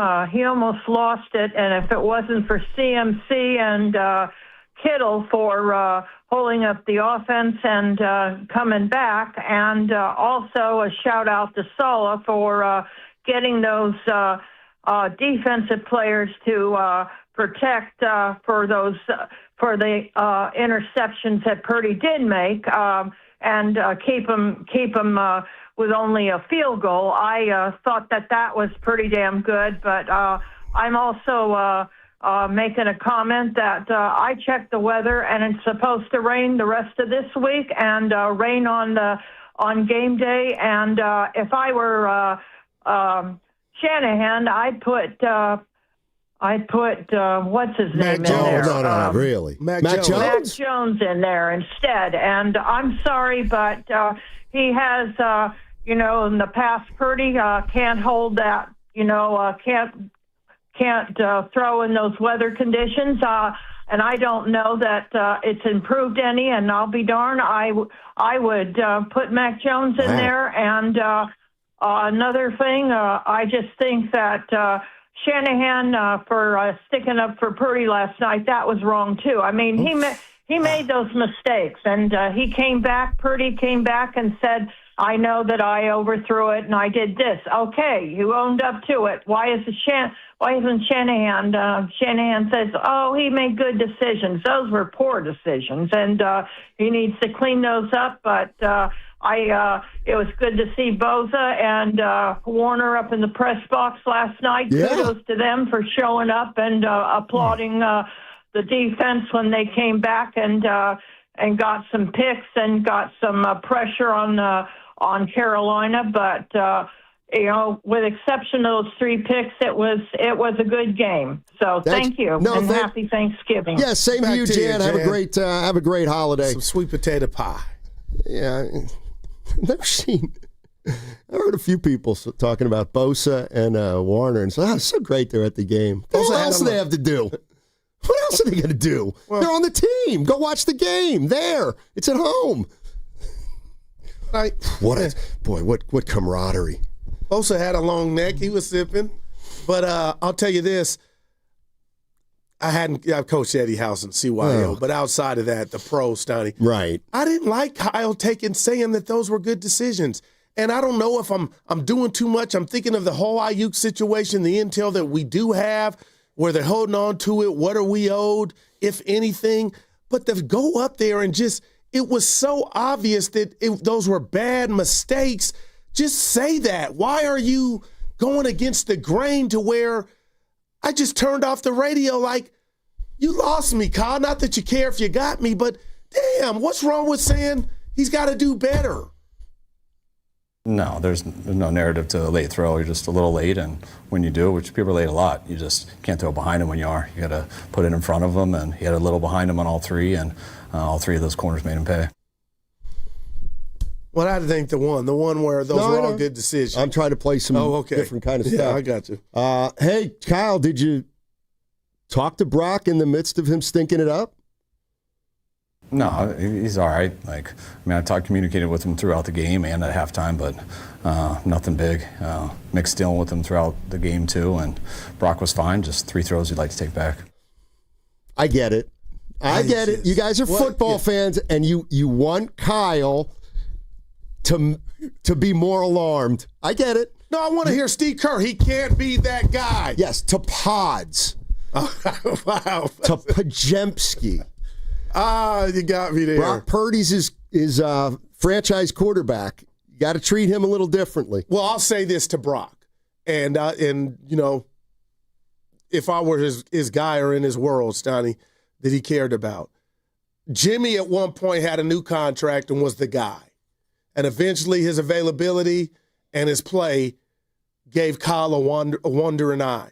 I just want to tell Brock, if you guys are into the Christmas game against the Ravens and whatnot, what has been since then, I feel like that's cooking the books. But those are numbers.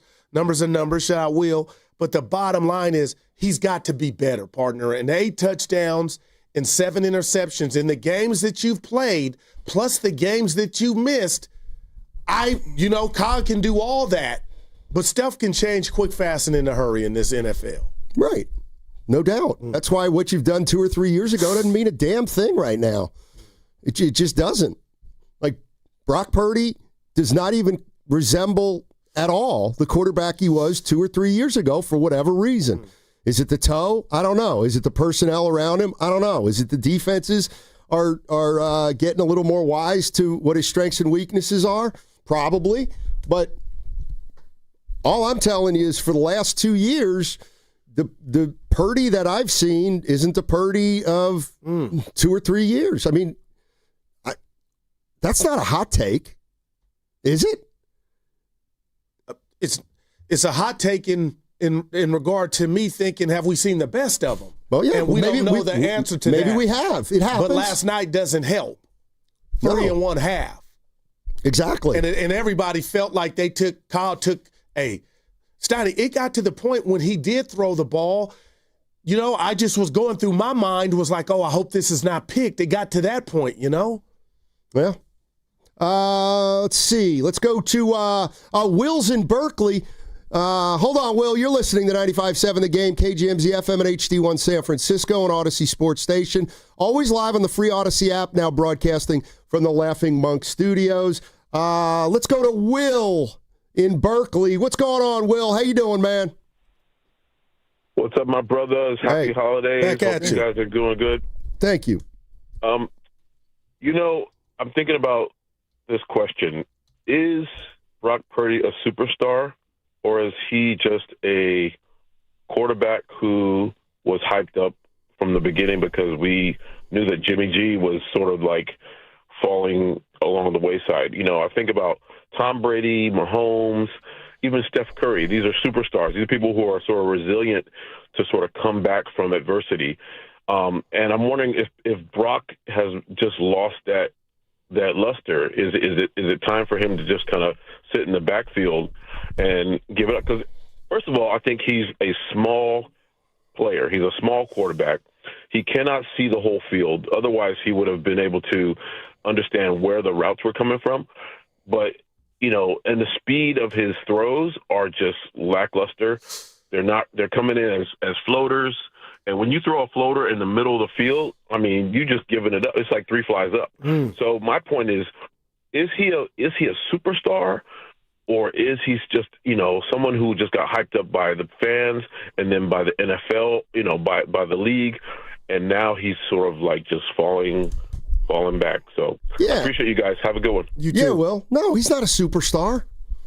Brock Purdy's not a superstar. But what if I told you if we look at the financials, they paid him like because he's had 15 guys he's had paid a lot like of that. success. A lot of quarterbacks. Two is a superstar. Yeah, then. but Tua hadn't sniffed the NFC or AFC championship or a Super Bowl. He's not a superstar. Brock Purdy to me is not a superstar. You can say he is. I don't think he's a superstar quarterback. Could you say he was on the trajectory to be one, Steiny? No, he's 5'11". Like, he's a really good quarterback, but he's not. Like, I know where you're about to go. We can't go to Lamar Jackson and Josh Allen and Mahomes. That's just futile. But are you telling me to delete the footage and the memories I have of just that Lamar Jackson game going into Christmas a couple years ago? He was an MVP candidate in that game against Lamar. Now, you could tell me, and you have, wake up. That was I don't understand years ago. I don't like. But when you're an MVP caliber or a candidate, you're balling. 1 year.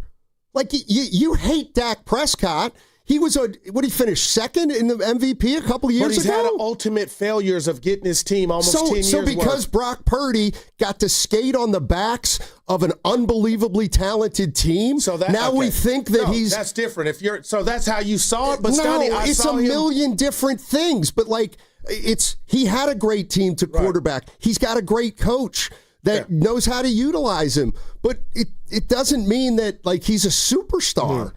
But... Superstar. Stop acting incredulous when he's not a star. We know that, right? But he's paid like one. But so are 19 other guys who he's better than. So what are we to expect from him week in, week out? Great question. I don't know. I can only go on his to me, what's more important is his most recent 10 games as opposed to the 10 games you pick from the year that they were a machine. Well, man, I hear you, but I guess also I'm coming from the vantage point of when does this become an issue? How long's his contract run for? You think I'm kidding? No, for God's sake, Jalen Hurts has won a Super Bowl in Philly, and everybody thinks he's an ass right now and is the biggest problem. So this doesn't go away. And he hasn't looked good. He just hasn't. But there's, it's a fair question. What do you do? I don't know what the answer is other than nothing. What can you do? Let's go to Pete in San Ramon. Hey, Pete. How you doing, man? Hey. Yeah, I'm doing great. Good morning, guys. Hey. Thanks for taking the call. First thing about Brock Purdy's money, that's just what the market was when he signed a new contract. Got a couple of years ago. It makes no difference right now. But, Guru, slight trip down your road, if you don't mind. Go ahead, baby. Expectations.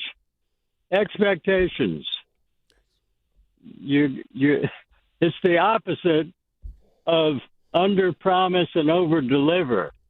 I think you're having over expectations and under receiving on the expectations. Well, let me ask you this real quick, Pete. What about last night? Yes. I didn't have it. Nobody expected him to throw 3 picks in one half. I mean, what did you see from that? How does that rank on your expectation scale last night? No extra charge. Wow, Pete. You got those for free. Wow. They won. Yeah. Yeah. All right. Thank you, guys. You too. Have a good holiday, Pete. Yeah. You're funny. No, I'm not funny. You're I funny. love the discussion. You can't tell me I'm wrong. I'm not trying to tell you wrong. I'm trying to tell you that, like, when you say nobody had Brock throwing 3 picks and a half on a bingo card, it's like, no kidding. He didn't play well. Well, what if he doesn't play well next week? Well, then they might lose. But for you and Pete to say, and I get it, everybody gets paid. But when you pay somebody and they've excelled, I want them to keep excelling, and I expect that. So that's why I'm kind of incredulous on if this keeps up. They got it, and Max on the team. Well, somebody's got to say the hell with the bread. If Josh Allen keeps quarterbacking like he's quarterback, but they don't have a Mac Jones on their team, a guy that stepped in, a former starter that played 6 or 8 games and was balling. This isn't about Mac Jones. You don't think? No, this is about Brock Purdy. If Brock Purdy is not good, Mac Jones isn't going to save the day. He's going to be fine, but you better hope Brock Purdy's better than this. But, I mean, the other thing is, guys have good years, guys have bad years. That I get. Okay, well, Brock Purdy didn't have a great year last year. And this year he got hurt, and he's played 4 mediocre games. And I'm a week or 2 removed from our discussion, and I said it. Evan can back me up. I don't need him to, but I told you all on the same show, I said, hey, under the tutelage of Kyle, I think Mac might be better. And so just know that I'm looking at Brock like, I don't know, maybe in the past you could afford to have performances like that, but I just with Mac here and around and the recency bias, Donnie, I don't know. And again, it's drastic 3 picks in one half, but you got to be better far more than what you're being. No kidding. I mean, you're right. But here's the other thing. If you want to do it this way, and I'll just do this to make Evan smile, like Brock Purdy's 3-1 as a starter this year. It's a better winning percentage than Mac Jones. He's got a better winning percentage than Mac Jones this year. So if it's all about winning and losing, like, kind of who cares? They're 3-1 with Brock. All right, 888-957-9570. I see Derek, Frank, Dr. Hustle, Carlito, Anthony. We'll get to you all on the other side. By the way, on Thanksgiving Day, we're going to bring you the Chiefs-Cowboys at 1 o'clock. Patrick Mahomes versus Dak Prescott as you're eating your Thanksgiving feast. Chiefs-Cowboys, 1 o'clock, right here on 95.7 The Game on Thursday. And tomorrow is your chance to win great prizes every single hour from 6 a.m. to 6 p.m. Warriors tickets, AC/DC tickets, Warriors bobbleheads, and much more. That's this Wednesday, every hour starting at 6 a.m. It's our Thanksgiving blowout right here on 95.7 The Game. Kick your ass! What time is it? Game time. What time is it? You know what time it is. It's football season, and it's the big fella, Lorenzo Neal. Join me and Evan Giddings every home game for the kickoff show, live at the Laughing Mock Gastropub, Sunnyvale, right around the corner from the stadium. We're talking Niner football and hosting the best game day tailgate in the Bay. Laughing Mock Game Day is the faithful's first stop with games, prizes, free parking, and a shuttle straight to the stadium. Righteously brewed in San Francisco and faithfully brewed for the family. Calling all basketball fans. Make your game day experience unforgettable with a stay at Hotel Via, just steps away from the action. Enjoy chic accommodations, stunning rooftop views, and the ultimate convenience for catching all the action. Skip the traffic and relax in style before and after the game. Whether you're celebrating a big win or just want a perfect night out in San Francisco, Hotel Via is your MVP choice. Book now at hotelviasf.com and make your game day a slam dunk at Hotel Via. Tune in to 95.7 The Game this Friday for Football Fridays, where they discuss the red and gold and their upcoming game, presented by Merit America. Visit them at meritamerica.org/super. Looking for lifelong financial guidance? Look no further than Pettinelli Financial Partners, your dedicated financial coaches for every stage of life's journey. Whether you're planning for retirement, starting a family, or buying a home, we're here for you every step of the way. Visit PettinelliFP.com. The financial consultants at Pettinelli Financial Partners are registered representatives with and securities offered through LPL Financial, member FINRA SIPC. Investment advice offered through Stratos Wealth Partners, a registered investment advisor. Stratos and Pettinelli are separate entities from LPL Financial. Tune in to 95.7 The Game for Warriors Live, 60 minutes before tip-off. Every Warriors game throughout the season as we get ready for the action. Presented by Xfinity, your home court advantage. Brought to you by Xfinity. Watch all your favorite teams all in one place. Xfinity. Imagine that. Now it's time for the closer of the week. Presented by LiftMaster and RNS Doors. Turn your garage into the envy of the neighborhood. Visit rnsdoors.com. This week's closer comes from Valerie from Fremont. Upon calling RNS, the receptionist was able to schedule a service technician for the next day. Edgar showed up in a timely manner, assessed the problem, had all the parts and new openers with him. Edgar was thorough, professional, and kind. Recently, my garage door opener was not working. I was in need of a closer. I was put in touch with RNS Doors, and they hooked me up with a brand new garage door opener from LiftMaster. With LiftMaster's MyQ connectivity, my garage door opener can be controlled right from my smartphone. You'll know when a door or gate has been left open and can close it with a tap, no matter where I am. Be one of the first 10 callers and receive 20% off a LiftMaster garage door opener. Call 1-800-FIX-A-DOOR. That's 800-FIX-A-DOOR. Or visit rsdoors.com. R&S Doors. Look for the red truck. All right, folks. This is it. The weekend many of you have been waiting for. Black Friday. The lowest prices of the year on the top-rated brands of TV. Samsung, LG, and Sony with deals up to $1,000 off. No need to buy a poorly rated unknown brand with prices like this. So what could be even better?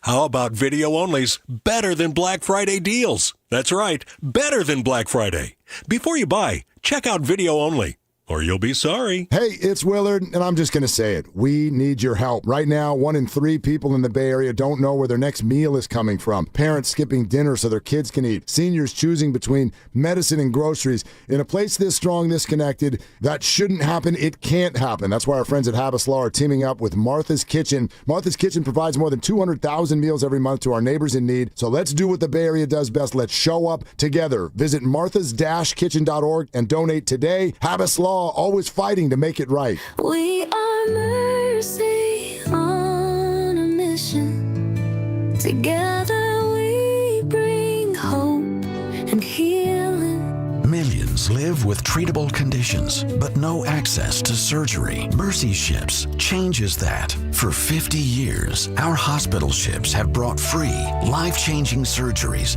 restoring health, dignity, and hope.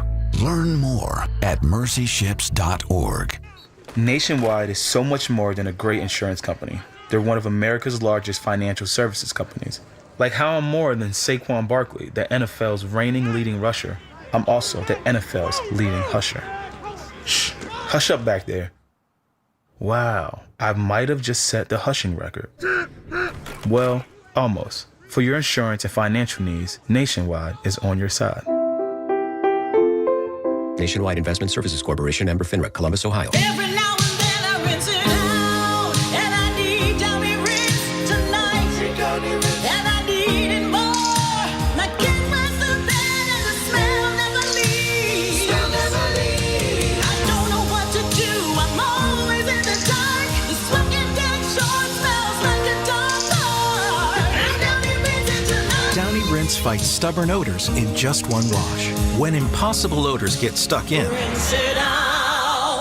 you can always count on Thanksgiving football with the NFL on CBS and Paramount+. Oh, what a catch! Touchdown! And this year's main course is in Big D when the Cowboys host the Chiefs. Visit ParamountPlus.com/NFL to get started today. Snakes, zombies, public speaking. The list of fears is endless. But the real danger is in your hand when you're behind the wheel. Distracted driving is what's really scary and even deadly. Eyes forward. Don't drive distracted. Brought to you by NHTSA and the Ad Council. He said McCaffrey, he just simply does not want to come off the field. They fake it to him. Purdy down the middle, and he's picked by Horn. J.C. Horn. And then he gets dumped by Juszczyk, but it's an early takeaway for this Carolina defense. Now, back to Steiny and Guru on 95.7 The Game. Just had 3 throws you'd love to take back. They're all 3 good decisions. Yep. Just a hair late on them. And when you're a hair late on stuff, you can't throw it behind them. And he threw it behind him, and all 3 guys made him pay. Kyle, when you get an F on a test, it's not an A. That's what he's telling us. Those are 3 good decisions. No, they weren't. Why are you saying it? That's what I don't like about this. I don't know what to make of the decisions. Well, the throws were terrible. Ones. Yeah, I heard some people in the know. Well, that's Kyle Shanahan. Yeah, but I just had 3 throws you'd love to take back. Yeah. They're all 3 good decisions. Just a hair late on them, and when you're a hair late on stuff, you can't throw it behind them. But he threw it behind him, and all 3 guys made him pay. Hey, shut up. Dude, he's trying to protect the rat on the table, and you can't. You're trying to be Captain America and shield this kid from what's coming. And he had a bad game, so don't tell us, Kyle, who I respect, but you lose respect when you play that card. Yeah, this ain't James Logan Colts. I think it's fair. I think it's fair that if 11 weeks after Brock Purdy throws a game-winning touchdown to Tonjes, that people are still saying, well, that could have been an interception. Well, ESPN had then we're scrutinizing everything. And Kyle said, if Kyle said the decisions were solid, then. You know what's crazy is I came in here and told you all, and we were on the chat last night, how Bryce Young to me just stunk up the joint. But now that I'm looking at the numbers, I'm going to ask you who was worse. I don't care. Bryce only threw 2 picks and had 1 touchdown. Purdy had 1 touchdown and 3 picks, and the coach called the dogs off in regard to the passing game. I don't care what the numbers say. Who played worse? Bryce Young, because he lost and they stink. I'm just saying, one has 1 more pick on the ledger. You know, it's like, who had the triple-double? Wembanyama's triple-double? He stunk. I miss him playing. I didn't even notice him gone. Can I? It's our show. They're rolling, by the way, without him. It's our show. Can I call a lot? I need to call some people out. Just real quick. Take your time. Relax. Evan, Carter, Grandy, Willard, Dibbs, Bonte, Shasky, Spadoni, every YouTube chat, every listener, texter, every sports fan in the Bay Area, I'm coming for you. We get a bad rap when it comes to college football. Mm-hmm. But how dare you and I, this station, not mention what transpired last week at Stanford? We didn't mention the big game at all. Yeah, exactly. I didn't even know it was on and watched it. Exactly. Shame on all of us. Same thing happened last year. Shame on all of us. Own it. It's been 3 years. How embarrassing. We didn't mention the big game at all. We're done. Promise? How dare us not mention the big game that took place in Stanford Saturday night? I'm ashamed, and you should be too. I'm not even close to ashamed. Not even close. Evan didn't even remind me. Not even close. Go work at WCAL, Cal. Go work at WCAL. How could you not tell? I was ashamed watching it. We don't do college sports here. And if you want to do college sports here, on the big go game. up to Sacramento and do Sac State against, Casunes River College. No, we do college sports on here. I'm embarrassed. That's true. You didn't even mention it to You're wearing a Tulane shirt and you're saying we don't do college football. At you. He got waves, but Spadoni already texted me. We didn't mention it. So what? I used to go to the big games, Troy Taylor, and go to the frat houses after. What happened to us? Not one call. Like, I'm serious. What have we become? The big game. I just had to get it out. Oh, yeah. And who's that too? The 6 people that were at the game? No, what? There's out there feeling the game. Why do we not care anymore about college football here? Because it's college sports. We don't get attached to these athletes. And we've got 19 pro teams in the area to deal with. John Elway on line 1. Steiny McCaffrey. That was in 1979, Goo. I just couldn't. I was hurt. Oh, man. All right, I got it out. Back to the Niners. I'll tell you what, though. We'll get into the game Tulane Charlotte this weekend. Stop. That'll tell you. Man, I couldn't believe it. Listen, yeah, I hear you, Fitz. Yeah, I can't do college. I can't do college sports. There's too much to keep track of. You got a Tulane shirt on. That's right. I keep track of one team. I'm like John Sumrall. I watch us and I watch who we're playing next. Spadoni just text, must not be a very big game if we didn't mention it. And it's got the best name for a rival. The big game. They took it from Yale Harvard. That's the original big game was Yale Harvard. Oh, blasphemy, man. You do realize that everything out here is 100 years less old than the East Coast. I'm just telling you, the big game used to be popping when I was in high school, man. Damn. Let's go to Frank in Atlanta. Frank. He says Guru is wrong. All 3 good decisions. Gentlemen, hope all is well. Back at you. Tell me how I'm wrong. Yeah. Guru, this Uncle Frank. Okay. Wow. Now, I ain't one to gossip. Yeah. And you ain't heard this from me. Oh. But for once, Kyle Shanahan was exactly right. I watched the game on DVR afterwards. Okay. I went back and watched the highlights. I went back and watched and went through the interceptions. All 3 of those by the defense was a good throw. The problem is your boy is compromised. His footwork is atrocious. He's late. And his pass has no zip. Yes. A pass that used to take him 2.7 seconds to get from A to B now takes him 4.0 seconds to get from the time he decides in his head that's where he's going to throw to where the ball is going to get to. That 1.3 seconds is enough time for the defender to not only make a play on him, but to make a play on the ball. And that's how Joe Horn got him twice. Yep. Okay, so his footwork is the problem because you got a quarterback who doesn't have a strong arm, who can't zip a ball where it's got to go. He's throwing up birthday balloons. Wow. And people are just going to run in front of the ball and get it. So Kyle has to look at that on film and say, I can't throw that 15 to 20 second intermediate pass down the middle of the field to Jennings anymore. I have to go shorter in these cold weather games. He has to adjust the game plan.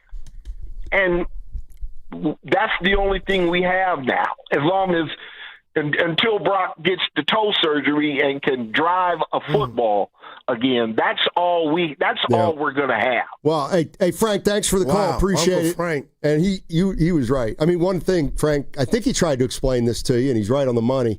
But he actually agreed with what I was saying. No, but you didn't hear the point about he's taking 1.3 seconds longer, okay? And now to get to this target. 3 throws you'd love to take back. They're all 3 good decisions. Right. Just a hair late on them. And there it is. When you're a hair late on stuff, you can't throw behind them. And he threw it behind him, and all 3 guys made him pay. 1.3 seconds in the NFL is an eternity. Just a hair late on them. Yep. You see what I'm saying? They're all 3 good decisions. If you're going to be late on a throw, Kyle would like you to overlead him rather than throw behind. Yeah. And he also mentioned zip or their lack of. I kind of saw that too, but if it's not the toe, I wanted to say the hip is connected to the hip bone and the knuckle. Yeah, sure. I mean, are you more concerned that the toe is not bothering him and Uncle Frank is pointing out the lack of footwork? I'm not concerned. Did he play? Yeah. Then he's healthy. And he said he was after the game. Let's go to, oh boy, Anthony in Santa Rosa has been hanging tight. Hey, Anthony, how you doing, man? I'm doing good. How you guys doing today? Hey, doing well, thank you. I'm just glad that we were able to get the victory, and I agree with the last caller, Frank, and Alan, what Shanahan said. I think they weren't poor decisions. I think they were just bad throws. And no one talks about that. The third interception was great. I mean, J.C. Horn pretty much came all the way across the field to get that. That was a great play. I don't know, man. So, Guru, why are you just so stuck on it and not able to just, take the information or see it? You don't got to believe it, but because your name's Guru, man. You're supposed to be the all-knowing, all-receiving. Yeah, let me open up your third eye. All But right, right now, it's like you have two eyes with a blind patch over it. All right, I'm going to give you a 3 on that. But what Like about Mr. this? Peanut. Can you sit this one out? I'm having a conversation. 8 touchdowns to 7 interceptions. Does that concern you? It's not good, man. It's not the Brock that I usually and that's all. That was have my come to point. known with that. Yeah, that was my point. And Sunday, too. I have to say, though, too, even though I like Brock Sunday, just the historic is there. With the snow and the rain. Oh, and yeah. Cleveland has a good defense. No doubt. Not good offense, but Myles Garrett is on a tear, too. Yeah. Thanks, Anthony. Appreciate the call. So, from Frank and that call, Donnie and you're laughing. I'm not. I just think it's funny. I don't think it's So just you're funny. saying he's compromised. I'm not asking. saying that. I'm not. Okay. No, he's and the healthy. coach is not saying it either as a quarterback. No. But the reasons, the picks are the picks. It doesn't matter why they're happening. Can you fix them? He's playing terrible. Shay. Who's he talking about there? That I don't know. Call it like you see it. I done lost a lung on the big game. Wait, what? Yeah, I done lost something. Yeah, that was the. No, people, I'm getting a lot of love. No, it actually was the most. You want to talk about where a sports take goes to die. Talk about college sports in the Bay. It's whatever resonates means. It's the opposite of that, and that bothers me. Yeah. We're not a college town. This ain't Ames. When Lamont Murray We're and Jason San Francisco. Kidd beat Duke in the tournament, this place was popping. Yep, 32 years ago. 32 years ago. The bottom line, we're more sophisticated out here, Goo. We're more sophisticated. You want to get to Yakima, do a little Washington State football? I want to give you some Niner trivia, see if you, Evan, and the listeners can get it. Of course I'll know it. So Cleveland Furrow got a sack last night. He leads the league or is tied on the team with 2 sacks. Can you name who's tied with them, Evan? On the Niners? Yeah. Wait a minute. No, I'm assuming it's active members. Hold on. There's no way he has more sacks than Bryce Huff, though. Well, it's 2 with Bosa. Yeah. Wait, Nick Bosa leads the Niners in sacks this year with 2. Yeah. Who else has 2? Huff's got to have 2. Furrow has 2. What about Huff? I don't know how many he has, but I just got so I got it locked in on the phone. It was tied with Bosa for 2 team lead. Tell me I'm wrong, E. We'll go to the tape. Give me a sec. All right. Yeah. Bryce Huff doesn't have 2 sacks? I'm just telling you what I read. I got He's it been right close. here. And tell me, ask who I got it from. Our guy 49er Madsen. Frankie. No, our guy Madsen is sacked. Well, you say he's money. Yeah. 2 sacks is the team leader? Yeah, I got it right. Tell Evan, I got it right. Bryce Huff has 4. Oh. I think it's for the second most sacks on the team. All right, I got it saved. All right, I'll tell you. That's Nick Bosa, and there's one other guy. He got hurt last night. Michael Williams. He got hurt last night. Damn it, Kyle. Hold on. D. Winters? Keep talking, Stoney. Nope. Evan. Lenore. Nope. It's not going to be safe. It's I know. It's Collins. Nope. It's Martin. Nope. It's you can't pronounce his name. Elliott. Oh, Okwanu. There you go. There you go. Nice, Tiny. I'm proud of you. Thank you. Thank you very much. Let's go to Derek in Walnut Creek. Hey, Derek, how you doing, man? It's okay, Goo. Well, let me, you guys ever see the movie The Big Lebowski? It's a great movie. Yeah. Forget about the effing toe. Forget about the toe. Guys, you say that you want Purdy to return to what he was. Well, return to what he was against Cardinals, 2 interceptions that were dropped. How about last year? Just red zone flaccid. So, I think we know what we have with him. What's changed? Debo, the wide back from 2 years ago. He played out of his mind. You guys have been talking about for years. What's the difference? You had two Swiss Army knives back there with C-Mac, his best year, right, and Debo. And then you got the best tight end of the generation with Kittle. That's the difference. Brock can't lead a guy. What's wrong with Pearsall? He can't be led. Remember that Monday night game against the Rams last year? There's Pearsall wide open. He's got to come back for a contested pass. That's why Juwan is so important. You need physical receivers who are going to get beat up because he's off. He's got to shift his body for a throw. There's a lot of air onto it. The DBs are onto this. It's just, it was nice when he took the reins from Jimmy, happy feet Jimmy, who couldn't stay in the pocket. It was refreshing. But look what Brock stepped into. Those 2 years were magic, but that's all it was. Disney movie and move on. Wow. You know what, by the way, you know what Bill Walsh would do? Tell us. What Bill Walsh would do? Tell us. He'd stir the pot. He'd be an SH disturber. He'd let there be a quarterback controversy and then shrug his shoulders and go, wow, man. Cream rise to the top. And I love, you know what, one last thing. I love watching how, you know, we have a general driving us down the field in a 2-minute drill, right, with our new backup now, right? That's what I like seeing. Thanks, Derek. Appreciate the call. You know, Goo, I don't know. One thing I found out in the last few weeks is, you know, a lot of times some of my best material, you just doesn't register with you. And the one thing I'll always remember is 3 years ago when Debo was here. I can't remember. I said, you know, when Purdy was on a rookie deal, I said, you know, it's almost like they have an extra weapon. Most teams don't. Oh, he stressed out at the line of scrimmage. It was window dressing. That's right. No doubt. So Debo Samuel is a part of this. There's a man. But when people were ready to run him out of town, and I was one of them thinking he was done, Steiny, now you kind of wonder, man, that was a big deal, even if the said play, because we know it was super effective when he was in his prime. But, man, you can't throw 3 interceptions and say, I'm not saying you are or anybody out there, it's because no Debo. No, I'm ready to go. What I'm getting at is when Brock Purdy was at his best, he had McCaffrey, he had Debo, he had Kittle, he had Ayuk, he had Jennings. You're stressing and the out. minute, like they got up against it with the salary cap, we knew they were going to have to lose one guy. Yeah. And they did, and that was a big dynamic. Yeah, and you're speaking to it. What he did was defenses had to account for him, Stoney, some way, some shape, form, or fashion. Now, remember I told you my boy Reg B said, you stay losing on that show. It kind of hurt me, and I had to tell him later it did. Matson, the tweet was, Farrell is now tied for second on the 49ers with 2 sacks this season. He's tied with Bosa and Okinawa. I was in the game in the car and just assumed that was for the – my bad. One of the things that has always stuck with me in life, in my days when, let's say I was in high school or college and I would take a test or even write a paper, one thing, and just feel free to go ahead and do this. Before you hand it in, check your work.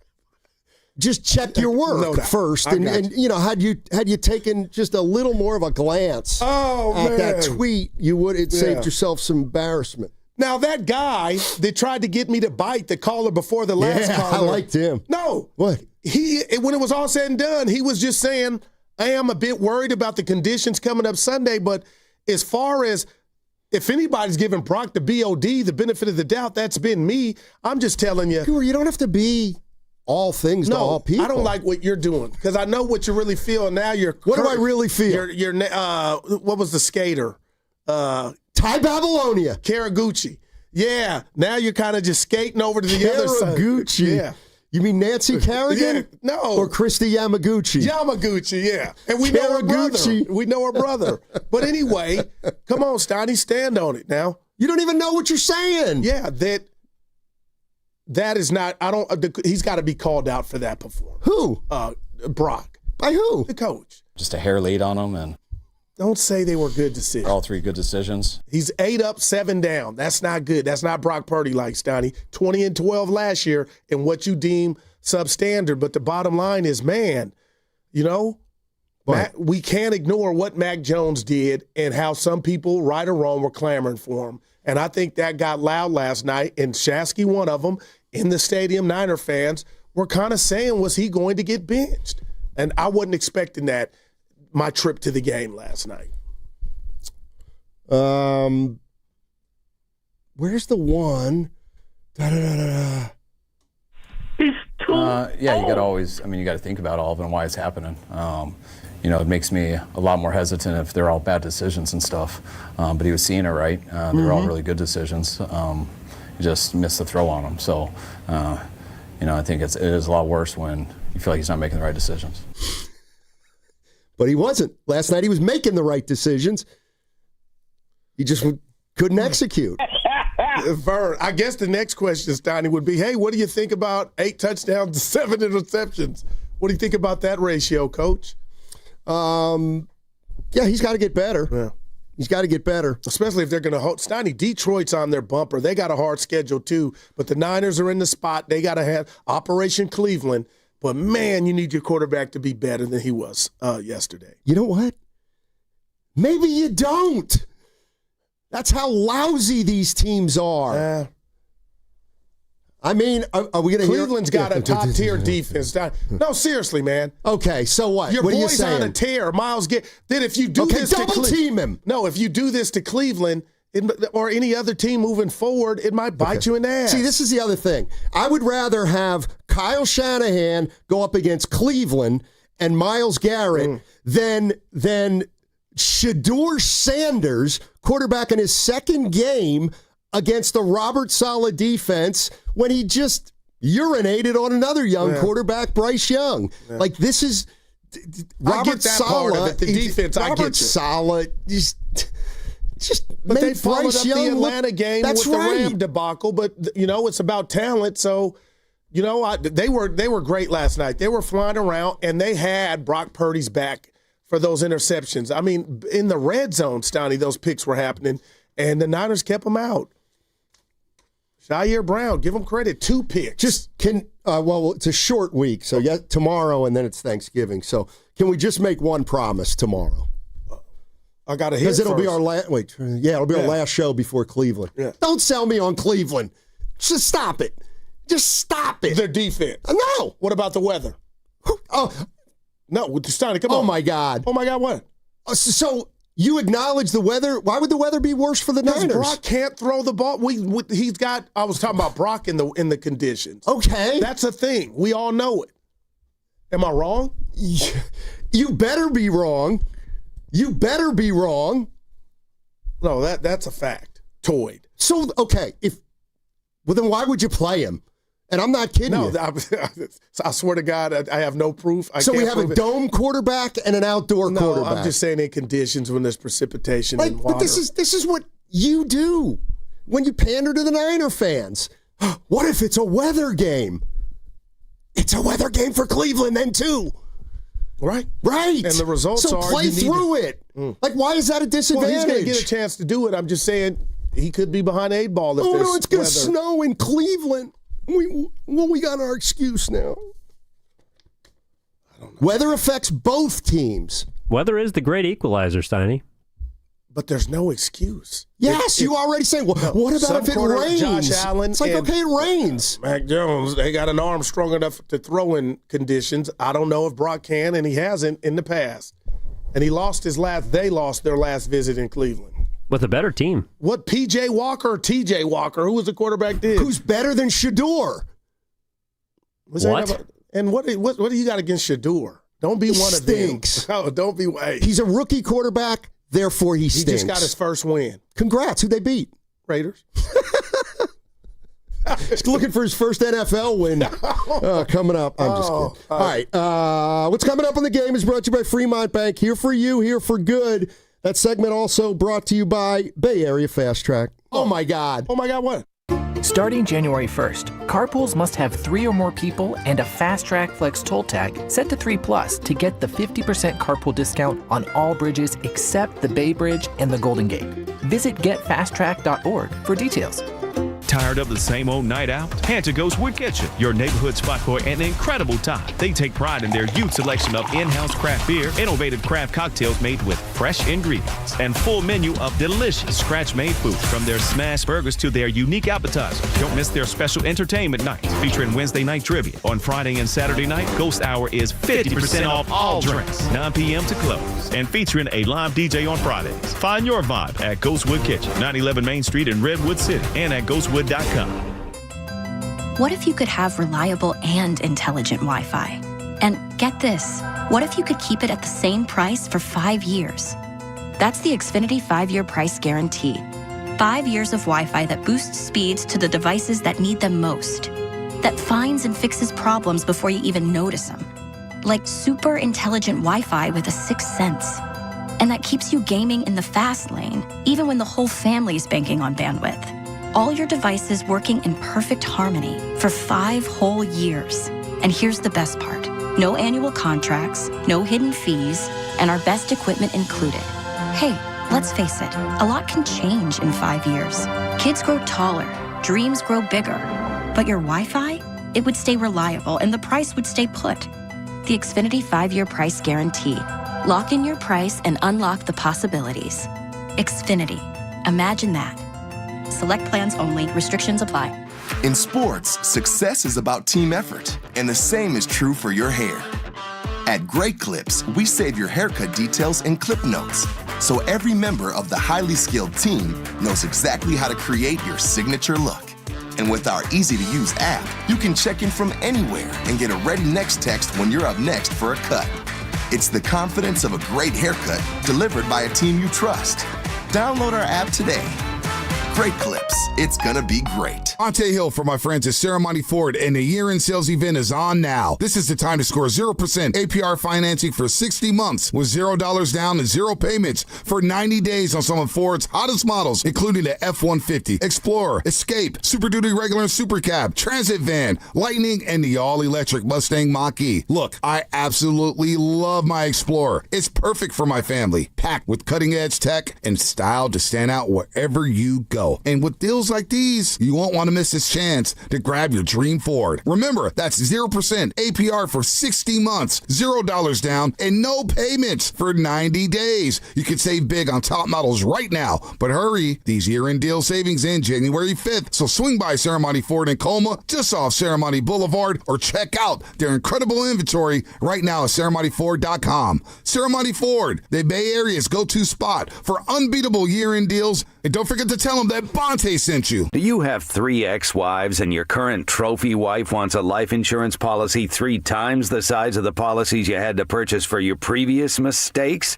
If so, you need to call Big Lou at Term Provider, 800-700-6898. Big Lou is intimately familiar with your problems, and if you're 50 or 60 years old and in reasonably good health, a $1 million policy should only cost about $100 to $200 per month. Big Lou may have a solution for your previous policies as well. You may even save enough money to lighten the load on your new $1 million policy. Remember, call Big Lou. He's like you, except he's only on number 2. Call Term Provider at 800-700-6898. That's 800-700-6898. For $1 million in term life insurance that you can live with. Call Big Lou at 800-700-6898. 800-700-6898. My name is Whitney Allen. I am a widow. My husband Ryan died. We never thought in a million years we'd have to use life insurance. The unexpected happened. With Ethos, it is so fast and easy. It's 100% online. You can get a quote in seconds, apply in minutes, and get same-day coverage. No medical exams, and you can get up to $3 million worth of coverage through Ethos. Get your free quote at ethos.com/radio. That's ethos.com/radio.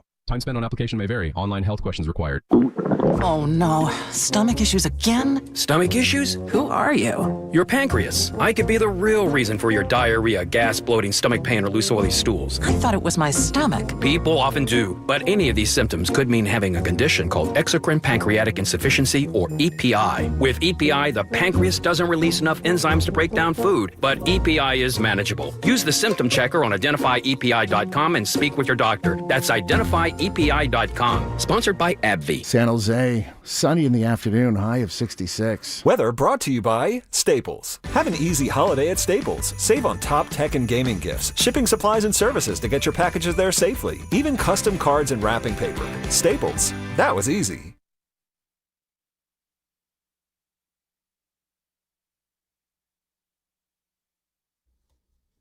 What's the question? You just got to look at his numbers and stuff. They're all 3 good decisions. Just a hair late on them, and I'm losing it. Now, back to Steiny and Guru on 95.7 The Game. Oh, man. You are an original. You talking to me or Jan? Oh, you. Yeah, oh, my God. Oh, my God, what?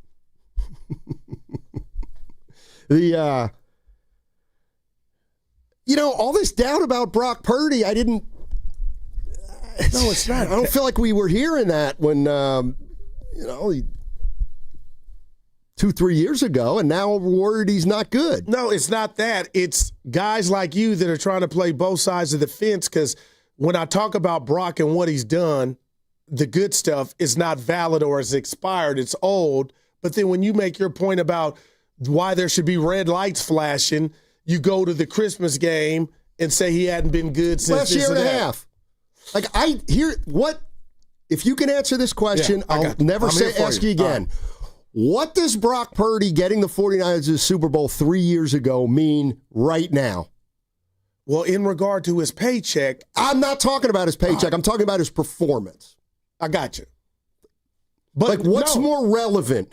Okay. The game he played last night or a game he played 3 years ago? Now. Last night. What about, real quick, what about why last night grants him 9 lives? Because you've seen the good, and you're hoping that you see that again. Right. People want it both ways. They want to be able to say 2 years ago this guy was an elite quarterback, and now he got paid, and now they're like, well, what if he's not elite? Well, you have to make the decision at the time. So do you, on today, Tuesday, after the Monday Night Football game, Stoney, forget the 3 picks. I've already asked you, I think I know. How big of the gap to Matthew Steinmetz is it from Mac Jones, take everything in totality, and Brock Purdy? Forget the contract.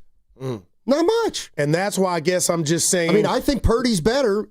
A couple weeks ago, you were saying you thought Mac Jones was better. But when you throw 3 picks and a half, again, I'm reaching, bad defense. If that continues. Well, yeah, okay. Yes. Then we got something. But why, because I feel like the fan base already had something. We had the great Joe Buck on yesterday. You asked him what did he make of, the situation and the noise that was when Mac was playing well. And I'm just saying, Stoney, as long as Mac's there, Brock can't, and I'm not saying because this could just be a one-off, people. I get it. But if this were to continue, at some point I wonder if Kyle changes his tune. Or is it, no, we paid and we married this dude. He's got more than 9 lives. You can't have it both ways. You can't have Brock Purdy as your franchise quarterback and then want to dump him when he throws 3 interceptions. Like, that's not going to work. Dr. Hustle, our man in San Jose. We haven't heard from him a while, and he's not a doctor. What's up, Doc? What's going on, fellas? So I haven't called in since week 1. All right. I told you guys I was going to be in the moment more. I was going to watch the game. Nice. I've been saving my call. First and foremost, I want to wish you guys a happy Thanksgiving. I think I speak on behalf of all the Bay Area sports fans that sports is better, that we got Steinmetz and Guru on the radio. Right on, Doc. Thank you. But now, I was watching the game last night with my son, and the old Dr. Hustle would have freaked out. I was the president, CEO of the website, the bus driving to fire Kyle Shanahan a few years ago. Yeah. I've changed my tune. A zebra can change his stripes. I changed my tune. Look it. We're watching the game, me and my son. He plays quarterback for my team. I coach the middle school football team. And we were breaking down Brock Purdy. And both throws were late, just like Kyle Shanahan said. If he would have my son made those throws, I would have told him the same thing. Mm-hmm. But look, the 49ers have 8 wins. There are 3 football teams in the NFL that have more than 8 wins right now. The 49ers are in a good position. Brock Purdy is finding his rhythm back. Listen, to quote the great Jim Mora, you play to win the game. right? You play to win the game. You are what your record are. Rest in peace, Denny Green. Listen, I'm always listening. I know Guru's got a higher IQ than me. I know that Steinman, right now this, I almost called Steinman. Give me one more. I almost called when you broke down the Warriors' record with Jimmy. Now, I want to get your guys' take on this, because I don't call in as much. Right. The Warriors were 23-8 when Jimmy Butler came to the team, right? Jonathan Kuminga wasn't playing that much. He didn't have as big a role. I want to ask this question. Now, if we were picking a team, there's nobody on the team, nobody, and you have these 5 guys, Quentin Post, Trace Jackson-Davis, Brandon Pajinski, Moses Moody, or Jonathan Kuminga, I think we could all agree we would take Jonathan Kuminga. We have no players on the team, right? Yep. So I'm not saying Jonathan Kuminga isn't better than those guys, but I learned a lesson, and this is going to be the doctor's notes. I learned a lesson from my uncle when I was 15. We were at a party, nice lady. I knew her kids, and he goes, "Oh, we used to date." I go, "What?" He goes, "Yeah, she's a wonderful lady. I said, "Oh man, she's a great mom. I know her kids." He goes, "She's a great wife." I go, "Did she get away?" He goes, "No, we just weren't good together." I think Jonathan Kuminga will be better off somewhere else. Those are the doctor's notes. Happy Thanksgiving. Love you guys. Thanks, Doc. The Doc. They weren't good together. He was talking about Kuminga. Yeah. I don't want to talk about Kuminga. Hopefully he'll play tomorrow. Well, they beat the crap out the Jazz, thank gosh. Down 11-0 in the first quarter. I was like, oh, boy. By the way. Go ahead. Utah played the night before against the Lakers. Oh, my Everyone God. has a personal agenda. Get better, Dre. Sprained foot. Oh, my God. Does Lowry Markkanen stink? Against the Warriors, he does. I don't care. I mean, you want to like he is. I got you. He is. He's Mr. running and gunning. Hollow numbers. Man. Lowry Draymond was right. He was right. That's not the guy. Anyway, about we got Carlito. Carlito in Alameda. Gentlemen. Carlito. Hello, gentlemen. Hey. Hello, gentlemen. I'm going to say this about Brock Purdy. I know there was a reporter that asked the question, hey, would you have benched Brock Purdy? I don't mean to sound rude, but not a very good question because the game was never in hand. Now I'm going to put you guys on the spot. Question for Steiny and question for Guru. Oh. Scale of 1 to 10 as a quarterback, what do you rate Brock Purdy? Thank you. He's a 6, 7. I'm going to give him 7.5. Okay. Well, if you would have asked me why are you so year, worried? If you would have asked me last year at this time, I would have said 8.5. But he didn't play well last year. To you. He played well to you? 20 touchdowns and 12 interceptions. That's not very good. No, but it ain't 8 to 7. And he wasn't the only reason they went 6-11. He didn't have his weapon, but you got a problem with me? You said 6. Yeah. He's about a 6. What's Mac Jones? 5. 5.5. 6.5. Purdy. I'll give Purdy 6.5. But I don't who's a 10? I've watched Mahomes a lot this year. He's not a 10. So he ain't trusting his dudes on the outside, but Steiner, he's a 10. Stafford's a 10. Stafford's a 10. Yeah. But I'm just saying Mahomes this year has not been a 10. Right, I'll give you that. But I expect him to be a 10. How about that? Jalen Hurts, a 8. Not on Sunday. I mean, he's getting ripped. They were up 21-0. Exactly. That's why this is such. Evan, this is so quick, cute. They quit running the ball. Is that on him? They gave up. Wow. Yeah, I asked him that. He didn't give me an answer. 707. What? On the Boxer and Gerson work injury attorneys text line. Talk to me. If Purdy's a 7.5, why do you have the concerns, Goo? Because he was at 8.5. Damn near 9. But you're telling me that's the milk carton, the X date. No, that's gone too far. Yeah, both. Guru. No, seriously, Stein, I had this. If you're telling me I can't hang on to the past for Brock or Niner fan can't, then the recency bias has not been nice to him, injury-wise and all that. So I'm not going to rip a dude and act like I didn't see him in Nevada and Philly for the NFC Championship game in the Super Bowl. Right. With a team, with a defense that was loaded and with weapon. Here's the problem. Every time you say, man, Brock Purdy that team was loaded offensively. It's like, shade. That's no shade. It's the truth. He was a good quarterback. Possibly an MVP candidate, and he ain't winning it. McCaffrey, you got Kittle. That's okay. Every team's got 2 weapons. How many weapons do the Rams have? All I'm saying is like, yes, he was a good quarterback with those weapons. Now he doesn't have as many weapons. He's not we playing need you as to bring well. something to the party more than cups and sodas. But then what's he going to do? Ball out. Okay, and you know what happens when you try to ball out? You throw 3 interceptions. You know why? Because you try to do too much. Did you really mean that Linsanity comp? Yes. Because if you're right, then he's going to turn or may be in the process of turning into a pumpkin like Jimmy did. Jeremy Lin never turned into a pumpkin. Jeremy Lin was not an NBA player. Then he blew up. He caught lightning in a bottle. And then he became a solid role player. He was your quintessential starter, and then he came off the bench. And to me, I was always the guy when I said, you know what, if Jeremy Lin's starting for you, I don't like it. But if he's your first guard off the bench, then you got something. But I feel the same way about Purdy. Wow, Stoney. What? No, that's the first time I heard you like really draw a line in the sand of he's good. He's just a guy. No, he's good. But like I just don't expect a superhuman effort from the guy. Well, the whole deal and real quick, Stein, the whole deal and the concept to me in the contract was, yeah, you're right. They were loaded, but they've lost some things, but Brock can bring more to the table.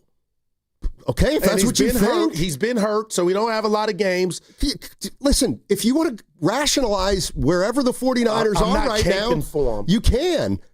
I'm just saying, like, he's better than what we've seen. Is he? I'm saying yes because of what I've seen in the past. Right. Maybe he is better with Debo and Ayuk healthy and all those guys. You're listening to 95.7 The Game, KGMZ FM and HD, One San Francisco and Odyssey Sports Station, always live on the free Odyssey app, and now broadcasting from the Laughing Monk Studios. Laughing Monk righteously brewed in the city. Who are the quarterbacks that we are? Tua, okay, Dak, Prescott, Lamar. No. That we kind of lump in with Purdy. Trevor Lawrence got paid. I'm talking about the guys who got paid who are so-so. Lamar. No, I got you. But, I mean, he's a highlight. But I got news for you. When you pay Tua, when you pay Trevor Lawrence, when you pay guys who aren't super-duper elite, then there's nothing to do except watch them and see how they play week to week. And then we'll make a determination whether they're worth the money or not. But Brock Purdy, he's fine, but he's not going to elevate a team. Wow. Sometimes I just, like Stanley, last night is not elevating the team. So he's not as good as Josh. No, he's not as good as Josh Allen. But last night, it's not ever about being Josh Allen. It's being the best version of yourself. He's going to have bad games. Okay, and he's going to have more bad games than elite quarterbacks. But now, because for the he's people not that an are elite not fans quarterback. of his, they got tape or they got numbers that they can put together and say he hadn't been good the last year and a half. Good. The more eyeballs, the better. Maybe he should be scrutinized. I've got no problem with people saying that they shouldn't have given him the money. That's a legitimate point. A lot of people said it at the time. And then I heard a lot of, this is the thing, it's just the cost of business. Hey, well, that was the market. They paid it, it's the market. Yeah. It's just, okay, we paid him $250. Yes, but you said that's the market. So that wasn't a big deal when you were signing him to a contract that was just market value, and now it's like, well, what if we paid again? That's the risk of paying Tua. That's the risk of paying Purdy. That's the risk of paying Trevor Lawrence and Daniel Jones. We'll see how good they are. And I'll say this to that. Kyle Shanahan, Stoney, if I take him at his word and those decisions in his mind aren't just dumb, and I believe he really believes Brock Purdy's his guy, and he paid him. There's nothing to see here. That's one thing. But what I'll say is, again, just being in the stadium last night and for what we do and what Mac Jones has done, I would just advise or tell Brock Purdy and his biggest fans, yeah, you got the security in the most important places, but, man, if you keep playing poor, and I'm not saying 3 interceptions every game, if you keep just not standing out, He's Tua. But you might not be Mac. Like, you're opening yourself up for second guessing or criticism. That's all. Because Niner fans want nothing more than a dub. You got one last night, but Steiny, it felt like they took off they called the dogs off because he was in a zone to where you didn't know where the ball was going, and that was uncomfortable for everybody who was watching the game. And I feel like that's valid. But you can't continue that, Brock. Well, I mean, I get it. He can't continue it, but what are your alternatives? And here's the other thing. I guess that's what I came in here asking you. There's no alternatives. So Mac is not even an option. No. Why would he be? Because he had some success while Brock's 3-1. I mean, I hear what you're saying. I mean, the real question nobody wants to ask is, has Brock regressed? Has he regressed? And I would say, yes. Now, is durability a part of that? No. He was healthy last year. No, I'm just saying in that, he's missed some games. Had the shoulder. Yeah, but he only missed 2 games last year. That's healthy to me in the NFL. I mean, Brock Purdy in the last, 15 games, last 20 games, he hasn't been as good as the 20 games before that. Hey, Evan, I asked Steiny. He gave me his answer real quick. 1 to 10, what's a Brock Purdy to you? Brock Purdy, like a 7. Wow. Yeah, 6.5. And I don't think there's anybody that would fight any one of us on our answers. I think there are a lot of 7s in the league, though. Like, even some of the guys you would consider great have been poor. Like, Lamar Jackson, I know he's been hurt, but when he's been around, has not been very good. Okay. Josh Allen has been subpar compared to last season. Yeah, and they call him Superman. But when the Niners... Patrick Mahomes has not been that great. Yeah. When the Niners made the decision to let Debo go, and it was predicated, I'm throwing this out, it was predicated on Brock doing more. Do you think that's so far-fetched that I think that they thought Brock could bring more to the table? No, I think that's just I think when you have a quarterback, you keep him. Because trying to find one, as you've seen from a lot of the teams that are bad, are just in a constant search for a quarterback. That's why the Browns drafted 2 of them. Because they haven't been able to find a quarterback in like 30 years. Yeah, and so when I say, they paid them, you're like, goo, that was just a price.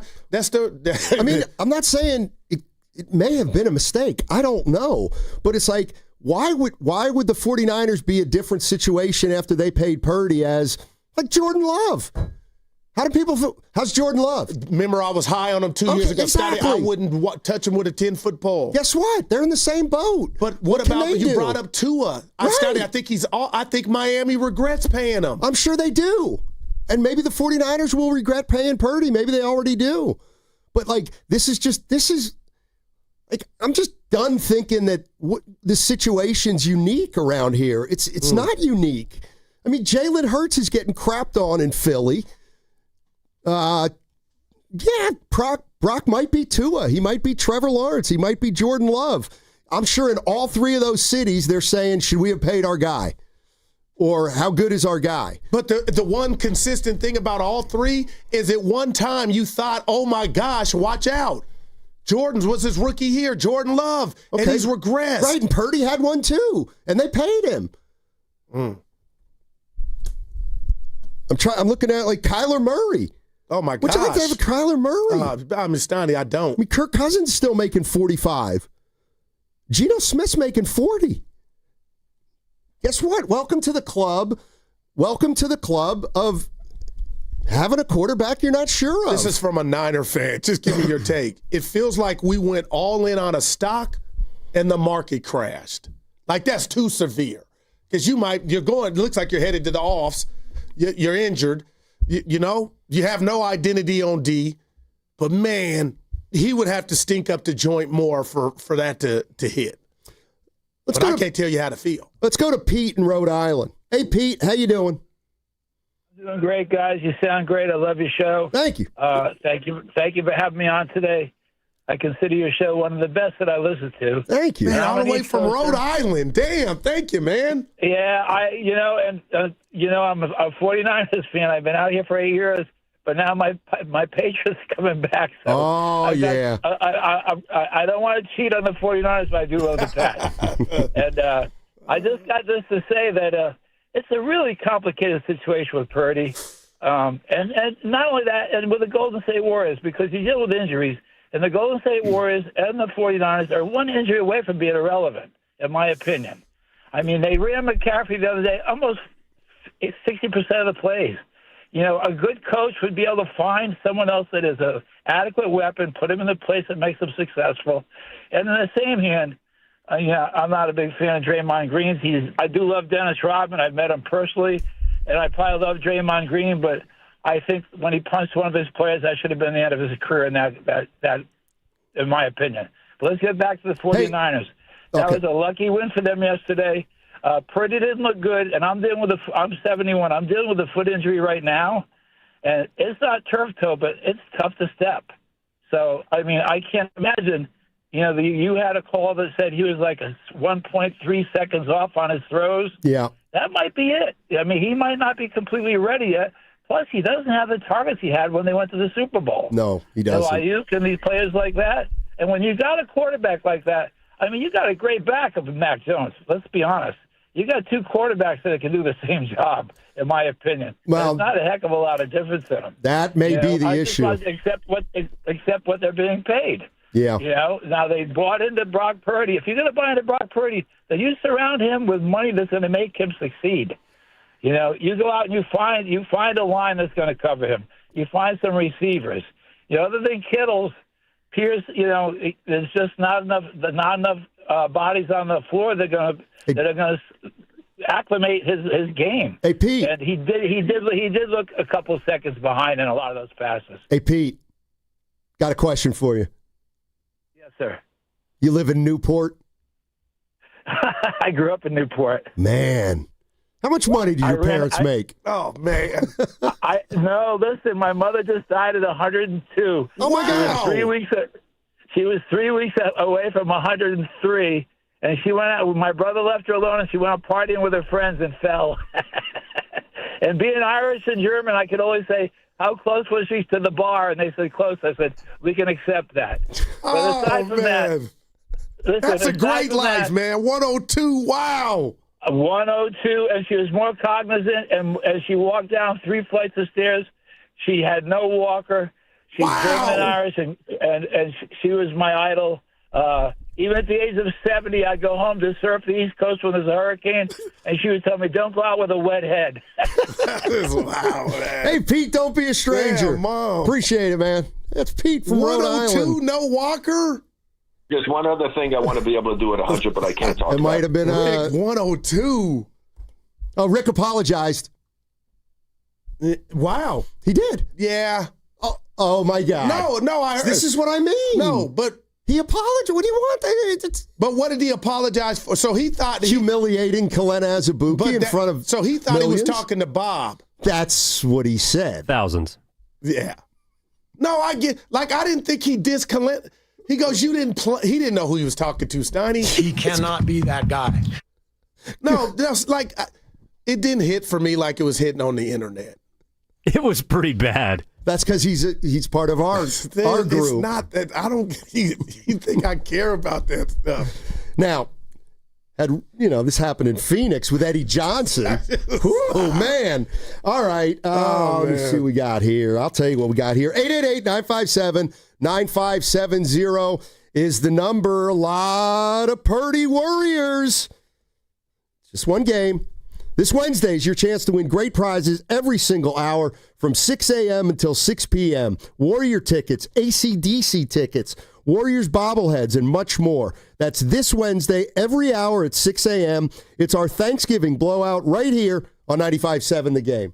Ooh, Hey, it's your boy Guru. Every time we put a rat on the table during our show, it's brought to you by Atco Pest Control. Atco Pest Control is a family-owned local business proud to provide pest control in the Bay Area for over 35 years. Atco uses natural methods to give you a peace of mind and keep your family out of harm's way. Quality pest control doesn't have to empty your savings either. Don't wait. Go to AtcoPestControl.com for all your pest control needs. They got you covered. Food, family, and football. It's Thanksgiving, but your takes don't need to take the day off. Make some cash with them at DraftKings Pick 6, the official daily fantasy partner of the NFL. Just pick more or less on a couple player stats and ride your read. Hit your calls, and Pick 6 turns a good read into a big return. And if you're new to Pick 6, DraftKings has you. Get $50 in Pick 6 credits with your first $5 entry. Trust your read and make it pay. Download the DraftKings Pick 6 app now and use code THEGAME. That's code THEGAME. Play just $5, get $50 in Pick 6 credits. Make the call. Ride the upside in partnership with DraftKings Pick 6. The crown is yours. Gambling problem? Call 1-800-GAMBLER. Must be 18 and over. Age and eligibility restrictions vary by jurisdiction. Void where prohibited. 1 per new customer. Bonus awarded as non-withdrawable Pick 6 credits that expire in 14 days. Ends December 2nd at 11:59 p.m. Eastern Time. Terms at pick6.draftkings.com/promos. A lot of Bay Area banking customers are faced with a choice. Which financial institution best fits what they're looking for? It might make sense to consider a bank's history. Take Fremont Bank. For 60 years, we've provided stability and consistency with an emphasis on relationships. We've grown one customer at a time, not through mergers or acquisitions, because that's how you can do business when you're independently owned and community focused. Fremont Bank. Here for you, here for good. Calling all basketball fans. Make your game day experience unforgettable with a stay at Hotel Via, just steps away from the action. Enjoy chic accommodations, stunning rooftop views, and the ultimate convenience for catching all the action. Skip the traffic and relax in style before and after the game. Whether you're celebrating a big win or just want a perfect night out in San Francisco, Hotel Via is your MVP choice.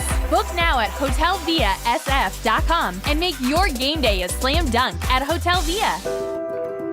What if you had the smartest Wi-Fi? If you did, it'd be Xfinity, of course, and it'd come with their best state-of-the-art equipment. It would boost speeds to the devices that needed them most, prioritizing your most important connections, whether you were streaming, gaming, or gaming while pretending to work. And it would let you stream 4. That's right, 4 games on one screen. It would even power your mobile connection so you could bring faster, secure Wi-Fi speeds with you where you use it most. It would be proactive and fix problems before you knew you had them. Impressive, right? And it would have security features that protect you from threats at home and online. Kinda like a force field for your life. If you had the smartest Wi-Fi, well, everything would work together seamlessly to keep you connected, no matter what. Xfinity. Imagine that. Restrictions apply. It seems everyone gets a tip these days. Deliver food? Get a tip. Drive around town? Get a tip. Serve a drink?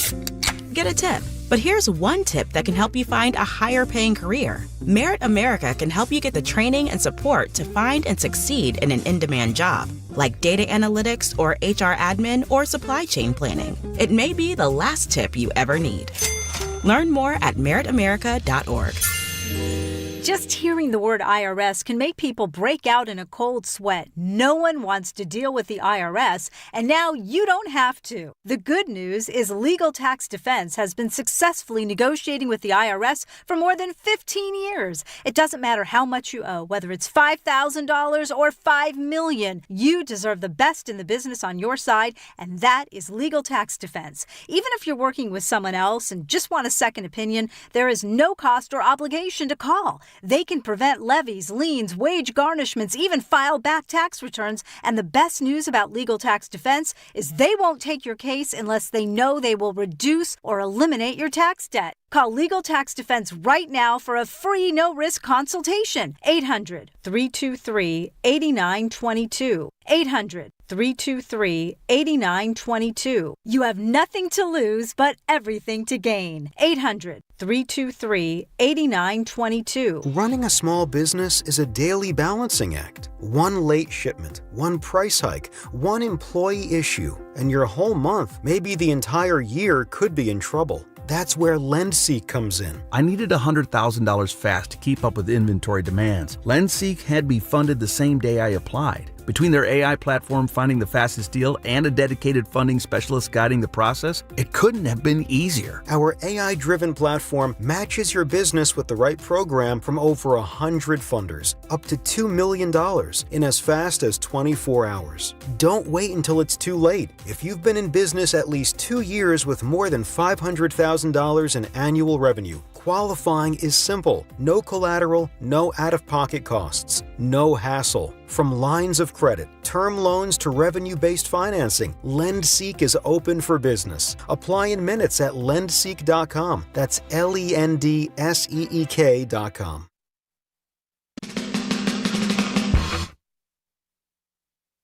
'49ers have been good in the red zone.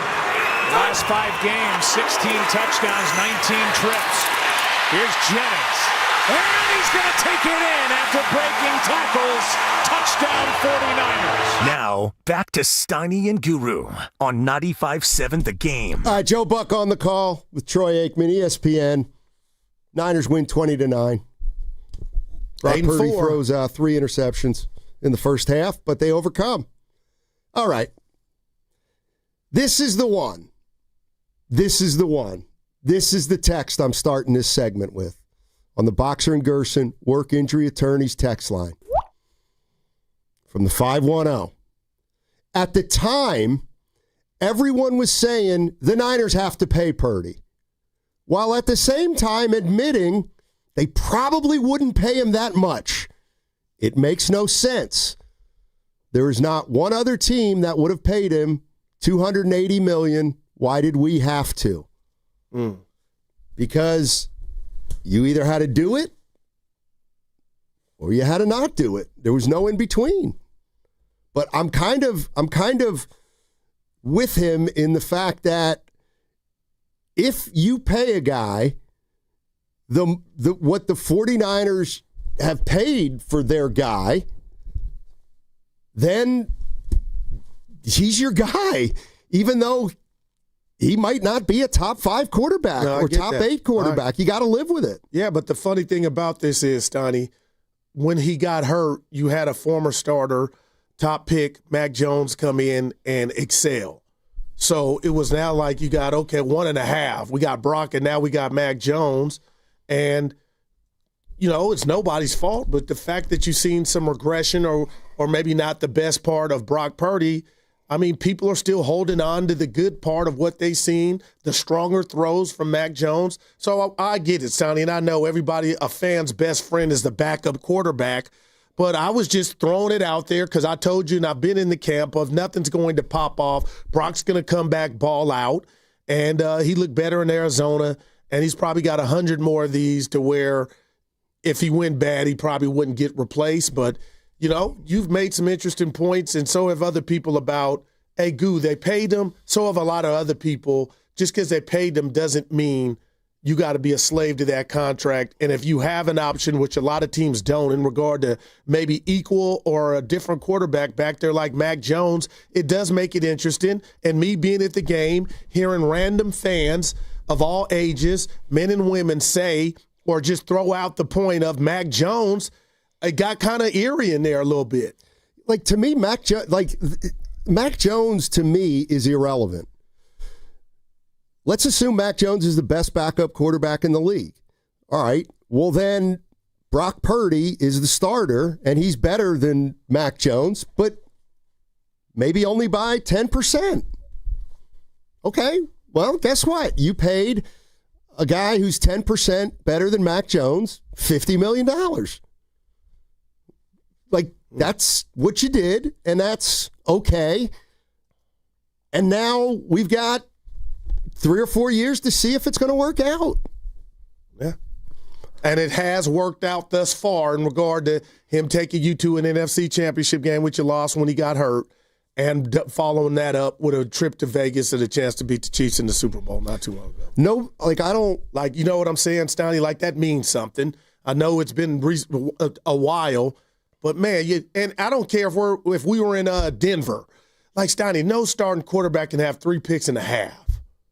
Like, that just was bad. That was, that's why I was kind of like, damn, not in a game and a half, Back, it felt like. Yeah, I mean, he was terrible in the first half. I don't know. Like, in Miami, when Tua has a bad game, do they always say, we made a mistake? I mean, maybe we're just going to, every Brock Purdy bad game, say they made a mistake. You think they made a mistake with Brock? It's too soon for that. Okay. But how long did Jimmy get before those questions reared his head? See what I'm saying? It's like a cycle.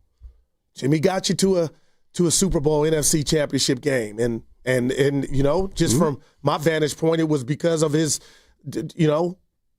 inability to stay healthy, along with, stuff that the oh-no throws weren't here early from Jimmy, Stoney. That stuff started late, and then it got louder and louder, but eventually they made a change. So I think Brock's better than Jimmy, but just last night I felt like there wasn't a lot of mustard on those throws. Let's go to Gene. Gene's in Oakland. Gene will tell it like it is. Gene. What's up, Gene? My guys. Yes, sir. I'll tell it like it is. I'll tell it like I already said too a couple of weeks ago. I said at that time I really thought that Mac Jones had already proved himself to be the better quarterback. I thought then that Shanahan knew that, but was really stuck. Then we had the Arizona game. And I called in after that and said, well, yeah, sure, you look good. It was against a horrible team. And it was a little bit, as Spadone would say, fugazi. He threw a couple of passes that should have been intercepted. And then we had yesterday, and it was terrible. So, you mentioned Tua, throw Kyler Murray in there too. I mean, I'm afraid, right? The guy that we hope would be the next Drew Brees may be more like the next, Tua or Kyler. I think they have a real dilemma. I think that his strengths were supposed to be to see the field, to throw accurately, to throw on the run, to be able to, escape on-rushing, defensive linemen. He's not showing any of those skills except maybe for the scrambling part right now. Right now, Mac Jones is actually looking better in most of those areas, as well as being bigger and having a stronger arm. So, you made the point a little earlier that you don't have to be married to him. He's got a big contract. He would be very hard, if not impossible, to trade with that contract. Maybe eat half of it, and have whoever you trade him to take the other half up. I don't know, but I think it would be. I'm just fearful that Mac moves on. We keep Purdy, and he turns out to be once again a major disappointment. While Mac Jones goes on to, I don't know, be an All-Pro and win a Super Bowl. That's my fear. So I got you. I'd like to move on. Thanks, Gene. Wow. Appreciate the call. And that's You'd like to move on from Brock Purdy. And that's a measured fan, Donnie. Not, that's just how he feels. And that one interception when Purdy, Donnie, it's all upstairs, right, mental. But, man, he had a bunch of yards he could have got, and for whatever reason, something made him say, stop, throw it, and then it was a pick. And it was like, dude, you had a positive game. Yeah, so Bryce Young. Oh, man, that dude, man. The one thing about Purdy that, and maybe I just don't remember all the games as well as other people, but when Brock Purdy, quote unquote, came onto the scene and started to establish himself, like I don't remember right off the bat us saying, "Oh, he's a gunslinger." I seem to remember us saying, "Boy, he's really accurate. He really hits those short passes in that Kyle Shanahan offense." Like, when did he become a turnover? Wow. Because that's the issue to me right now, the turnovers for Brock Purdy. And like with all due respect, he's not good enough to be a gunslinger. And this is, I think, getting back to the whole Kyle Shanahan as your head coach, who he trusts, how much leash he gives to somebody. And I think that we might be in the process of seeing Kyle Shanahan reel in Brock Purdy a little bit because... Well, we did in the second half yesterday. Exactly. Because he threw 3 interceptions in the first half of the game. So that's the issue to me, are the turnovers. Like, he's not good enough to turn it over. So last year, how many games did you say he played? 14? 15, I think. And he had 12 turnovers? Mm-hmm. And how many has he played this year? I don't know how many fumbles he had, though. And he's got 7. Like, he's got 7 picks. Yeah. Well, I don't know how many fumbles. He has at least one fumble this year. All right. But I don't... Yeah. Let's go to Paul in Richmond. What's up, Paul? How you doing, man? I'm good, guys. What's happening? I've been trying to get on for a minute now. Oh, I got a lot to say and a little time to say it in. So I'm just going to run it off. All right. When Brock was a rookie, remember that Miami game? Yep. When he almost threw that interception that cost us the game? All right. That's the day I knew he was fool's gold. I said, it's just going to be a matter of time until those almost interceptions become turnovers. And he's doing the same thing Jimmy G did, make stupid plays. Mm-hmm. Maybe it's Kyle, maybe it's not. Maybe it's just broke Purdy because the Eagles game, he got his arm broke, and he ain't been the same since. That's why I call him broke Purdy, because he's straight garbage. I grew up watching Montana and Young, so I'm sorry. I know what good quarterbacking looks like. Mm. And I refuse to pump a mediocre quarterback who is a third-string quarterback at best, due to all his interceptions. And he was just like that in college. Tell me I'm lying. I think he's better than a third stringer, Paul. But what about his premise that he ain't been the same since he wrecked his elbow? Well, that might be true. He's also not broke. Yeah, that's a 4. Well, the toe. No, he meant the wallet. Oh. Yeah. Chicken. Is he fool's gold? It's where I feel like Stoney, I can't tell you until you tell me what happens the rest of this year, next year. They signed him up. They married him, right? Well, like I said, they better make the playoffs this year. I mean, if they don't make the playoffs. But you don't want him to be the reason. Well, if he is. And last night, we've been talking about it like they lost, but it's not. Whatever the reason is, they're going to have to get better. But they won last night. But you don't But it want wasn't because of Purdy. Yeah, I got you. It was in spite. Exactly. Let's go to Sky in Pleasanton. Hey, Sky, how you doing, man? Hey, Steiny, Goo. Hey, thanks for having me on. Yeah. Goo, I always like your passion. I appreciate it. Oh, right on, I guess man. my question for you first is, yeah, absolutely. I guess my question for you first is, do you want to be competitive in the playoffs? That's the question, right? Yeah, and that's the whole goal. And if the answer is yes. Mm-hmm. Yeah, if the answer is yes, Purdy is the only one that's going to allow you to be competitive. I don't see that with Mac. He's a statuesque quarterback, and he's not going to get you against good teams to win.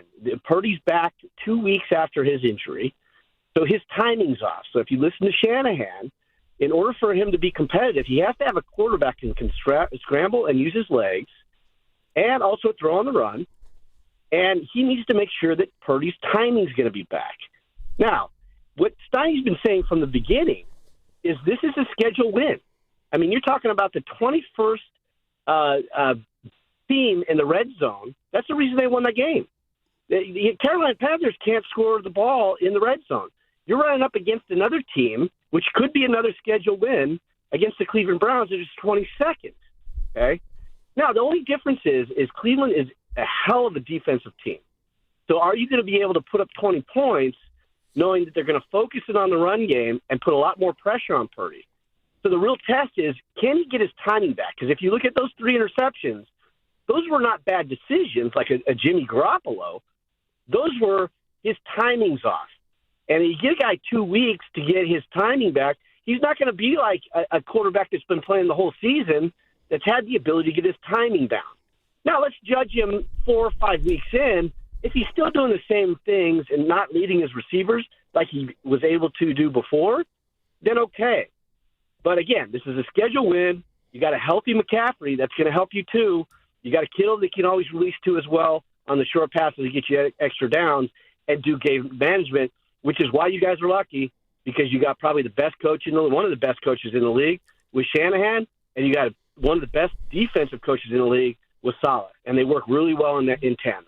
So that's all I got to say, gentlemen. I appreciate it. Appreciate you. Yeah, good stuff, Sky. Appreciate it. I have a little problem with? Give it to me. Okay, so clearly Cleveland's got a great defense. And but the caller said, can we score 20 points against Cleveland? And forget the weather. I don't know what the weather's going to be, but really? Like, I thought this offense was prolific. Yeah, and I told you, maybe they could get to 35, 40 points. I don't think that's changed.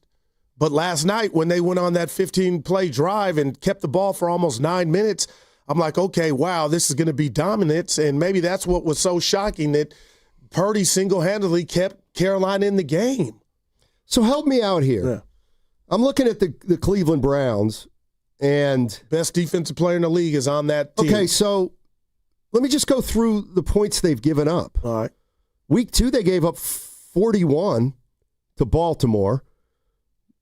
They gave up 10 to Green Bay. They gave up 34 to Detroit, 21 to Minnesota, 23 to Pittsburgh. Then they had 6 on Miami. But like the last 4 games, they gave up 32 to the Patriots, 27 to the Jets, and 23 to Baltimore. Now, in fairness, I don't know if any of those were defensive scores. But I got it for you, Stein. They're so dysfunctional offensively. Okay. So it's about what are you capable of. You got a new quarterback. I just looked at scores. How many times are they running out there where they're just tired at the end? Like, no excuses. They're so inept on offense. Right. You can only be great or good for so long. And if your offense is giving you nothing, which the Browns basically have, and you keep running out there, you're going to break. And that's what happens to the Browns. Well, then if you get that's what you have to do. Stability offensively, and they get after it. That's how I look at Cleveland. Like, they got the capability of making it a difficult Sunday. No, I get that. I understand that part of it.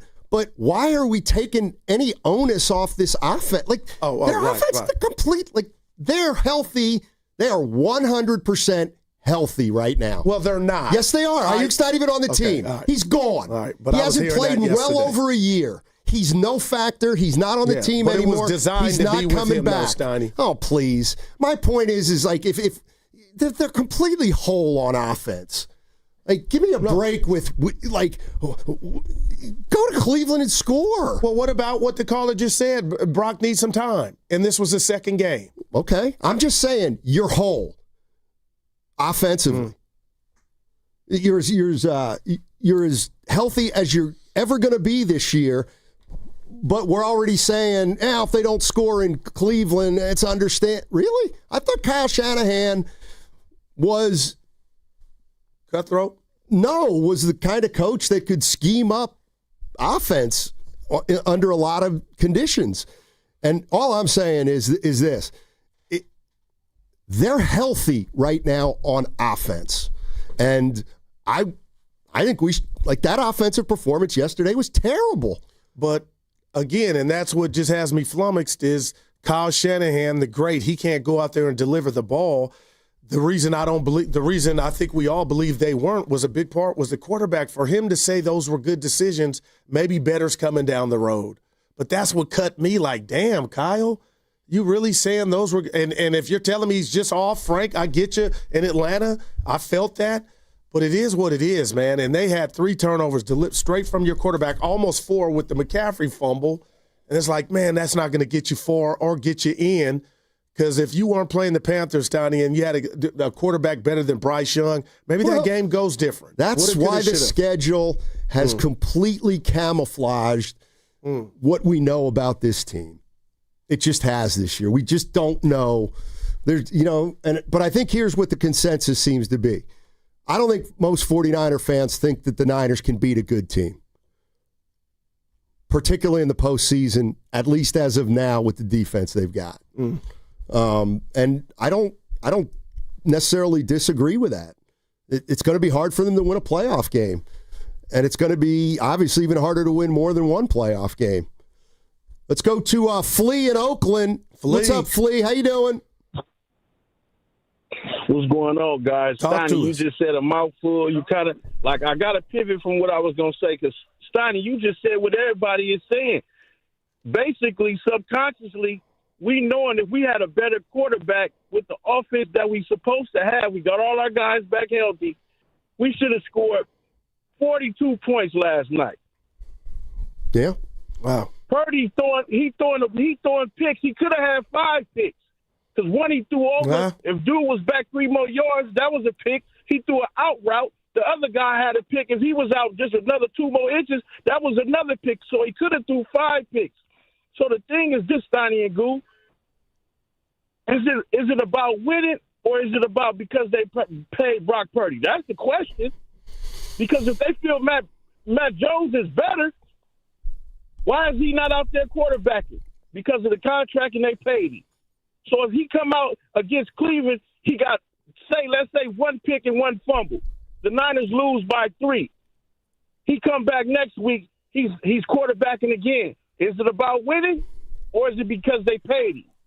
So that's the question, Steiny, because you basically made the point.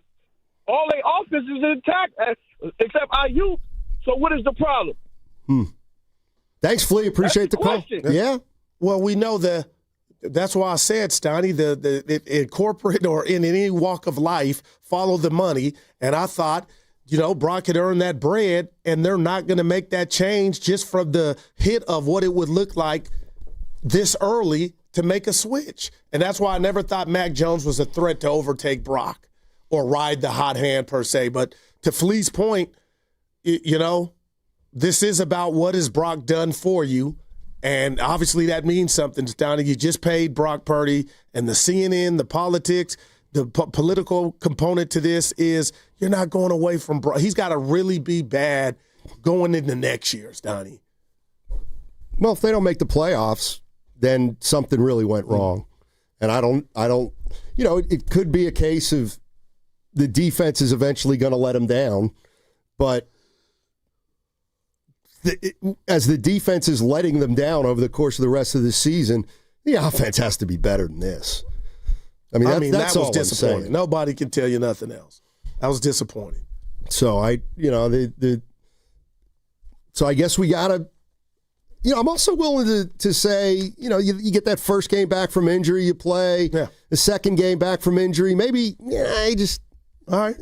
Let's see what happens next week. Although it's going to be a far more difficult challenge, you would think. Do you think there's 2 scoreboards, or will there ever be one with the Mac Jones and the Brock Purdy? Because that's what it felt like at halftime. There are. And the score is like Purdy 25 and Mac Jones 22. It's a close game. Until you go to the contract stuff. Yeah. Well, look, Flea is absolutely right. If the 49ers believe that Mac Jones is actually better than Brock Purdy, and he's still playing Brock Purdy, that's a problem. That won't last for long in a locker room that wants to win. So I don't believe that Kyle thinks Mac Jones is better at this point. All right, I'm with you. But also, don't run from the rat on the table, brought to you by Echo Pest Control. What a PR nightmare that would be if that were the case after you decided after the Trey Lance debacle that Brock was the guy. You paid him. Let me ask you this. And then before the contract kicks in, you got you got wandering eyes? Is it less of a dilemma for the Niners because, Tua doesn't have a backup who's any good? Let's say Tua is not very good, but they don't even have a backup like Mac Jones.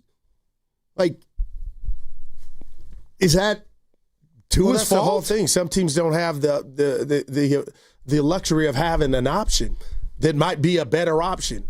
Do you think Mac Jones is better than Brock Purdy? I think they're damn near equal. Okay. How about that? Under the tutelage of Kyle Shanahan, they're damn near equal. Yeah, I'm still going with Purdy. Right. But that doesn't mean, Purdy's accomplished more. I acknowledge that there's not a big difference between the two quarterbacks. And I would never call people don't come for me, Mac Jones, Tom Brady. But if you want to tell me escapability is everything, one of the greatest quarterbacks to do it was a statue in Tom Brady. He just got rid of it. I'm not saying Mac Jones is that, but you can be successful without being an elusive quarterback.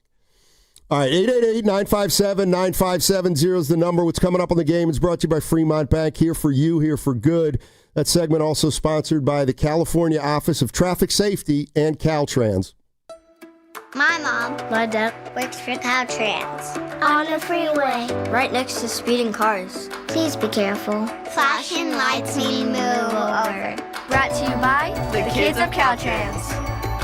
Don't watch the game alone on your tiny screen. Ghostwood Kitchen is the ultimate destination for every major sporting event. They have huge screens, energetic atmosphere, and ice-cold craft beer. Their bar is ready to pour your favorite drink, and the menu is packed with delicious game day food perfect for sharing. Bring your team spirit, rally your friends, and catch every single moment with us at Ghostwood Kitchen, where the game is always on. And when the game is not on, we have the arcade to keep you going. Ghostwood Kitchen, 911 Main Street in Redwood City. 250 years ago, a promise was made to connect families and friends near and far. And during the holidays, that promise is more important than ever. That's why USPS is building a better network to meet your needs, with timely deliveries, easy and affordable ways to ship, and everything you need to make your season full of holiday cheer.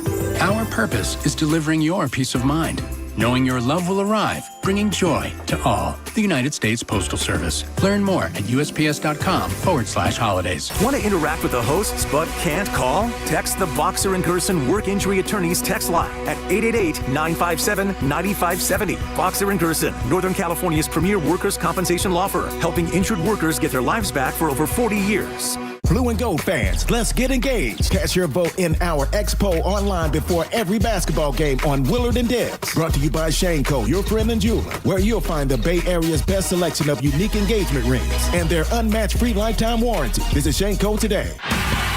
Now it's time for the closer of the week.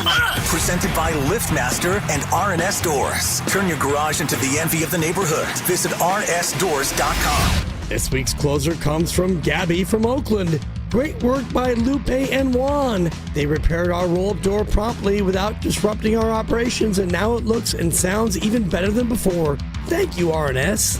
Recently, my garage door opener was not working. I was in need of a closer. I was put in touch with R&S Doors, and they hooked me up with a brand new garage door opener from LiftMaster. With LiftMaster's MyQ connectivity, my garage door opener can be controlled right from my smartphone. You'll know when a door or gate has been left open and can close it with a tap, no matter where I am. Be one of the first 10 callers and receive 20% off a LiftMaster garage door opener. Call 1-800-FIX-A-DOOR. That's 800-FIX-A-DOOR. Or visit rsdoors.com.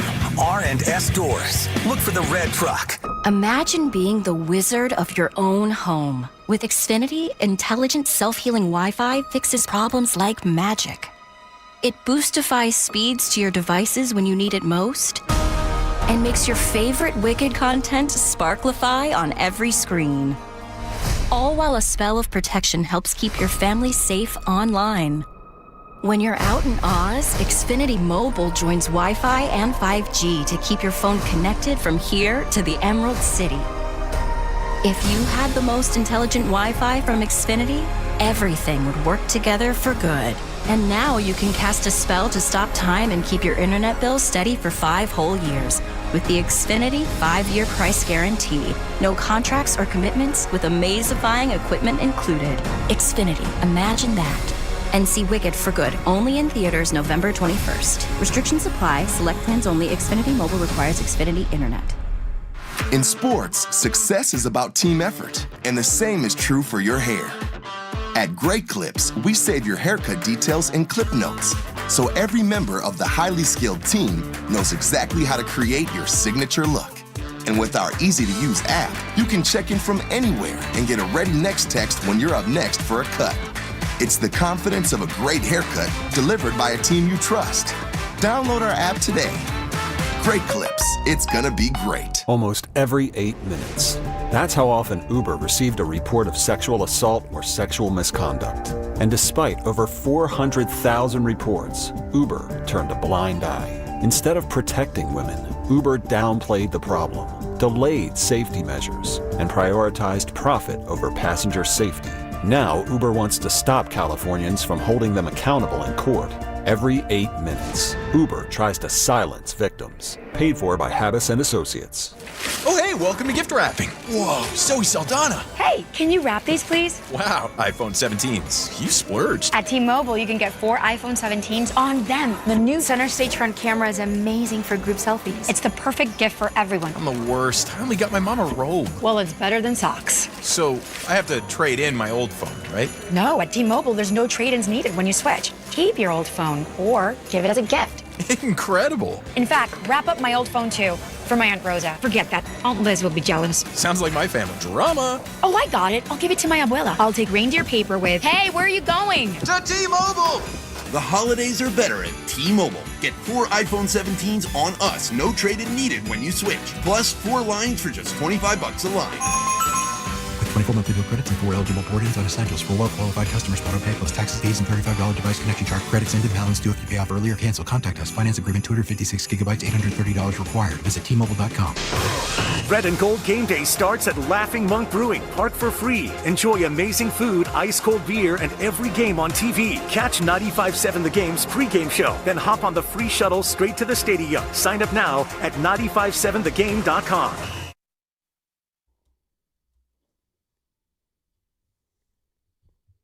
Bring the temperature down low. I'll go deep into my bag. Now, back to Steiny and Guru on 95.7 The Game. All righty. Niners, they covered. Yeah, 7.5. It doesn't feel that way. Wow, look at E. Hey, by the way, Trayvon Moehrig, game suspension for hitting what are you doing? Jawan Jennings in the family jewels. Mm-hmm. Leave those alone now. By the way, hey, listen to this. When Brock threw the third pick, did you at all consider going to Matt, considering how well he'd been playing? No. There's no coach on earth, Bill Walsh, rest in peace, would have said yes. You know what I mean? Like, don't talk about that. Yeah. You just got to look at his numbers and stuff. Buyer's remorse. What about Gene? Just measured. One of our great callers from Oakland calls in and like he was ready to move on.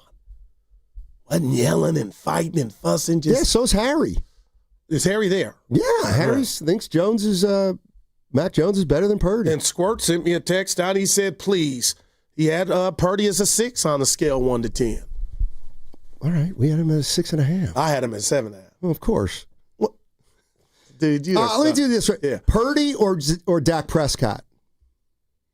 Well, now some things have changed. Oh, okay. Yeah. But under the tutelage of Kyle, I take Dak. And then what if, just hypothetically, what if Mac Jones were the Cowboys' backup? I still will go with Mac. Oh, yeah. Well, Kyle is the constant.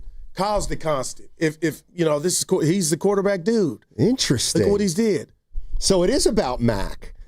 In your mind, which is fine. What you mean? It's about Mac. You think?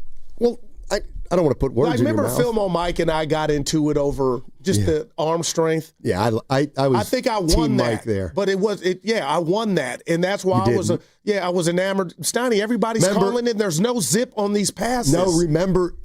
Actually, it was a tough day for you. Remember? No, I won that. It was one of my best days. I know. No, remember that's the day that you got backed so much into a corner that you said, "Oh, Joe Montana, he could throw bombs."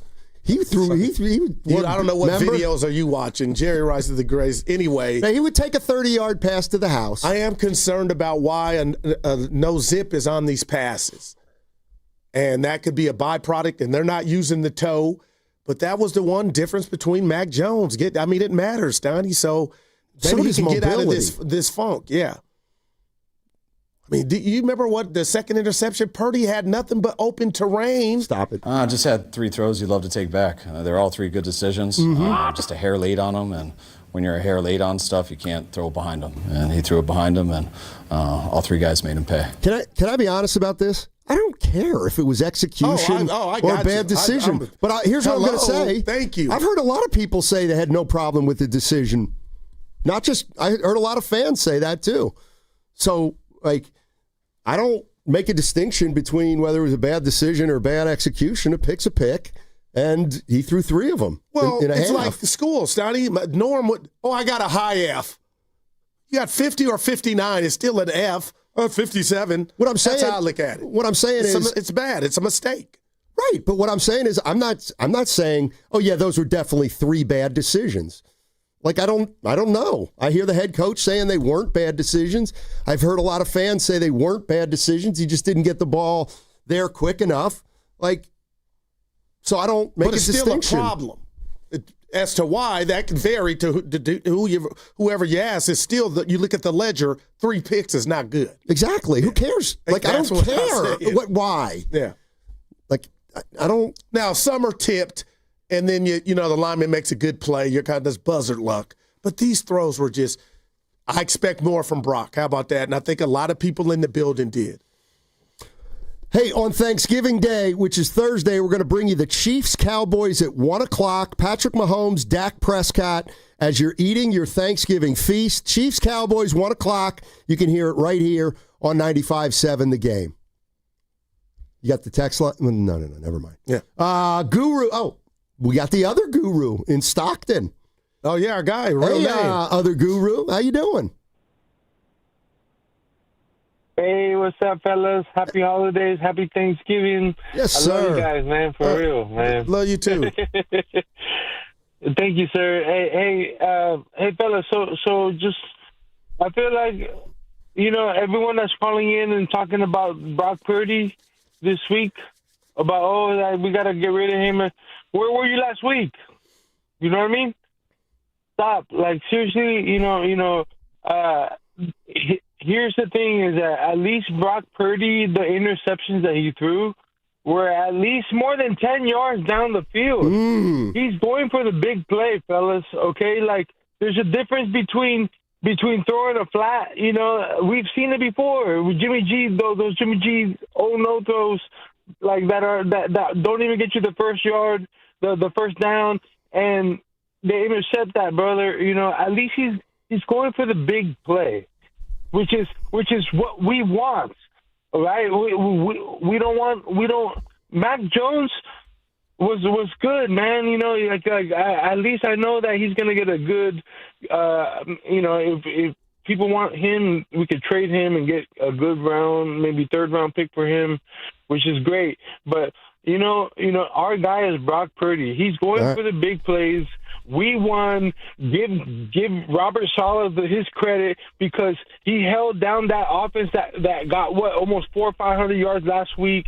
They're not a bad team, okay? No, hey, we got the W. Let's move forward, fellas. All right, I love you guys, man. All right, Guru, let's move forward. Oh, that Guru. Like, this is Mac's show. He's going to get him in or not, and you got to be better than yesterday. That's all. Because he wasn't as consistent or better than he was in Arizona. Remember, we was like, that pass to kid. He was balling. Go ahead. He's got to be better than he's been in the last 20 games. Now, you know what? I just thought of something. Shame on me for damn near 3 hours and didn't bring it up.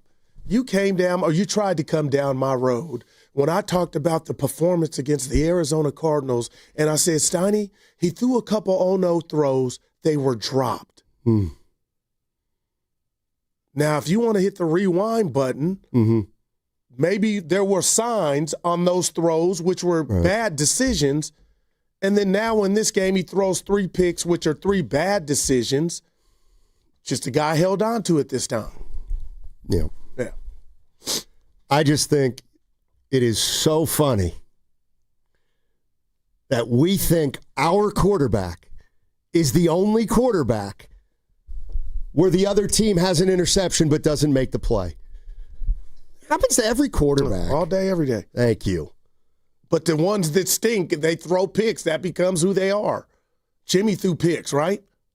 Did he? What's at the end? Yeah. Show me his numbers. Show me his touchdown interception. The street's got a saying for him, a phrase. The Jimmy no throws. Yeah, and I think that's stupid. You've never said that.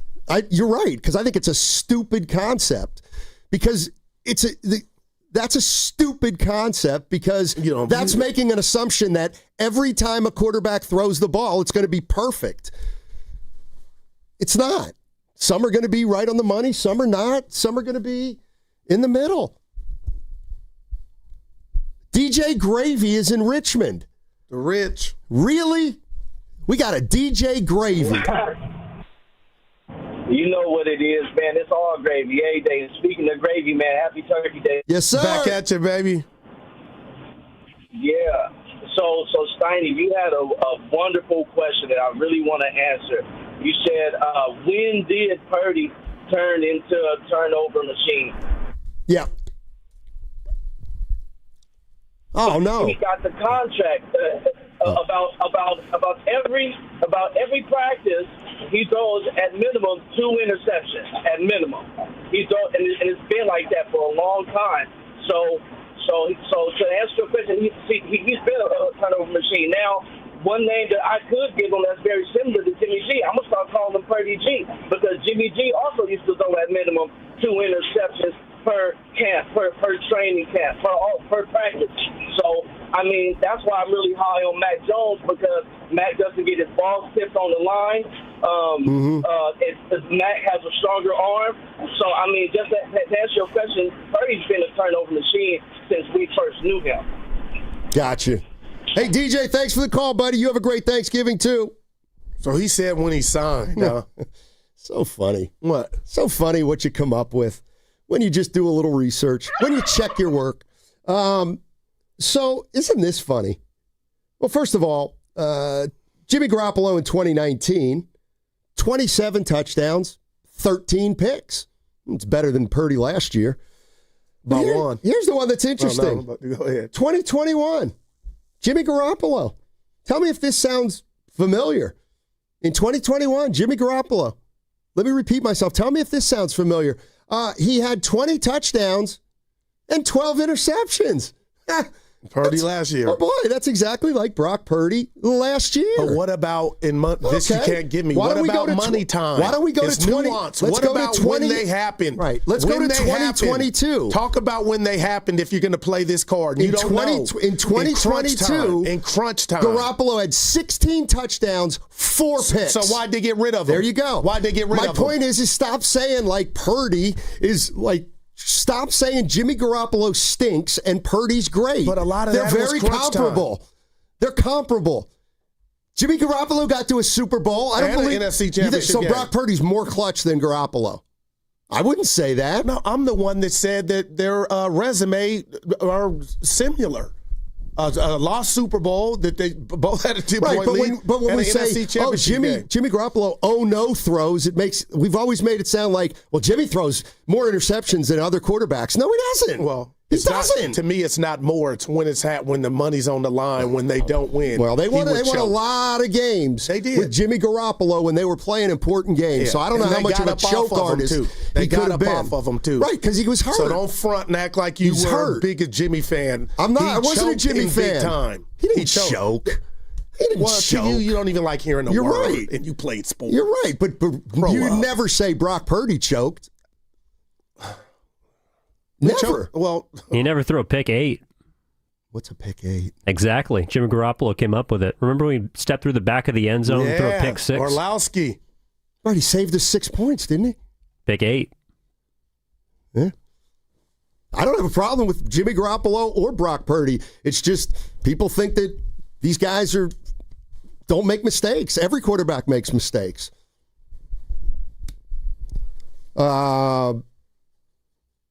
Thank you, sir. Oh, 925. Steiny, finally some logic. They're basically the same player.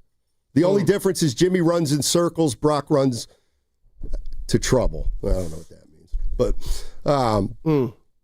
you're listening to 95.7 The Game, KGMZ FM and HD1 San Francisco and Odyssey Sports Station. Always live on the free Odyssey app, now broadcasting from the Laughing Monk Studios. So what's the takeaway from last night with Brock Purdy? Hello. Oh, that was on there. It's not. The takeaway is, to me... You want me to take a call? I'll take a call if you want. Why? What happened? Well, if you want to, I can take a call. No, I'm doing a radio. If you want to have another conversation with somebody, I can take a call. Go ahead, baby. Oh, man. You are something else. People just like fading Jimmy Garoppolo. No, I'm the one that you got mad at when I said I'd give him an A- for what he's done here. Remember that? Well, that was because all year you were talking about how he stunk, and then at the very end of the year, you're like, no, he's pretty good. Oh, I need an Excedrin. Oh, my God, dude. You're liar, pants on fire today. A couple of Warrior updates for you. First from this ought to be good. Nick Friedel saying that Jonathan Kuminga is out for Wednesday's game. That's per Kerr against the Houston Rockets. And then Anthony Slater of ESPN said he saw Jonathan walking out of the locker room against Utah and asked when he'd be back, and Jonathan responded soon. Man. If Dibbs gets this victory lap, and I got to be careful here, but he just talked about the timing of this injury. But why did I read he had failed to even give an update? Because he told Friedel to pound sand when he answered Slater. Nicky, we love you, baby, man. Oh my God! You want to talk about an Excedrin? I am so sick of talking so much about somebody who means so little. It's driving me crazy with Kuminga. But that's where you're going wrong. He's an 8th man. No, he's not. Yes, he is. He could be starting or a 6th man at minimum. You know what? I'm going to do it. Shut up. You ain't talking to me. Yes, I am. I just said you ain't talking to me. Jonathan Kuminga. Oh, my God. If I could get back all the time I spent talking about a 9th man, you know what? I could go on like a 3-week binge right now. Well, do it. Kuminga.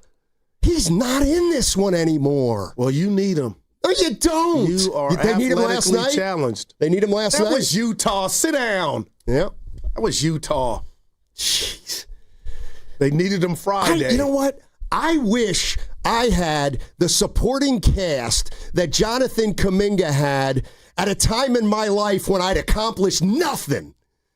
I wish I would have had the support Kuminga he got paid, had. Stoney, so he's getting 25. Exactly. He accomplished something. Please. Just a hair late on him. I just wonder where Jimmy's at if he's taking him under his wing. That article we read last week by Slater. And again, I'm not saying he's not hurt. It's just like, dude. We'll be fine. I mean, you're missing an opportunity, or is he mad? Kuminga. He's hurt. He's hurt. Oh, my God. I got... Yeah. I'm with you. You like cats. Give me the Vern. They need him. They need him. Oh my God. Bro, you ain't been that Stoney. I'm just saying, man. He lights your fire, your furnace. Kuminga does nothing for me. We're listening. It's the fans that drive me crazy. It's I know what Kuminga's game is. We're trying to win games. I know exactly who he is. We need his services. You do think not. they don't? No, you don't. You ain't been watching, and I know you have. They need his services. Hey, Goo. Ask me why they went 23-8 last year after Butler got here. Why'd they go? Because Kuminga wasn't playing. That's why. Then why'd they give him 25 M's? Because they have to keep him. No Kuminga. Well, you just spent the last 10 minutes because talking about you got to say with he's that out passion, like too. that Listen matters. To that passion. Like it really matters if he's out tomorrow. Yeah. Okay, mouth. You didn't have to respond to it. This is from Ryan Alloy. He donated $5 to say the takeaway from last night's game, since you asked the question you didn't respond to, is the takeaway is that the Niners are closer to looking for another quarterback than winning a 6th Super Bowl. Oh, see, now that's good. That's provocative. Yeah. Who was that? Alloy? Yeah. Ryan Alloy. Alloy. I like it. Matt in Oakland never want to hear Kuminga's name again. I can't be mad at a guy for getting hurt, but it's like, brother, you missed 37 games last year. You come out, first 5 games, everybody's singing your praises, and I get you got knee tendonitis, but I'm going to put it right on the table, brought to you by Echo. I was at the game Friday. I like Dibbs' assessment about is he really hurt? Just the fact that you're even thinking of that makes this thing crazy and toxic. He's hurt. No doubt. Let's go to Dre and Lamore. Our man. He needs Guru to relax. Or Steiny to relax, not me, He Dre. says everyone, but he means you. Oh, okay. Please. What up, Dre? Hey, happy Thanksgiving to you guys and your family, man. Back at you. Thank you. I know you guys are good fathers and good family, man. You know, sports, family's what counts, brother, you know. So anyways, I listened to a couple callers some guy said that Purdy was fool's gold. He knew it from day one. That guy sounded like a fool to me. You know what I'm saying? I do. Purdy had a bad game yesterday, okay? His timing was off. He could have had a few more interceptions, but one of those interceptions was a damn good interception by a DB who wasn't covering anybody and played safety and went over on that overthrown pass. Mm-hmm. Now, comparing Purdy to Jimmy does have on-no throws. And I'm not comparing Purdy to Joe Montana, but you're right about one thing, Steiny. A lot of DBs drop passes. Joe Montana, a lot of people love to say he never had an interception in a Super Bowl. Well, everybody knows he threw that interception to Billups in Billups' hands. Yep. Oh, wow. I remember that. I remember that. That was long before he got arraigned as the head coach of the Blazers, but I remember that Billups play. Yeah, so all I'm saying is everybody needs to chill, act. Mm-hmm. This 49er team, Steiny, you're saying they better make the playoffs. Hey, man, we got a hospital squad. Not on offense. Started, I said we should have 10 to 11 wins, even with the schedule. Right. Now, when we played the Rams, let's say Stafford has been out most of the year. Okay, so you're saying Ayuk don't count. Okay, so we're saying Puka is good. Puka is still good for them. But Devontae Adams is out. Pearsall, their number one defensive end is out. They don't have an all-pro linebacker, but their linebackers out. Their other defensive is out. Do you think the Rams have the same record they have right now, or any Green Bay or any other team in the same situation? And another question, do I take Purdy over Dak Prescott? Every damn day of the week. 8 days a week, 35 days a month. Thanks, Dre. We love you. Well, he's done more than Dak. So I think what he means when he says chillax. He cannot be that guy. Well, that's part of it. I'm trying to figure it out. Maybe it's, I'll come out and I'll say, Niners won last night 20-9. Purdy really struggled in that first half. He had 3 picks. 49ers were able to overcome that, though, and they win 20-9. And then you say, Steiny, what if he throws 3 next game? And this can't be who he is. And what if he throws 2? I think people say it's just one bad game. You know what I mean? Yeah. And it doesn't have to be more than that. Well, now you seem to. Well, that's not how winners started. What do you mean? We've never seen him do this, Brock Purdy. And, nobody's looking at the Panthers like they're the Rams. So it was just shocking. And for it to happen in one half was alarming. But the bottom line, and what people don't want to admit, if this is recency bias because another quarterback was moving and grooving with this team. He went to the bench. It was the right move. I understood it. I didn't think nothing was popping. And for him to throw 3 interceptions in a half, I get that people are like, what was behind door number 2 might be better than what's behind door number Purdy. And that's where we're at. But Kyle's not feeling that way. And that's all that matters. Well, I mean, I would say that we have seen Purdy do this before, and that was on Christmas a couple years back against Baltimore. 888-957-9570 is the number. We got crossover coming up in about 30 minutes with Willard and Dibbs. Both those guys Did you see Willard last night? No, they were at the Laughing Monk, and then it was. But Willard was at the game. Yeah, but I didn't see him. I was watching the game. I didn't see Shasky text me where he's at, but it's hard to, you know what I mean? Yeah, I don't. Yeah. Where were your seats? 233. Good club seats. Where? What yard line? I was up behind like the Niner bench. Nice. Bench. Good seats. But yeah, good, great seats. And those are 49er Frankie's season tickets? No, my guy Sargent hooked me up. Oh. Is 49er Frankie's season ticket holder? Yeah. But he usually goes with his daughter, right? Yeah, and they got not all 8 games, so they go in on with a bunch of guys. Yeah. All right. I've never had seasons. Did I almost hear Fitz? What is going on here? Oh, somebody just left my house. I'll check it at the break. What's coming up on the game is brought to you by Fremont Bank. here for you, here for good. Well, that's not right. That's my quarterback. Today, let me tell you what we're sponsored by right now. Merit America. Visit them at meritamerica.org/super. Don't talk about that. To 15-year-old Harper, buying an $80 vintage rock t-shirt is a great investment. To Harper's mom, this logic has a few holes in it. So she helped Harper open a Wells Fargo Clear Access banking account. With no overdraft fees and tools to track spending, Harper's learning, one heavy metal tee at a time. However you make money work, Wells Fargo can work with that. Terms apply. Visit wellsfargo.com/deposit disclosures for fees and details. Comcast Business is celebrating the holidays by giving your business the $1,000 holiday bonus when you switch to a gig speed internet package. Just imagine the thousands of possibilities of a $1,000 prepaid card. Like possibility number 12, a new laptop for the office holiday hero. Or possibility number 108, smart speakers to deck those hallways. Or possibility number 192, new equipment for the new year. Or possibility number 555, Bluetooth holiday lights for office decor. Switch to Comcast Business, designed for 100% reliability with business internet and wireless connect, plus advanced cybersecurity, and now get the $1,000 holiday bonus.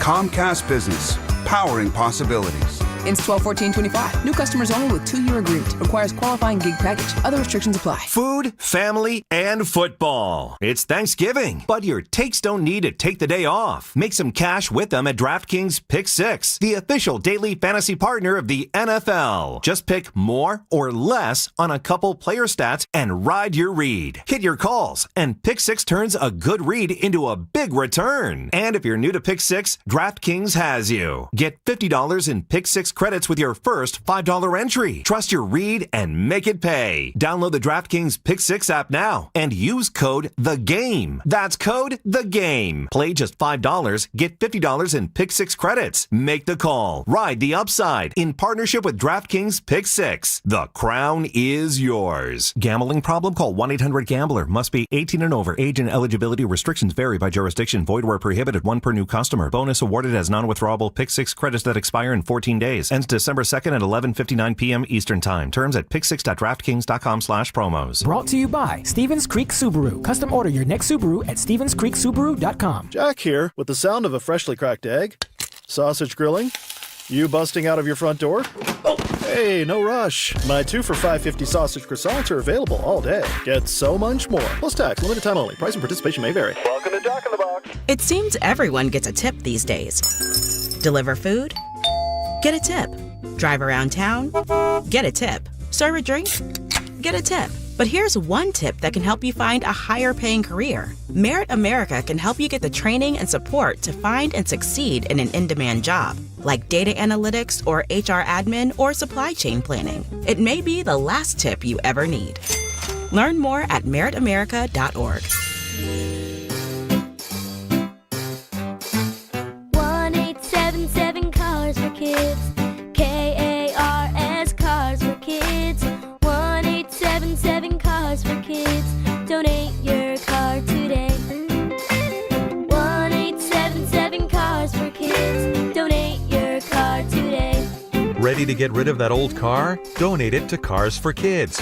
Call 1-877-CARS-FOR-KIDS to reach a friendly live agent. Donation's super easy, and your car can be picked up as soon as tomorrow. Call us now, 1-877-CARS-FOR-KIDS. That's Cars with a K to donate your car today. 1-877 Cars for Kids. KARS Cars for Kids. 1-877 Cars for Kids. Donate your car today.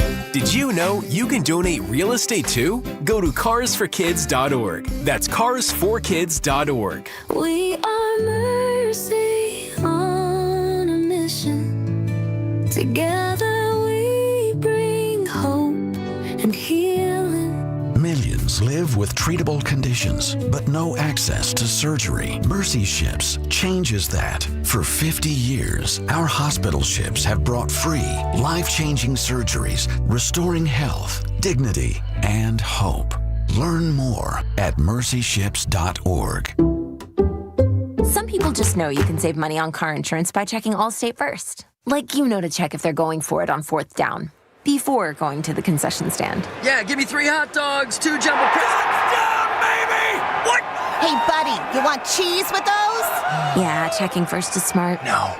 So check Allstate first and see what you could save. You're in good hands with Allstate. Potential savings vary, including based on how you buy, subject to terms, conditions, and availability. Allstate North American Insurance Company and affiliates, Northbrook, Illinois. Wesley Financial Group is not a law firm, and Chuck McDowell, definitely not an attorney. This is Chuck. Do you feel stupid for buying a timeshare? Don't. It's not your fault. You were most likely told you could rent it, and it was a great financial investment. And the deal was available today only. If this happened to you, contact your resort or Wesley Financial Group for help today. Call Wesley now for your free exit information kit. 800-242-3131. 800-242-3131.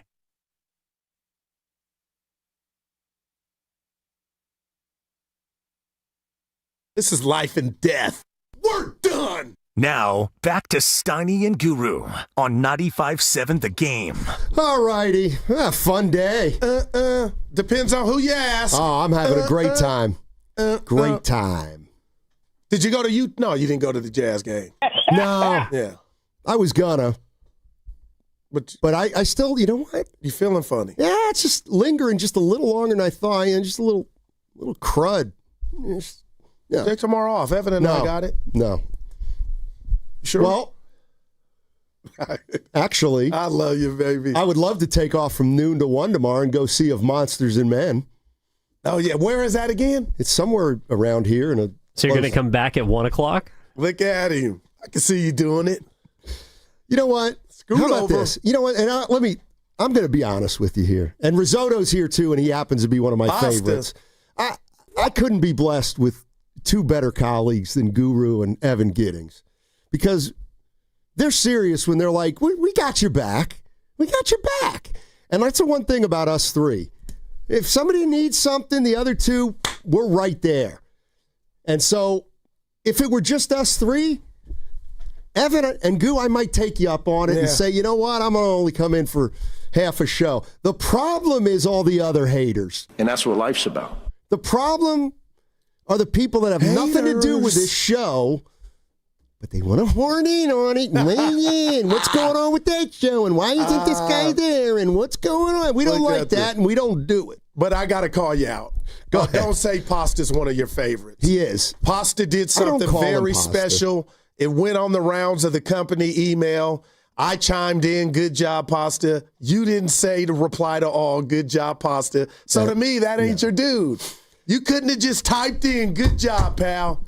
Know what that meant to him? So to say that you're my guy, the story, you ain't as good. That ain't your guy. Pasta, don't fall for it. I would argue that all of you who have replied all to an email that was originally supposed to be just a singular note of thanks, you're the ones pandering to Pasta. You got to get credit where credit is due. The real issue here, though, is Grandy.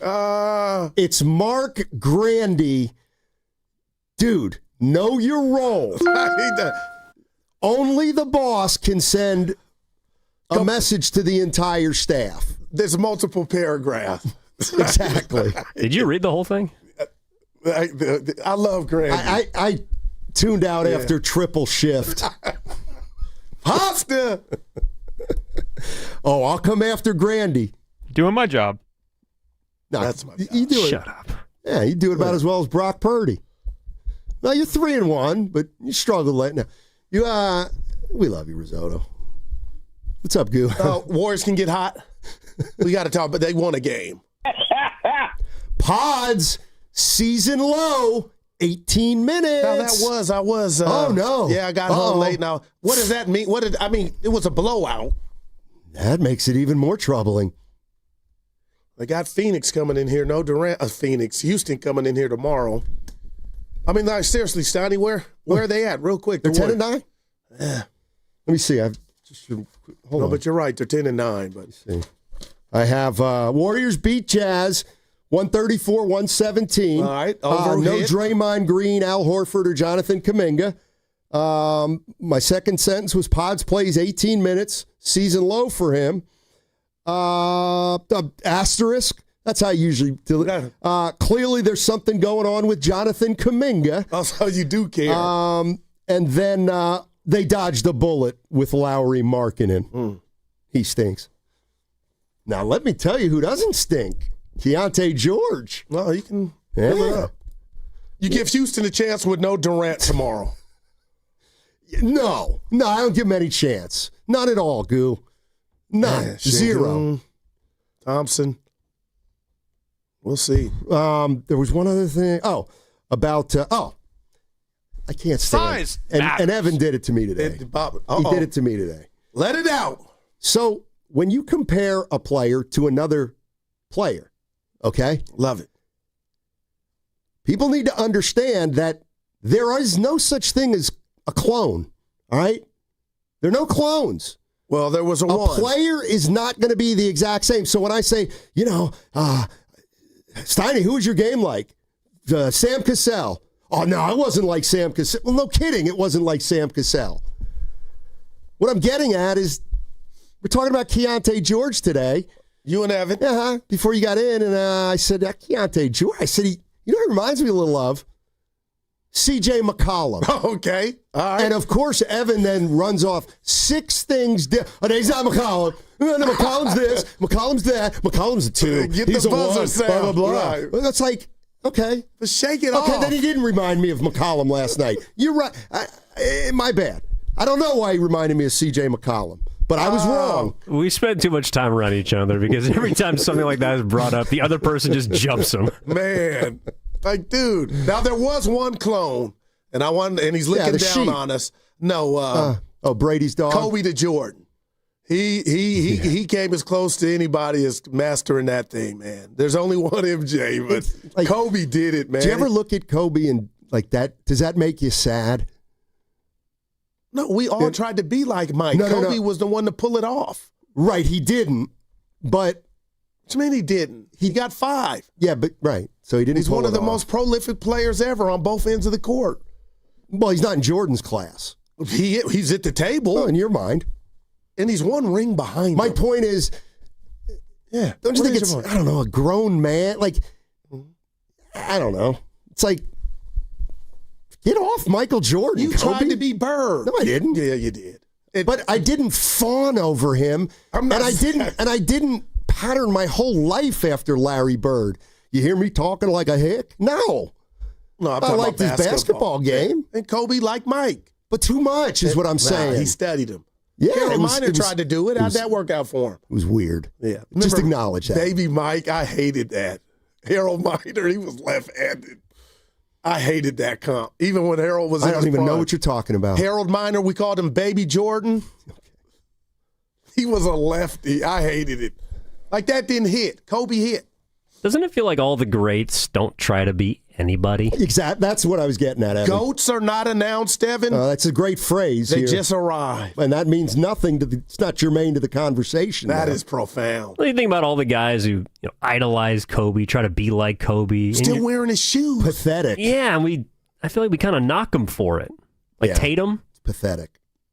Well, Tatum comes out, goes 1 for 80 lower with a that Kobe voice. wristband. That's my point. Hey, Tate, that bother, like you got to bring it when you try. Come on, man. Yeah, Pods wants to be Curry. By the way, you think I'm kidding here? Yeah. Did you see that? Oh, God, I got to get the number right. Where are you going? Evan, you probably would. No, Evan, were you at the Warriors last night? No, I was sick. Oh, that's I right. don't even remember. I checked on him. I'm pretty sure Pat Spencer was a plus 25 in like 5 minutes last night. Swear to God. Will Richard was a plus 29. But he was hitting some shots, too. I like Will. Yeah. I like everybody. You know what? I'll say it. Will Richard. Better than Kuminga. More functional. Well, one's getting paid more. A better than the part other. of the system. One's getting paid more than the other.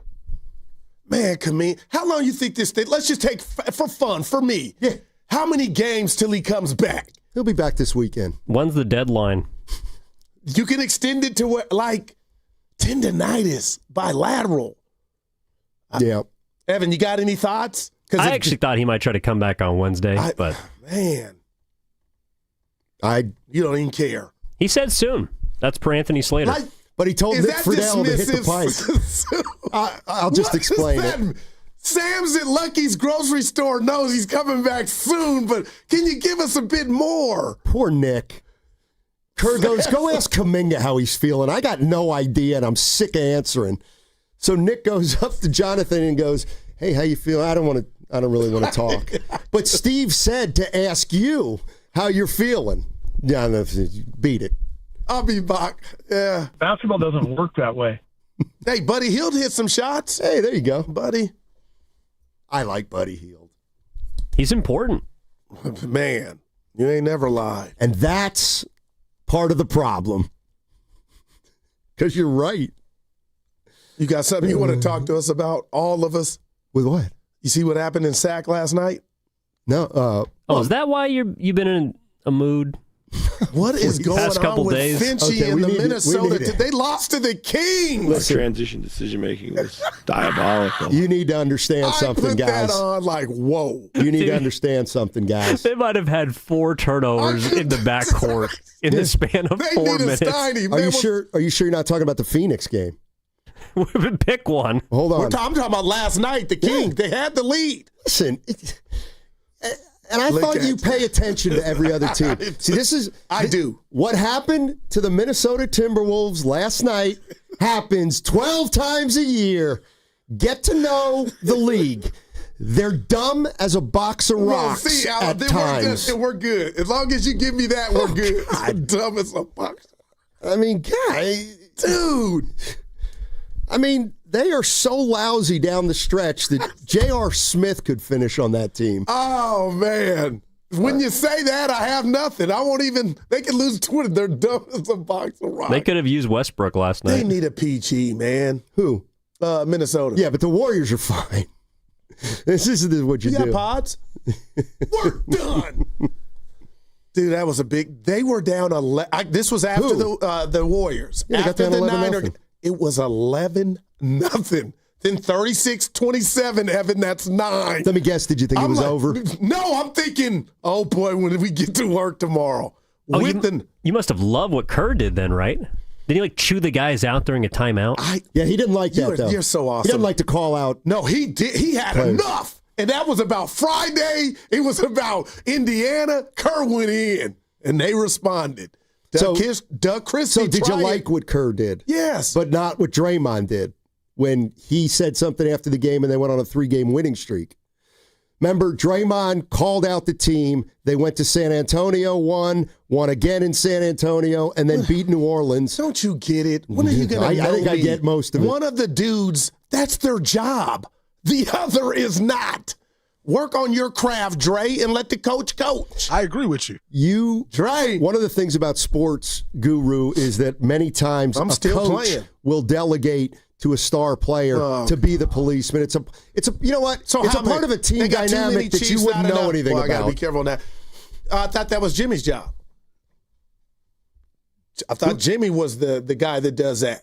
Does what? Police and do the messages. Oh, yeah, he's a great cop. Jimmy Butler, that's the guy. He's taking Kuminga under his wing. Yeah, and how's that working? You know what? You're right.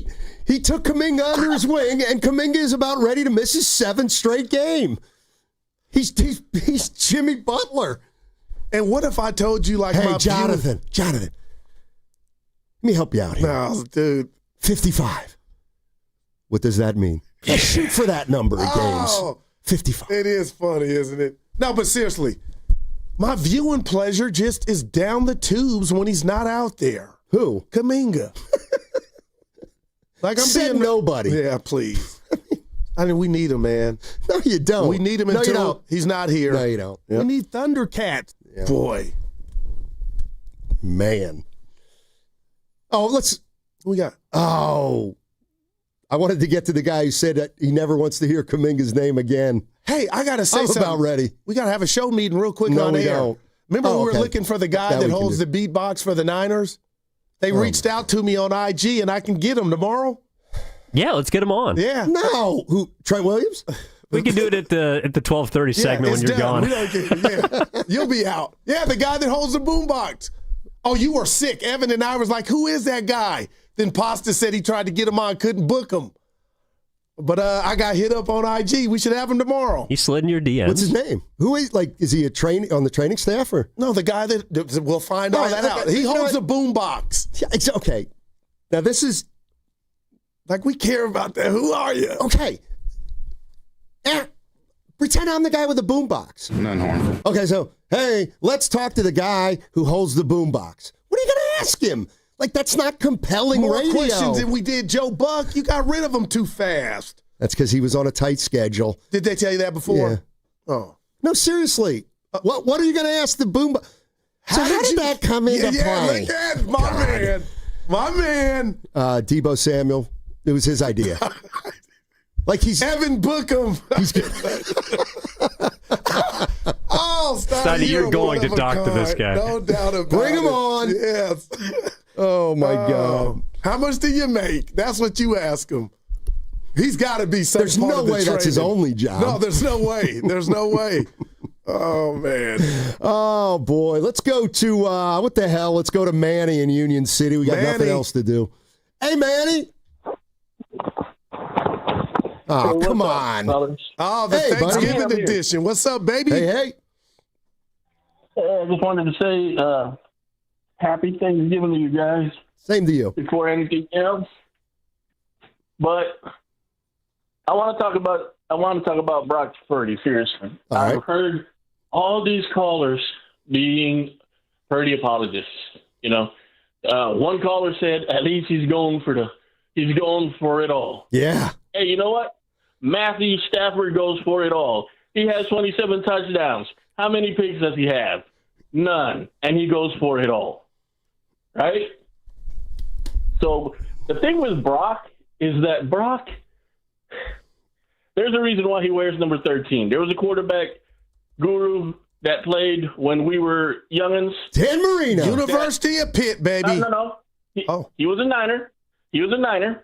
He was the third string quarterback behind Steve Young and Joe Montana. DeBerg. Steve Bono. Oh, Bono. Steve Hey, he Bono. was good. Bono was good. Yeah. Brock Purdy is the second coming of Steve Bono. He's good, but not great. And it's time that us as Niner fans, you know, there was an Eddie Murphy sketch a long time ago when he said, when you starving and somebody gives you a cracker, it's the most delicious cracker you ever ate. Yeah. Up until Brock showed up, we were hungry for a quarterback, right? And when Brock showed up, it was like eating veal. But as Eddie said, after a while, you realize this is a plain old cracker. And I'm not saying nothing about Brock being what it is, but his skill set is very limited to his draft status. It truly is, right? And if Vontae were around, Vontae would be like, well, who else would you get? He's sitting on the bench, and he's playing according to his draft status. Yep. I never wanted to play. I never wanted to pay Brock all that money, and this is what we get for investing in potential. And I bought into it. You know, I definitely bought into it when I saw that Miami game. But I came around to what Brock brings, and it ain't going to be the quarterback that's going to get us over the hump. The one that is, he's sitting on the bench. Thanks, Manny. Appreciate the call. One thing I was thinking about. Remember, that was delirious, Eddie Murphy. This crack is the best cracker I ever had. Mm-hmm. Yeah. In the red jumpsuit. I didn't see that movie. It was a stand-up. Remember he had the red jumpsuit on? Andy! I don't think anybody knows what you're talking about. Evan doesn't.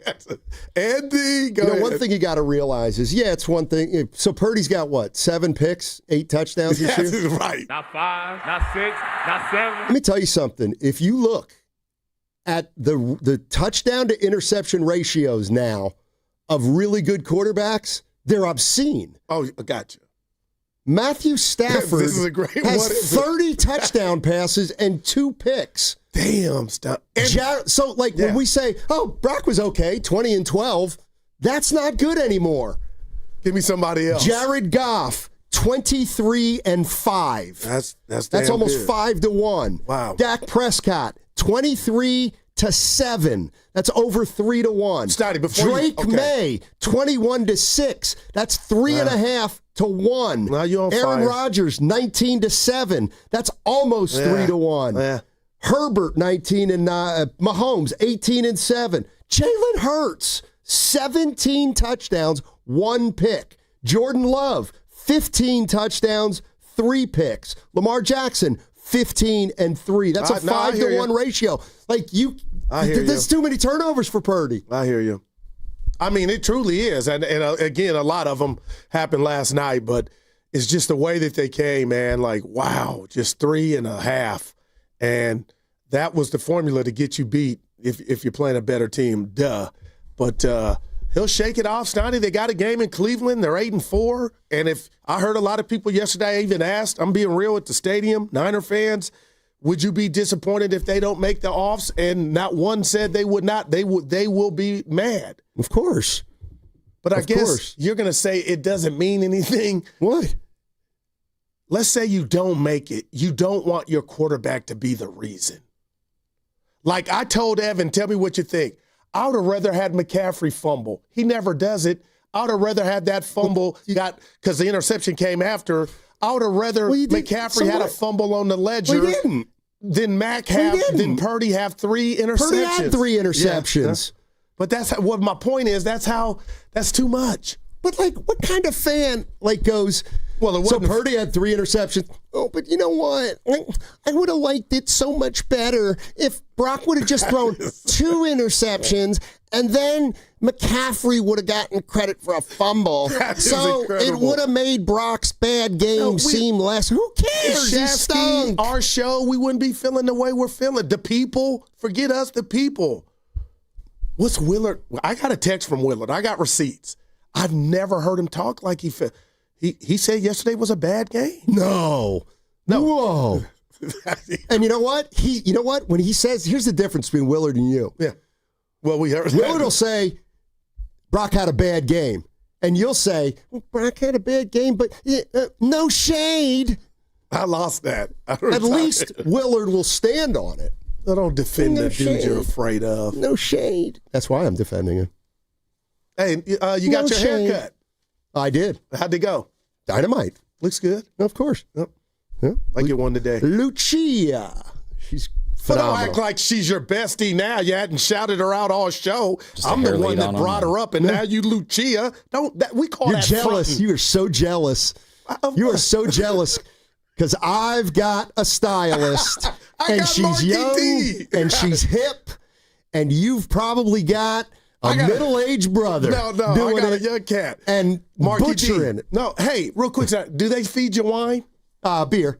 Seriously? Yeah, I have one That's beer. got to be dope. Yeah, it's a classy place. No, seriously, I've been seeing you get videos. Hennessy wherever you go get your haircut, I'm sure. No, that was simmer. That was racial.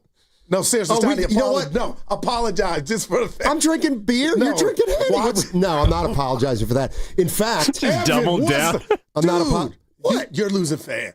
Just say I'm losing fans. Say because vodka. Don't say Hennessy. What did LeBron James drink when he's at that shop?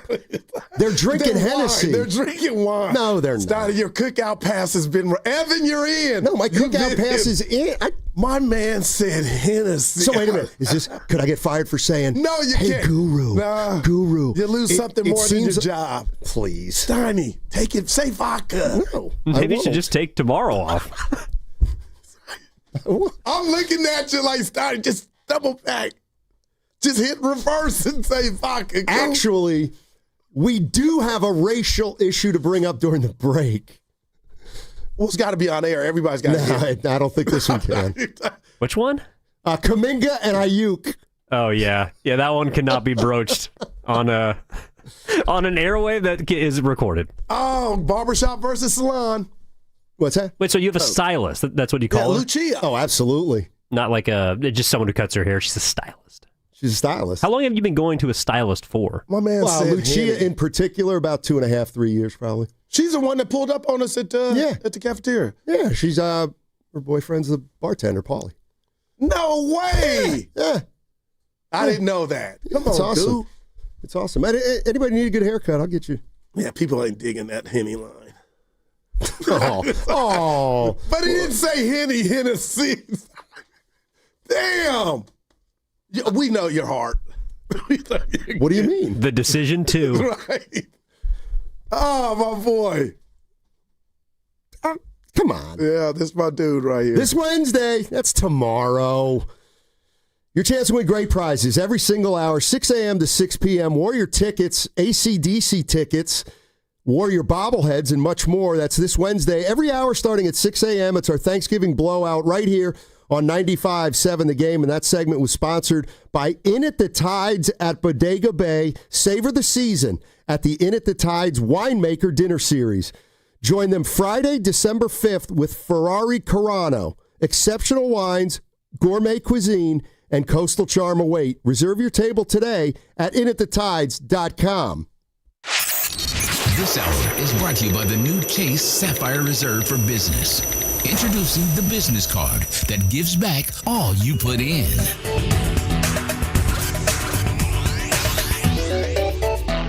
With T-Mobile, we don't miss out on any family fiestas.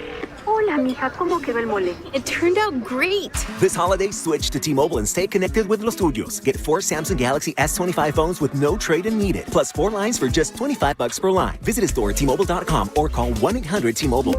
With 24 monthly bill credits and 4 eligible port-ins on essentials. For well-qualified customers with auto-pay plus taxes, fees, and $35 device connection charge. Credits and imbalance due if you pay off early or cancel. Contact us. Finance agreement 128 gigabytes, $800 required. Not for extended international use. You must reside in the U.S. and primary usage must occur on our network. Visit T-Mobile.com. Want to interact with the hosts but can't call? Text the Boxer and Gerson Work Injury Attorneys text line at 888-957-9570. Boxer and Gerson, Northern California's premier workers' compensation law firm, helping injured workers get their lives back for over 40 years.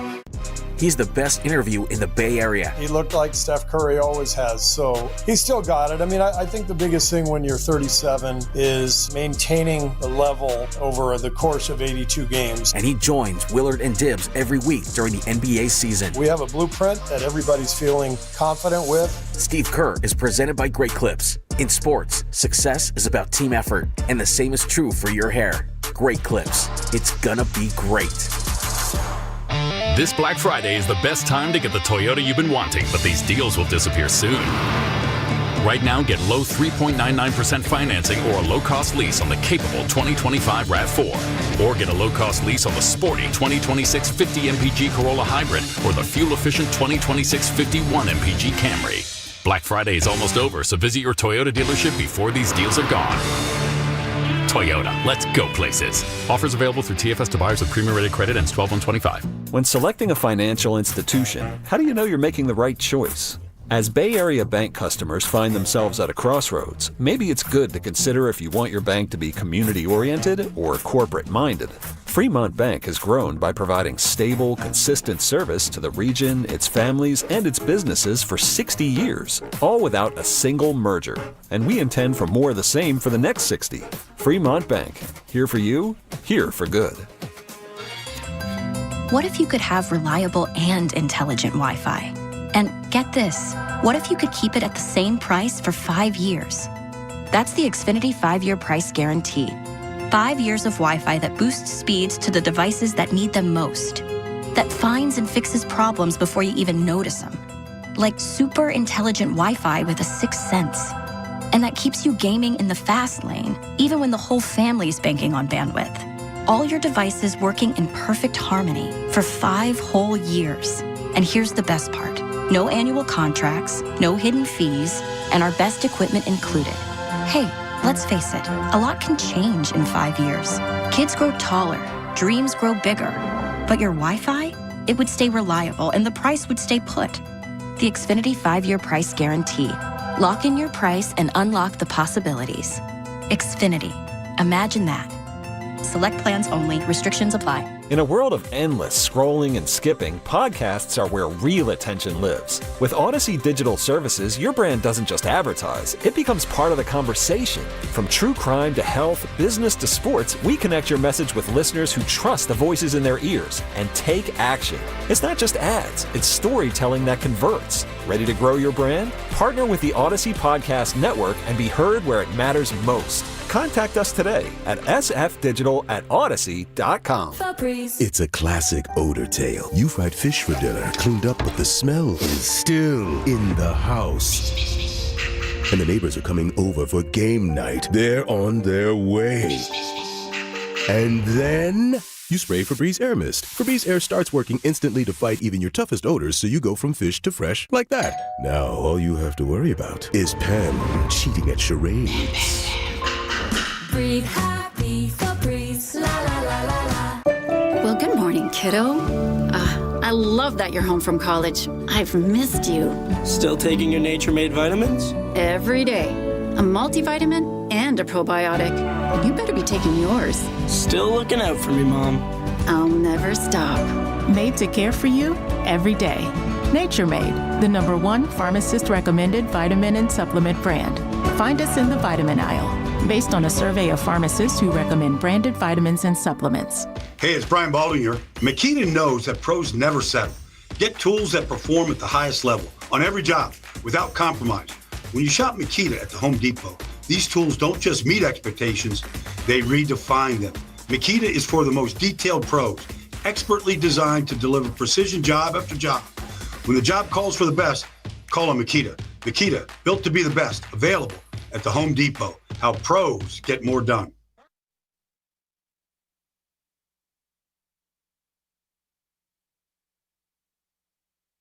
Second down and 8. What's up? Play action.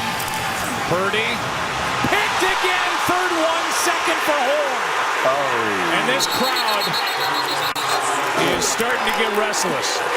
Now, back to Steiny and Guru on 95.7 The Game. All right, that was Joe Buck on the call, ESPN, and this is the crossover. Let's welcome in Mark Willard and Dan Dibley, both of whom were at Levi Stadium last night. What's up, gents? Yeah, the young and the restless, because I was up there with the young people in Newman in the press box, and so Joe Buck, and they're starting to get restless. And Mark can talk about the actual fans, because I was in the hermetically sealed press box eating my second or third dinner at that point. I had a lot of finger food. We were in the club. I told Carter Chickering, who I was absolutely destroying in fantasy, I said, you're about to watch a grown man have 4,000 calories worth of food, so sit back and enjoy. And by the time I had my third dinner and he threw his third pick, dinner, they were like, oh boy, like, do you pull him? Do you pull them? It was there. The young and the restless. Were they talking about you from the food? No. Or were they talking, what were they talking about? I was yet to throw a pick. Okay. I made many a pick. There was a hot dog. Yeah. There was an empanada. So this was all in the first half. Oh, yeah, your boy was hungry. Goo, you could speak to this. I heard a rumor that the club ran out of Skittles. Oh, is that true or false? Because that's a big deal. I was eating ribs. Skittles runs with Skittles. You cannot run out of Skittles.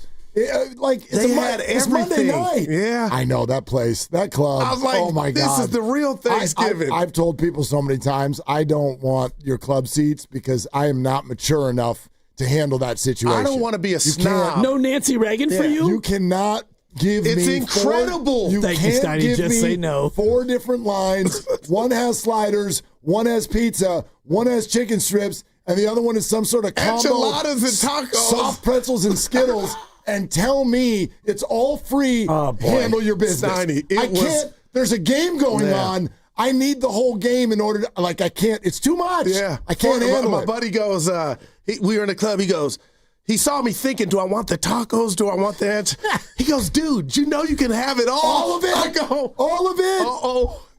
We're in trouble now. All of it. Yeah. My thing was every time that Brock throws a pick, I go up and get dinner. And I vomited at halftime, Steiny.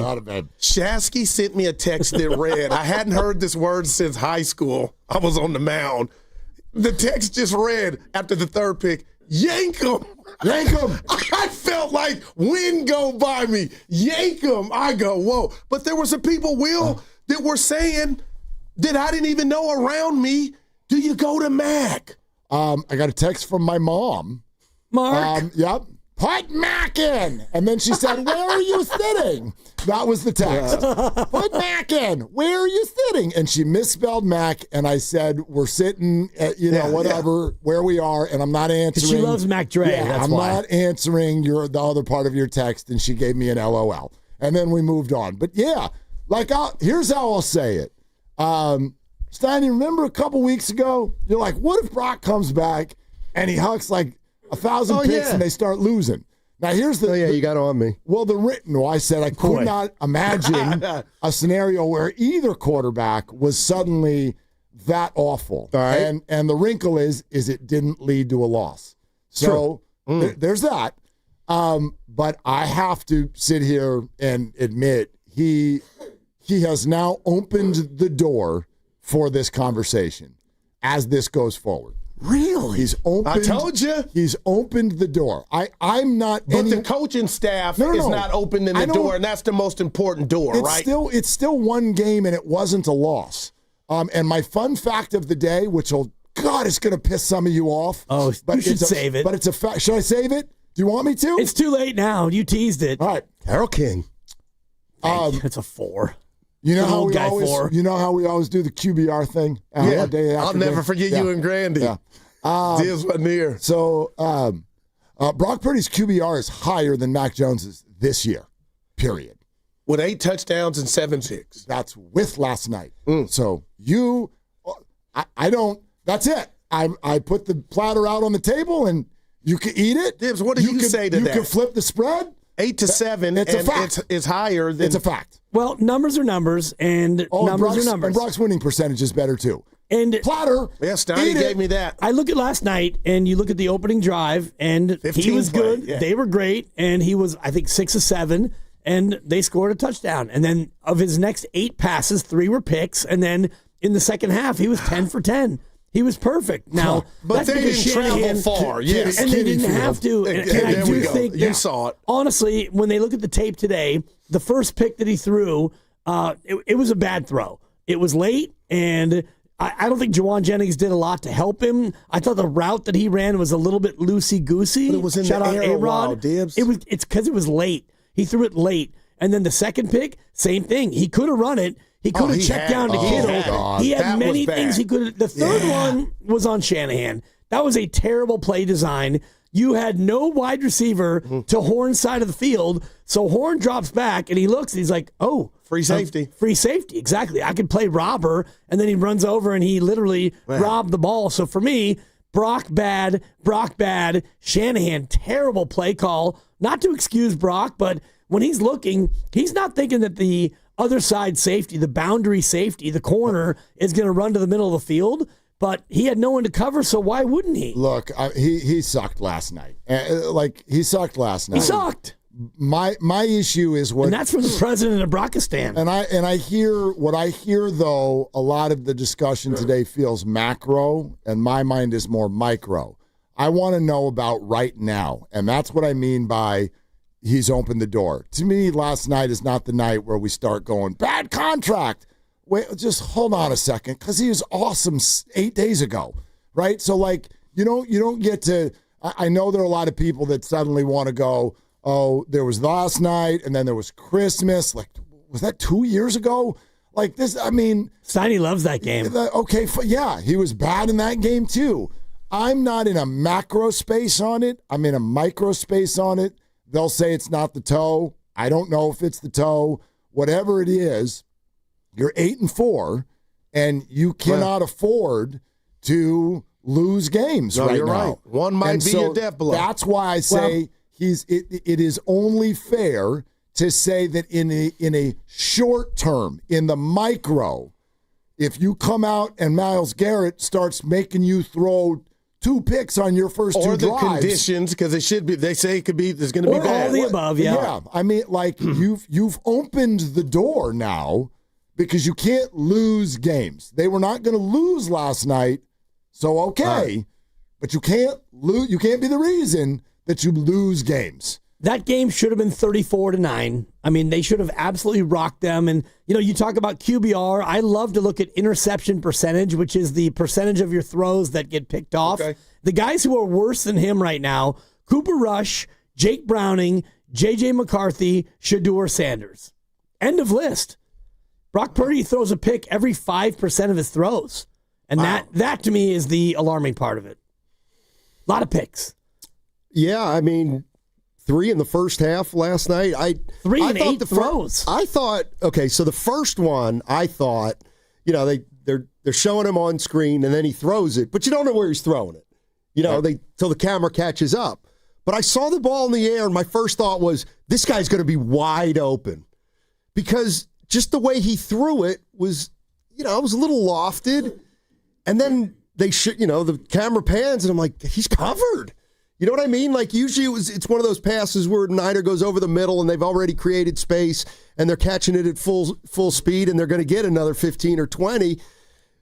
But he was covered on that one. Well, by the time he threw it, he was covered. Yeah. Had he thrown it on time, he was open.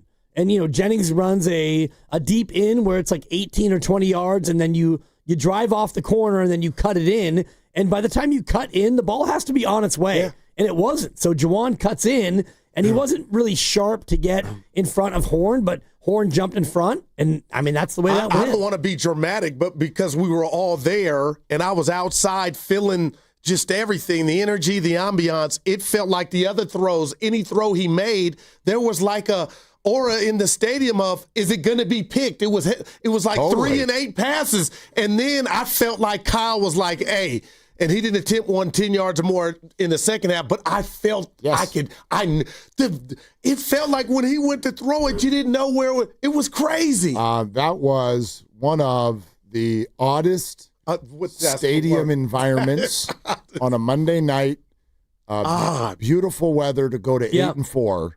I thought the crowd was some sort of blend of, I'm not going to use the word disinterested, but they were quiet. They were, I guess, maybe scared, right? Like it just sort of grabbed everybody's Adam's apple and it takes the wind out of your sails. Man. Because you're watching your own offense and your own offense is supposed to make you excited. And instead, I'm thinking 40 points. Right. Oh, I said it on the show yesterday. If they didn't score 30, I thought it was a total F. And it was. And you talked about style points. Yes. Those were not very stylistic points. That was wildly disappointing. Yeah. So, once again, a Niner fan is stuck between you're 8 and 4, but somehow you don't feel great about it. And you're quiet and you're not thinking, like normally you get to 8 and 4 and it's Thanksgiving week. People are heading to their cars like, playoff fever! And everyone was heading to their cars like, did we win? What the hell was that? Did we win? Like, I'm not sure. And did you make it in for the first touchdown?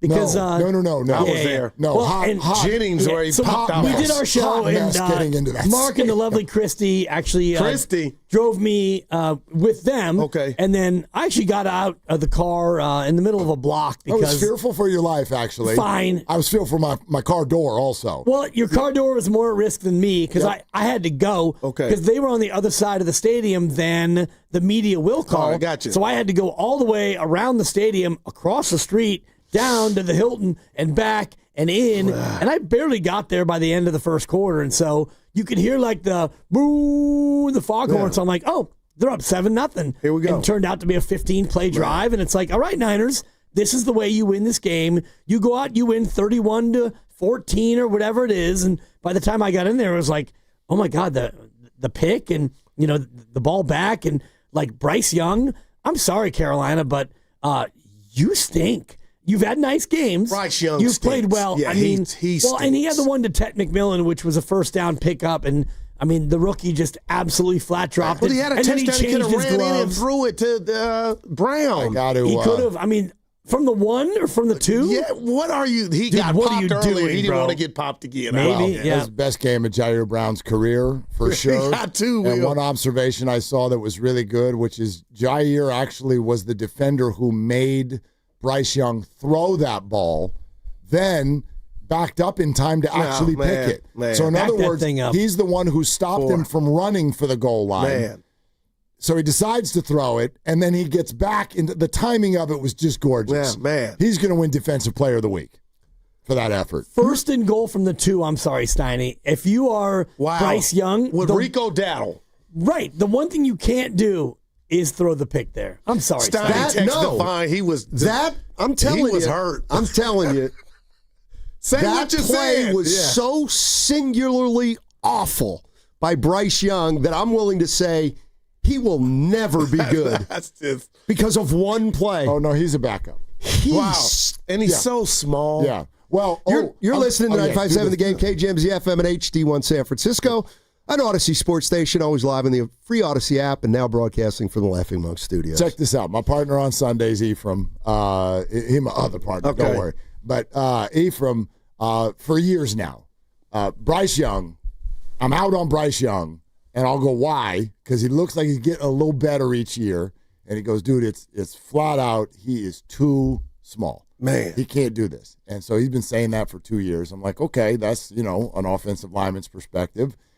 And then you check out the post-game handshakes last night when the two quarterbacks got together to shake hands. Did he bring out a stool? They the exact same size. Wow. Him and Brock? They are the exact same size. Are you sure that he didn't go full Steiny with the tippy toes? No, I'm not. I couldn't see the feet. Glenn with the stool. But Ephraim, Burn, we love you. But Ephraim is a huge Brock Purdy supporter. So I'm like, you got it. Next time we have a show, I'm going to have to pin him a little bit into an opinion. Yeah. Because if Bryce Young is too small to play quarterback in the NFL, then how can Brock Purdy play quarterback in the NFL? And Kittle said after the second pick, he just told him, take a deep breath. But I got in the car, and you tell me if I'm doing too much on the Guru computer. But we know Brock's a made man in regard to the contract and what he's done. Nobody can defend last night. But what if I told you I didn't think Kyle did him any favors from the fan base by saying, oh, those were good decisions? Why does that bother me? That Kyle said they were good to, just do he cannot be that guy, the Steve Kerr, and Purdy's okay, probably, but I don't think that helps Purdy from the fan base by saying they were good decisions. What Kyle's saying is that the plays were schemed open and that he threw it late. And he said, he used the expression, a hair late. I don't know what kind of hair you're talking about. That's some poofy hair. Yeah, it's more like a mullet late to me. That's an afro. That's an afro late. It felt to me like a little bit more than a hair late. But what I heard him say is the plays were there and he threw it late. I love that you're bringing this up because it took me. It took me a night's sleep. Because we go home. You and I were texting about it. I'm like, okay, get on the computer and just okay, what's everybody saying about it? Listen to the press conferences, and then I go to bed and I wake up and I go, hold on a second. As a fan, is that supposed to calm me down? That you tell me that they're good decisions? Yet that means that your quarterback is just uncorking horrible throws. Either the timing's off or they are inaccurate. I mean, nothing about this is good. I don't know if I want my quarterback to just be a good decision maker but uncork inaccurate throws. That's Tim Tebow.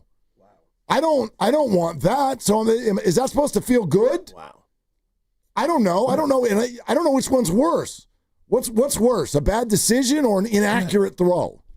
I don't know. A bad decision. Is it? Without a doubt. And Aaron Rodgers, great quarterbacks, they make that all the time. Right. Brett Favre used to do that all the time. You got to say it the right way. Brett Favre. His John Madden. That's 4 every time.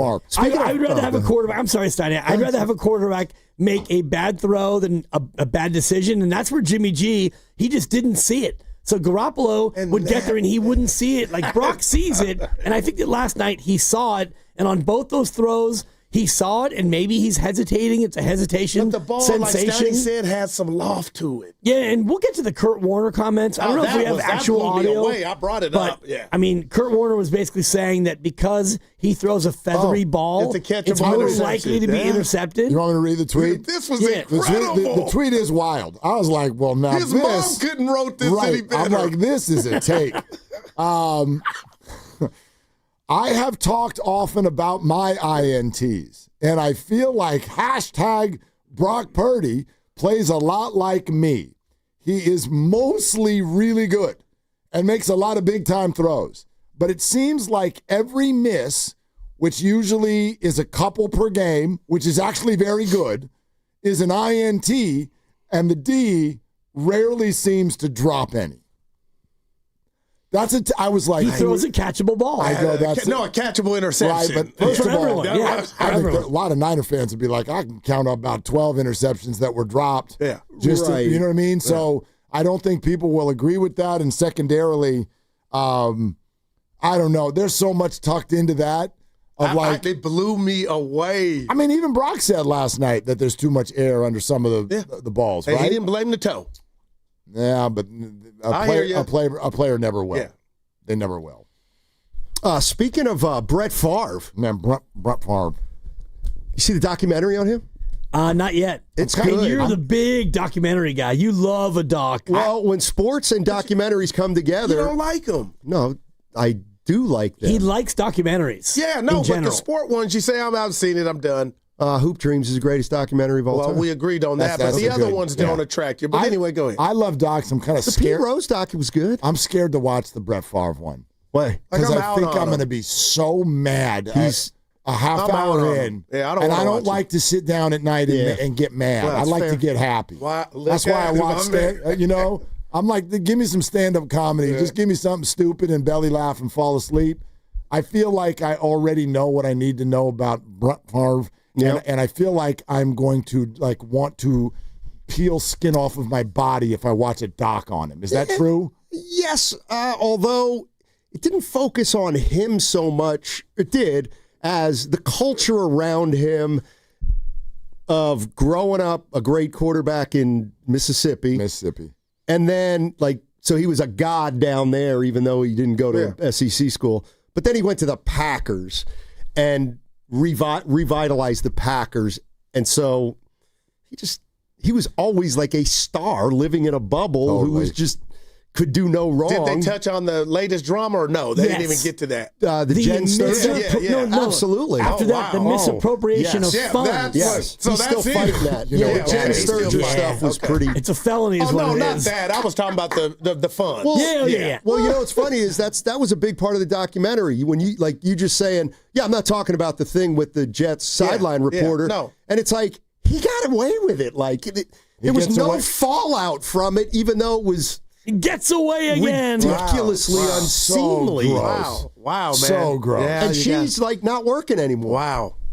Or, she probably made a bajillion off of him. I don't even know. But, yeah. But she's not. So they touched on it. She's not doing great, put it that way. She's not? I mean, no, she's not. Yeah.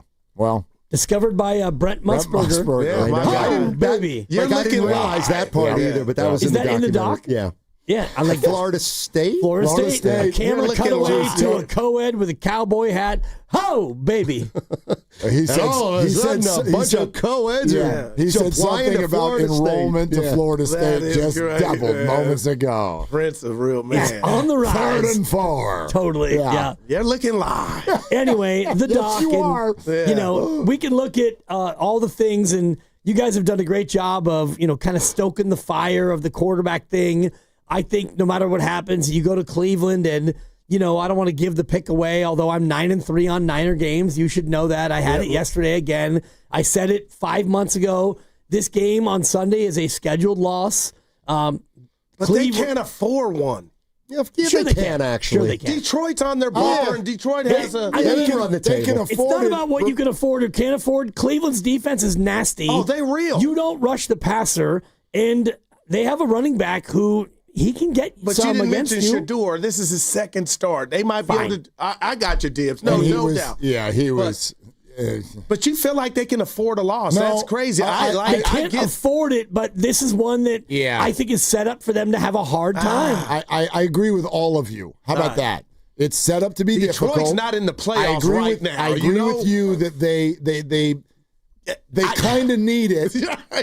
But what will happen if they don't get it is that we'll pivot and we'll go, oh, well, now you just need to either beat the Colts or the Detroit's Seahawks. got some hard games, too.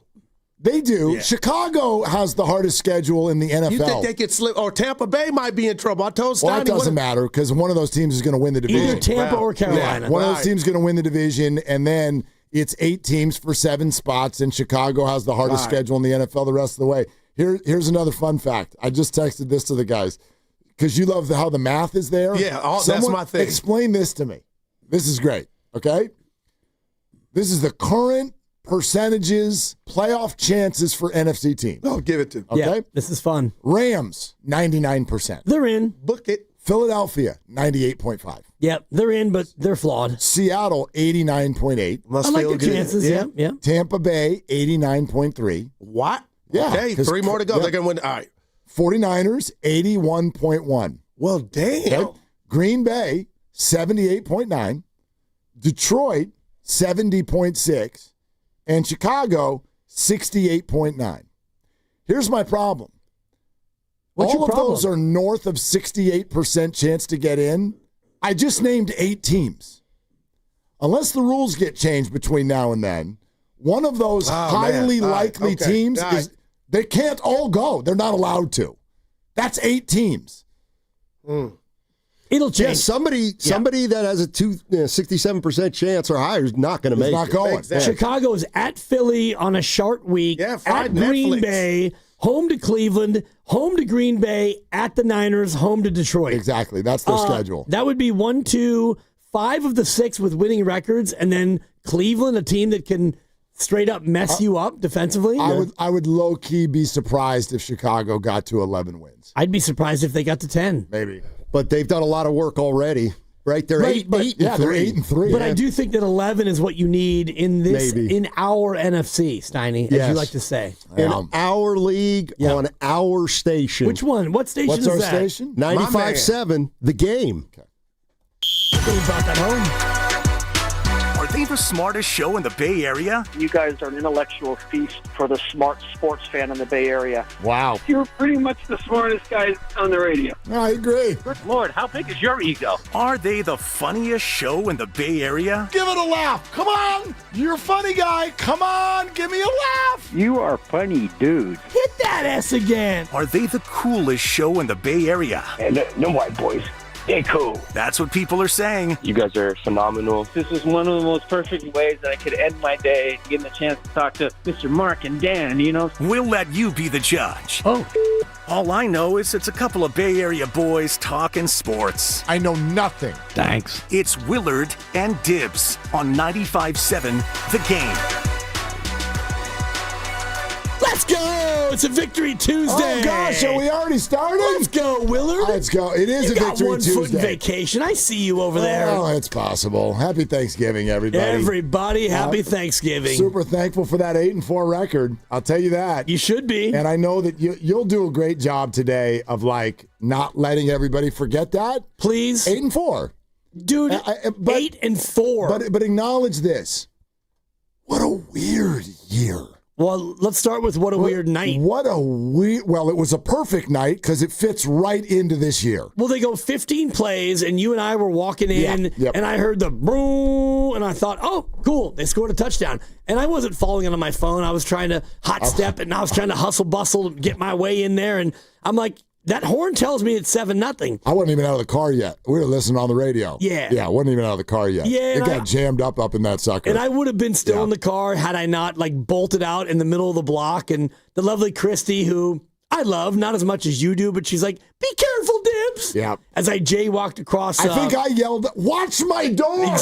Yeah, I was like, if Dibs gets hit, that's fine, but my door. It's so funny. Sheesh. Anyway, go ahead. Because you stopped the car, and I'm like, I'm out. I'm out. I did a full knee. You did. No, but it was fast. It was like I give you credit. It was elite processing. It was a quick decision. Keep going. It was a quick decision. I had It was the a good backpack decision. on the shoulder, yeah. And actually, it was okay execution. And I did a quick look. There were no cars coming, so let's go. There kind of was one, but anyway. Whatever, car-ish. Come at me. You know me. It was a vehicle. So, but I heard the horn on the way in, and I'm like, oh, cool. Sounds like they got the kick, and they went down. They scored at 7-0. This game's going to be an Ottoman game. And by the time you got in and I got in, it's like, oh, it's still 7-0. Yeah. And even though Carolina, they cannot even get a first down, and you're not up 21-0 already. No, so that game was weird. It got really stinky. It got really, really stinky and weird, really fast, and it took the air out of the stadium, and it took the zip out of the fans. You are not going to hear. Here's one thing, by the way. I hope to never ever do this, because we were there last night, as you just detailed, and so I think we can uniquely, just like Guru did, Shasky did, anybody who was there last night can speak uniquely on the vibe inside the stadium. That was Brock Purdy's fault. That's not the fans' fault. That's Brock Purdy's fault. You made it so we all were sitting on our hands going, good Lord, what the hell's about to happen every time you get the ball, as opposed to doing what I wanted to do when the Niners got the ball, which was move kind of to the edge of my seat and be like, all right, it's time to go. It's time to look good. It's time for Ricky Pearsall to get more than 2 catches for 6 yards. It's time for this thing to look like a playoff offense, and you looked like the opposite. And so I am not upset at any fan for being quiet last night. And while you and I were going to have to play tennis a little bit today, because 888-957-9570, it's Victory Tuesday, which means other than Steve Kerr joining us at 5 o'clock, we've opened this whole day up for you, and we would love to hear from you. I don't even know kind of how to draft the topic or the question of why 49er fans feel the way they feel. Maybe you all can describe it for yourself. Why do you feel the way that you feel? Because what I do know is what you don't feel is unbridled excitement for 8-4. Right. So you don't. I don't. You don't. Don't say that you do, unless you do. But if you do, you're kind of like, you're burying your head in the sand. So we're in this weird spot where we keep having to be reminded the team is 8-4. But it doesn't feel like they're 8-4. Yep. It doesn't feel like they're going anywhere special. And we keep falling into, instead of being like all about what happened last night, all I hear is these macro conversations about contracts that haven't even kicked in yet, right? Brock and Brandon, and what are we doing a year or two from now, which tells me that you don't think this year can go anywhere cool, or else you wouldn't be thinking about next year or the year after that. It's a weird year. It's very weird, and last night I think is a microcosm of that, because you get the ball and you go down and you use almost 9 minutes of offense and you go 15 plays and you really have limited pushback. You had a 3rd and 10 you converted. You had a 3rd and 3 to Ricky, one of his 2 catches, a 3rd and 3, CMC with a run, Farrell with a catch, CMC a big run, JJ a 12-yard touchdown catch where he got hit like 5 times and you score, boom, 7-0. All right. You're better than Carolina. Go out there and blow out Carolina. And then you get the ball back after a 3 and out, even though it's on your own 8. And you're thinking, okay, all right, Shanahan.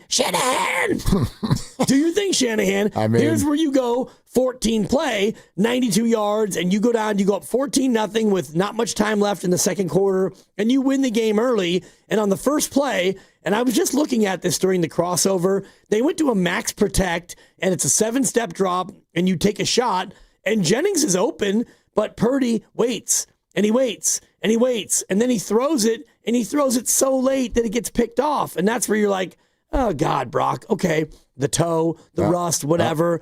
Then they drive down to the 1, and my God, Carolina, how bad are you? How do you not score 1st and goal at the 1? Well, it's not a good football team. I know, but I wonder, Mark, and this would be something that I would love to be able to find out, like teams that are 1st and goal at the 1, what is the percentage of touchdown, field goal, or... Well, AI would probably be able to say something on that. It feels to me like when you have 1st and goal at the 1, you score points 97% of the time.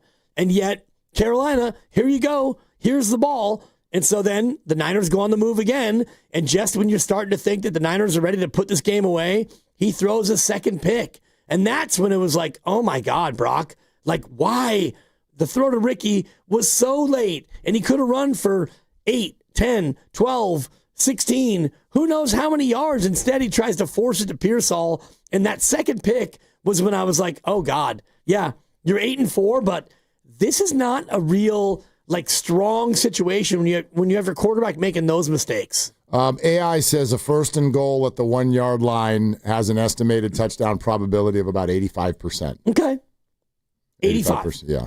And that's, I mean, Bryce Young's at the 1 after he had a great scramble on 3rd and 2, and he throws an absolutely ghastly ball, and yet the Niners get the ball back, and then eventually they turn it back over.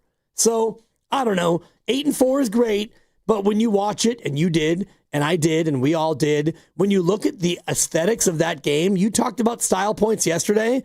Style points on a scale of 1 to 10, that thing was about a 3. Oh, I was going to, like the number 2. Well, the defense was awesome. Yeah, the defense was great. And that counts. And of course it does. Yeah. And super thankful that they did what they did. Like Bryce Huff had a good game. Jair Brown probably his best game as a 49er. And those are some of the people that we needed to see step forward. I didn't really notice much from the linebacking core last night, which I think was probably a good thing. You know what I mean? Like no Carolina skill position player had a nice night. Yeah. Nobody did. Like Tet McMillan got over Renardo Green one time. That was Bryce Young's best throw. Great route. He's a phenomenal young player. Yeah. He's just a phenomenal. And you can blame Green, and I guess it's fair too. He's a great but player. Mustafa wasn't deep enough, and Green got cooked by a great route. You tip the cap. Tet is really good. Yep. Like I was with Kyle Shanahan when he said it earlier in the week that he's just like Tet's a stud. Tet McMillan is going to be a star in this league if he is ever paired with a good quarterback and a great offense. So, okay, that happened. But outside of that, the Niners gave up 9. I don't care what the scenarios are. You gave up a single-digit number. I would have bet against the Niners giving up a single-digit number to any team the rest of the way. Maybe Cleveland. Maybe. In those conditions, yeah. Well, and just like, who are they? I don't even know if they know who they are. Quinshon Judkins. Yeah, Quinshon, like, he's a nice young player, but other than that, they don't really have receivers. Yep. They're not, like, I don't know what's going on at quarterback. I know Shedeur won a game. If you watch the game. Unbeaten as a starter. Yeah, I don't think you come out of that game. Like, that's sort of like saying Brock Purdy won a game yesterday. Like, he gets credit. Shedeur didn't throw 3 picks. He only threw 1. But if you just watched what they did. What, he threw it 12 times? He had 11 completions. I think 3 of them were to wide receivers. His touchdown throw was a swing pass that was almost behind the line of scrimmage. And then the receiver broke loose. He was fine. They got to the red zone. They took him out of the game. And they just went Wildcat. So he's not a scary player to go against as a defense. But whatever, he's Cleveland's quarterback. So Cleveland's quarterback is always kind of like, I don't know, Yep. I don't know what about this guy. But yeah, the elements in Cleveland's defense, that's a real threat. But anyway, the Niners gave up 9 points yesterday. That's awesome. That's awesome. To a team that scored 30 a bunch this year. I don't know why they looked the way they looked. They looked awful last night, Carolina's offense.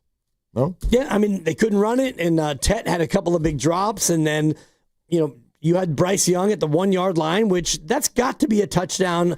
1st and goal at the 1. The one thing you can't do right there is throw a pick. And also the Niners got a little bit fortunate with the McCaffrey fumble, little fumble Rooski, where that thing goes 15 yards forward and McKivitz runs up. And we do need to remember that for Grandy's grades today, like the play that McKivitz made on the fumble recovery. Oh, my gosh, yeah, because 2 Panthers had an absolute dead right shot. 2 chances at it. Yeah. So, I mean, a lot of things went their way last night. Totally, yeah. It could have been 4 turnovers. I mean, all right, so maybe in addition to sort of throwing out why do you feel the way you feel, I'd love to hear, the game ends last night, and you feel how? What word are you using to describe that? And I'm not going to, I'll keep it 100. I was disappointed. I'm sorry. I know. Victory Tuesday, 8-4. That was a disappointing watch, I thought, for a 49er fan. And maybe that's snooty. I'm sorry. Yeah, and you were there too, and it was not what we expected. No, not at all. So for me, it was very fulfilling because it was complimentary football, and the defense that has been very maligned, they stepped up big. It sounded like your recount of the press box, it wasn't fulfilling, it was just filling. What do you mean? You said you had 3 dinners. At least, and a couple desserts. So, all right, perfect. Sounds like Thanksgiving week is already here. And by the way, coming up on Thanksgiving Day, we got Chiefs-Cowboys at 1 o'clock, Mahomes and Dak for your Thanksgiving feast. 1 o'clock right here on 95.7 The Game. We're also sponsored by Ceremony Ford. Ceremony Ford's year-end sales event is on with 0% APR for 60 months, 0 down, and no payments for 90 days on all of Ford's top models. Deals end January 5th. Visit Ceremony Ford on Ceremony Boulevard in Colma, Daly City, or 24/7 at ceremonyford.com. It's your calls right now, okay? This game ended. How did you feel? How are you describing this Niner fan feeling right now? 888-957-9570, 8-4, but fill in the blank on Willard and Dibbs. I'm a fat red pumpkin. This is the sound of Claire, cooking dinner at home. And that's the sound of a fraud alert from Wells Fargo, flagging a charge for a pricey restaurant in Paris. Considering Claire isn't in Paris right now, that seemed odd to the bank and to Claire. 2 taps later, Claire says nope to the charge, and Wells Fargo is on the case. However you make money work, Wells Fargo can work with that. Wells Fargo Bank, N.A., member FDIC.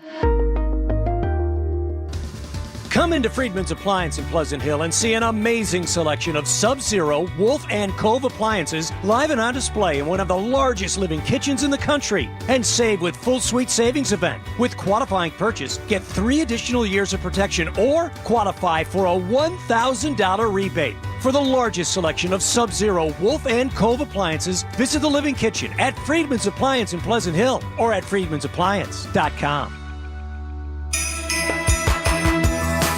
Comcast Business is celebrating the holidays by giving your business the $1,000 holiday bonus when you switch to a gig speed internet package. Just imagine the thousands of possibilities of a $1,000 prepaid card. Like possibility number 12, a new laptop for the office holiday hero. Or possibility number 108, smart speakers to deck those hallways. Or possibility number 192, new equipment for the new year. Or possibility number 555, Bluetooth holiday lights for office decor. Switch to Comcast Business, designed for 100% reliability with business internet and wireless connect, plus advanced cybersecurity, and now get the $1,000 holiday bonus. Comcast Business, powering possibilities. Ends 12/14/25. New customers only with 2-year agreement. Requires qualifying gig package. Other restrictions apply. Tune in to 95.7 The Game this Friday for Football Fridays, where they discuss the red and gold and their upcoming game. Presented by Merit America. Visit them at meritamerica.org/super. Now it's time for the closer of the week. Presented by LiftMaster and R&S Doors. Turn your garage into the envy of the neighborhood. Visit rsdoors.com. This week's closer comes from Janet from Burlingame. We had such a great experience with this company, especially with our technician, Sergio. He took the time to explain what was going on, what our options were, and how to keep everything running smoothly in the future. Recently, my garage door opener was not working. I was in need of a closer. I was put in touch with R&S Doors, and they hooked me up with a brand new garage door opener from LiftMaster. With LiftMaster's MyQ connectivity, my garage door opener can be controlled right from my smartphone. You'll know when a door or gate has been left open and can close it with a tap, no matter where I am. Be one of the first 10 callers and receive 20% off a LiftMaster garage door opener. Call 1-800-FIX-A-DOOR. That's 800-FIX-A-DOOR. Or visit rsdoors.com. R&S Doors. Look for the red truck. If you're drowning in IRS debt and can't afford to pay, then you need to take advantage of special IRS tax programs that are available and free yourself from IRS collection efforts once and for all. Due to the financial hardship consumers are facing throughout the country, the Internal Revenue Service has made it easier to settle delinquent tax problems. An open phone line has been established by Community Tax for consumers to call and see if they qualify. Take down this number or store it in your cell phone, but call the Community Tax Helpline at at 800-269-3454. If you owe back taxes to the IRS and cannot afford to pay them back, or even if you have years of unfiled tax returns, there's no need to fear anymore. But you have to call the Community Tax Helpline today at 800-269-3454 for the help that you need. Don't take on the IRS alone. They can attack your wages, savings, pension, home, and even your Social Security check. Call 800-269-3454 for your free consultation and to see if you qualify. That's 800-269-3454. If you've been diagnosed with moderate to severe plaque psoriasis, this is what it sounds like to be a million miles away. Imagine being a million miles away. Tremfya guselkumab, taken by injection, is a prescription medicine for adults with moderate to severe plaque psoriasis who may benefit from taking injections or pills or phototherapy. With Tremfya, clearer skin is possible. In clinical trials, at least 70% of patients saw at least 90% clearer skin at 16 weeks. Results may vary. Tremfya is also indicated for adults with active psoriatic arthritis. Serious allergic reactions and increased risk of infections and liver problems may occur. Before treatment, your doctor should check you for infections and tuberculosis. Tell your doctor if you have an infection, flu-like symptoms, or if you need a vaccine. Ask your doctor about Tremfya. Call 1-800-526-7736 or visit Tremfya.com.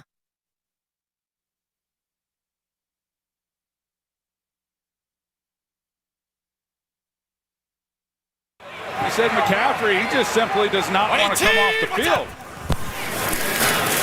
They fake it to him. Purdy down the middle, and he's picked by Horn. J.C. Horn. And then he gets dumped by Juszczyk, but it's an early takeaway for this Carolina defense. Now, back to Dillard and Wibbs on 95.7 The Game. Carolina defense. I mean, J.C. Horn's a great player. Yep. Name the other one on Carolina's team. On defense? Yeah. There's that one guy who liked to tackle people. Who's that? Brown, I think, up front. Whatever. They're terrible. I mean, they're actually middle of the pack. They're a mid-pack defense, dead in the middle.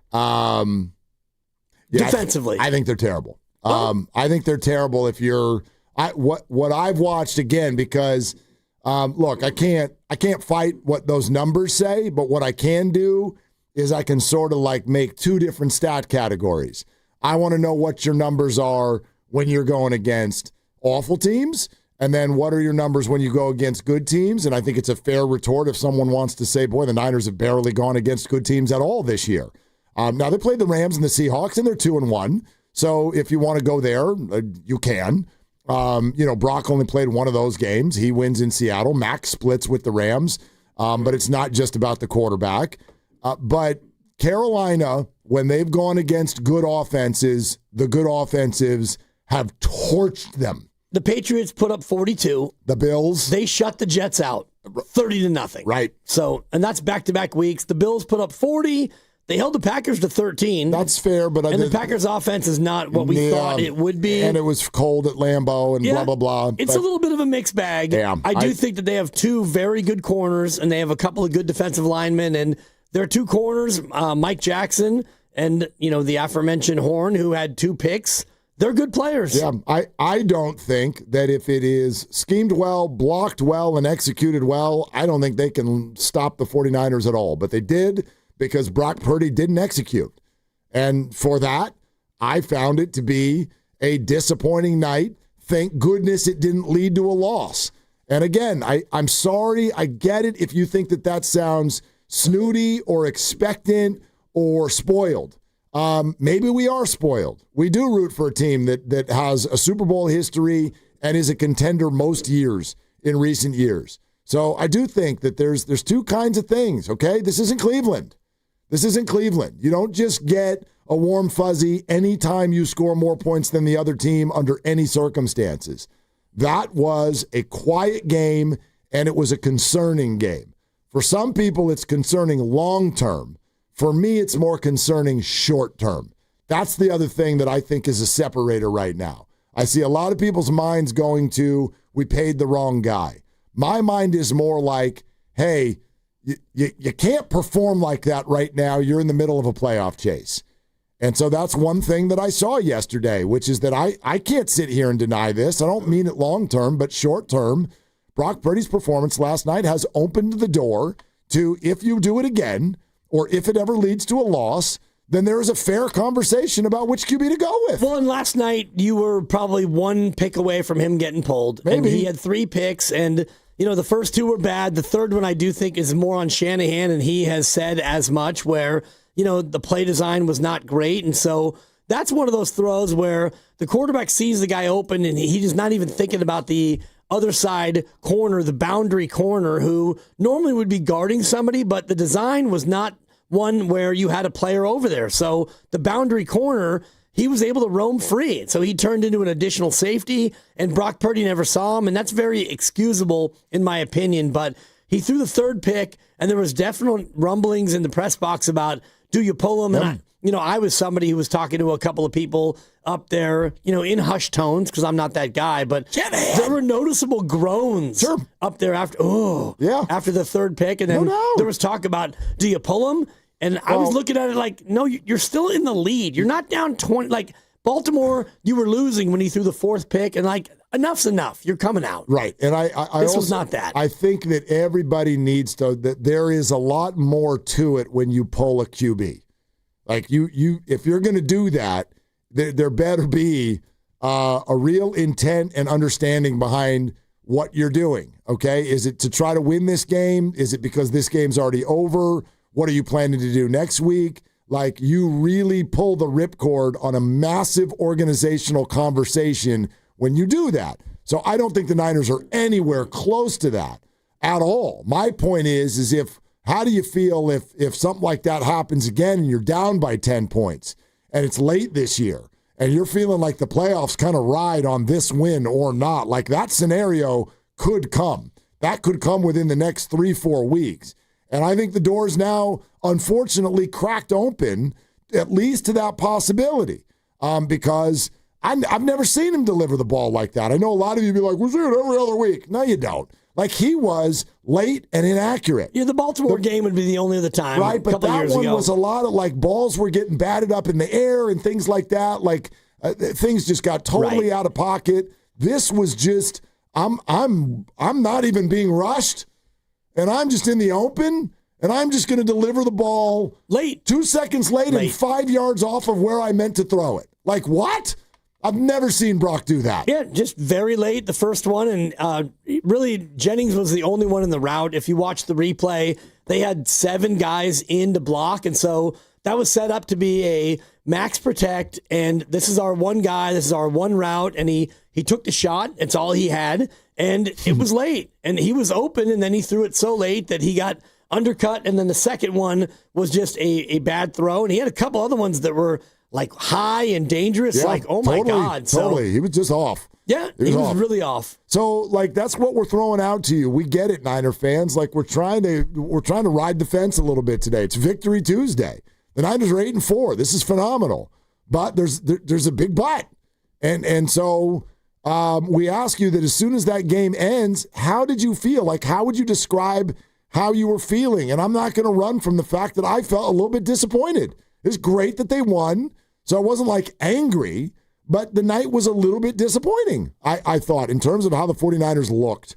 So Sacto Niner in Sacramento, thank you for calling. You can lead us off here at 888-957-9570. What's going on? How do I feel? I feel the Niners signed the wrong quarterback. Okay. Early, I felt that when they were having negotiations with him. He was starting to regress last year. Everybody's using the excuse, well, everybody's hurt. He didn't have, all the players there. And what's the excuse for last night's game? It's like he had plenty of time. He's still making the wrong decisions. Before he's saying, well, I got to stop doing that. I got to, play within the game. But then he's trying to make the wow play. And the only wow he's making is, wow, he threw another interception. Yeah. It's like, this guy's not going to lead us anywhere if he does not get out of his own head thinking, I got to show that I'm one of the top paid quarterbacks. Screw that. You're getting paid anyway. Play the game. Play the way. I don't buy the, Shanahan said it was his fault. Yeah, they're going to say that. and they signed the wrong quarterback because he's, throwing the wrong passes. Well, I mean, look at Mac Jones. Mac Jones did more with less. And the reason why we're 8-4, because Mac Jones went 5-3. You put Purdy in there, yeah, he played great last week, but Cardinals suck. And we're lucky that but so do a lot of the teams that Mac play. Like Sacto, I think you're speaking for a lot of people.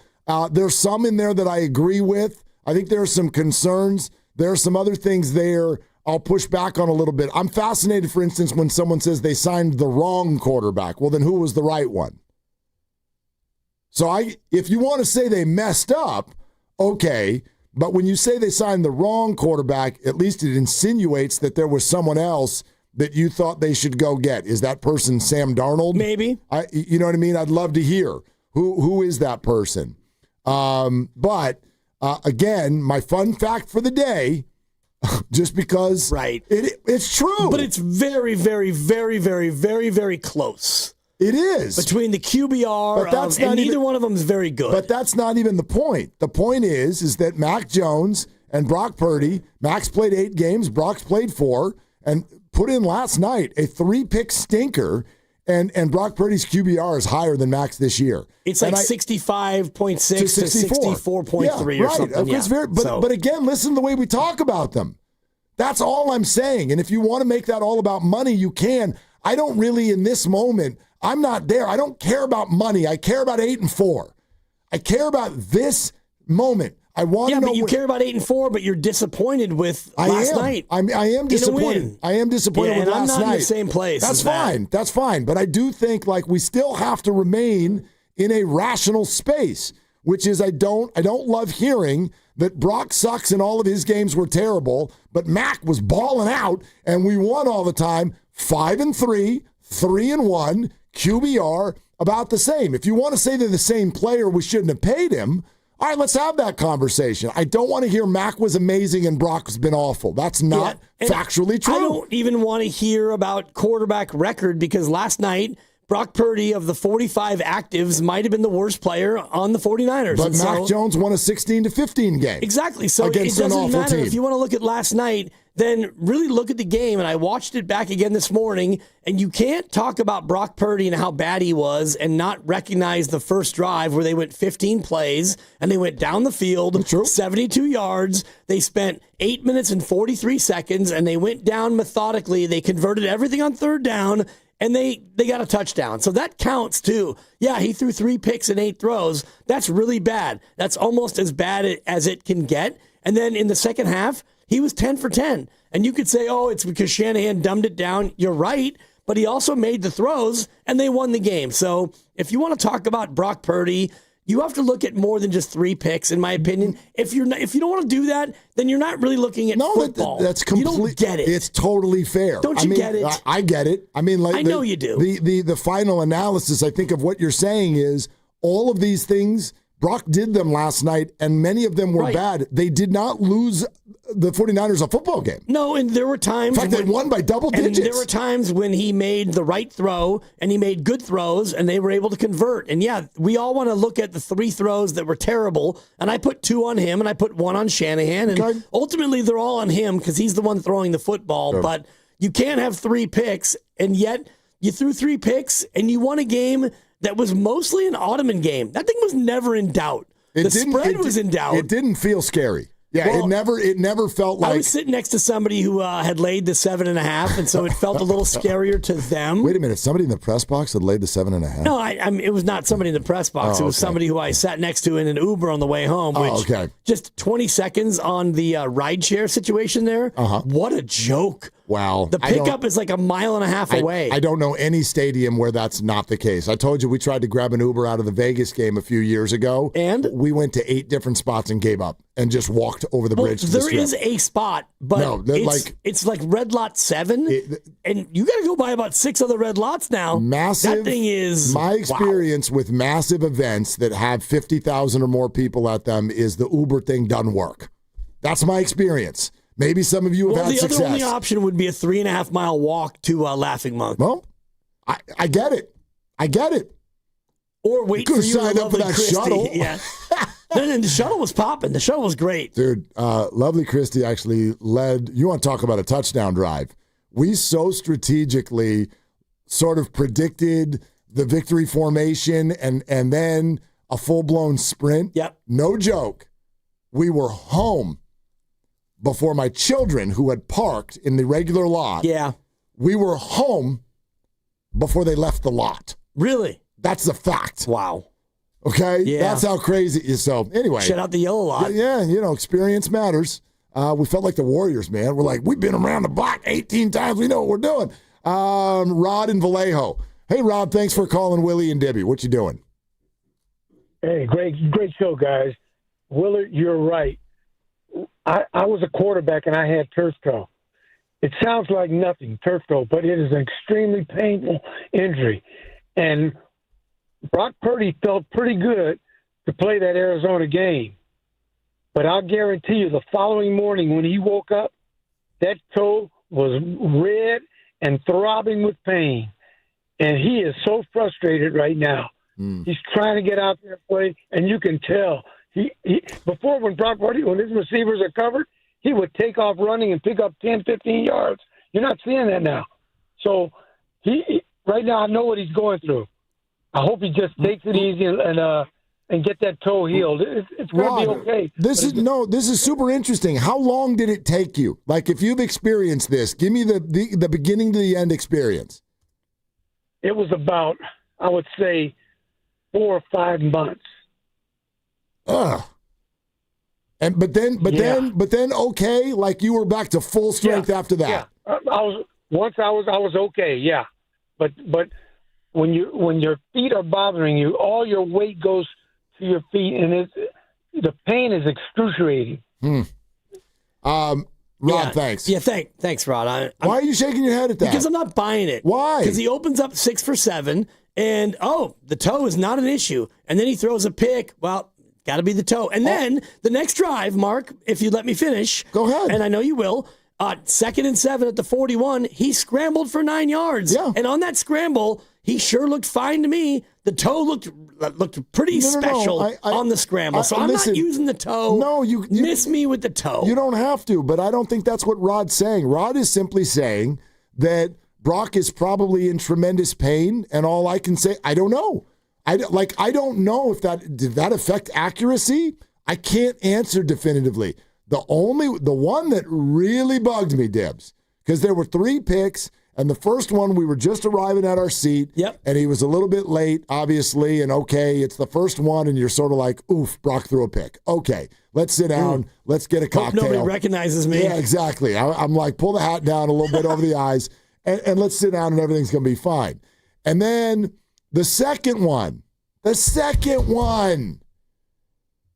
seas parted, and the Brock that I know, Sam Darnold, sat in a press conference in Seattle this year and credited his play with learning from Brock Purdy that you're a point guard, you distribute the ball, you take what the defense allows you to have, you don't try to be Superman. Brock taught me that. These are Sam Darnold's words. And then I'm watching that Brock Purdy step up into a pocket, watch the Red Sea part to where, I'm not kidding you, Dibs, there was not a Panther within 15 yards of the man. George Kittle is standing right in front of him. You have options there of tossing it to him or just running and let George be your lead blocker. And instead, on the run, Brock tries to go for the home run to Ricky Pearsall in the end zone and gets picked off. That's not the Brock Purdy I know. Why? I don't know. And that, like Rod is saying, if it's the toe, then you have to go. I agree, but all I'm saying is I can't definitively tell you. Like, you're allowed to not buy it. Rod's allowed to think it's totally that. I'll sit here in the middle and say I don't live in Brock's foot, and I don't know. I don't know if he's in tremendous pain and if it's affecting his decision-making and his accuracy. I don't know. You're right that it doesn't matter. It doesn't. You're out there, so you have to play well. 2 of the 4 previous plays, he ran the ball. Great. But I still can't tell you if he's hesitant to do so. If he's hesitant to do so, then you need to go sit down and you need to put a nice warm sock on and elevate, and we'll see you next year. Oh. Because if that's the choice you're going to make based on your toe, That's a problem. I don't think it's the toe. I think it is him looking at it and thinking, I can make the play, I can make the throw. Maybe he is in a spot where he thinks he can do things that he probably shouldn't try to do, because you're right. And I'm looking at the play right now. Kittle is mostly nobody alone. in front of him. The only people in front of him are Kittle and grass. Exactly. And painted numbers and hash marks. I yelled it before he released the ball, Dibs. And so What'd you yell? Run! Run! I yelled, check it down. I need the fantasy points. I'm only up by 100. I have Brock and George. So I'm like, do either. Totally. Just like, what? Like, run. The whole field opened up. The angle, I'm in the end zone looking at this. I'm going, oh, my God. Oh, that was your end zone, right? Well, no, we were on the opposite side. But I'm like, it almost was like being in the all-22. Right. I'm behind the play. Dog, run the ball. So you're not wrong either. You don't have to. I don't know if it's the toe, but it doesn't matter. Dude, that was a bad decision. And if Kyle wants to say at a press conference after the game that it was a good decision, then Kyle and I disagree. That was a bad decision. And I had an argument with my sons when they got home, because they're like, hey, you could have hit Ricky in the end. I don't care. Like, dude, take the 15-yard gain when you get it. As a quarterback, I would take that every single time. You present me with an automatic 15 yards, I'm in. I'm in every time on every play. And the weird part about it is that they called timeout right before that snap. So you call timeout and you have a chance to talk about it. And obviously the play that they drew up, they liked. And so I'm sure Shanahan's like, this is going to be open. And Brock's like, yeah. And it was open. But again, he waited and he stepped up in the pocket. And instead of making a decisive throw, for some reason right now, he's waiting. Like he never used to wait. He used to just let it rip. He also threw it behind him. Like Rick, because he waited, yeah. Well, no, but I mean, he had the whole end zone. Yep. Just lead him. He threw a bad ball. Let's go to Damon in a dump truck. Oh, boy. That's kind of fun. Hi, Damon. Why are you in a dump truck? Well, I'm in a dump truck. I'm at work. Oh, okay. Well, it says you're in a dump truck. Do you work in a dump truck? Yeah. I drive a dump truck. Okay, there you go. I drive a dump truck. Now I got it. Yeah. All right, what's up, Damon? What are you doing? Well, first, man, a lot of things, man. Well, first, you're not crazy for one more and one better. Niner fans are rabid. We want wins. We want championships. That's what we want. We don't want, just to float. You know, we want the big championship, man. We want the big game. So you're not wrong for that. I wasn't surprised at all. Like, this is what I expected. This is the way Brock has played pretty much all of last year, and the beginning of this year. I expected interceptions. Like I was just mad. Just, you know what I'm saying? Like 12 interceptions and 20 touchdowns last year. It's frustrating. And it did not seem things did not seem to change from the beginning of the season with that Seattle game. It could have been 3 that he was saved on that last interception by the tight end snatching it away from Seattle. from the defender. So, Damon, can I ask you why that you think last year looked like this, though? A lot of people keep doing this, and it confuses me. Like, when you even say 20 TDs, 12 picks, that's not sparkling, but it's far from awful. And this year, it's 7 picks in 4 games. That's not what last year looked like. And when everyone wants to ask me why last year looked like it looked, your quarterback had a rating of 96.1 last year. Your run defense was disgusting. The 49ers season last year was based on largely, my opinion, in order, horrible run defense, absolutely laughably bad special teams, mistakes at the end of the game. Was Brock great? No. He was not bad, though. He was not this. And in fact, even this year, like last night, to me, it sounds like some of you don't think last night was an outlier. I thought last night was a tremendous outlier. You didn't? It is. No, I didn't think it was an outlier. Definitely not. And interesting. Going back to what you said, like I'm putting Purdy in a box, and I'm comparing Purdy of last year and this year to Purdy of 22 and 23. I know that the team had issues in itself with the defense, and all of these things going on. But I'm comparing Purdy's play, his decision-making. It's last year was like a shift, and there's something different, and he has not been able to get back to prime Purdy. That's an interesting take, Damon, and that one's a little bit more fair. We'll react to that in a second. And again, Niner fans, the game ended last night. How did you feel? Like, it was a win, but how would you describe the way you were feeling? 888-957-957 to keep going with your calls. Tomorrow, great day, your chance to win prizes every single hour, 6A to 6P. We got Warrior tickets, AC/DC tickets, Warrior bobbleheads, whole lot more. Wednesday, every hour starting at 6, our Thanksgiving blowout on 95.7 The Game. Brought to you by Fremont Bank, here for you, here for good. Willard and Dibs. And you talk about making a shift, and you want to make the shift to Fremont Bank. It's Dan Dibley here to talk more about Fremont Bank, which is my bank and has been now for more than 7 years. It's a family-owned bank with the family-owned feel, and you should want to be a part of a good local bank, a bank that actually cares about you as an individual, not just a series of account numbers and bank balances, but they're actually interested in you and your finance goals. They've been doing it now since 1964, and when they founded this bank 61 years ago, they wanted to create this local ecosystem that is built around people and the community, and that's exactly what they've done. Fremont Bank serves many communities, 21 in all, with 21 branches throughout the Bay Area. They're proudly independent, and they're also active members of the communities in which they serve. I've actually done some community events with Fremont Bank executives and other branch managers trying to support the community as they do it. You deposit your money with Fremont Bank, and it gets reinvested into home ownership and philanthropy and businesses and everything else that makes the Bay Area so good. I encourage you to go in and become a part of the Fremont Bank family. Not a big box bank, but a good local bank. It's Fremont Bank, here for you and here for good.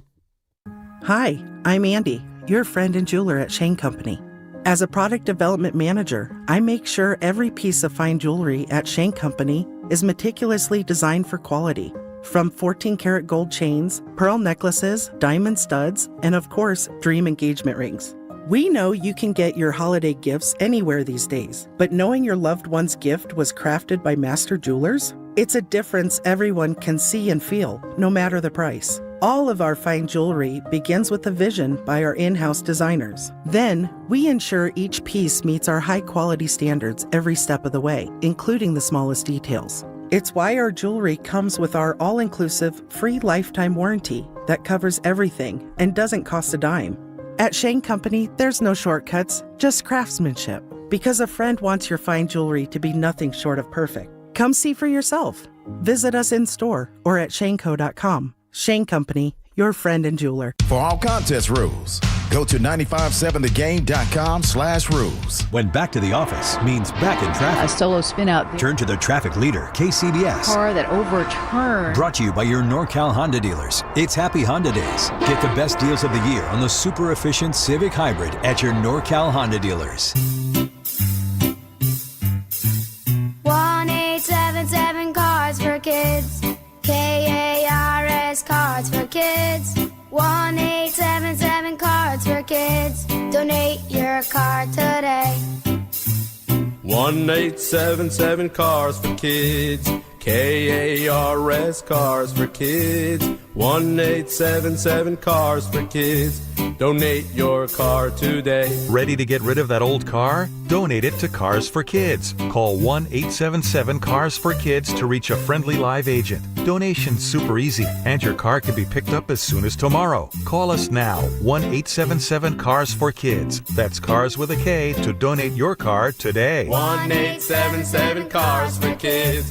Donate your car today. Did you know you can donate real estate too? Go to carsforkids.org. That's carsforkids.org. With T-Mobile, we don't miss out on any family fiestas. Hola, mija, ¿cómo quedó el mole? It turned out great. This holiday, switch to T-Mobile and stay connected with los tuyos. Get 4 Samsung Galaxy S25 phones with no trade-in needed, plus 4 lines for just $25 per line. Visit a store at T-Mobile.com or call 1-800-T-Mobile.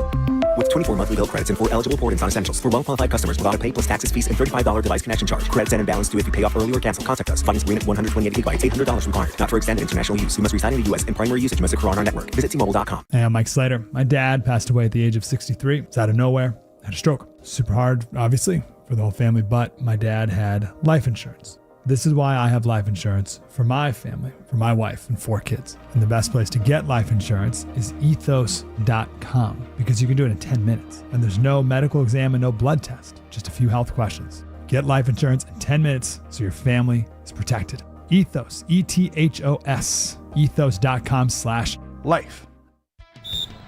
As the owner, coach, and quarterback of your small business, you call the shots. From inventory to payroll and more. Now it's time to bring in LendSeek, your funding MVP. No delay of game here. Get up to $2 million in as fast as 24 hours for business lines of credit or term loans. Let LendSeek's AI marketplace assist you in making the winning play and score that touchdown. Apply at lendseek.com, LENDSEEK.com.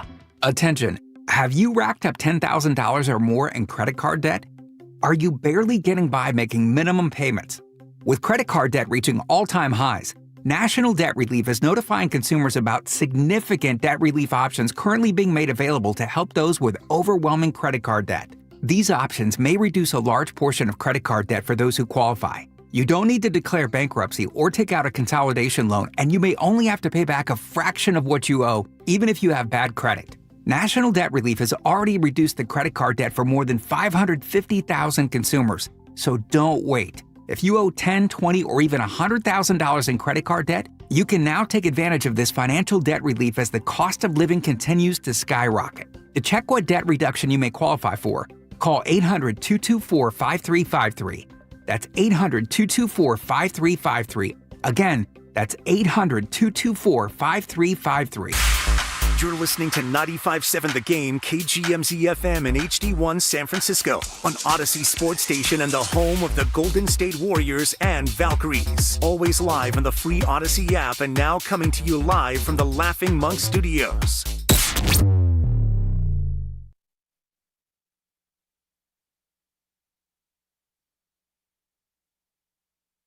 It's 3rd down and 6. Purdy down the middle for Pearsall, and he's picked again by Mike Jackson. How about these two corners? J.C. Horn first, and now Mike Jackson. Remember I dropped the green with his second of the night for Carolina. I'm not insulting Brock Purdy, but now, back to Will and Dibby on 95.7 The Game. Boxer and Gerson work injury attorneys text line. Was that Mike Jackson in the audio at the tail end of that? But I can't catch though. That's pretty awesome. Apparently he can catch. Picked again. Yep. That's a phrase you don't want to hear. Purdy, throw. Picked again. Picked again. But wait, there's more. He would get picked again. He would get picked again. And another one. Just a couple. Yeah, thank you. DJ Khaled was in the building last night. And I'm just looking at that third pick, and I've been thinking about this for a while, and this play is like really kind of driving it home. Demarcus Robinson, what's the point?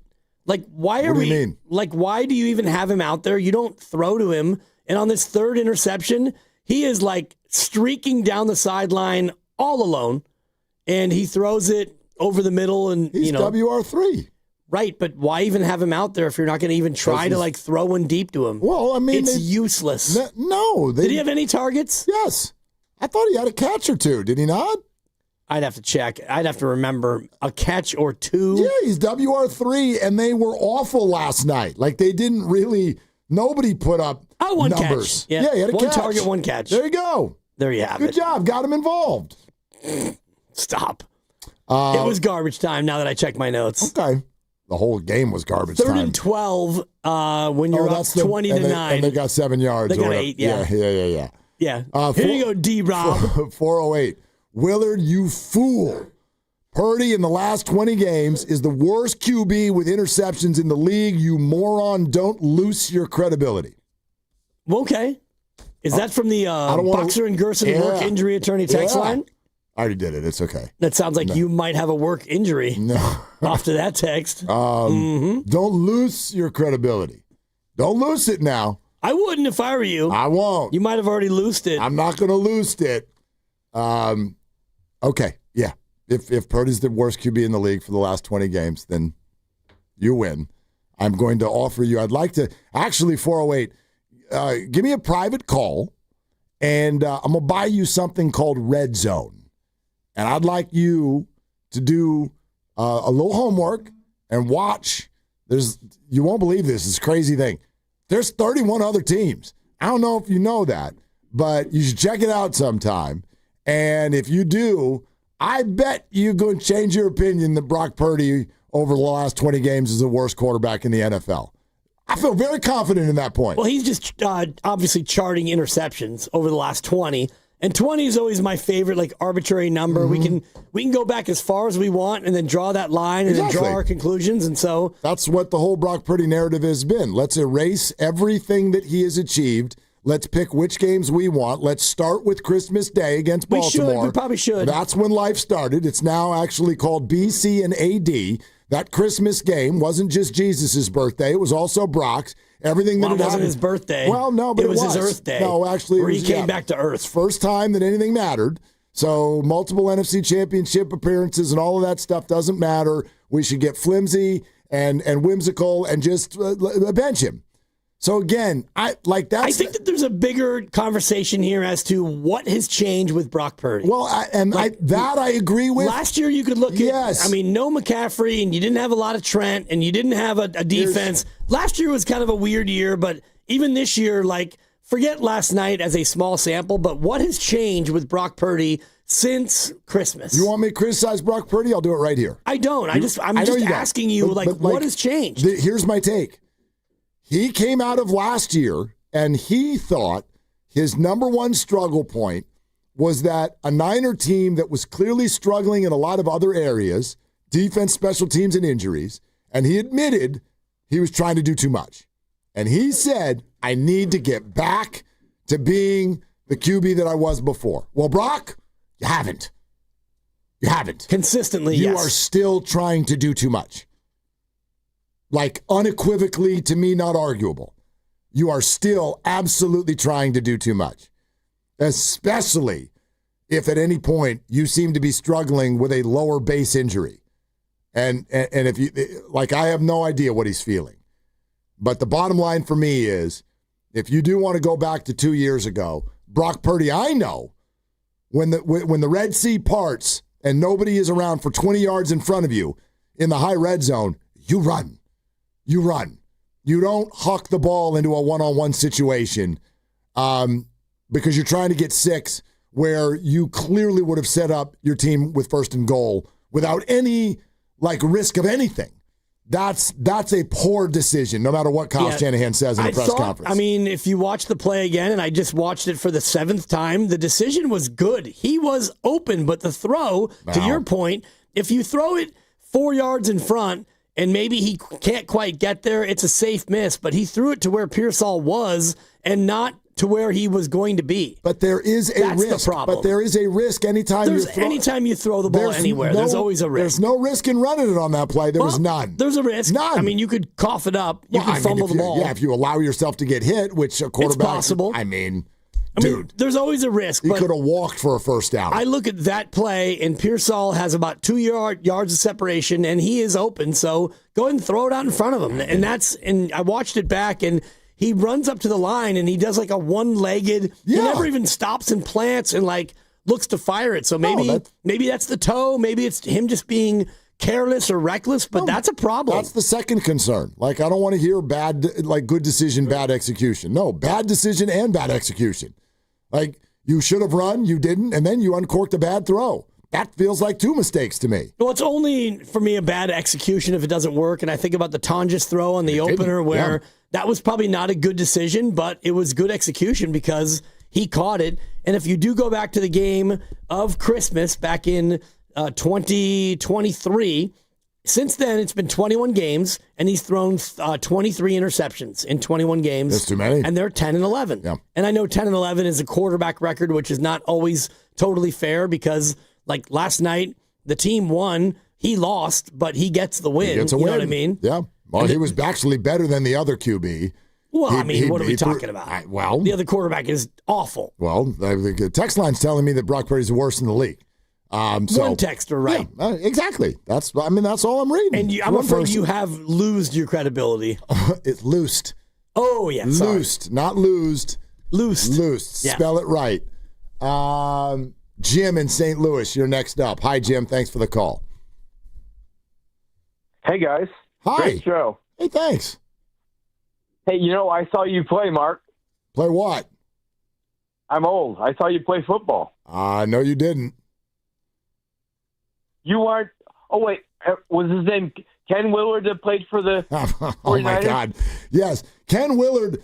My God, how old do you think I am, Jim? Ken Willard was, good Lord, he was retired when I was barely got out of diapers. Any relation? You know what? I asked that one time, and someone told me that, like, if you really wanted to play the family tree game, probably, like, somewhere along the line, yes, but no.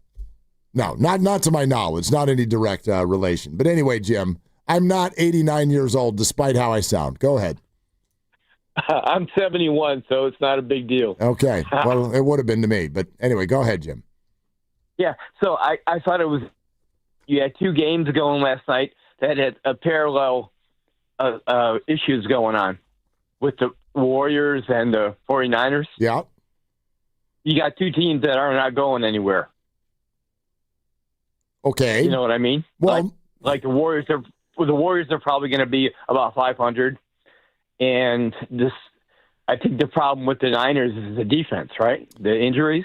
I don't know, Jim. Jim, I'll bet you $1,000 right now that the Warriors are over 500 at the end of the year. Well, I hope you're right. Okay. But no bet. If Jimmy, it all depends on injuries. If Steph or Jimmy go out with an injury, then they're cooked. Well, you know yeah, that's. I mean, Jim, thanks. Yeah. That's true of any. I always think that's always an interesting take to me. If a team loses its best players, they're going to be in trouble. Right. Yeah, it could be. Right.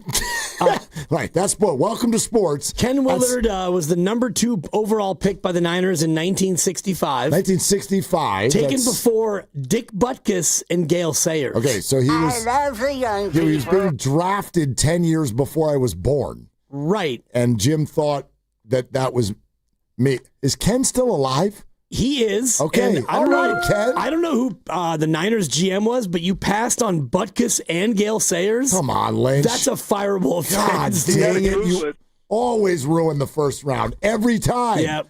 Starting back in 1965. Ken Willard. Jerks. Good little career as a fullback. Yeah. Damn it, Farhan. All right, thanks. Coming up on Thanksgiving Day, we're going to bring you Chiefs and Cowboys at 1. Mahomes, Dak, food, fun, hopefully an upset. We're also sponsored by Bay Area Fast Track. 888-957-9570. That game ended. What were your emotions? How'd you feel? This is Willard and Dibbs. Starting January 1st, carpools must have 3 or more people and a Fast Track Flex toll tag set to 3+ to get the 50% carpool discount on all bridges except the Bay Bridge and the Golden Gate. Visit getfasttrack.org for details. It seems everyone gets a tip these days. Deliver food? Get a tip. Drive around town? Get a tip. Serve a drink? Get a tip. But here's one tip that can help you find a higher paying career. Merit America can help you get the training and support to find and succeed in an in-demand job, like data analytics or HR admin or supply chain planning. It may be the last tip you ever need. Learn more at meritamerica.org. Kohl's Black Friday deals are here. Grab your coffee and put on your sneakers because it's go time. Through Saturday, save up to 50% on everything from toys to beauty faves, winter styles, and more. Plus, earn $15 Kohl's Cash for every $50 spent. Yep, that's extra Kohl's Cash. So run, don't walk. Just hold on tight to that coffee. Select styles, some exclusions apply. Coupons and Kohl's Cash do not apply to Sephora. Offers end November 29th. See store or kohls.com for details. Been counting the days, wondering, will they bring it back? Wonder no more. The legendary McRib has returned. We're talking tender, boneless pork, smothered in that unmistakably tasty McRib sauce. It's a flavor experience that never sticks around for long. And why stop at just the sandwich? Make it a meal with any size soft drink for just $1.69. But don't wait. McRib season is short, and once it's gone, it's really gone. Ba-da-ba-ba-ba. Prices and participation may vary. Cannot be combined with any other offer or combo meal. Injured at work? Don't wait. Every moment counts. You may be entitled to medical care and financial compensation, but time matters. The attorneys at Boxer & Gerson are here to protect your rights and fight for the treatment and support you need. Boxer & Gerson have helped thousands of people across Northern California who were hurt on the job. Don't wait. Don't guess. Get answers. Call Boxer & Gerson today at 510-835-8870 or visit boxerlaw.com for a free consultation. Boxer & Gerson, your life is worth the fight. 95.7 The Game and Great Clips have teamed up for the new basketball season. We want our listeners to look fresh with a great haircut from Great Clips. Each week, we'll pick a lucky winner to score a gift card. For a chance to win, courtesy of Great Clips, enter online at 957thegame.com. Imagine being the wizard of your own home. With Xfinity, intelligent self-healing Wi-Fi fixes problems like magic. It boostifies speeds to your devices when you need it most and makes your favorite Wicked content sparklify on every screen. All while a spell of protection helps keep your family safe online. When you're out in Oz, Xfinity Mobile joins Wi-Fi and 5G to keep your phone connected from here to the Emerald City. If you had the most intelligent Wi-Fi from Xfinity, everything would work together for good. And now you can cast a spell to stop time and keep your internet bill steady for 5 whole years with the Xfinity 5-year price guarantee. No contracts or commitments with amazifying equipment included. Xfinity, imagine that. And see Wicked for good, only in theaters November 21st. Restrictions apply. Select plans only. Xfinity Mobile requires Xfinity Internet. Black Friday weekend is here. Once a year, you get the lowest prices on the top-rated brands of TV. Samsung, LG, and Sony TVs at stupid prices. You don't have to buy a no-name doorbuster TV with poor picture when you can get a good one for a few dollars more. Where's the best place to shop for these top brands? At Video Only, the only place where you can get better than Black Friday deals on Samsung, LG, and Sony. Better than clubs, better than online. Before you buy, check out the deals at Video Only, because if you don't, you'll be sorry.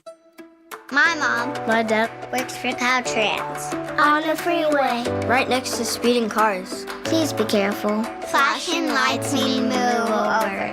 Brought to you by the kids of Caltrans. I'm Bob Burke, founder and chairman of Burke America Parts Group, a family of brands that includes RepairClinic.com, an appliance and HVAC parts solution company that's grown into an international brand. Before AmericanEagle.com, we partially launched a new technology platform developed by another firm. American Eagle helped take our technology to a whole new level with digital marketing, software development, and business insights into our key markets, appliances, HVAC, and outdoor power equipment, and did so both on time and on budget. AmericanEagle.com has the resources, experience, and talent needed to produce solutions. Our new technology platform, developed by AmericanEagle.com, has produced tremendous results with higher traffic, conversion, engagement, and online revenue. If you have any home repairs you need to take care of, check us out at RepairClinic.com. If you need a world-class website or technology project, then I would highly recommend AmericanEagle.com. Call AmericanEagle.com at 773-NETWORK. That's AmericanEagle.com, 773-NETWORK. Get 5 quarts of Valvoline Full Synthetic Motor Oil, a Wix filter, and a $15 gift card after rebate at O'Reilly Auto Parts.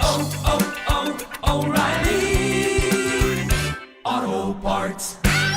You can always count on Thanksgiving football with the NFL on CBS and Paramount+. Oh, what a catch! Touchdown! And this year's main course is in Big D when the Cowboys host the Chiefs. Visit ParamountPlus.com/NFL to get started today.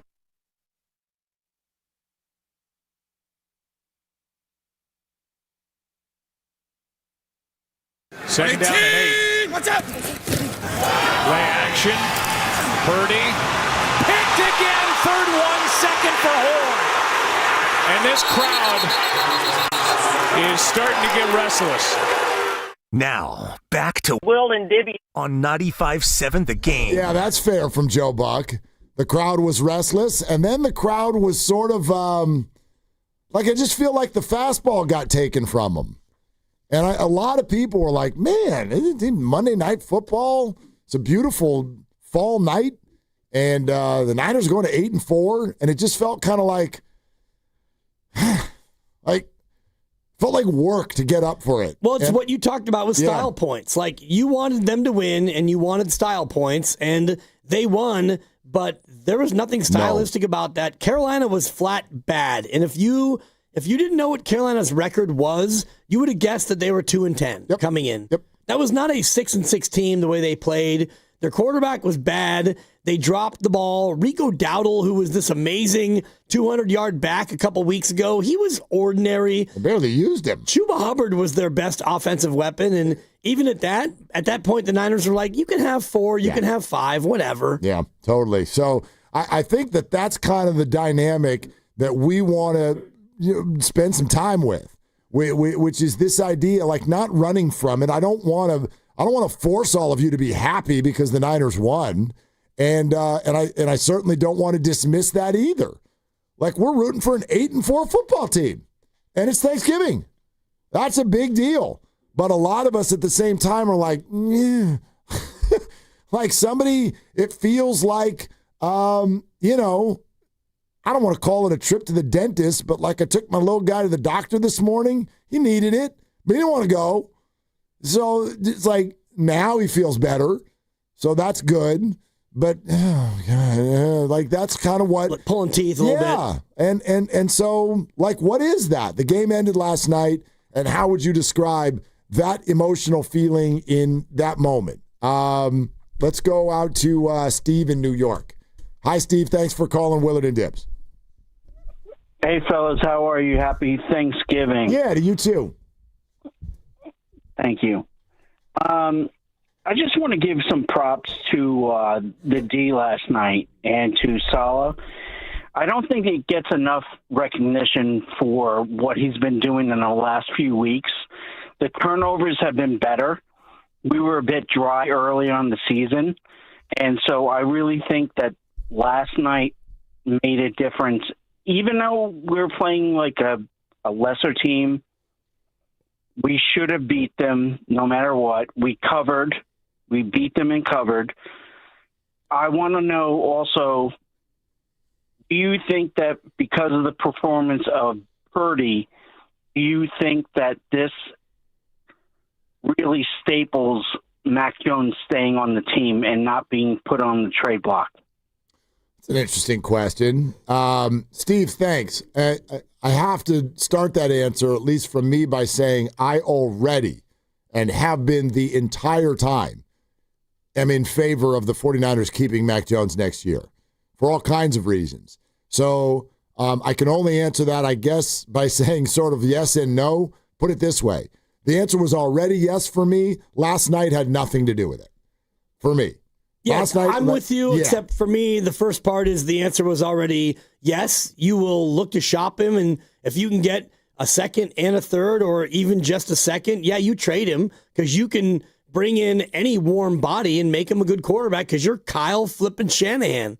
I believe that. I just don't see any scenario where there's an NFL team out there that gives up a 2 for Mac. I mean, look at last night. Like Carolina, and there's not any really good quarterbacks coming out in the draft. But you're not going to give up a 2 for that. Like if you're a team that needs a quarterback, you might give up a 2 or a 3 for that. And if you get a 3 for Mac Jones, you're taking it. I first of all, I disagree. I would not take a 3 for Mac Jones. I would take somebody who can keep a season alive if your lead quarterback gets hurt. Number one, just my opinion. But number two, I will absolutely sit here on this microphone and tell you I was wrong if somebody offers a 2 for Mac Jones. You got to remember that coaches and GMs behave like all human beings. They advocate for their jobs. So if you're a bad football team and you need a quarterback, you want a young project because it spreads it out. You want. I mean, if you're Pete Carroll, maybe you don't. Maybe, but they already tried that. You already signed Geno. You already brought in Geno Smith. Like, these guys are considered placeholder pluses. They're no different than Jimmy Garoppolo. And when the Bucs initially got Baker Mayfield and Sam Darnold, who has worked out, but remember, Sam Darnold went to Minnesota first. Yep. And what they do with him? He balled out. He got in the MVP race, and they still kicked him out of town. And they regret it. And they totally regret it. They messed up. But they're like, that's not usually who a coach and a team want. They don't want someone who's a veteran, who you're like, Okay, they can kind of keep it together, but they're not dynamic and they're not going to win us a lot. They would rather have a project so they can spread out their whole thing and say, hey, we're building and we're getting better. And it depends on the situation. You know what I mean? I do think that you've got some teams out there. Give them to me. Who would want Mac? The Raiders. The Raiders, I don't think that Pete Carroll's thinking about a 5-year plan. He is 72 years old, and he's thinking, well, Geno Smith is not the guy. Maybe Mac Jones can come in here and jumpstart this thing. He sure has looked good. Maybe he's somebody who can come in here and turn it around. And Minnesota might be another one. Okay. Because J.J. McCarthy, he's not the dude. And I think that you're finding it out more and more quickly than ever before that they made a mistake. So if you are, the head coach in Minnesota, you're thinking, I don't probably have 2 to 5 years to figure this out again. I already had my shot, and I messed it up. Yeah, I don't know. I don't know what led to the whole, you draft McCarthy, but then if you're Kevin O'Connell, you show that Sam Darnold, you can have a great season with Sam Darnold, and then the following season, does that come from ownership? Where you're like, because I could totally see O'Connell being like, dude, we just went 14-3. Right. Keep my guy. And ownership's like, no, we invested. You drafted your guy, we exactly. invested in J.J. McCarthy. We want to see what we have. And I don't know if that falls on the coach. They've got a really good coach. They'd be stupid to let him go or get mad at him over this. But if you're him, you're not thinking, all right, JJ, let's run this back one more time. I think you've seen what you've seen. And the Raiders, by the way, they've got Geno for almost $40 million next year. What are you going to do about that? Little competition, and I'm sure you can get out of the $40 million. It's not fully guaranteed. I don't know what the exact numbers are, but if you're Pete Carroll and you're in your 70s, you're probably not thinking, let me ride this out for another year. 67 of his $75 million in Vegas was guaranteed. Okay. And how much have they already paid it out? And I don't want to get too deep into the Raiders contract stuff. I mean, but I look at, I don't know. Even if you go to Carolina where Bryce Young is wrapping up his third year and, he had a great game 2 games ago, and then last night he looked like the Bryce Young of old. I think that there are enough jobs out there to where you may have teams interested in a placeholder plus, as you call them. Cap hit for Geno Smith, if they were to move off him next year, would be north of $26 million. Yeah. That's tip money for Tom Brady. No, that's not. That's a lot. They don't want to do that. Well, they don't want to do this because he is awful. No, it's perfect. It's a perfect time to draft a QB if you're Vegas. You suck. You're going to have a great pick, but you have a veteran who can play for 4 or 5 games while you bring, do exactly what the New York Giants did this year. Get a kid, have placeholder, you'll play 4 games. You play bad, you suck. Let's bring in the Rook. Ooh, Rook's got a little moxie. Cool. Now we're done here. That's exactly what I would guess the Raiders will do next year. Cleveland's always in the market for a quarterback. Well, how many guys are you going to have in the room? They just drafted 2 rookies this year. Right, and it doesn't mean that you're going to necessarily ride with either one. No, neither of them's highly paid. I get it. And so, Tennessee is a spot where they don't love their quarterback. I mentioned Carolina. They don't love their quarterback. Tennessee. New Orleans doesn't have a quarterback, and you can Tyler Shook me all you want. There are teams out there that are clearly without even one decent quarterback. Right, but I would argue that most of them, first of all, Tennessee's not going to be done. Number 1 overall pick in the draft, and this is only year 1. New Orleans is not going to want to play. A placeholder has to go somewhere where they're like, we could win if we just have a non-doofus at quarterback. Well, Atlanta would be a spot. I don't know what Cousins' contract is for next year, but Penix Jr. he's not been able to stay healthy. Yeah, I mean, they're a team that fancies themselves as being close. Top 10 overall pick, and they're pouring bajillions into that room because of Kirk Cousins. Right. So, all I'm saying, and I will use the microphone to say I'm wrong, I'd be shocked if there's a team that wants to invest that kind of draft capital in acquiring Mac Jones. To be I don't think the league sees him as that's the dude. We get that guy in here and that's our franchise guy. That's what a number 2 round pick would suggest that's who you want to be your QB for a while. Well, you'd get him for a year at $5 million or whatever the number is, which is it's not that much of an investment if you want to bring him in to compete with your young guy. But a 2nd round pick that's a big investment. That's somewhat. What I'm saying. I mean, depending on which team it is and depending on what the 2nd round pick is. Bob in the city is next up. Hi, Bob. You're on with Willie and Debbie. What's up? Hey, how you doing? Great show, guys.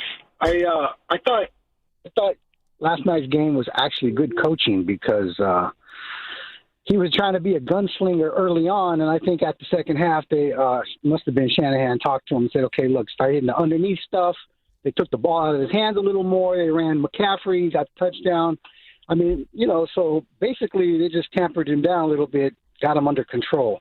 So I don't think he'll do the same thing next week. Of course, they're playing a better defense, but I don't know. Let's see what a difference a week makes, right? I think they'll be all right. Well, yeah, okay. So, Bob, I'm completely with you. Again, there's this whole macro-micro thing going on, and I'm out on that on the macro conversation. Like, I just don't even think it's a thing. But a lot of you do. And so if you want to take last night and make it about a $53 million contract and the next 6 years and who's the guy and who's not the guy, you're allowed to do that. That's not where my brain goes when I see a game like last night. I'm disappointed in the way that he played, and I'm mindful that the 49ers are in the middle of a playoff season. They're 8-4. They have every reason to make the playoffs this year, and if what you see Brock do starts tricking away games, you can't let that happen. And I don't think that Kyle Shanahan will. But I don't take last night to be any more than that. That's it. That just means he didn't play well last night. And if that were to become a habit this year, then the door's open. The door's open to turn to your other guy. And you might see it on Sunday if you get to a game where the ball is going to be wet. So everybody get ready for, ball handling issues with Brock Purdy in the rain, because we all know that's a thing. So when Brock Purdy goes to a freezing rain, possible snow, 36-degree day in Cleveland, and the first time the ball squirts out of his hand, just remember that that's a thing. Can we dig into that a little bit? Sure. Is it a thing? I don't know if it's a thing. Prove it to for me. him more than it is other teams. I just know that when I've seen him play in wet weather, he's had times where he's had a hard time with the ball. What are the games that come to mind? I'd have to go back and remember. I don't have the photographic memory like a Mark Grandy. Yeah, so they played the Rams in the rain last year. Both offenses were just brutal. They lost 12-6. Lost 12-6. Debo drops a touchdown pass. Nobody used the end zones the entire night. Nobody scored. 12-6 final score. All right, so it was that. I remember, obviously, Cleveland a couple of years ago, Super Bowl year, and people hang that game around Brock Purdy's neck, although a still good defense in Cleveland, Myles Garrett, etc. Sloppy game, both sides. Brock Purdy takes the team on what effectively is called a game-winning drive. Jake Moody misses the kick. Not saying it was a great performance, but Brock didn't lose them the game. It was at Buffalo last year. Okay. 28 degrees, and they put up. He had 94 yards passing. Right. I mean, it was like snowing, right? And the Niners were they were awful. Good Lord, they were awful in every single aspect of the football game. They got run off the field. I remember the playoff game. It was raining here against the Packers, and went on a game-winning drive. And they won that football game to get to the NFC title game. That was raining. I'm trying to think of other, I know it's something a lot of people say. I can't disprove it, but I also don't feel like a lot of people can prove it. Brock Purdy's terrible in weather. I don't know that that's been as defined as we've made it. And I wonder about how it relates to other quarterbacks in weather. And I think that coming into Sunday, this much is true. If you look at what the 49ers have faced this year, they haven't faced anything in terms of foul weather. Every game they've played has been pretty good weather. Even when you went to New York, it was New York in early October. That wasn't really a weather issue. And, a lot of the games you've had this year have not been weather factored in there. So just something to keep an eye on. Yeah, of course it is. I mean, anytime you go to Cleveland this time of year, here, Cleveland is even saved in my my weather app. Let me see what it's looking like right now for Sunday. Yeah, 39 degrees for a high. Windy with rain and snow showers in the morning, changing to rain showers late. 1 o'clock local time is when they'll kick off. Temps nearly steady in the mid to upper 30s. Wind out of the southwest at 20 to 30 miles per hour. Oh, God. That's the... Brock Purdy.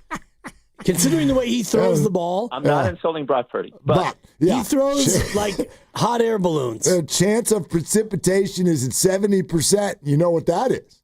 It's a loss, Mark. It's a scheduled loss. I mean, how does It's a precipitation sensation is what it is. Thank you, Randy. Who's never started a game outside in the NFL? Shedeur. Shedeur Sanders. Right. Yeah. I'm just like... Yeah, they may not have him throw the ball at all. Like, if you're Stefanski... Well, the Niners don't have to either. Right. You know, you're not... Like, nobody's forcing you. Yeah. Here you go, Christian. What do you have, 32 touches yesterday? 31 touches I in the didn't game? count them. I didn't count them. Bananas. There was this stat that ESPN put up on the broadcast last night. It was 30 touch games in the NFL this year. McCaffrey 5. Everybody else in the league 4. Oh, yeah. Yeah, actually, the woman sitting next to me, bless your heart, by the way, whatever your name was. I didn't want to bother you, and I never got it. But it very much felt like sitting next to my mom.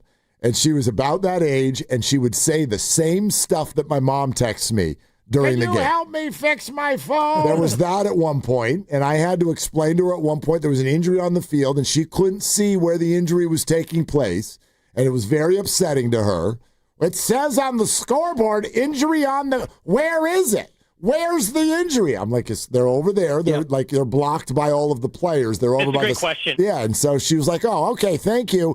And then another time, and this was early in the game, McCaffrey got his second carry in a row. His first down, McCaffrey. Second down, McCaffrey. She goes, they can't just do McCaffrey every time.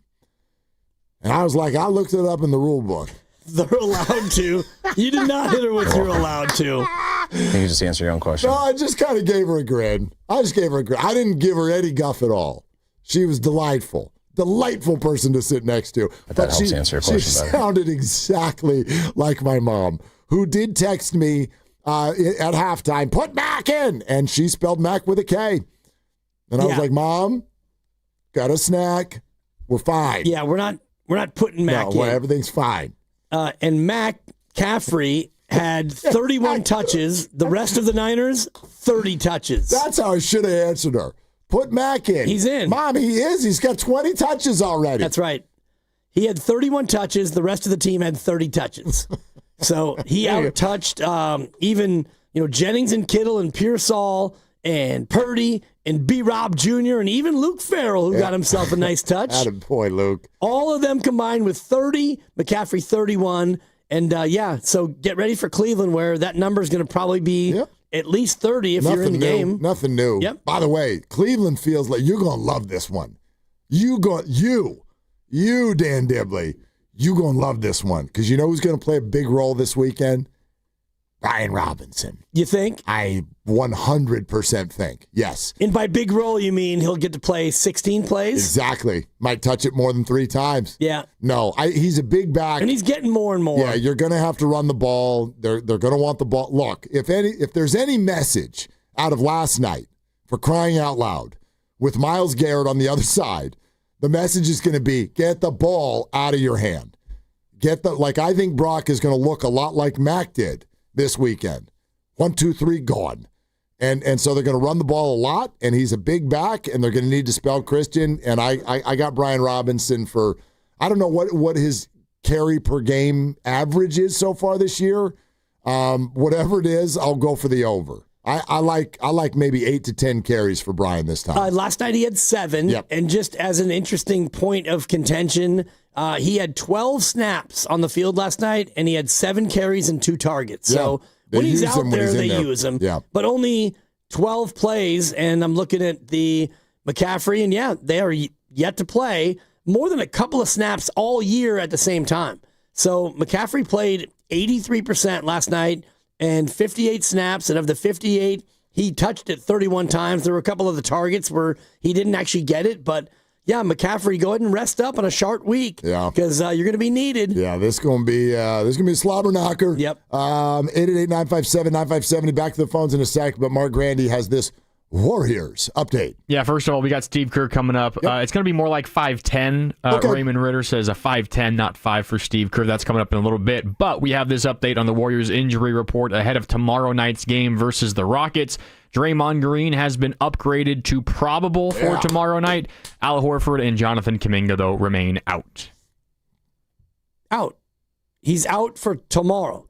They don't play tonight, right? Yeah. That's tomorrow. Correct. That's for tomorrow. Yeah. So he's Kuminga is already out for tomorrow. Yeah, the cadence of this thing is all messy. Well, no, the cadence is crystal clear. Well, I mean, when you've got someone who has tendonitis and a week ago over a week ago, Steve Kerr came on this show and said, I feel good about him playing Wednesday in Miami.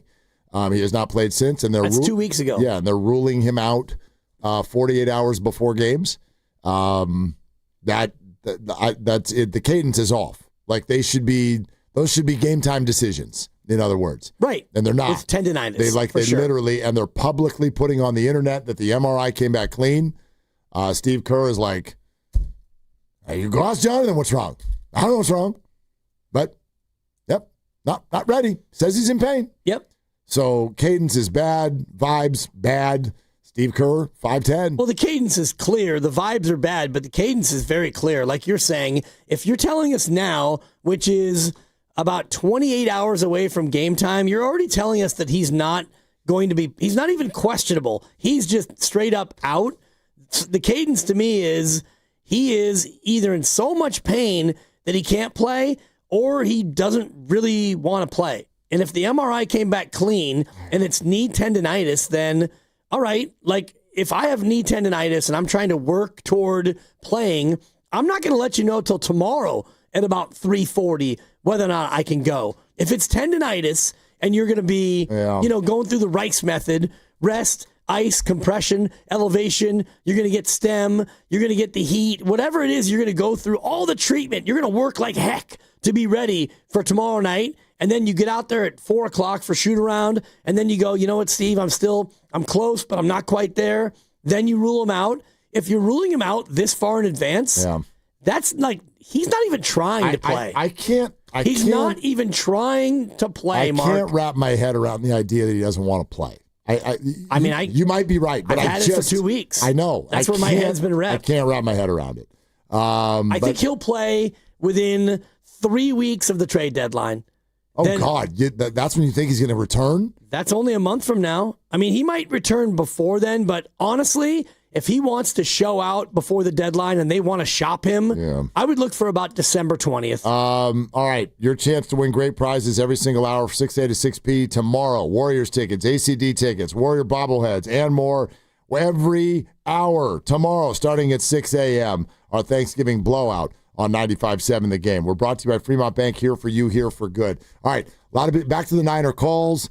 Austin and Kevin and Tony, you'll be first up, and the rest of you get on in here. 888-957-9570. We're talking about this balancing act of, yay, we're 8-4, but boo, they look like crap. Like, how do you feel when that final gun sounds last night? How would you describe the feeling that was in your belly? We keep taking your calls on Willard and Dibs.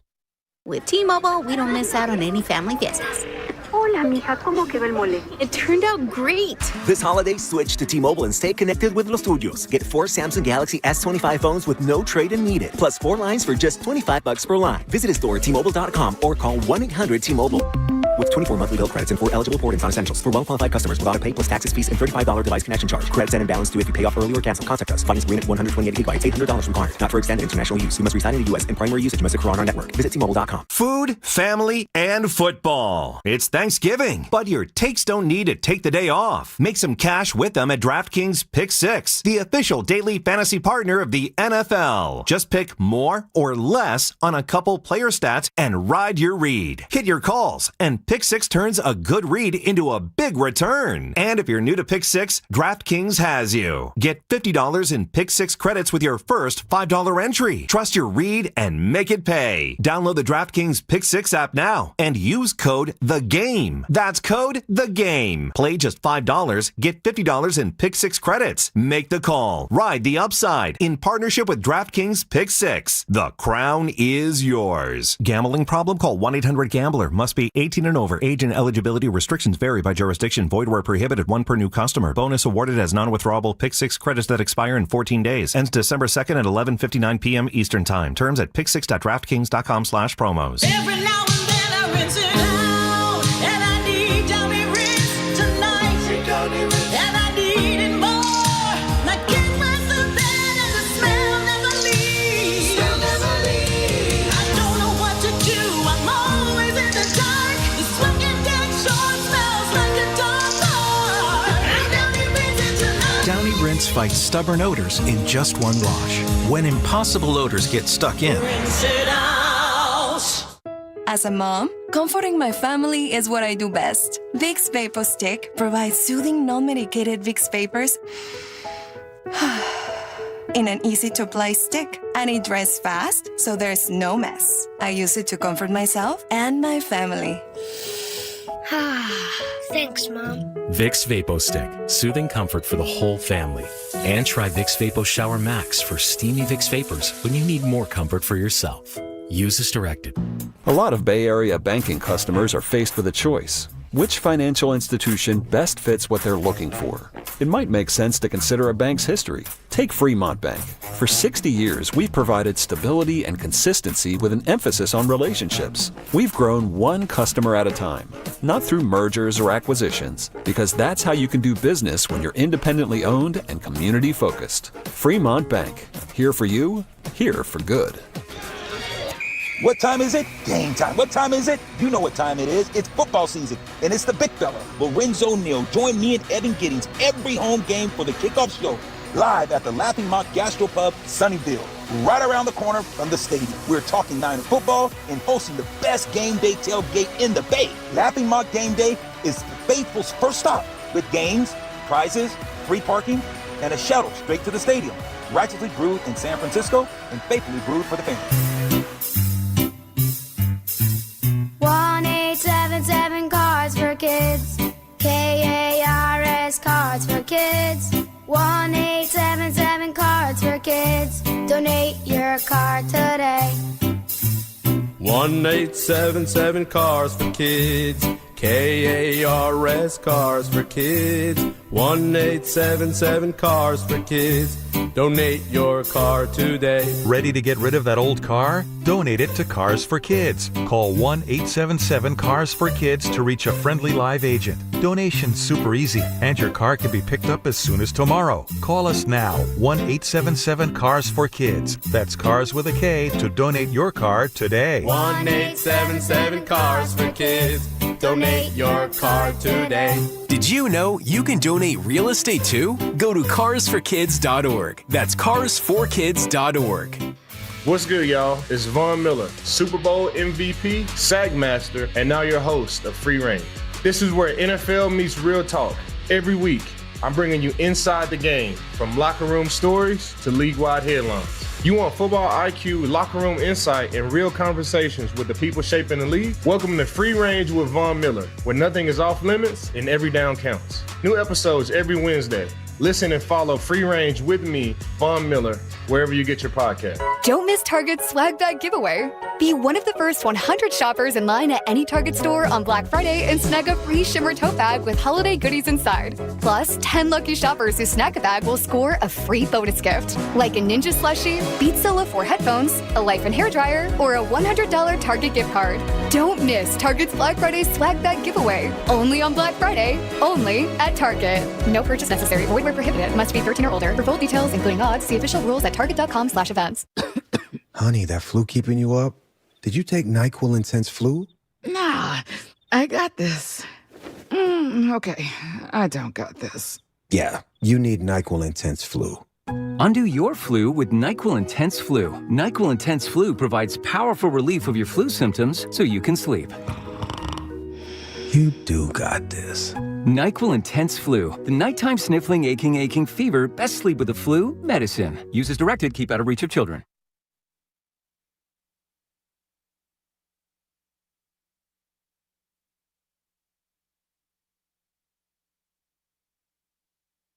'49ers have been good in the red zone. Last 5 games, 16 touchdowns, 19 trips. Here's Jennings. And he's going to take it in after breaking tackles. Touchdown 49ers. Now, back to Will and Dibby on 95.7 The Game. You want to be down with the Purdy? Then it's the long play. It's a long play. But look, there's lots to talk about. I was very disappointed in what I saw last night. Obviously, from Brock Purdy. And I think that Kyle Shanahan did what a good head coach is supposed to do, which is try to protect him. The offense got really conservative there in the second half, and then he stepped to the podium and said that these were really good decisions, just poor throws. I don't know if that's supposed to make a fan feel better. Poor throws is not good. And I question at least one of them in terms of decision-making as well, the throw to Pearsall in the end zone. But what I think is just reality, not saying that, because it doesn't matter what we would do as coaches because we're not the coach. I don't think that the 49ers are anywhere near the thought process of benching Brock Purdy. But I think a game like last night, when you're an 8-4 team, you need your offense to be good, and you're heading into games that are going to get really dicey and important. I think the door is at least a crack open to, if you start looking like that again, and instead of leading to a 10-point lead, it leads to a 10-point deficit, I think your brain has to automatically go to, do we make a switch at least for today? You might. Exactly. At least for today. I don't think that if you make a switch, it necessarily has to be forever. And I also don't think that if you make a switch, that means that there is a controversy. If you're down 17-3 last night and he throws his third pick and you go to Mac and then Mac leads you back and then you beat Carolina, well, there's going to be some controversy. But you as Kyle Shanahan, you can go and just say, hey, he was a guy having a bad game. We made the switch and the switch was right and stuff, and we went out and we won the game. And so you don't have to be beholden to what the fans want and the fans' whims. And whether or not the door is open a crack after that or not, I don't really believe it, because you're 8-4 and you believed in him to pay him. Totally. And even though he didn't play great, and I said earlier that he might have been the 45th best player on your roster last night, he might have been the worst 49er who played football. And you'd be hard-pressed to find anybody who was actually worse than he was. And so, yeah, if that's the reality, you still won the game. And so I actually agree with Shanahan when it comes to the decisions. They were just late throws. The first one was late to Juwan. The second one to Pearsall, he had to throw that 5 yards out in front of him instead of throwing it to where he was.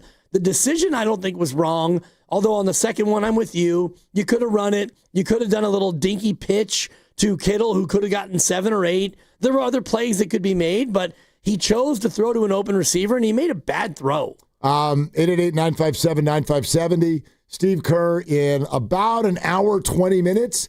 Also, we should tuck some Grandy grades in before Steve Kerr, and so we'll do that. But we got at least another hour to just keep talking to you about this weird season. Just a weird year.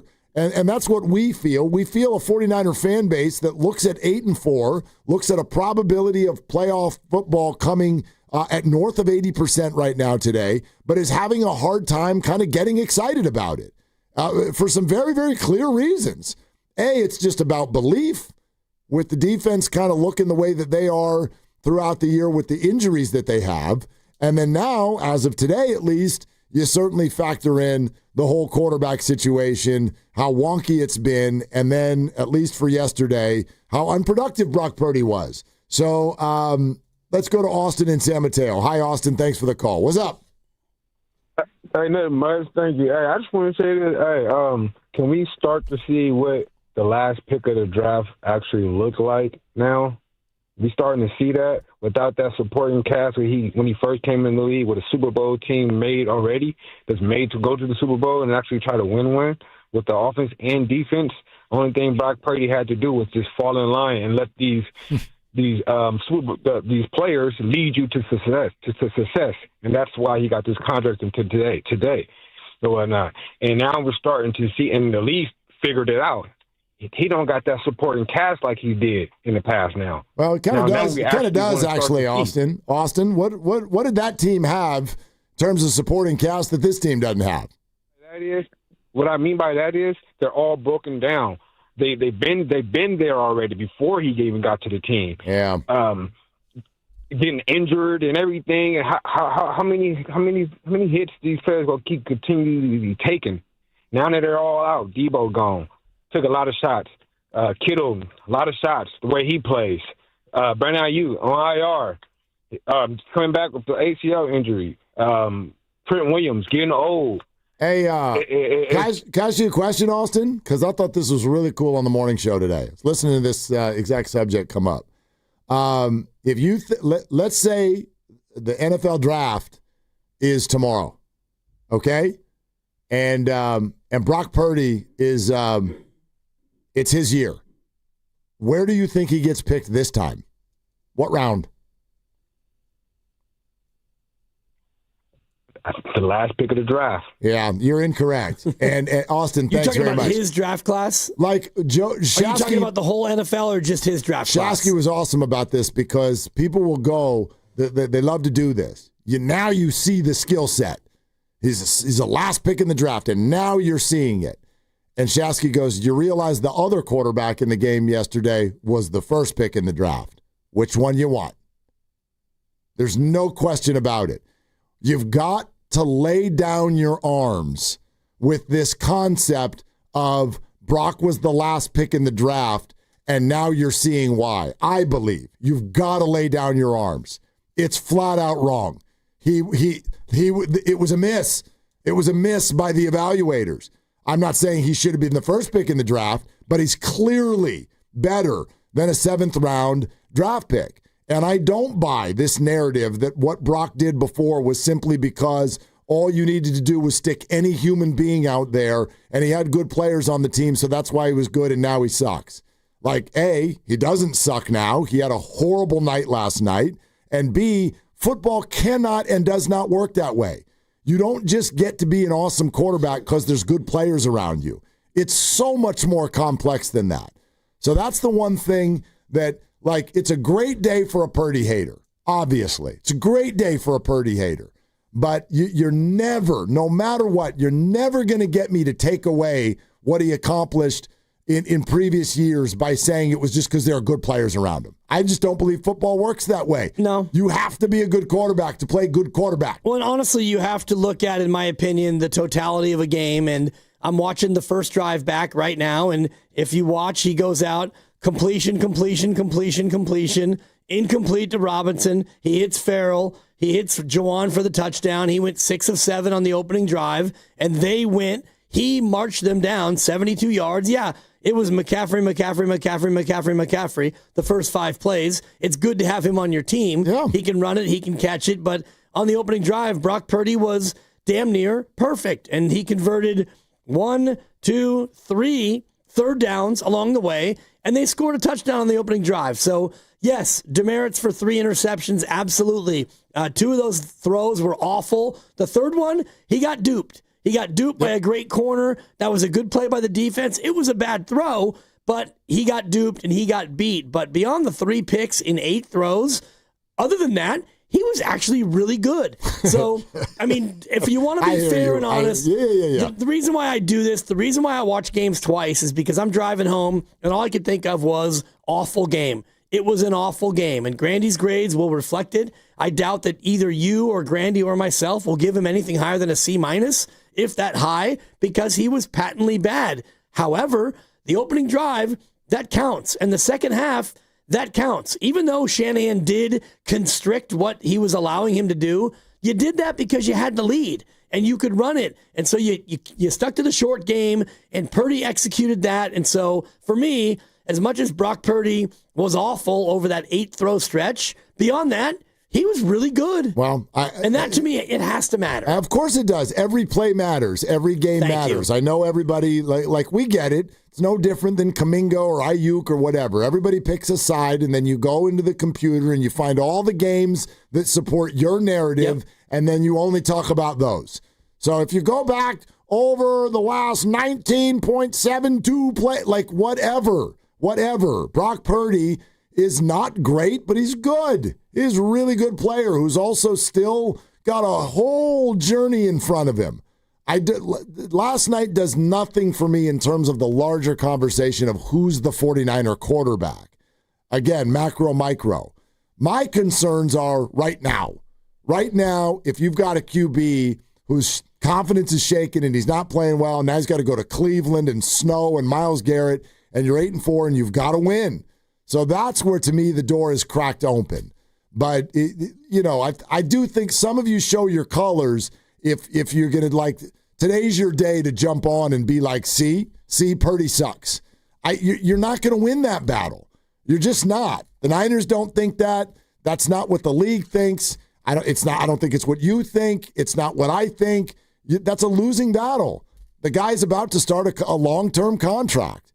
And his play will determine whether that was right, wrong, or whatever. But, Yesterday was not definitive. It was the third time in his career that he's had a 3-pick game. Third time. Yeah, and the first time that he actually won that game. Yep.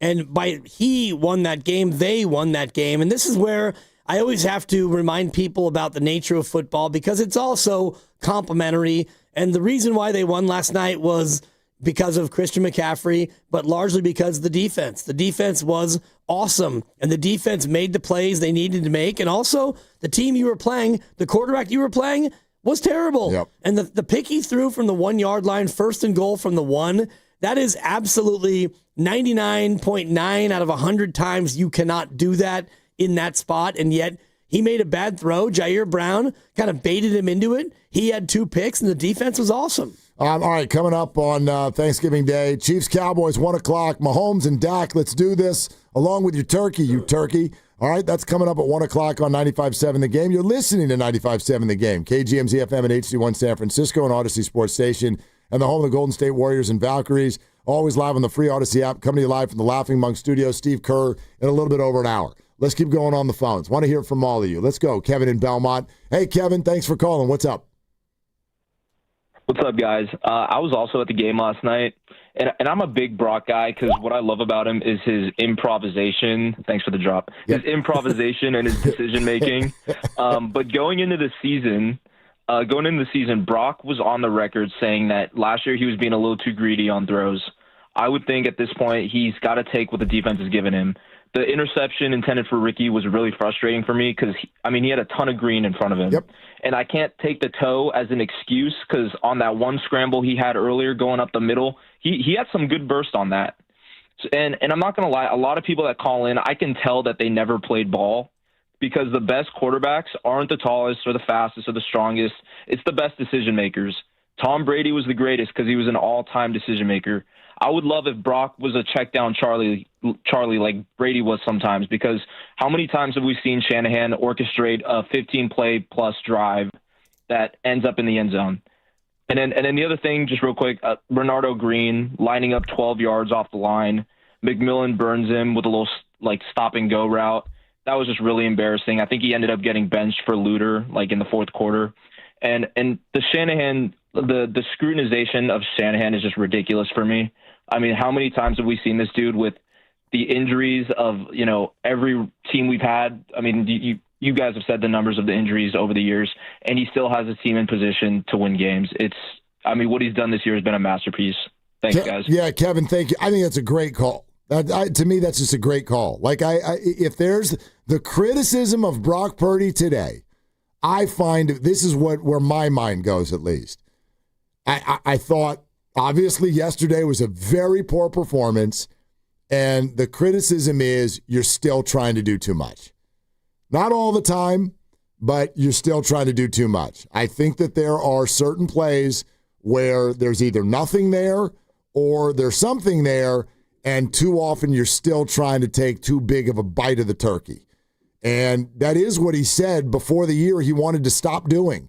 And I thought last night was an example of him still falling into the same trap. See, for me, it just was him hesitating when he actually saw it. And the second one, the one to Ricky Pearsall that the caller was talking about, that was one where he steps up, and yes, he could have run, and yes, he could have checked it down to George, but he's got his eyes deep down the field, which is what you want, and he sees Pearsall open, and I don't know if it's the toe, but you watch it back, and you see him, he's kind of running to the line, and he does a one-legged, just kind of a huck. Yep. Like he could have stopped for a half a beat and then really stepped into it and made a throw in front of Pearsall, but he just kind of flung it. And so for me, it was not a bad decision. It was bad footwork, really bad footwork, where you kind of went off a no base and you just flung it out there. And because you did that, you threw it right to where Ricky was, and it became an easy pick. So I think that was a play that he saw. He saw that it was open, but fundamentally, he made a very poor throw. Yeah, that's a fair way to look at it. To me, I get you can take a bigger bite, you can take a bigger chance, try to get a touchdown. Maybe it's there. The 15-yard run or whatever he would have gotten might have been more. It was candy from a baby. And that's what I would have done. That's what I would have taken. Tony in Santa Rosa. Hey, Tony, what's going on? Thanks for the call. Tony. Yeah, hello. Hello, Tony. Tony? Man, I really wanted to hear that call, too. All right, Tony, try back, man. Yeah, call us back, Tony. Okay, let's go to Morgan in Morgan Hill. Hi, Morgan, what's up? Hi, guys. Oh, man, so driving in this morning, listening to the morning roast, it's been so hard listening to all the Purdy hate. And so, I mean, here's my thing is, I mean, I guess I'm a Purdy apologist, but I think it's reasonable. So those, I think I want my big money quarterback taking shots downfield. I want my big money quarterback throwing up 50-50 balls for our wide receivers. And, when I got to work after hearing all the hate, I just started Googling, big name quarterbacks on Google. Have they led the league in interceptions? Brett Favre led the league twice. Peyton Manning led the league once. Drew Brees led the league once. Josh Allen led the league once. And then I stopped Googling. But I mean, I think if you look at all the big name quarterbacks, the reason that they're good quarterbacks is because they're taking shots downfield and giving their receivers 50-50 balls. And so, sure, this is going to happen, but and we're going to go through some growing pains with Purdy, but I kind of don't mind this, and I guess probably because we won the game, I don't mind it. But I just think that I'm okay with it. It's not, to me, it's not as doom and gloom as all the callers make it feel, for me at least. Yeah, Morgan, thanks. I think there's a way to kind of split the difference with this, because I had that same take last week, and I remember saying this going into the game. I'm like, there are going to be some interceptions, and in general, I'm okay with it. I feel the same way. I want the quarterback to take some chances. I want him to push the ball downfield. But none of that takes away last night. This is a bad performance. This is a bad game for Brock Purdy. But you could do this through the history of the league. Do you know who would you guess led the league in interceptions last year? Just last season in the NFL. Boy, no guess, but I would say probably Joe Burrow. No, it was not Joe Burrow last year. Actually, Burrow only had 9 in his 17 games. It was a tie at the top, 16 interceptions for Kirk Cousins, who has a huge contract in Atlanta and then got benched at the end of the year, and Baker Mayfield, who was awesome. Yeah, threw it a lot. Awesome. 41 touchdowns. 16 picks, led the league in interceptions. So, yeah, and Baker had 2 the other night in only a half against the Rams, and then he got hurt. So, in a general sense, I don't mind a pick here or there. I just, I don't know how you can explain away last night. Last night was just bad throws. Yep. Good choices, I thought, bad throws, and the third one was just one of those ones where you get duped on a bad play design, and you try to go back over the middle, and the corner who normally would be guarding somebody else had no one to guard, and so he was able to just run free. And that's why I always think more about interception rate than I do overall interceptions, because you were mentioning Baker Mayfield, who, Tampa Bay last year, they threw it an absolute ton, and Joe Burrow actually threw it more than anybody. Baker Mayfield threw it 570 times. So, yeah, 16 interceptions on 570 throws. You can kind of allow that based on what the interception percentage would be. And that's where I have a little bit of a hard time with Brock this year. His interception percentage, how often you throw a pick, it's one of the highest in football. Yeah, it's among the 5 worst in football. Yeah. 4 games in, so there's a sample size problem there, but yes, it's too high. There's no question. How about Telmo in Salinas? Hi, Telmo. What's going on? Thanks for calling. What's up, fellas? How you guys been? We're good, man. So, about that game, look, if you're going to throw 3 picks, getting the W really softens the blow. So there's that. He has going on for him. But people love to hate on Brock, but go back to 2023 since he became a starter. He's top 5 in almost every single category. So he's not the bum everybody's saying he is today. Dibs, to your point, You're right. I think every throw, if you look at almost every throw last night, it was either slightly behind or a lot of them were high. And the receivers made good catches. I think it's really his inability to fully transfer the weight from the heel to the toe and the follow through, which gives you that the ability to keep the ball down and in front of the receivers. So I think you're looking at somebody who's not fully healthy yet.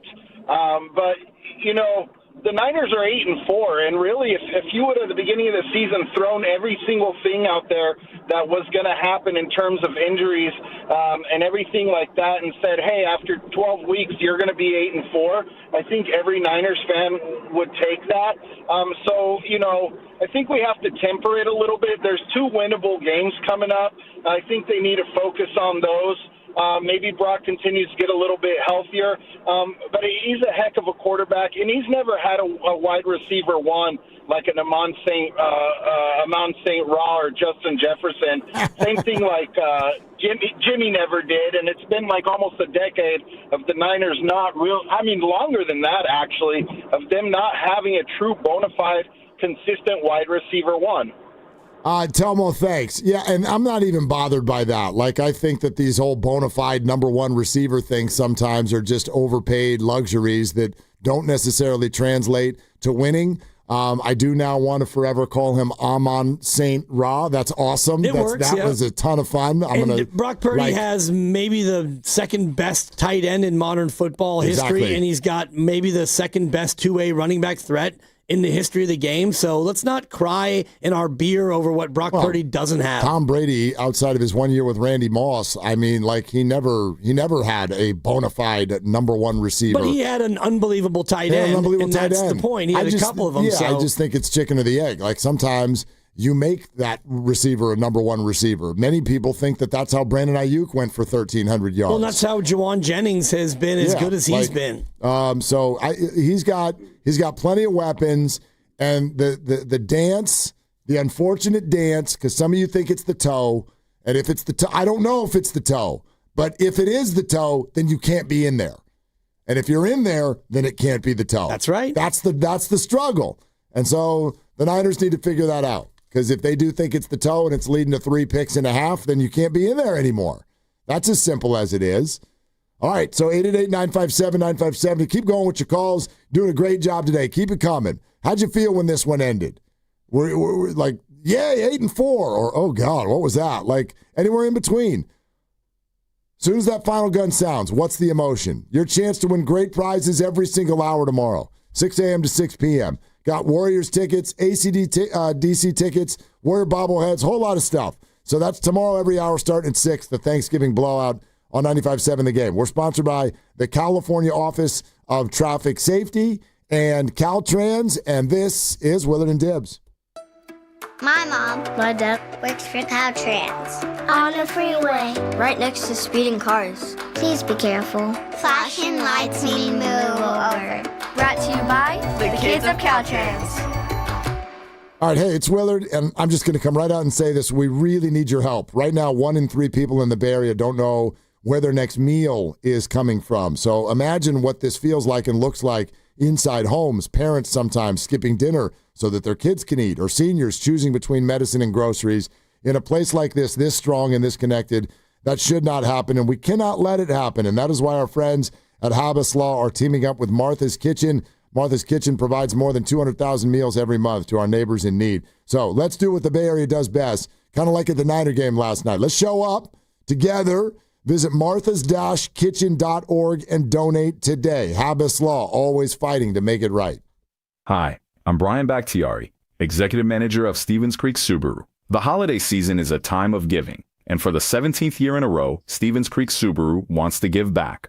From now until January 2nd, get a great vehicle and support a great cause. Because with every new Subaru purchased or leased, Subaru and Stevens Creek Subaru are donating a minimum of $325 to charity during the 2025 Subaru Share the Love event, happening now at Stevens Creek Subaru. And if that's not enough, buy or lease any new Subaru from Stevens Creek Subaru until December 31st and receive 2 Sierra at Tahoe season passes from Stevens Creek Subaru. So you get a great deal on a new Subaru, get 2 free season passes to Sierra at Tahoe, and help some great charities at the same time. It's a win-win-win at Stevens Creek Subaru. Located on Stevens Creek Boulevard near Santana Row and Valley Fair, or online at StevensCreekSubaru.com. StevensCreekSubaru.com. And remember, buckle up and drive safely. With T-Mobile, we don't miss out on any family fiestas.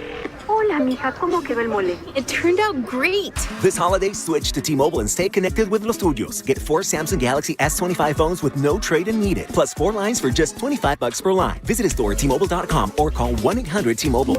With 24 monthly bill credits and 4 eligible port-ins on essentials. For well-qualified customers without a pay plus taxes, fees, and $35 device connection charge. Credits and imbalance due if you pay off early or cancel. Contact us. Finance agreement 128 gigabytes, $800 required. Not for extended international use. You must reside in the U.S. and primary usage must occur on our network. Visit T-Mobile.com. When you own your own business, you own every decision.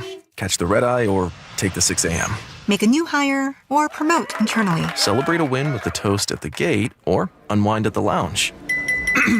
Big props to this team. Some decisions are a win-win. Like earning 8 times points on Chase Travel. Introducing Chase Sapphire Reserve for Business. With $2,500 in annual value, it's the business card that gives back all you put in. Visit chase.com/reserve business to learn more. Cards issued by JPMorgan Chase Bank and a member of FDIC, subject to credit approval. Terms apply. Mama Bear, I hear our old Fast Track tag won't be saving us money on bridge tolls anymore. That's because bridge carpool rules are changing on January 1st. But don't worry, Papa Bear. I got a new Fast Track Flex tag. Huh? See? Mama, what are the numbers for? Well, baby bear, that tells the system how many people are in the car, so we can get a discount when there are 3 or more of us. We are 3 bears, and we're setting our tag to 3+. So it's just right. So now we'll keep saving money on tolls? Mm-hmm. You bet your cushy driver's seat, Papa. That'll make up for this cold takeout porridge. Yeah. My breakfast burrito is just right. Starting January 1st, 3 or more people are required for carpool discounts on all bridges. A Fast Track Flex toll tag set to 3+ is required for discounts on all bridges except the Bay Bridge and the Golden Gate. Visit getfasttrack.org for details. It seems everyone gets a tip these days. Deliver food? Get a tip. Drive around town? Get a tip. Serve a drink? Get a tip. But here's one tip that can help you find a higher paying career. Merit America can help you get the training and support to find and succeed in an in-demand job, like data analytics or HR admin or supply chain planning. It may be the last tip you ever need. Learn more at meritamerica.org. Are you like everybody else in the world who has no idea what to get everyone for the holidays? Well, you're in luck. We got you. Hands-free Skechers slip-ins. Because with hands-free Skechers slip-ins, you just step into them and they're on. There's no bending down, no touching, no fuss. Plus, Skechers slip-ins come in everyone's favorite styles and colors. And you can get slip-ins everywhere stylish footwear is sold, including a Skechers store. Or if you're too busy to shop in person, just get them online at Skechers.com, Amazon, and more. 250 years ago, a promise was made to connect families and friends near and far. And during the holidays, that promise is more important than ever. That's why USPS is building a better network to meet your needs with timely deliveries, easy and affordable ways to ship, and everything you need to make your season full of holiday cheer. Our purpose is delivering your peace of mind, knowing your love will arrive, bringing joy to all. The United States Postal Service. Learn more at USPS.com/holidays. San Francisco will be partly cloudy tonight with a low near 49. Weather brought to you by Staples. Have an easy holiday at Staples. Save on top tech and gaming gifts, shipping supplies and services to get your packages there safely, even custom cards and wrapping paper. Staples. That was easy.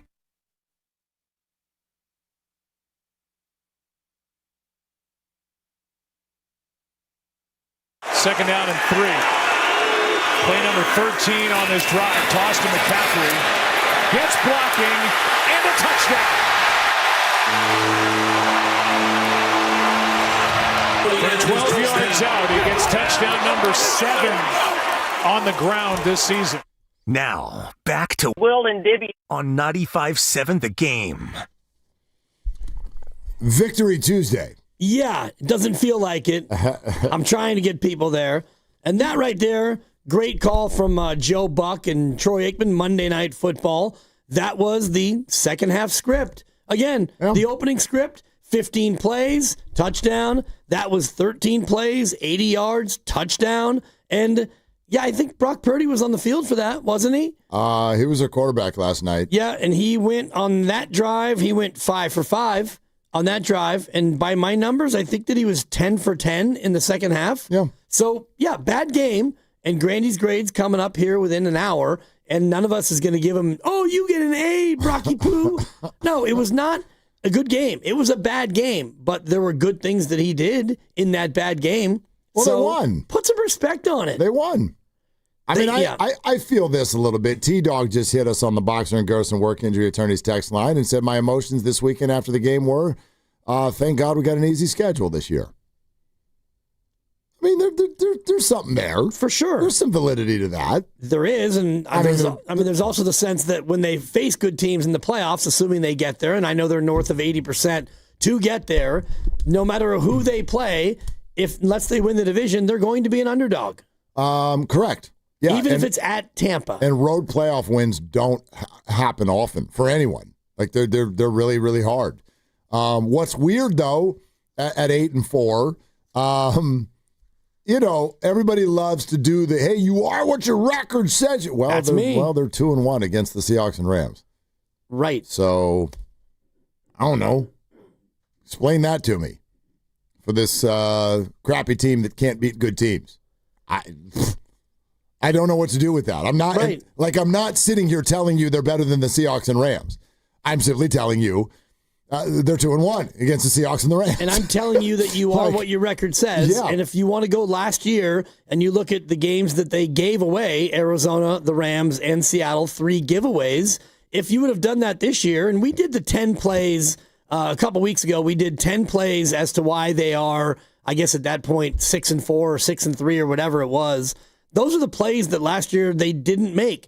And this year, they're making them. And even yesterday, last night, Jair Brown with a pick in the end zone on a 1st-and-1 play from the 1. Yep. That was awful by Carolina, but he gets credit for jumping up and actually intercepting the football. He did that thing, and he had 2 picks last night. So the Niner defense, to me, is... They're not getting the run today that they deserve because that's totally fair. They could not intercept the ball ever, and now all they do is pick people off. 4 in 2 games. Right. Yeah. And I know Jacoby Brissett, Bryce Young, whatever. Like, no, you're beyond right with that. And part of that is just what we do for a living. Right. Like it's the quarterback. It's Brock Purdy. I mean, look, it was disappointing, but also a double-digit win. And if that makes us spoiled, then guilty is charged. And I think that we are a little bit spoiled. I also think it's fair to be a little bit spoiled based on the reality of the situation. The 49ers do have a lot of stars. They do. They are the better team. They were the big favorite. They are well coached. You know what I mean? Who's Carolina's coach? Go ahead. It's exactly Dave Canales. What I mean, how many people could have even that's you Shanahan haters. I'd love to possibly pop quiz you. I'm going to fire you through about 10 teams in the NFL, and you couldn't even tell me who the coach is, let alone whether or not you like him. At least a third of the league. You don't even know who their coach is. Kyle is having a masterful year. You can't work your way out of that with everything that's gone on. They're 8-4. Nobody here is going to blow smoke up your wahoo. Brock had a terrible night. He threw a bunch of balls that you can't do that. I guess he picked the right night to do it, though. Yeah, he did. By the way, in the right year with the right schedule. By the way, I just texted my mom. I don't know, just because I figured this might be good content. I texted my mom. Can you help me fix my phone? Well, no, I think, but it's on her phone, so hopefully she'll get it. Because, again, if you've been listening to us all day, she texted me at halftime last night, put Mac in. And I said, Mom, we're not doing this right now. I'm trying to find the bathroom, and the line is about a mile long. But Mom, they're not putting Mac in. They're ahead. And but I came into work today with this little factoid that messes with some people. I can tell people are either don't know what to do with it or they get mad at me, Messenger, that Brock Purdy's quarterback rating just this year, including last night, is higher than that of Mac Jones. Now, it's QBR, right? Right, it's QBR. Okay. Yeah, so I mean, these are all, it's small samples, and it's twisted, and no, they're not that different. It's pretty damn close.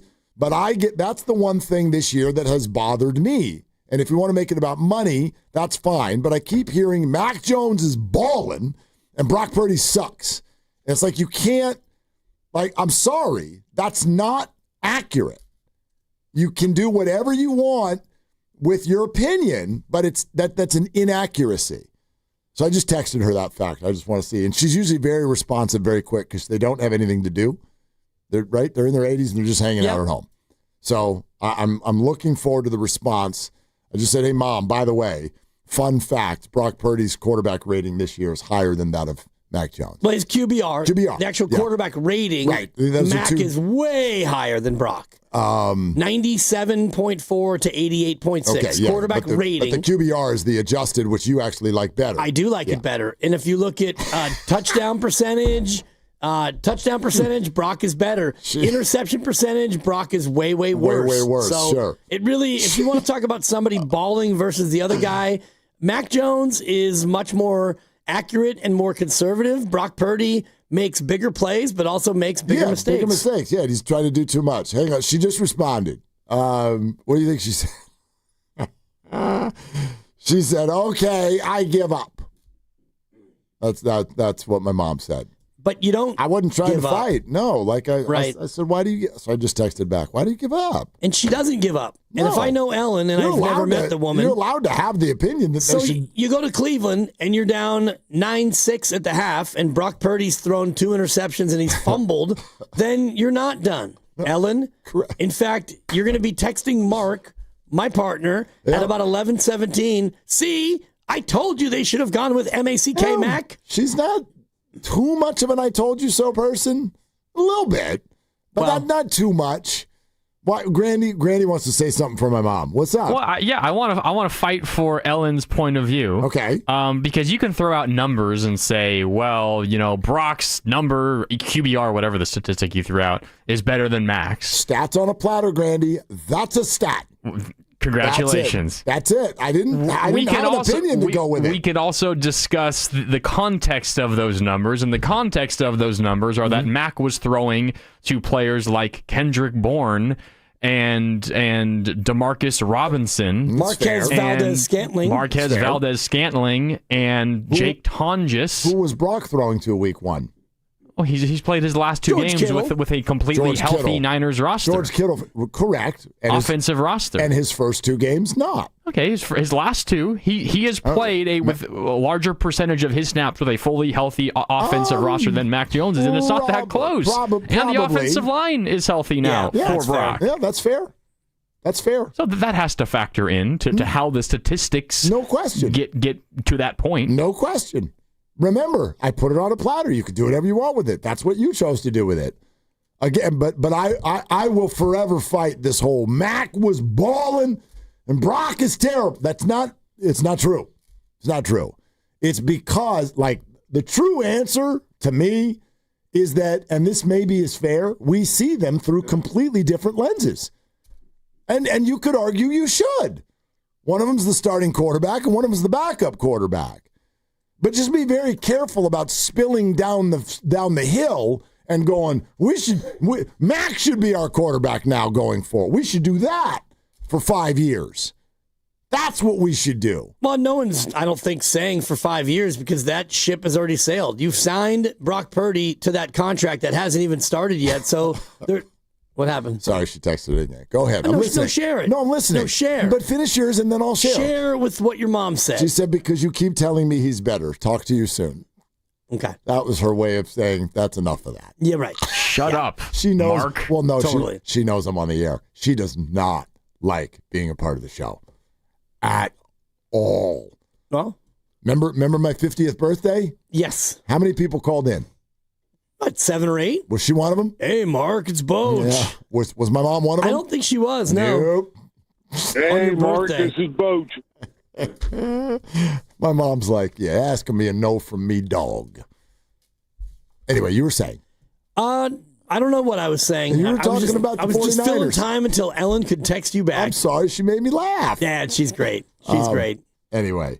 It's all contextual, and we can talk about who was balling and who wasn't. Mac Jones has not, to my memory, had a game as bad as Brock did last night, and yet they still won the game. So you can look at all the numbers you want, QBR or interception rate or yards per game or quarterback completion percentage. It's all mostly contextual nonsense. Purdy's had more weapons. Purdy's offensive line is actually playing awesome now the last couple of games. And Mac Jones went to the Rams and won a game that nobody thought that they would win on a short week. So we can all pinpoint and we can hang our hat on whatever we want to hang it on. Mac has been really good. He's been shaky at times. Brock has been really good, and he's been shaky at times as well. And yet, here you are, you're 8-4. Let's get back to the phones. 888-957-9570. How about Jerome in Union City? Hi, Jerome. Thanks for the call. Hey, guys. How are you doing today? Excellent, man. Hey, I'm a first-time caller, but long-time listener. I just wanted to appreciate that. Talk about a little bit about. Oh, yeah, you're welcome. But just wanted to talk about Brock Purdy. He is a serviceable quarterback. He's decent, but honestly, I don't think he is worth that $250 million contract. The man's been in the league for 4 years, man, and he's only played one full season. So I don't know why. I think the Niners messed up by paying this dude when he's only given one full season his whole 4-year career. Does that deserve $250 million? I honestly don't think so. And with his mentality of being a gunslinger with a dink and dunk arm, I don't think that cuts it. The 3 interceptions in the game, that's just giving away the game, man. And then the Cardinals game, he pretty much could have thrown 2 interceptions that game.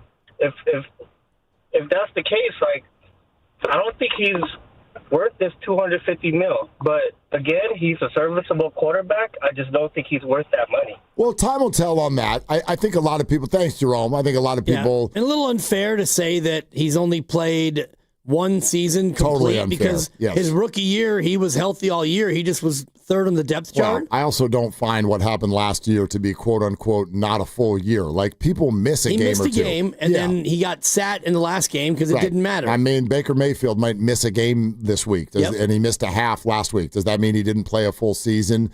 Lamar Jackson, how many games did he miss this year? The majority of teams don't have just one guy quarterback all year. I mean, Jalen Hurts missed a few games last year before they won the Super Bowl. So I'm with you. I'll push back on that comment. But what Jerome is feeling, a lot of people feel. And the only thing I can say to that is time always tells on contracts. But the other side to it is teams in the NFL do get stuck. I love when people are like, they should have made Purdy play on the final year of his deal. He wouldn't have done it. And you could say, okay, then we would have done something else. Okay, what? What would you do? You want the list of $50 million plus quarterbacks right now in the NFL? You tell me which ones are worth it and which ones aren't. Okay, I'll start from the bottom. Jalen Hurts. Is he worth it? He's worth it. Lamar Jackson. Worth it. Justin Herbert. He's worth it. Brock Purdy. We'll see. Okay, I think that's fair. Jared Goff. He's worth it. Okay. Tua Tagovailoa. Not worth it. Trevor Lawrence. Not worth it. Jordan Love. We'll see. Yeah, I like that answer. We'll see that one. And then we're going to get Josh Allen. He's worth it. Joe Burrow. Worth it. Except for, boy, you want to talk about not finishing seasons. Yep. And then number 1 is Dak Prescott. Yeah, he's not worth it. So even though they're still in the playoff hunt. I like what you're saying. I think Brock Purdy and Jordan Love are that. I think that's correct. I think those are maybe even Justin Herbert, by the way. I do it, but I think it's fair to look at those guys and go, let's see. These contracts are pretty new.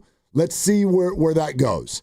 But yeah, you got at least 3 names on there that I would argue with you are showing themselves as not worth it. Right. And we'll see on Brock. And you'll see with these other quarterbacks who are going to be coming up into that spot very soon. And, we saw the guy last night, Bryce Young, and when he comes up, well, he's not going to be worth it. I wonder about guys who are going to be free agents at the end of this year, such as Daniel Jones. If you're Indy and you look at Daniel Jones, he's only 28. They're going to keep him. Right, but if they keep him, they're probably going to have to give him one of these $50 million a year fancy schmancies. Well, let's just say that it is. Is he worth $50 million? Is he worth it? I mean, this year he has been. The market is such that, you get paid the market rate. Yeah, but I don't think that is the market rate for him. Each of them, you come into it as these guys are all different cats in different situations. I put Daniel into the situation that Sam Darnold and Baker Mayfield were in, which is they've been cast off by other teams. Then they show that they've got a little something to boogie, but it's only been a short period of time. So does anybody want to go all in 5 years, $55 million? If you notice, what Baker and Sam got was more in the mid-30s and a shorter-term deal because people want to go, all right, you did it for 1 year. Can you do this again? Can you just become that guy in this system? And if you can, like Baker has, the next time you come up, now we're doing 50-something. I would bet that Daniel doesn't get more than 40.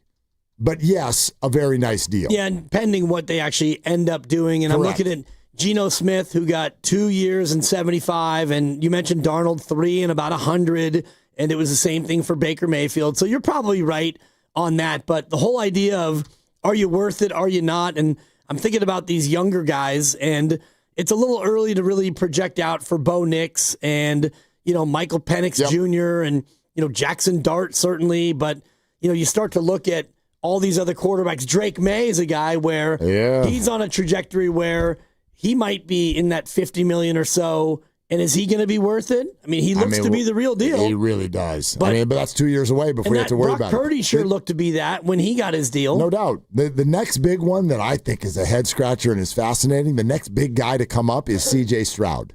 Would you do it? That's right. No. Yeah. No, I wouldn't. So what would you do then? You would just go Davis Mills placeholder and trade for Mac Jones. Oof.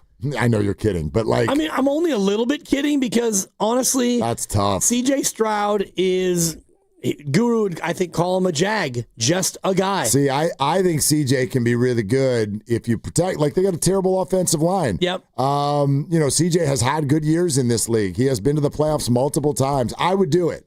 You got to surround these guys. Yeah. And then, by the way, stop ripping them for it. Brock Purdy's only good when you got good players around him. Right. That's correct. That's correct. You have to have good players around you. Jalen Hurts is only good when he's got good players around him, I would argue. He is at the best offensive line in the league. And by the way, he's got 2 angry receivers.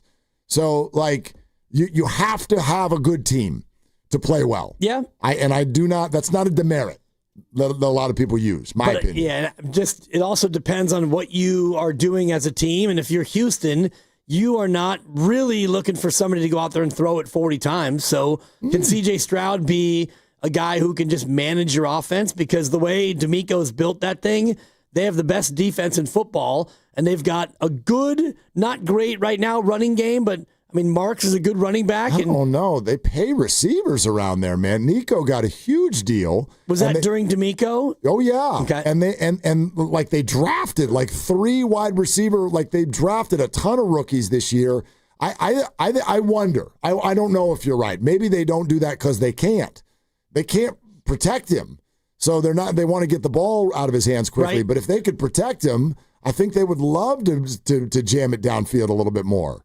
I don't know. Yeah, I don't know either, but I've seen CJ go from a phenomenal rookie year, and I had him on my fantasy team last year, so I watched him really closely, and he regressed, and this year he got hurt, and he wasn't much better than he was last year. Let's go to Barry in Burlingame. Hi, Barry. Thanks for the call. What you doing? Hey, guys. Happy Thanksgiving to both of you first. You too. Yeah. Really appreciate you both. So first, I just felt sort of beleaguered by the end of the game, and not because of Brock. I have a couple of things I want to say about him in a second. I think it's been a weird year because the schedule's been a lot less sexy than it was last year. Remember? Every game, it felt like. Yep. Not just division games. You're playing all of these teams, big-time teams. And this year, it's just been kind of a series of these teams that we don't play every year or even every second year. So, I'm glad they won. Sure beat, falling to the bottom of that current playoff tier. But I want to push back on the kind of dismissiveness about his toe. So he's played in 4 games now, I think. Yep, that's correct. What have his 2 worst games been? Jacksonville and yesterday. Okay. Jacksonville, we all now know he came back sooner than he should have. We don't know when during that game, at least I don't, when he actually was re-injured. But, 2.5 weeks was probably insufficient. He sailed throws. He didn't play well. He wasn't the Brock that we've come to know. Oh, by the way, the guy that told you he would have still picked him last, I think Brock would either be a late first round or early second round pick. That's just me, based on what I've seen. I think you're right. Oh, did we lose him? Against Arizona, there we go. I'm sorry. Against Arizona, he'd rested for 6-7 weeks, right? He was probably as healthy as he's going to be all year. Then he comes back and plays a week later, and he's kind of back to being the Brock that we saw against Jacksonville. Sailing some throws, maybe a little indecisive. Look, I'm not a podiatrist. I can't say with any certainty at all. I do know that neither the team nor the player would ever acknowledge that he is still somewhat physically limited. They just wouldn't do that. No, that's totally true. Barry, we got to run. Here's exactly what Brock said yesterday about the toe and the throw. No, toe's fine, feels good out there. It's really just seeing the play develop in anticipation and letting it rip at the end of the day. So had nothing to do with my toe. Yep, so it's not the toe. Oh, and Brandon Ayuk could be back anytime. Right. Yeah. Hold your breath on that one. I mean, look, yes, they lie at the podium sometimes. Yeah. Sometimes. I'm not saying he is here. Yeah, it's not the toe. And if it's the toe, then you've got to go and let Mac Jones throw. Okay, doctor. We're brought to you by Fremont Bank. Yeah, exactly. Here for you, here for good. We tried to, boogie a couple more quick calls. We got grades. We got Steve Kerr. Got a lot to do. We're heading into the 5 o'clock hour. Let's go. Niner fans, did that make you feel good, bad, somewhere in between? It's Willard and Dibs. Monte Hill for my friends at Ceremony Ford, and the year-end sales event is on now. This is the time to score 0% APR financing for 60 months with $0 down and 0 payments for 90 days on some of Ford's hottest models, including the F-150, Explorer, Escape, Super Duty Regular and Super Cab, Transit Van, Lightning, and the all-electric Mustang Mach-E. Look, I absolutely love my Explorer. It's perfect for my family, packed with cutting-edge tech and style to stand out wherever you go. And with deals like these, you won't want to miss this chance to grab your dream Ford. Remember, that's 0% APR for 60 months, $0 down, and no payments for 90 days. You can save big on top models right now, but hurry, these year-end deal savings end January 5th, so swing by Ceremony Ford in Colma, just off Ceremony Boulevard, or check out their incredible inventory right now at ceremonyford.com. Ceremony Ford, the Bay Area's go-to spot for unbeatable year-end deals, and don't forget to tell them that Bonte sent you. Been counting the days, wondering, will they bring it back? Wonder no more. The legendary McRib has returned. We're talking tender, boneless pork, smothered in that unmistakably tasty McRib sauce. It's a flavor experience that never sticks around for long. And why stop at just the sandwich? Make it a meal with any size soft drink for just $1.69. But don't wait. McRib season is short, and once it's gone, it's really gone. Ba-da-ba-ba-ba. Prices and participation may vary. Cannot be combined with any other offer or combo meal. Comcast Business is celebrating the holidays by giving your business the $1,000 holiday bonus when you switch to a gig speed internet package. Just imagine the thousands of possibilities of a $1,000 prepaid card. Like possibility number 12, a new laptop for the office holiday hero.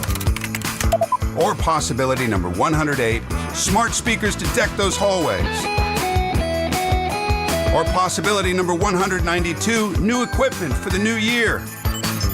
Or possibility number 555, Bluetooth holiday lights for office decor.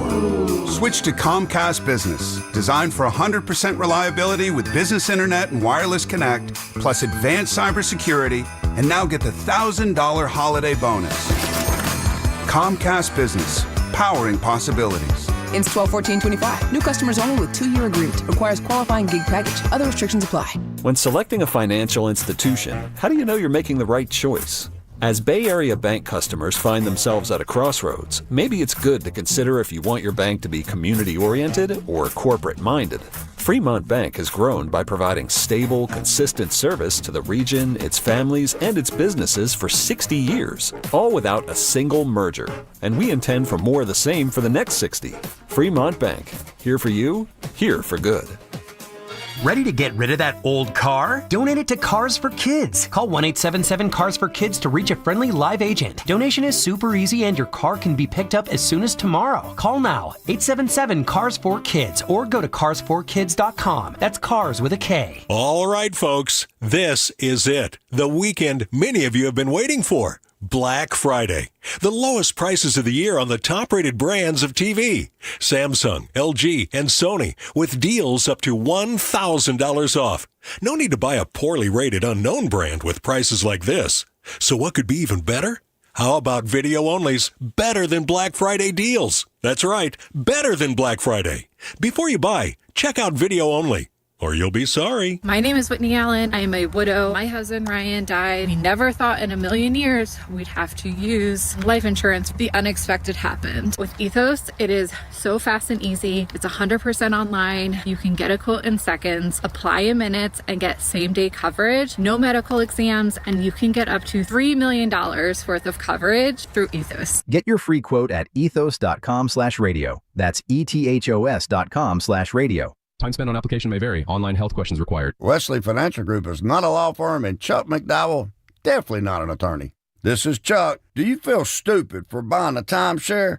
Don't. It's not your fault. You were most likely told you could rent it, and it was a great financial investment. And the deal was available today only. If this happened to you, contact your resort or Wesley Financial Group for help today. Call Wesley now for your free exit information kit. 800-242-3131. 800-242-3131. Another app for inventory, one for CRM. Oh, don't forget accounting. Wait, which login was that? Or you could use Odoo, one fully integrated system that does it all without the hassle. Ditch the app overload. Get everything your business needs on one platform. Try Odoo free today at odoo.com. That's ODOO.com. Wesley Financial Group is not a law firm, and Chuck McDowell, definitely not an attorney. This is Chuck. Do you feel stupid for buying a timeshare? Don't. It's not your fault. You were most likely told you could rent it, and it was a great financial investment. And the deal was available today only. If this happened to you, contact your resort or Wesley Financial Group for help today. Call Wesley now for your free exit information kit. 800-242-3131. 800-242-3131.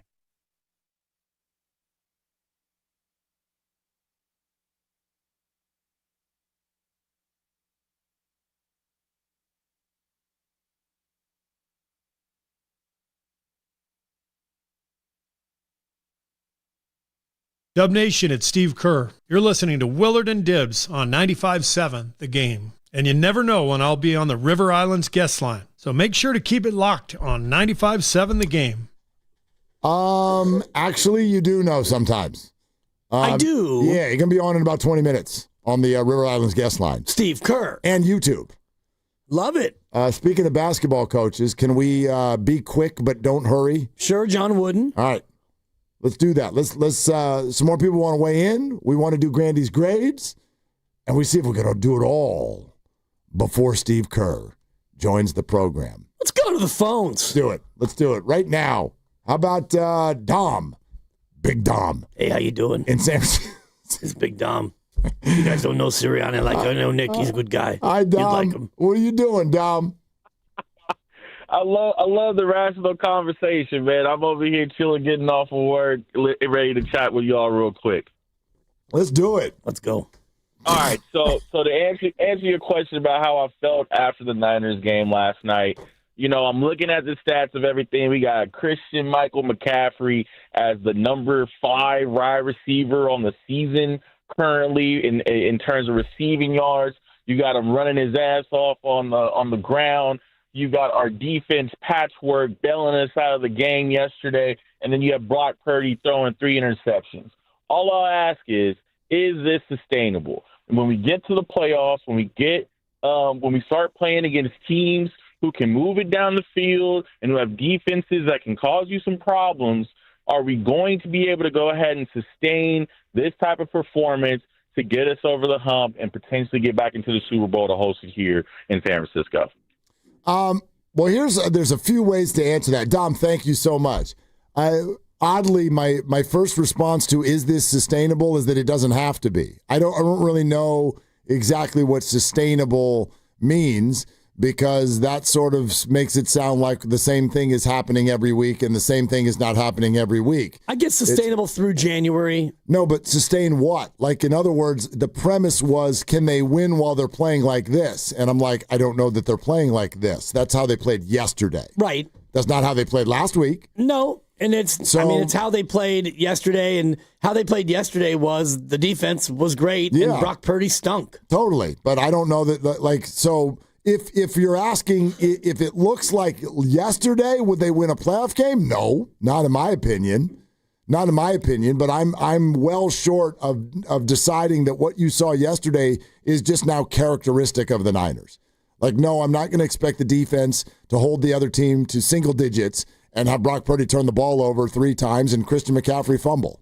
No, I don't like that. No, that's not a good formula. No, and that's not a formula to win. And the fumble that McCaffrey had, you were very fortunate to get it back. There were 2 Panthers who had different chances to get it, and McKivitz came all the way from his right tackle spot across the field to dive on that thing.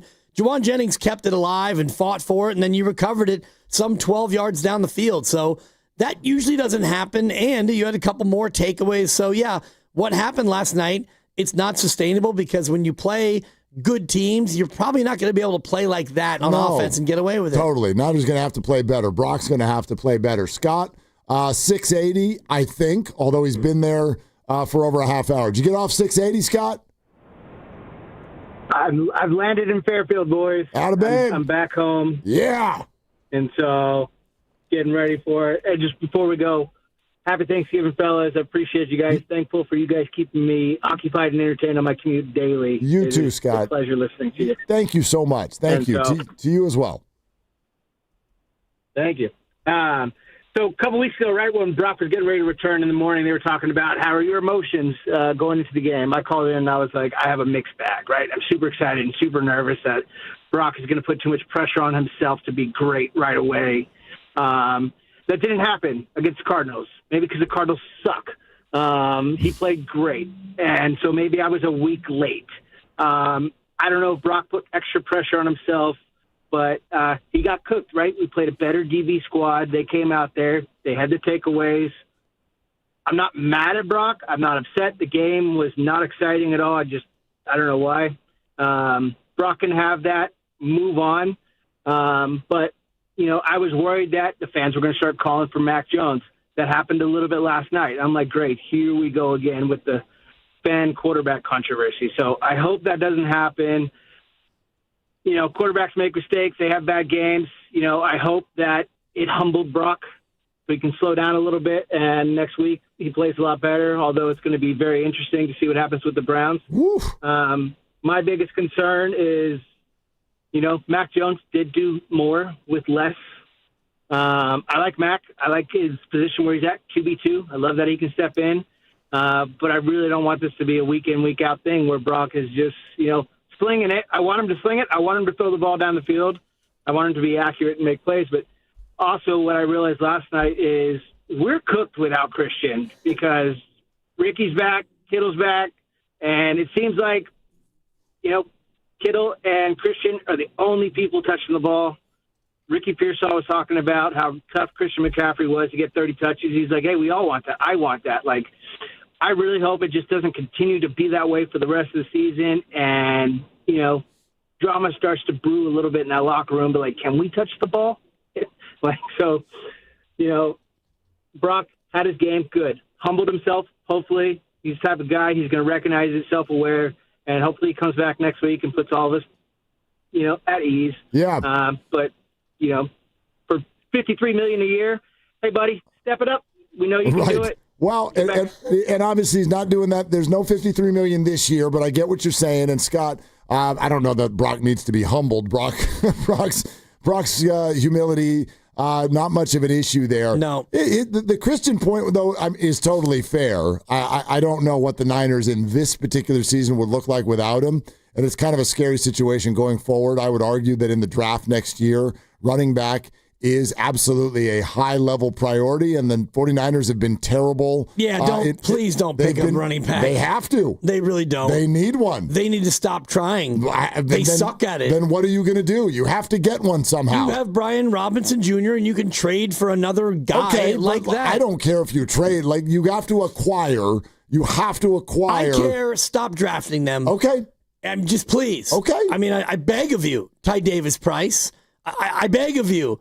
And I'm trying to remember all the other bums that they've taken who've gone on. There was Trey Sermon, Joe Williams, who never played. Yeah, Trey and the Sermon. latest, I'm afraid to say, is Isaac Garendo. Well, and don't forget this year, you got Jordan James from Oregon. Right, and he's been too hurt to even go. To think that a good player would come from there is laughable. Red flag in and of itself. Go ahead. Amador Lenore, excuse me? Yeah, stop taking running backs. Okay, well, the point is the preparation to get ready for Christian's either his downhill or expiration of contract or whatever you want to call it.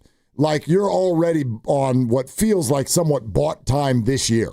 Like, you're going to have to start preparing for that at some very, point. Very soon. His touches this year, 298. Yeah. Every other offensive player, 326. Incredible. And that includes both quarterbacks. If you take out the quarterback's touches, which are only runs, then McCaffrey has more than 50% of all touches. Yeah, it's wild. All right, real quick, let's go to Tony in Santa Rosa. And Grandy's Grades moments away. Steve Kerr in 15 minutes. Hi, Tony. What's up? Not much. How you guys doing? Good, man. Yeah, a couple people called in earlier, and I always have to say, Willard, I don't know about the stats because it's not really a stat, but I don't know about when people say, yeah, and he almost threw a few more interceptions. I mean, I feel like that's the case with all quarterbacks. Agreed. When a lot of quarterbacks throw almost interceptions, there's not really a stat, But people like to go back with Brock and be like, oh, he threw those two. Those other ones could have been three. Or he threw 3 touchdowns, but those almost were. Like, no one's like, hey, I mean, the missed opportunities on the opposite side of the defense, but no one's like, hey, Tom Brady, hey, great game, or Josh Allen, he almost threw 2 though. Well, it's a stat that exposes whether you like a player or not. It's that simple. An almost interception is a thing if you don't like the player. If you love the player, then those just dissipate. They dissipate into thin air. And you said that Brock had a higher QBR than Mac Jones. That's QBR, not quarterback rating, correct. Right? That's yes, QBR. That's kind of more based on I misspoke when I said team. Correct. Yeah. And I like Mac Jones, and he helped up the team promote. That's why we're in this predicament that we're in as far as headed towards the playoffs possible. But I like Mac, but I just feel like he did good, but I feel like he wasn't doing much at the same time. A lot of short passes. He wasn't really throwing down the field a lot, kind of more safe. I don't want to say Jimmy Garoppolo because that's what a lot of people tried to say. But I just feel like it was more dink and duck, and he wasn't really pushing it down the field. So his opportunities for failure weren't that much. I mean, I get it. Brock is a greedy guy. I feel like it's Thanksgiving. You just gave him a piece of pumpkin pie. He wants the pumpkin cheesecake and the blackberry and the blueberry too. But it's like he wants to go down the field. I'm hungry now. I'm hungry, Tony. Thank you very much. Yeah, I agree with all that, but that's what you're asking Mac Jones to do. I don't want a backup quarterback come in, start slinging the thing all day. That's not the way the 49ers and Kyle Shanahan play football anyway. Mac did a great job. Mac did a great job. And the only reason I say that Brock has opened the door to the Mac Jones conversation is, again, if you see what you saw last night start to repeat itself and have it lead to deficits at halftime. Yeah, lead to losses. Yeah, we're far from that at this point.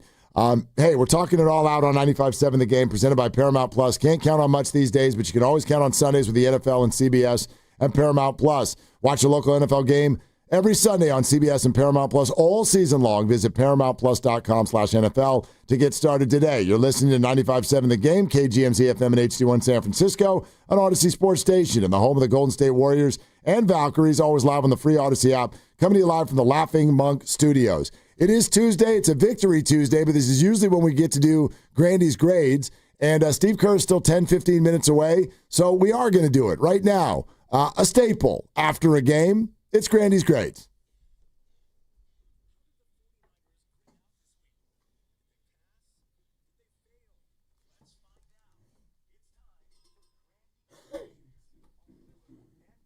All right, yes it is, and it's a rare Victory Tuesday, as you said, Willard, and as always on Grandy's Grades, we split it up by position groups, and we begin with the quarterback, which once again was Brock Purdy. You guys have been talking about it all day. 3 interceptions in this game, didn't really get asked to do a whole lot in the second half.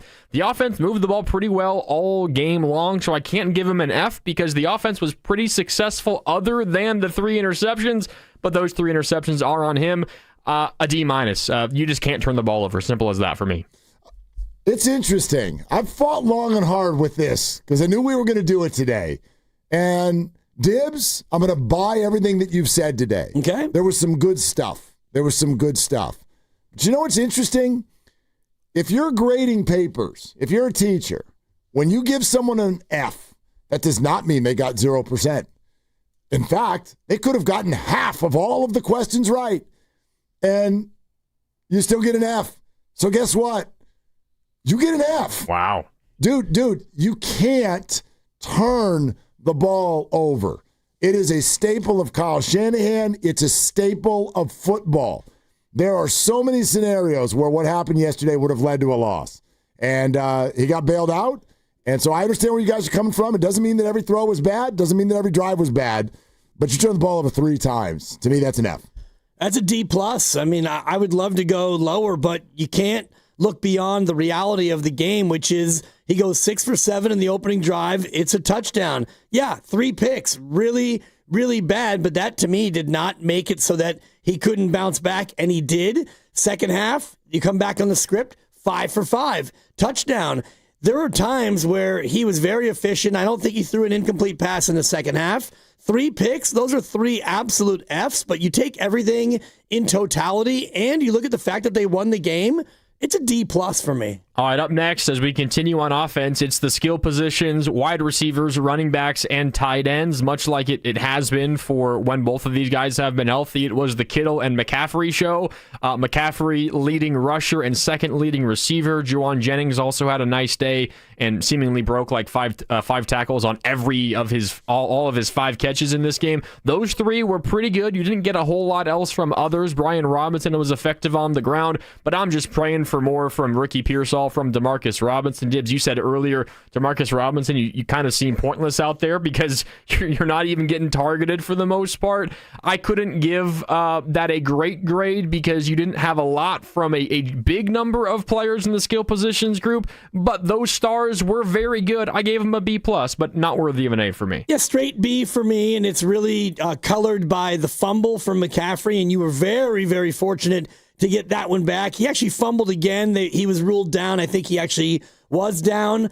Other than that, not that many big-time mistakes, but you're right, Grandy. There weren't a ton of big plays either. McCaffrey had a lot of yards, but by and large, they were just sustaining sort of plays. It was good, not great. It's a B. Yeah, I'm going to go B+. I can't give an A when there was a fumble, but McCaffrey was the best player on the field. And as you guys said, there weren't really any mistakes. Plus, I'm actually going to bump it up to that B+ spot because one of their receivers, well, guys, he got punched in the you-know-whats, and he handled it the exact way you'd want him to handle it. He did not react until after the game.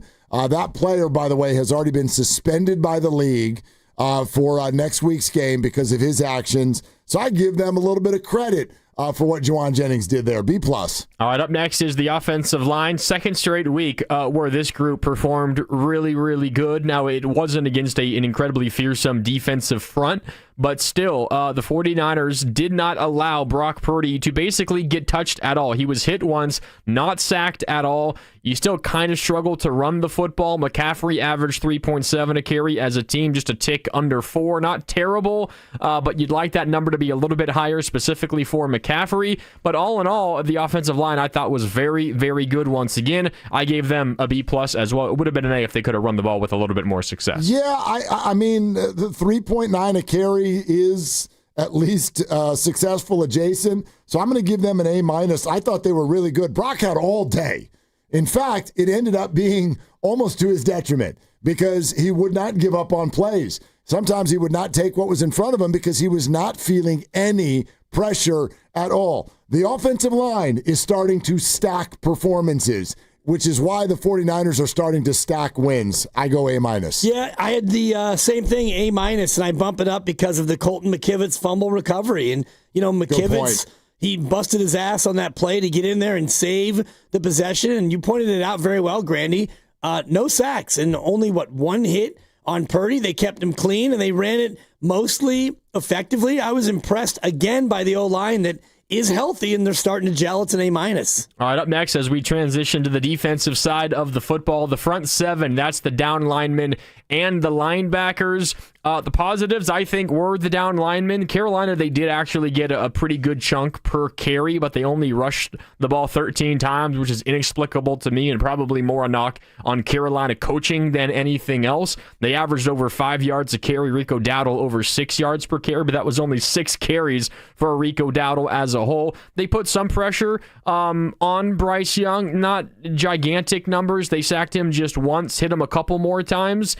So that was a positive, I think, for the down linemen. The linebackers, though, were absolutely invisible. Curtis Robinson missed a lot of tackles, and D. Winters, man, he's really struggling. He's not popping off the field like he was early in the season. It wasn't bad, though, by any stretch. I gave the front seven a B. Yeah, B+ for me, and there was a great Bryce Huff pressure. There was a couple other good pressures where you got Bryce Young into a spot, and yeah, the linebackers were not that effective, but they really didn't have to be. You had the secondary come up in the run game and do a lot of support. You didn't have that many big gains. Dowdle had a couple that he broke. Chuba Hubbard had one catch and run, but other than that, they controlled the line of scrimmage. I liked it, a B+.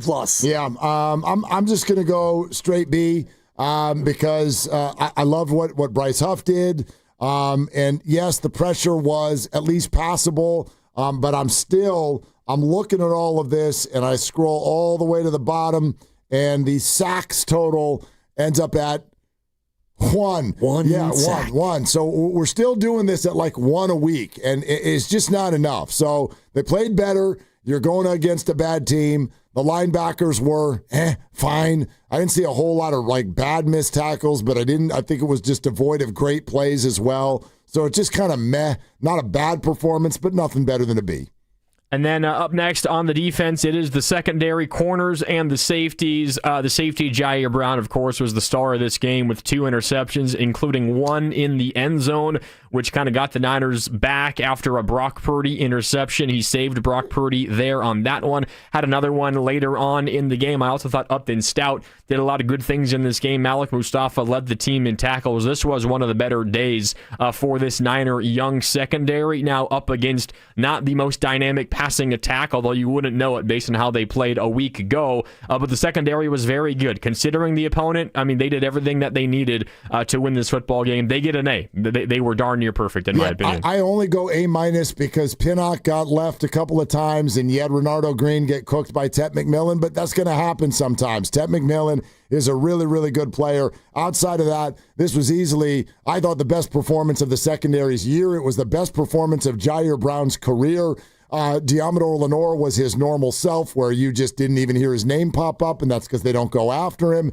And you're right to point out Upton Stout as well, who I thought was a firecracker out there. A- for me. Same grade for me, and I do want to point out on the second interception by Jair Brown, they got away with a hold on the play. It might have been Green who just straight up grabbed McMillan's arm. No call, but sometimes you catch those breaks. You don't get downgraded for a call that wasn't made. Brown made the pick. He was fantastic, but the one play when Green got cooked bumps it down to an A-. All right, and then up next, the final category for players, it is special teams. We got to see Matt Gay make his Niner debut. He made both of his field goals, including one from 47 yards out. He had another nice return by Sky Moore. Those were the positives. I also think the coverage was pretty darn good in the punt and the kick return game for the Niners. Matt Gay did kick 2 touchbacks, and those are the big negatives for me in the special teams game. As a result, they get a B-.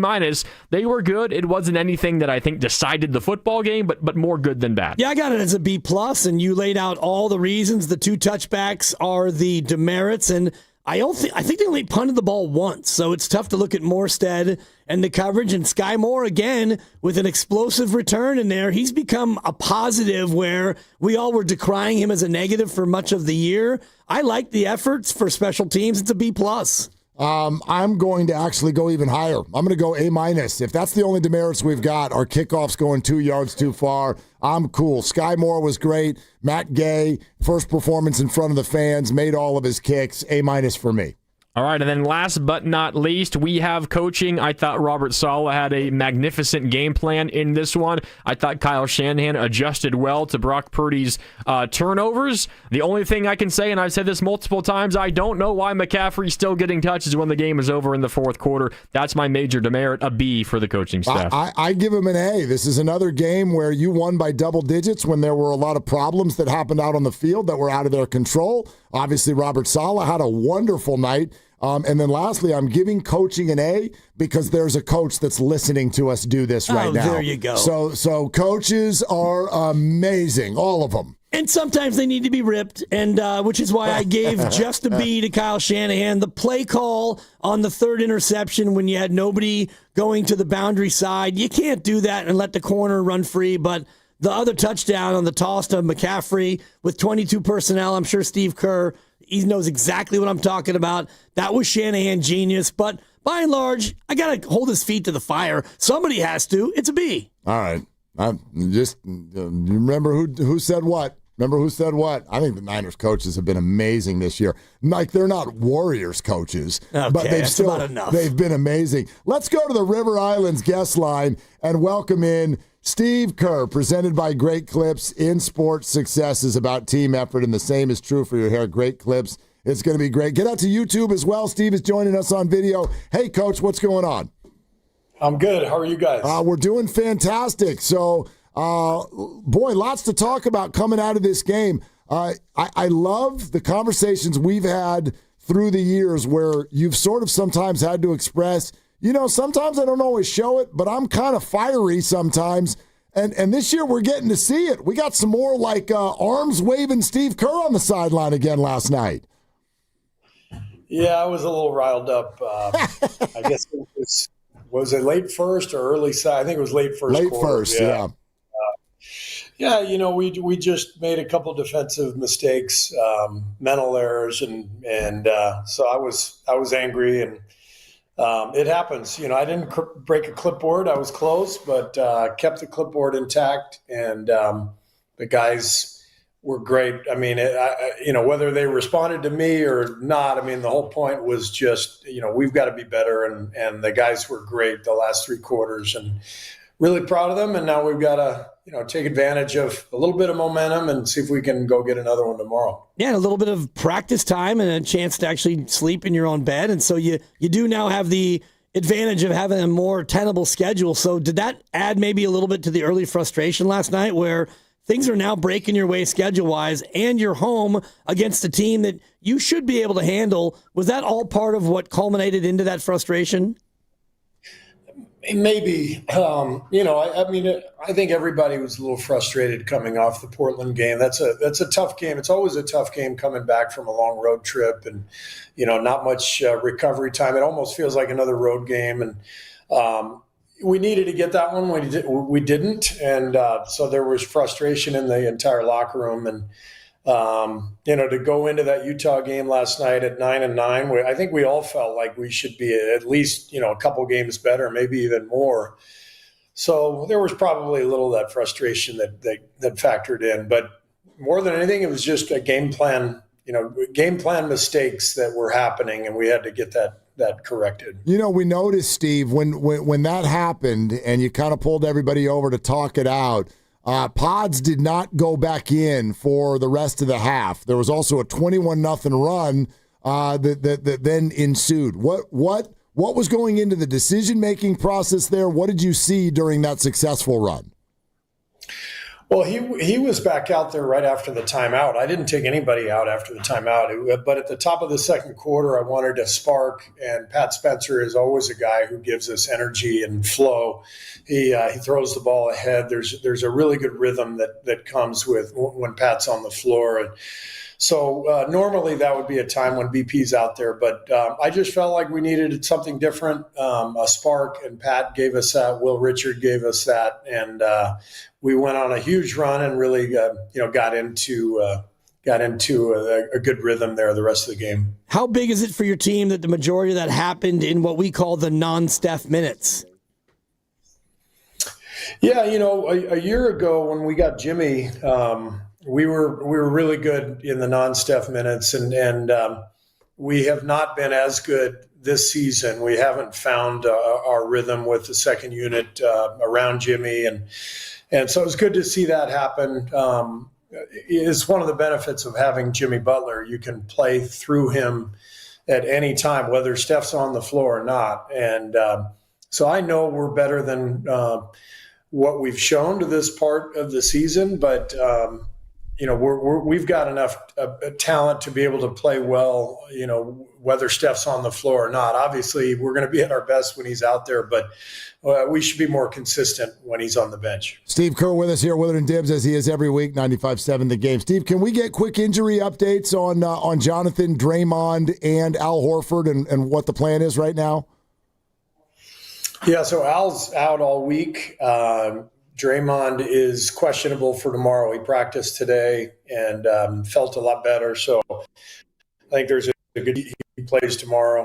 And then JK got his first 3-on-3 in since the knee has kept him out over the last couple of weeks. So he will play 5-on-5 tomorrow. He said he felt a lot better today. And so the hope is that he would be ready for Saturday. But again, we'll just keep it day to day. Definitely out for tomorrow, though. That's already listed. So Steve, I want to let everybody who's listening hear this again, or maybe they haven't heard it, because there is there's some thought around this, maybe the mystery of the Jonathan Kuminga injury. A week ago, you were on this show saying you thought maybe he'd play in Miami, and now it's kind of lagged a little bit. Sunday at practice, here's a little back and forth with regard to the situation. Did Jonathan practice? Kind of. He did a few things, yeah. Is he just I don't know where he's got to tell you where he is. I mean, he didn't do anything. We did we didn't do scrimmages, but we did live drill work, and he barely did any of that. So not moving well. So training staff is working with him. I have no idea when he's going to play. So I don't want to put thoughts in your head. To me, you sound a little frustrated there with that subject. But so I want to let you speak on it. What were you feeling in that conversation? Well, it was frustrating to say day to day for 2 straight weeks. Yeah.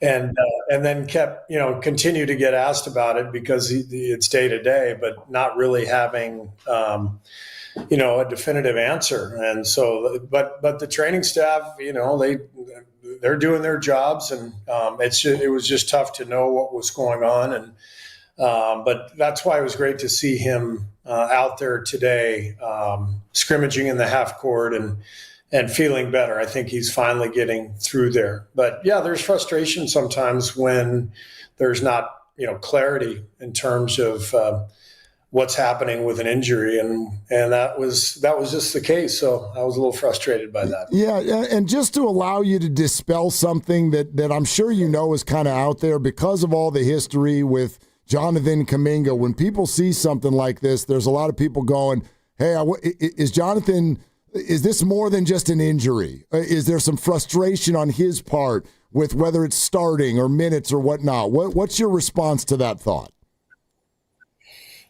I've spoken with JK. We talked on the trip, after he went out. We spoke in Orlando for a while before the game, and so we're on the same page. We're both trying for the same thing. There's always frustration for players, when they go out of the starting lineup. That's not unique to anybody. So that was part of the conversation, coming off the San Antonio wins, that we're going to continue to stay with what we're doing, but that could change at any moment. And that's always my approach. If we're doing well, we're going to stick with it. And then we have to adapt and adjust from there. And so that's the case in this particular equation with JK. When he does come back, assuming we're still, playing pretty well, I'll bring him off the bench, and he's got to earn his way back into the starting lineup, just like Moses had to do, at the beginning of the season when he was out. And it's always the way it works, no matter who it is. What dimensions does he bring that you've been missing over the course of the last couple of weeks? Well, he's rebounded really well this year, and the ability to get by people and create an advantage offensively, off the dribble. We definitely could have used that in a couple of these games, but every player brings something different, and it affects which lineups we put out there, and so it's always about the 5-man unit. And so whoever's available, we just search for the best possible combo. Steve, your favorite thing tomorrow night, right? When the top scorer on the other team is out. Yeah, you know what? I don't think it applies in this game, though. There are games where, the best guy is out and you worry about a letdown. There's no need for a letdown when you're playing Houston without Kevin, because they're still an incredible team. They're putting up, I think, the greatest offensive rebounding stats in league history. They're rebounding over 40% of their missed shots, which is just an astounding stat. But they're a massive team. Like in the playoffs last year against them, that they will play Şengün and Steven Adams together, with Amen Thompson. Get the three of those guys out there.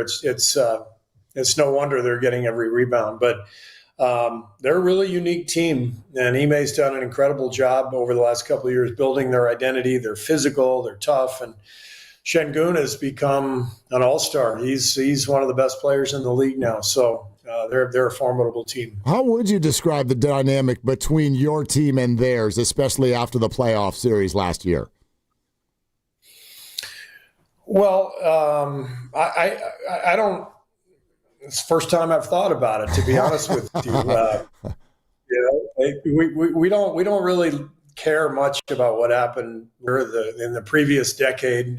We know we've seen them in the playoffs a lot, and we've had our way, over the years. But this is a different team, and our team's different, their team's different. New year, so all that stuff goes out the window. With Al Horford likely going to be out for the week, as you mentioned, and Draymond coming back off the midfoot sprain, hopefully he's able to go. What do you do to try to roll out enough big people to try to counteract Steven Adams and the aforementioned Şengün? Yeah, so Quentin Post and Trace Jackson-Davis both take on big roles tomorrow. They were both really good last night, and whether Draymond is out there tomorrow night or not, you'll see plenty of Quentin and Trace. Steve, I'm always fascinated because you hear coaches often, preach defense. This is in every single sport. So it caught my ear over the weekend when I heard you say that you thought the defense was fine and that you were more concerned about the offense, especially when paired with Jimmy Butler's comments that we're not guarding anybody right now. So can you take us through why you kind of feel the way you do with regard to what the concerns are in your eye right now? Well, I thought the Portland game was a little bit of a one-off defensively. Even with all of our turnovers this year, we are like the 10th ranked defense in the league. And the way I look at it, once we are able to take care of the ball more consistently, like we did a year ago, I think our defense becomes top 5. I just think it's connected. And so that's why I said what I said. I mean, and it wasn't necessarily the case in the Portland game. I think we had 14 turnovers. So we did a good job taking care of it. It was the offensive rebounds that got us in that game. But my point is that over the course of the first 19 games, our defense has been better than our offense. Our offense is hurting our defense with the turnovers. And the numbers show it. We're 9-1 now when we win the turnover battle, and we're 1-8 when we don't. So what should I be more worried about, our offense or our defense? Yeah, probably the offense. And when you look at the turnover problems, what do you see as the underlying theme that has maybe contributed to the reason why you have turned it over so much? Well, the things that the coaches are focused on that we can help them with is spacing and cutting. If you have a pattern that you're used to and guys are where they're supposed to, that makes decision-making a lot easier. So from our standpoint, it's getting them better organized. From the player standpoint, it's decision-making. So, we show clips every day, and we tell them that we will do a better job here, but you guys have to do a better job there. And it's always a collaborative effort. I just think that over the years, we've been a pretty wild team, and that wildness, that chaos has been really successful for us because we've made more threes than other teams. We've played faster. We've had Steph and Clay and Kevin Durant, and forcing a fast tempo with the 3 best shooters on earth is a pretty good plan. So we've always lived with turnovers, but the point we're making to our team every day now is that the league's different. Everybody else is playing just as fast or faster than us. Everybody else has 1 million 3-point shooters. And if we turn it over today, in 2025, we're really vulnerable, whereas 7-8 years ago, we could get away with it. Steve, your staff has produced yet another head coach. Chris DeMarco, who's been there for so long, longer than you, in fact, has accepted the job with the New York Liberty in the WNBA, and would just love to hear your thoughts on that. Well, unfortunately, I'm not at liberty to speak about it until the Liberty. Sorry, no pun intended. No pun intended. That's beautiful, Steve. Until they make an announcement, Raymond Ritter has informed me that I am not allowed to comment on that that job, and so we'll wait for the official announcement, and then I'll give you all my thoughts. And the hypothetical here is he goes from the greatest shooter of all time to possibly coaching the second greatest shooter of all time. Hypothetically, yes. Hypothetically. Yeah. Just, in a vacuum. Anyway. Well, how about if we ask, your thoughts on what Chris DeMarco, brings to your staff right now? Well, he's one of my closest confidants. I literally talk to him every day, and the fact that he's worn so many hats for us has led him to this point. When I got here, he was in the video room. Bob Myers recommended that I keep him because he had been so impressive the last year or two under Mark Jackson, and I interviewed him and loved him, and he became an advanced scout that first year. So he was out on the road traveling and getting us prepared for our opponents. And he's just, since then, he's done kind of everything. He was our player development director, He and Jerry Stackhouse are really our defensive coordinators together, and he's been the head coach of the Bahamian national team over the years. He's worked his way up the ladder, and he's developed an incredible skill set, being able to coach both sides of the ball. So he's also a fantastic guy and great coach, and he deserves this. Hypothetically, it would be a pride point for you to have somebody go out and get a job from your staff, but how do you as the head coach try to adjust the roles and maybe, hypothetically, account for the brain drain that could possibly, in theory, leave the building? Yeah, I think all that is hypothetical. Yeah, it is. So really. All right. Hypothetically, what are you doing on Thanksgiving, Steve? Hypothetically, I'm going to spend time with my family, but they have to want to spend time with me first. Yeah. So we'll have to see if that's the case. But no, we're hosting at our house. My youngest son is up from L.A.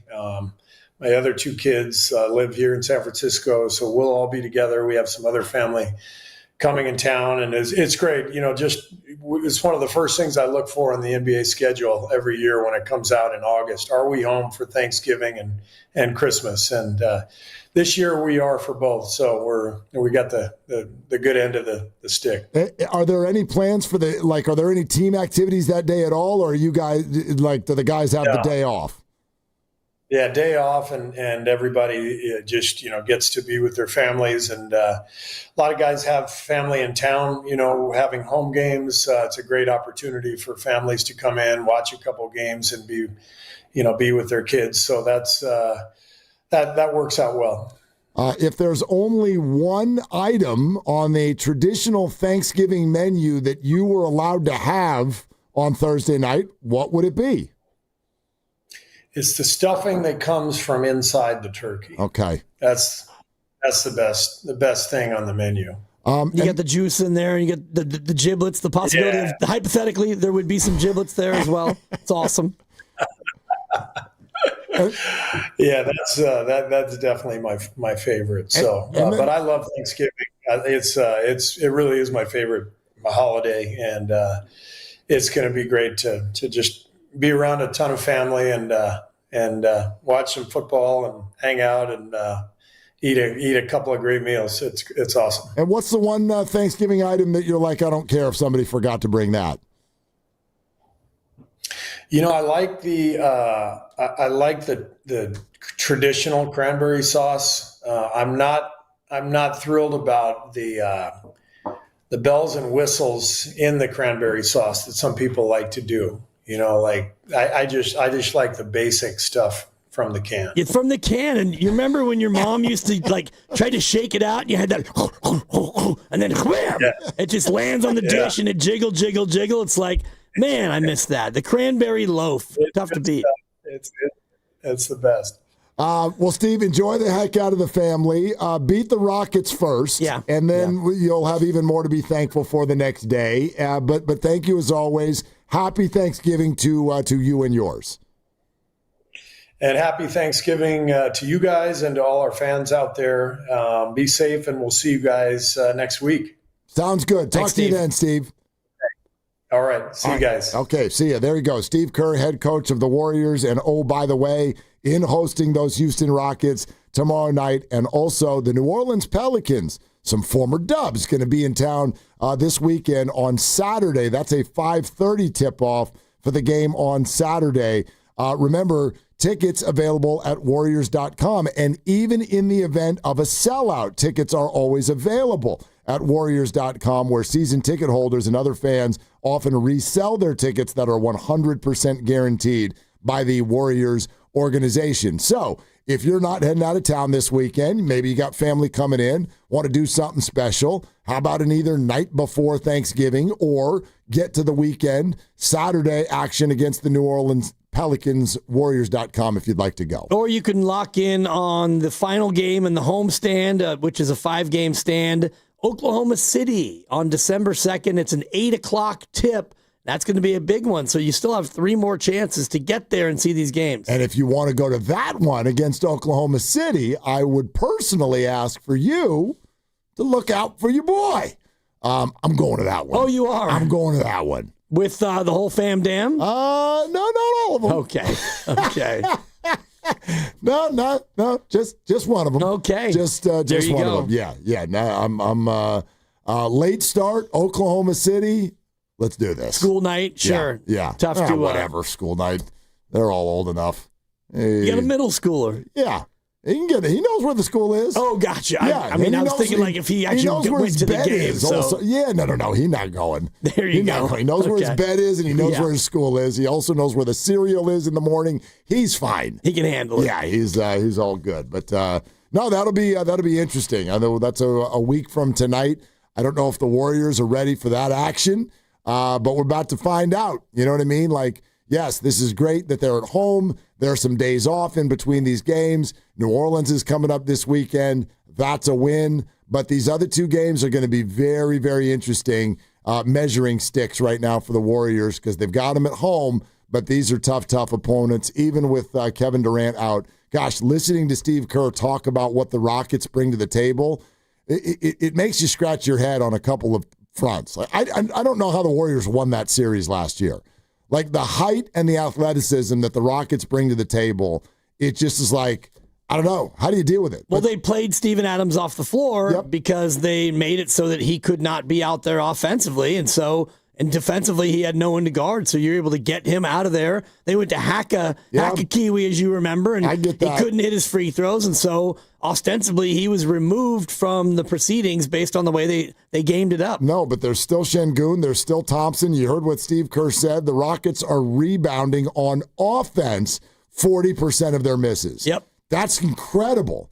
But they go right back to the Rockets they were, without Kevin Durant, but now also without Jalen Green and without Fred VanVleet. So this is not a good shooting team that's coming to the Bay tomorrow night. And by the way, it's also without Dylan Brooks, which makes them a touch more likable. Yeah, a touch. I mean, they are leading the league in 3-point percentage. They don't shoot a ton of threes, but they're shooting 42%. So they can definitely light it up from out there. And Şengün has really developed his game to where, like Steve said, he's playing at an all-star level. He's one of the best players in the association, and he's not wrong. As much as his facial expressions and his overall sadness kind of brings me down, the dude can ball, no doubt. He's a fantastic player and special for the holidays.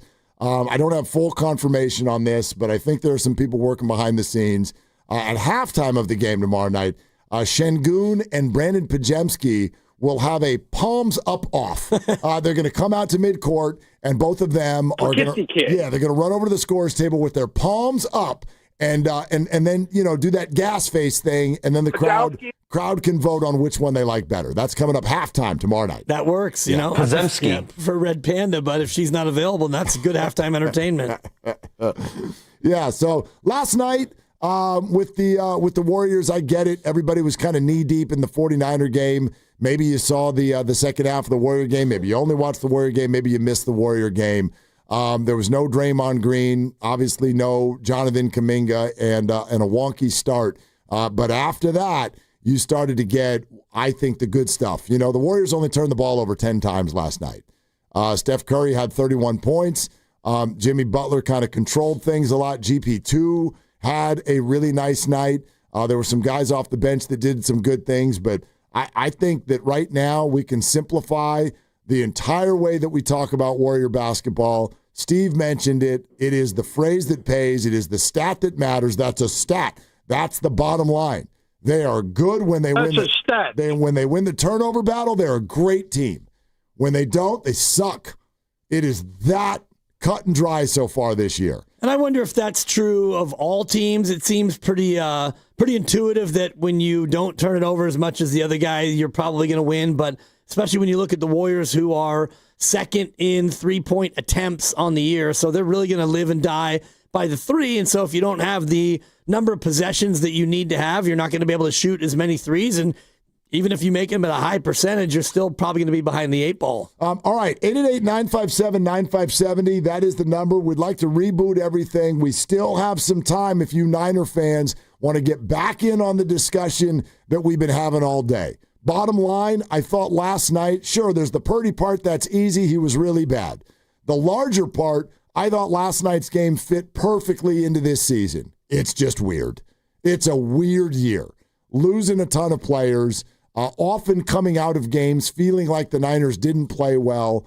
The Super Bowl is here, yet most people don't really feel like the Niners can make it. Yet somehow, through it all, they're 8-4. And in fact, we've had a number of people call in today where it's like, is this really how everybody feels? The 49ers are 8-4. Yet Monday Night Football in the building last night, you were there, I was there. It is kind of quiet. It doesn't feel like you've all got playoff fever. But they're very much probably going to the playoffs. So when that game ended last night, and the Niners have won by double digits, but Brock Purdy has thrown 3 picks, what's the first thing that crosses your mind? As a Niner fan, how are you feeling when that game ends? That's the question we've been batting around all day. Yeah, and I feel differently than most people because I see that Brock Purdy was not good. He was patently bad. I think we all had D grades for him, maybe even as low as an F, but you went out there and you won the game, and you beat a Carolina team that, say what you want about how they looked, and they looked worse than the Niners. They're a team that's fighting for a playoff spot. It was a national TV spotlight, and there were a lot of positives in the game for me. Yeah, the negative was your $53 million a year quarterback stunk, but look at everything else. Nobody else, no other group was really bad. They all were actually quite good except the quarterback, and you got to 8-4. So what's everyone crying about? I'm looking at our grades that we just did with Grandy. There's not one position or coaching group that got anything lower than a B from any of us. All A's and B's from except for quarterback. Except for quarterback. Right. I know, Grandy, did you give somebody a B minus? Oh yeah, but I was waiting for your accept. Yeah, but it's all. But that's in the B range. Like nothing in the C and below except the quarterback. Except the quarterback. Brock Purdy. That's it. Yeah, Brock Purdy. Yeah, and I wonder what you would have actually given the coach had we not had a coach on the line. No, an A. Robert Saleh would feel like that was a buttering up of all coaches. Well, I mean, I went for it. But, okay. You know what I mean? Yeah, you got it. All right, 888-957-9570. You still got time. If you want to weigh in on that, Niner fans, like as soon as that game ended, what did you feel? Was it good? Was it bad? Was it somewhere in between? They're 8-4. But also like, 3 picks. 888-957-9570. It's Willard and Dibs. When you own your own business, you need to keep things moving. Need to book a last-minute flight? Earn a $300 travel credit to cover that. Need to take a meeting before takeoff? Do it from the comfort of the Chase Sapphire Lounge by the club. Need to catch your breath before you board? Done. With $2,500 in annual value, the new Chase Sapphire Reserve for Business is the card that gives back all you put in. Visit chase.com/reserve business to learn more. Cards issued by JPMorgan Chase Bank and a member FDIC, subject to credit approval. Terms apply. What if you could have reliable and intelligent Wi-Fi? And get this, what if you could keep it at the same price for 5 years? That's the Xfinity 5-year price guarantee. 5 years of Wi-Fi that boosts speeds to the devices that need them most. That finds and fixes problems before you even notice them. Like super intelligent Wi-Fi with a 6th sense. And that keeps you gaming in the fast lane, even when the whole family's banking on bandwidth. All your devices working in perfect harmony for 5 whole years. And here's the best part. No annual contracts, no hidden fees, and our best equipment included. Hey, let's face it, a lot can change in 5 years. Kids grow taller, dreams grow bigger.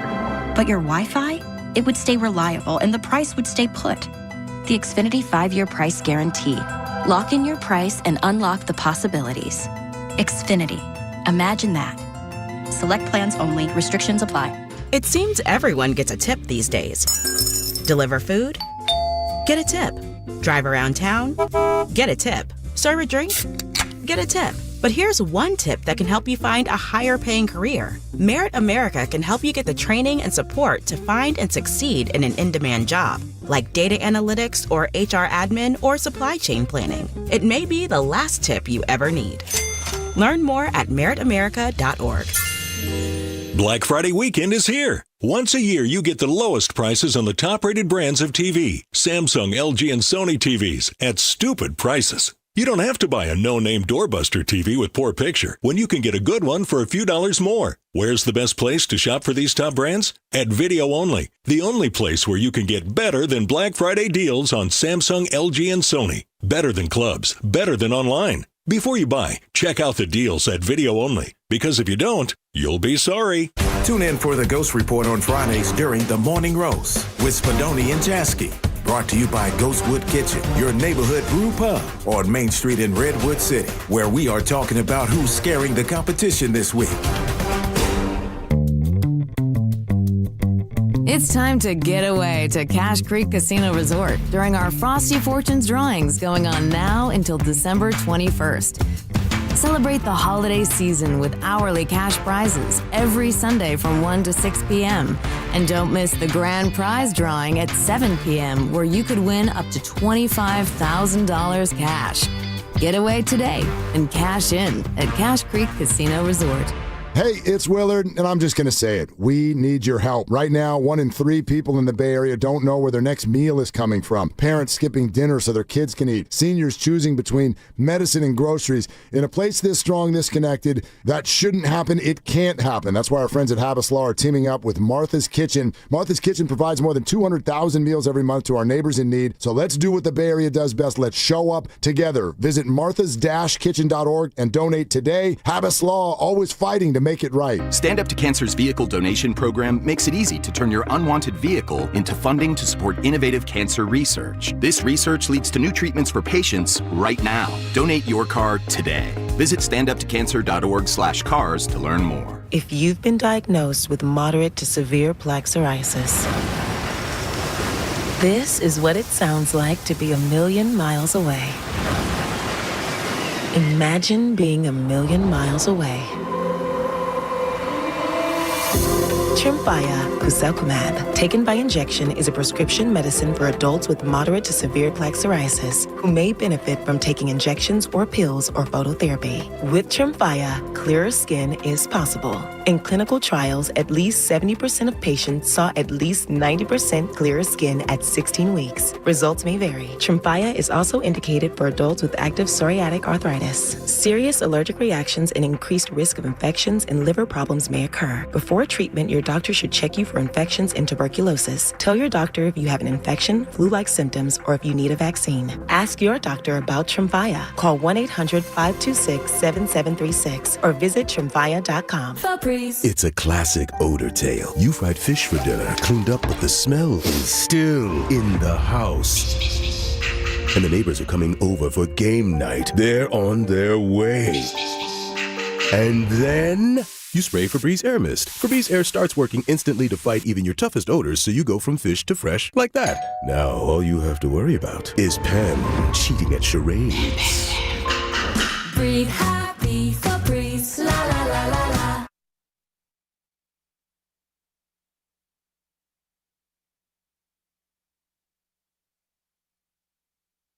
He said McCaffrey, he just simply does not want to come off the field.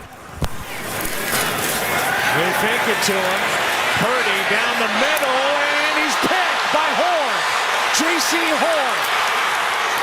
And then he gets dumped by Juszczyk, but it's an early takeaway for this Carolina defense.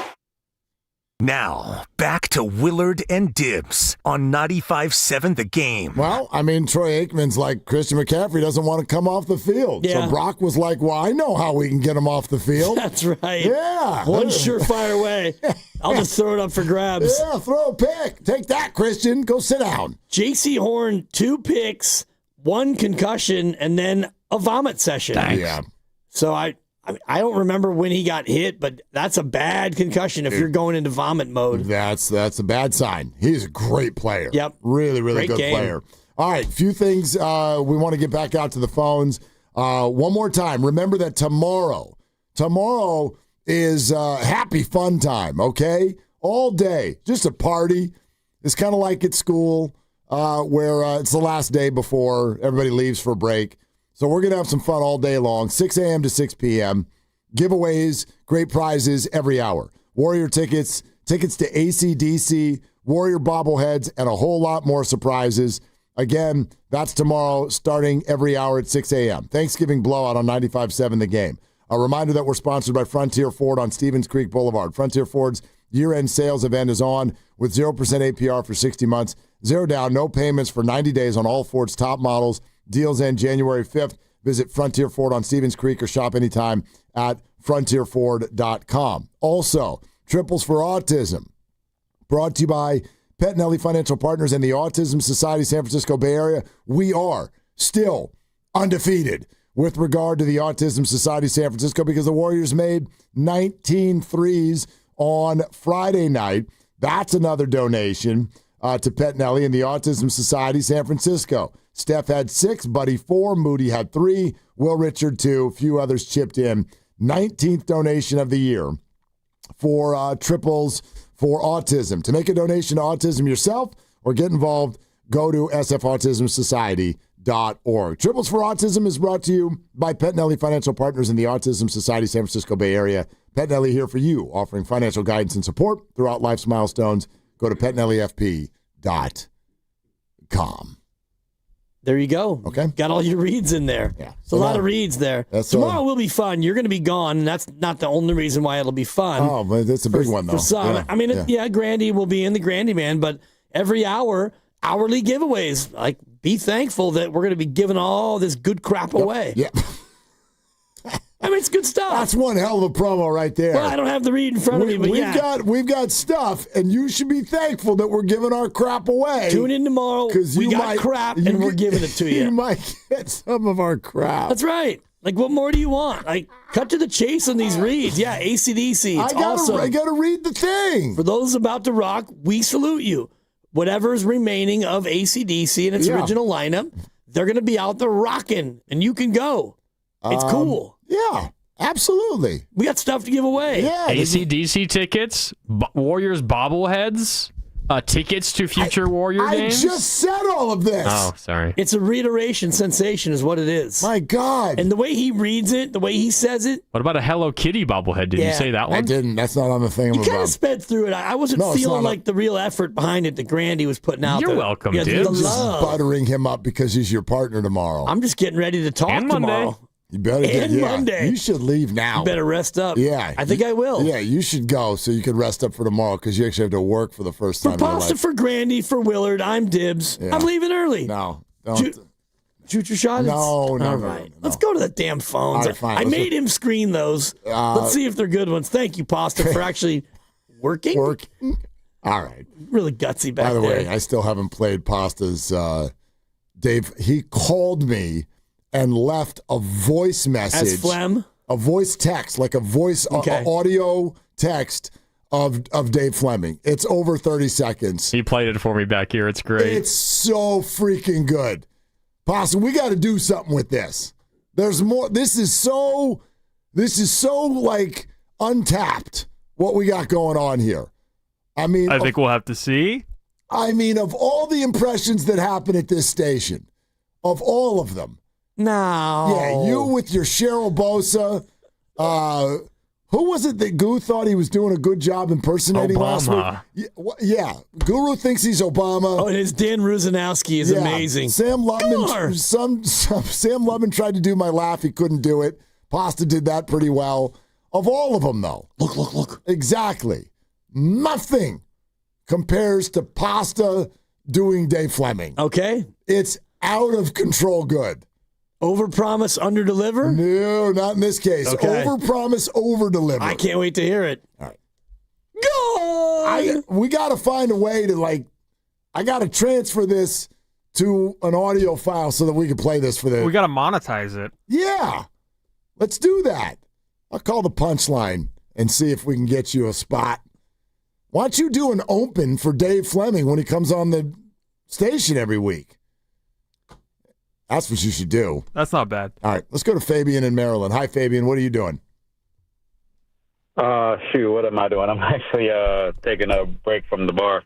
But I had to get this point in real quick. I took a little. That's an honor, Fabian. No, yeah, I was like, let me. You're in Maryland. It's 9:00 the night before Thanksgiving. You're freaking tying one on right now, and you stopped to talk to us? Well, I stepped outside for a smoke break, and I said, let me put the boys on real quick. And then I remember how frustrated I was all day. Yep. Because I see the game a little different than most of everyone else is seeing it. And I like last night's game, and I saw a defense that showed out and showed up to help out the offense. I saw, a temp kicker come in and hold it down, and I saw a quarterback that struggled, and then he studied the game and went through it and helped deliver a win. I mean, I don't think every game is going to be a 3-touchdown game, and I hate that it's like praise a quarterback, rip a quarterback. Some days a guy's going to throw a couple picks, and then you look to see if he